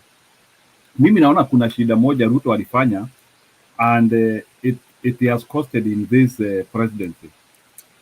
Unaona, the time when he began campaigning and the time when it was clear that they were not working close with the president, I think Mr. Ruto angengojea the president to come out first. He was the person who was supposed to explain kama kulikuwa na kukosana yoyote walikuwa wamekosana. He was the person who was supposed to explain to people about that. But because he was not able to read that and he wanted to play it on his advantage, yeye tu alicheza tu chini, and I think that is what has costed him all the things which are happening now. He was not bold enough. Yeye tu alitaka to criticize the government without even talking about everything which is happening, and also the same time wanting their support. So I think he has a lot to blame. Hii story ingine vile nasikia watu wakicriticize the president ati amejitokeza kwa siasa, he needs to go and retire. I think that is not something which people should pay attention, because I believe he has his own duty right as a citizen to support the person he wants, and also who knows that he is a fan of Raila Odinga, and he has that duty to do it.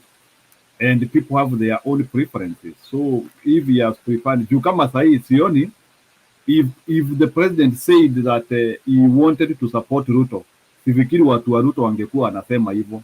So any support from wherever it is coming, it is a prime support to me, hivyo ndivyo naona.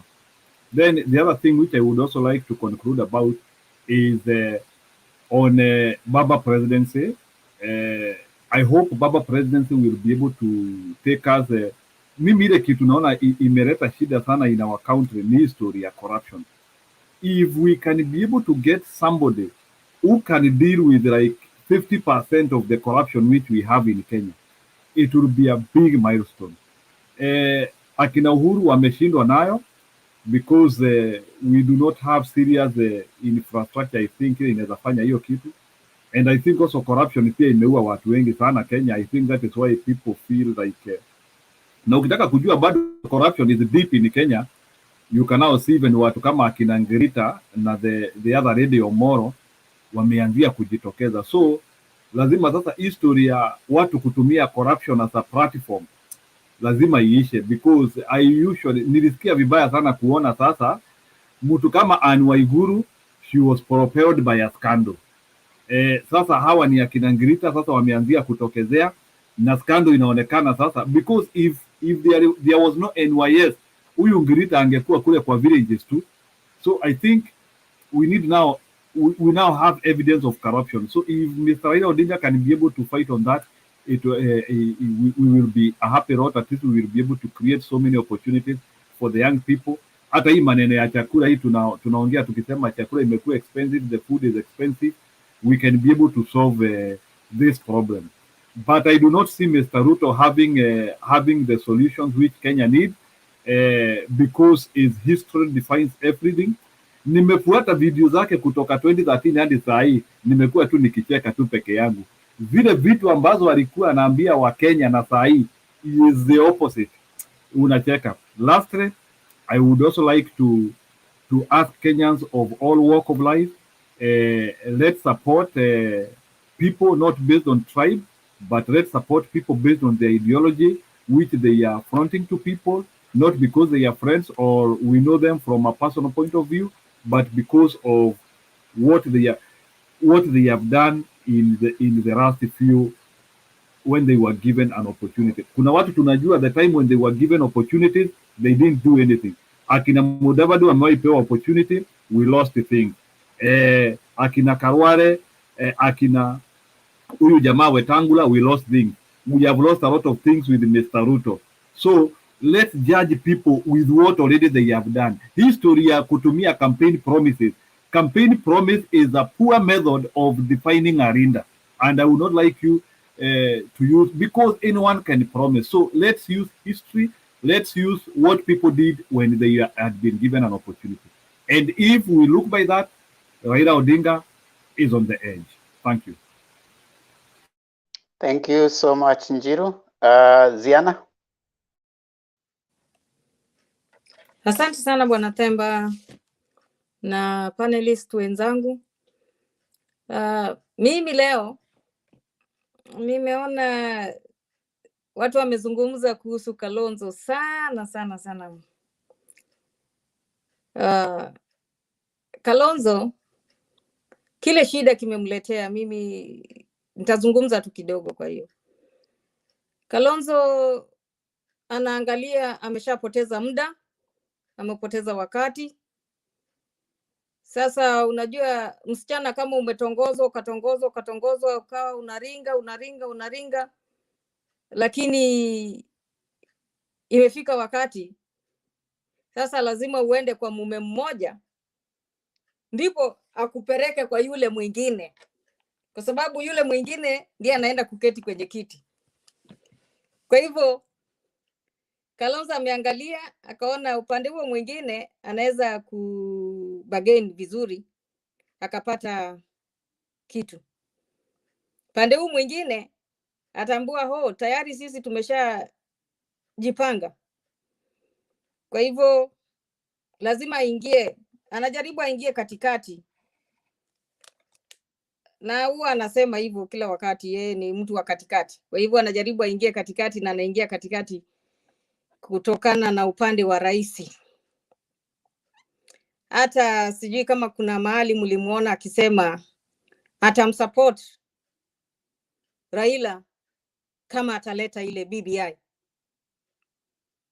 So ako mguu moja ndani, mguu moja nje, ako na wasiwasi. Kwa hivyo Kalonzo ana shida. Niliona kina Patriot wanamsupport sana, lakini ana shida kidogo.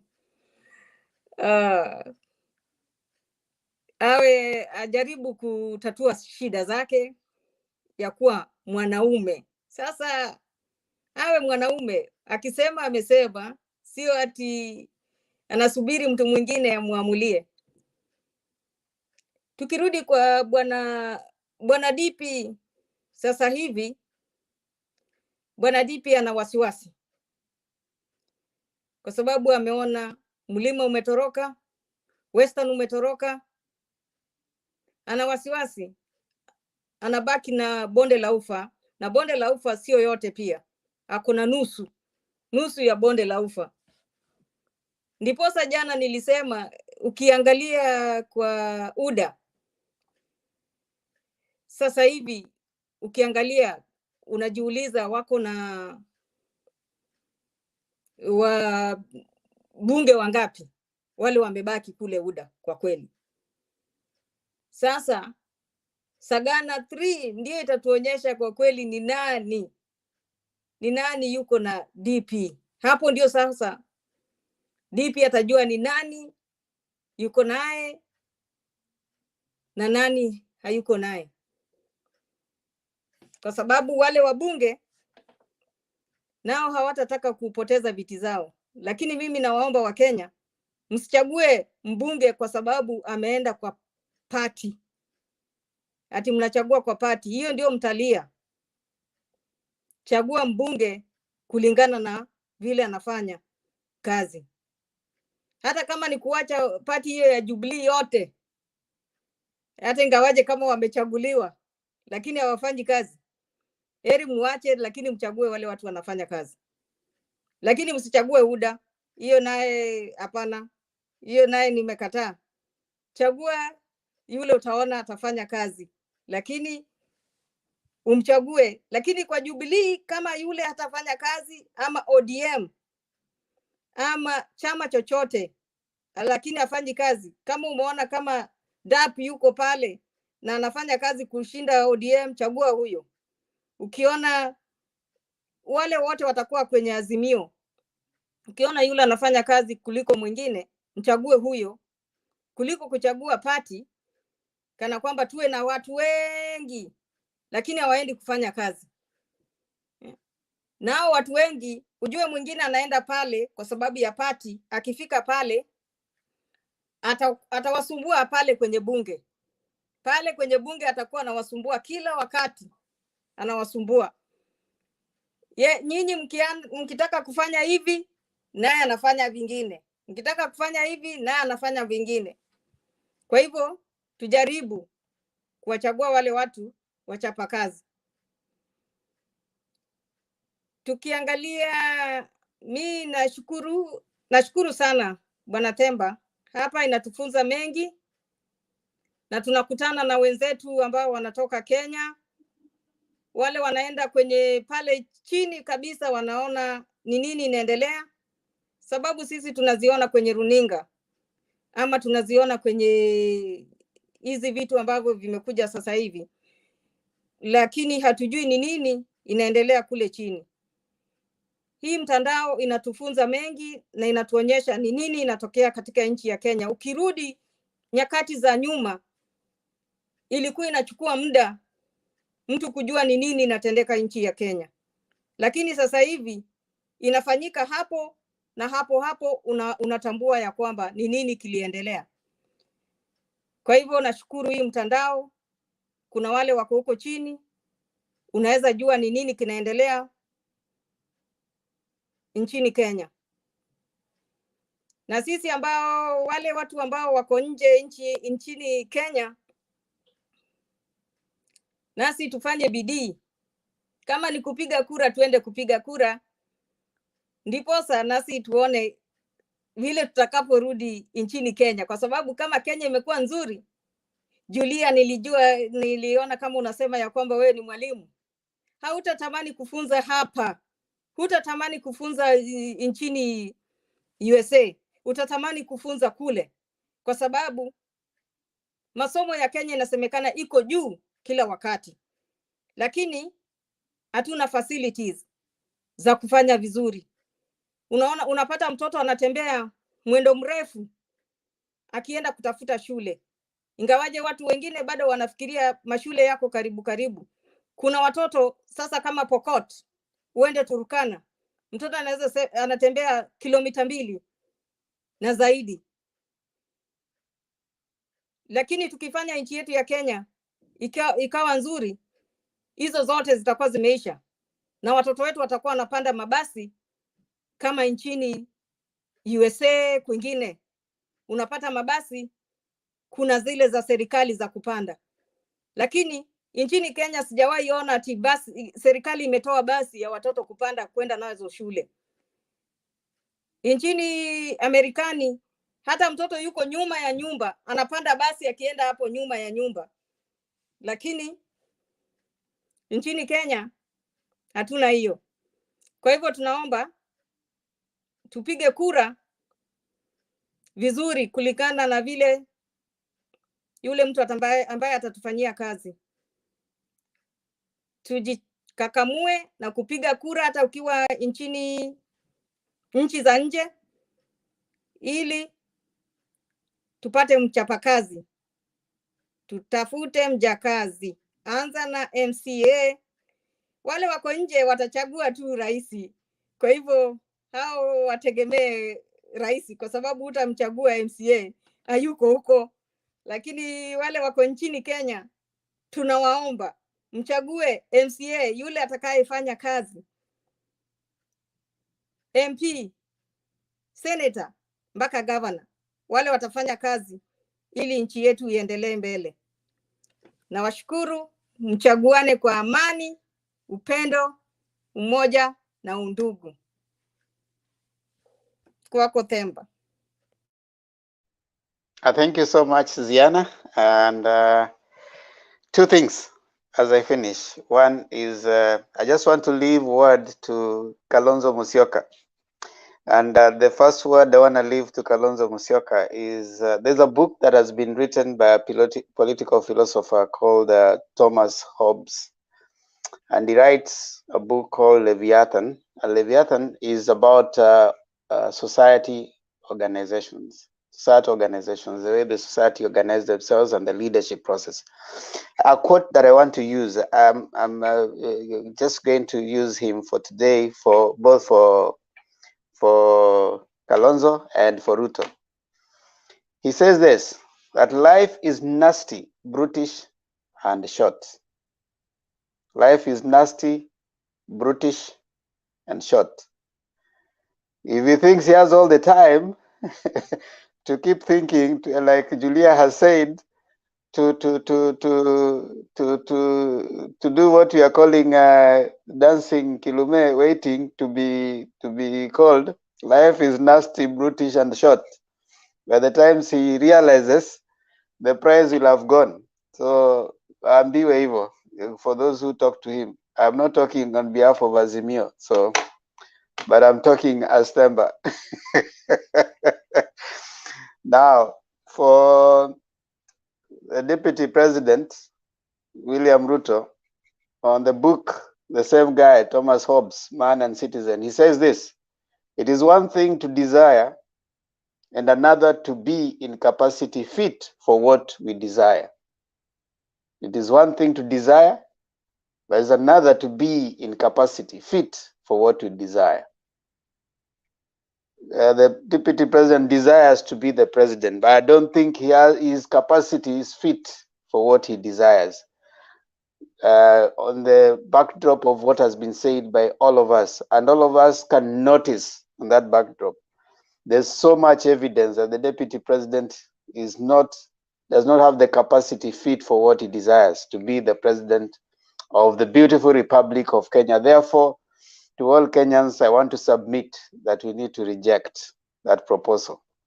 Yes, he desires to be, but he doesn't have the capacity. We don't want someone who thrives on inconsistency. The same person who defended the tax increase that has brought our food to where it is today is the one standing today criticizing the same thing. That is inconsistency. The same person who was there and defended some of the bad practices that were there for the government is there today, criticizing it. The same person who is saying that we need austerity measures in the government does not have the moral, he's not even having that conscience to think that he's earning without working for 4 years. So for that particular reason, I think we don't need him as a president. He's not able to think far. He's not able to see. He's not able to manage. He's been defeated even explaining the simple thing that he has for Kenya. And therefore, I want to submit that Kenyans should make the right decision. And right decision is Team Azimio. That is the right decision that Kenyans can make at the moment. And I hope you're going to make that right choice and we are going to choose wisely. Do not hashtag people lower food prices. No. Hashtag people vote wisely. Vote Azimio. That is the best hashtag you can ever push around this time. Themba, the only Yes. wise choice in voting is to vote Baba. Wacha mambo ya wise choice. Wise choice ni gani? Si ni kuchoose Baba. I just say that. Dominic says Lemba Kalonzo should not take us for granted. Let him man up. Yeah, Kalonzo should stop this this thing of dancing around. Msichana kitambo ndio alikuwa anasema msichana kama hataki anasema no, ndio ujaribu kumfuatafuata ndio achorechore chini. Kalonzo aache hiyo story, akuje kwa baba, watu wapange. He's using a lot of money running around in the name of worker that I'm still running, wasting people's time. Achane na hiyo story. Kuja ukae hapa tupange tuende mbele, si mambo ya kushinda sasa unazunguka. Sisi bado tuko kwa oka, and you know so well you can't win. Kalonzo can't win, and if he goes to UDA, there's no way UDA will give him any other thing. UDA side is already full. Which part will he play? Atapewa speaker? Hawezi. Mudavadi atapewa nini? What will he be given in UDA? Nothing. Kuna Alice Wahome watapewa nini? Wala wamekufia UDA kutoka kitambo. There's nothing that is going to gain there. So, and UDA will not bring back BBI. So hiyo yake inakuishia hapo. So waache story mingi, acha story za kwenda unaenda round. Tunaambiwa tio tusimwambie, tumemwambia haikataa kusikia, shauri yake. Najua Patriot anasikia kurudi tena kwa debate, lakini kula tu hiyo polepole, umia tu. Mimi nazungumza mwisho. That is umemweza Patriot, umemweza kabisa. Nilijua, nimekubali. George Gakure, asante sana. Ibrahim Kala, Junior Sampler, Gitash De, David Olo, asante. Hey Alex uko ground na uko juu unasema wewe ndio unacheza air, land and sea you are everywhere. Asanteni sana kwa wale ambao wametujoin. I know. Remember, yes sir. Remember, hapo katika private chat kuna message unatakana ujibu, umeiona na umelenga. Lakini lastly, just on a light note, if Kalonzo is going to do any rally before he joins, it is only one. Nafikiri ngoja tembo. Kama kuna rally, I'm now informing you. Hii nakwambia tu, you will reprimand me on this. You can take this to the bank. If there is any no. I'm just saying. I'm just passing information that I've just received. If there is any rally that Kalonzo is doing before he comes, it is maybe one rally. If it can't be tomorrow, it will be the last one will be on Thursday. So if you have waited this long, for sure, you cannot afford to wait to be impatient for just 2 days. Thank you. Back to you. We are patient, lakini tunaendelea kupatia pressure. Sisi hapa mwende mwambie sisi tumechoka. Aache kucheza Mwambie Meg na mimi na Julia na Stone PK tumechoka kushinda kila wakati. Alafu akikatiwa anyamaze, anyamaze, si anakatiwa hivi kidogo anakuja kusema nilikatiwa. Temba, wacha story mingi bwana, hiyo story nimeacha. Kwa mpole. Alafu leo I think tukikuja leo kwa debate, mimi my submission, nimeacha na mambo ya Kalonzo, nimeacha, tumekugonga kutosha. I was taught that mtu ambaye yuko chini usimkanyage tena. Sasa wacha tuache. I don't think despite all the projections, I don't think the president is going to say anything that happened between him and the deputy in this Sagana thing. Maybe the debate in the evening will prove me wrong, but I don't think it will. All of you hold that he will. You are wrong on that one. We will prove in the evening. Tunasema hivi. Jioni tunakutana hapo. Nasema you are right. I'm only echoing what you're saying. You are right. But I want to emphasize on our end. Vile tu tumesikizana Temba. Wewe unasema there is nothing. But from my end, the president is going to reveal a lot. So it's okay. I agree. So this is my position. That's your position. In the evening tutadiscuss. Ndio. Jioni tukutane hapa tuone hiyo. Mimi sioni akisema chochote, lakini wewe unaona akisema. Wacha tukutane. Julia, mimi si unaona, mimi naona uingie upande wangu. Hebu niongee kidogo kwa hiyo.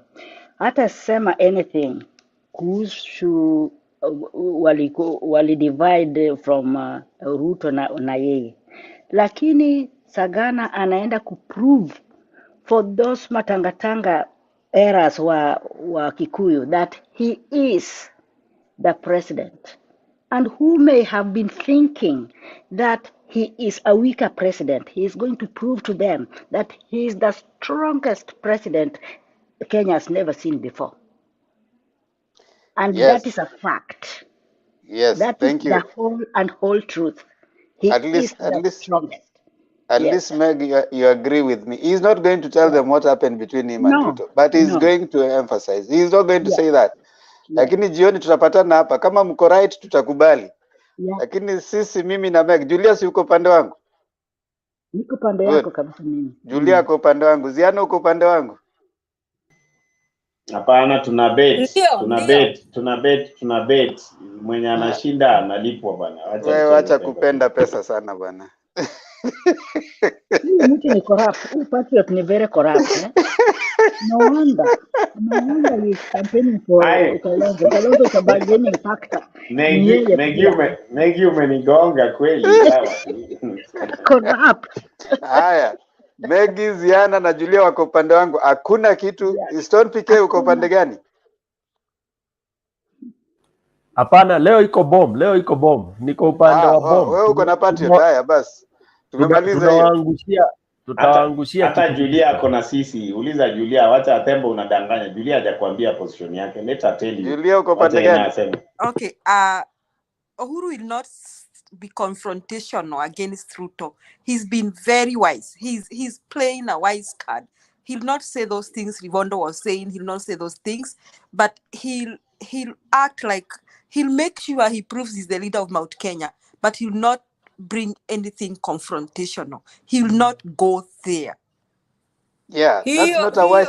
Hiyo kabisa Julia. Ni hivyo. Thank you, Julia. That's all what A wise leader cannot say nothing. A wise leader. And Uhuru is wise. No. He will One moment, Themba. He will not say tuna things. discuss kitu ambayo bado iko jioni. He will not say things directly, but they will be said in a manner likely to show how Livondo did it. The soldiers, the dogs will bark and bite. Thank you. That is very true, PK. Tell them, PK. Unajua watu hawasikii. Sawa, wacha tungoje jioni debate itakuwa hot. Jioni debate itakuwa hot. Temba. Yeah? Uhuru won't say anything. Maybe those people who will be there, but Uhuru won't say anything. Haya, shikeni hapo. Debate leo jioni itakuwa hot, mkuje hapa tusikie kama nani alikuwa. Haya. Now, normally the way we finish our debate, now all of you know it. So I want to invite Patriot today. Ulisema jana hautaimba, ukasema leo tena jamani Patriot. Haya, Julia tuimbie first answer wimbo wa taifa. Temba leo umenigonga, kwa hivyo sitakubaliana na hiyo maneno kwanza kwa sababu umenigonga. Julia tuimbie wimbo wa taifa the first answer. Unaweza kusema oh God, that's so hard. Okay. I'm searching. I will help you. We go together. Okay. Mungu, nguvu yetu, ilete baraka kwetu, haki iwe ngao na mlinzi, na tukae na udugu, amani na uhuru, raha tupate na ustawi. Asante kabisa. Now, asanteni sana wale wote mmejumuika nasi katika comment section. Tafadhali go to Motebei channel and subscribe, and also don't forget to pitia Themba Ondiege TV and you subscribe there. Tafadhali munifikishe at least 1,000 tafadhali, na waomba tusaidiane kama wa Kenya, tuwe mandugu. Mpitie pale. Now that we have already prayed, thank you so much. See you later. I know today's debate later today will be very hot because kutakuwa na vitu mingi imefanyika. See you. Bye bye everyone. Good night. 8 p.m. Kenyan time. Ndio tutaona undugu leo.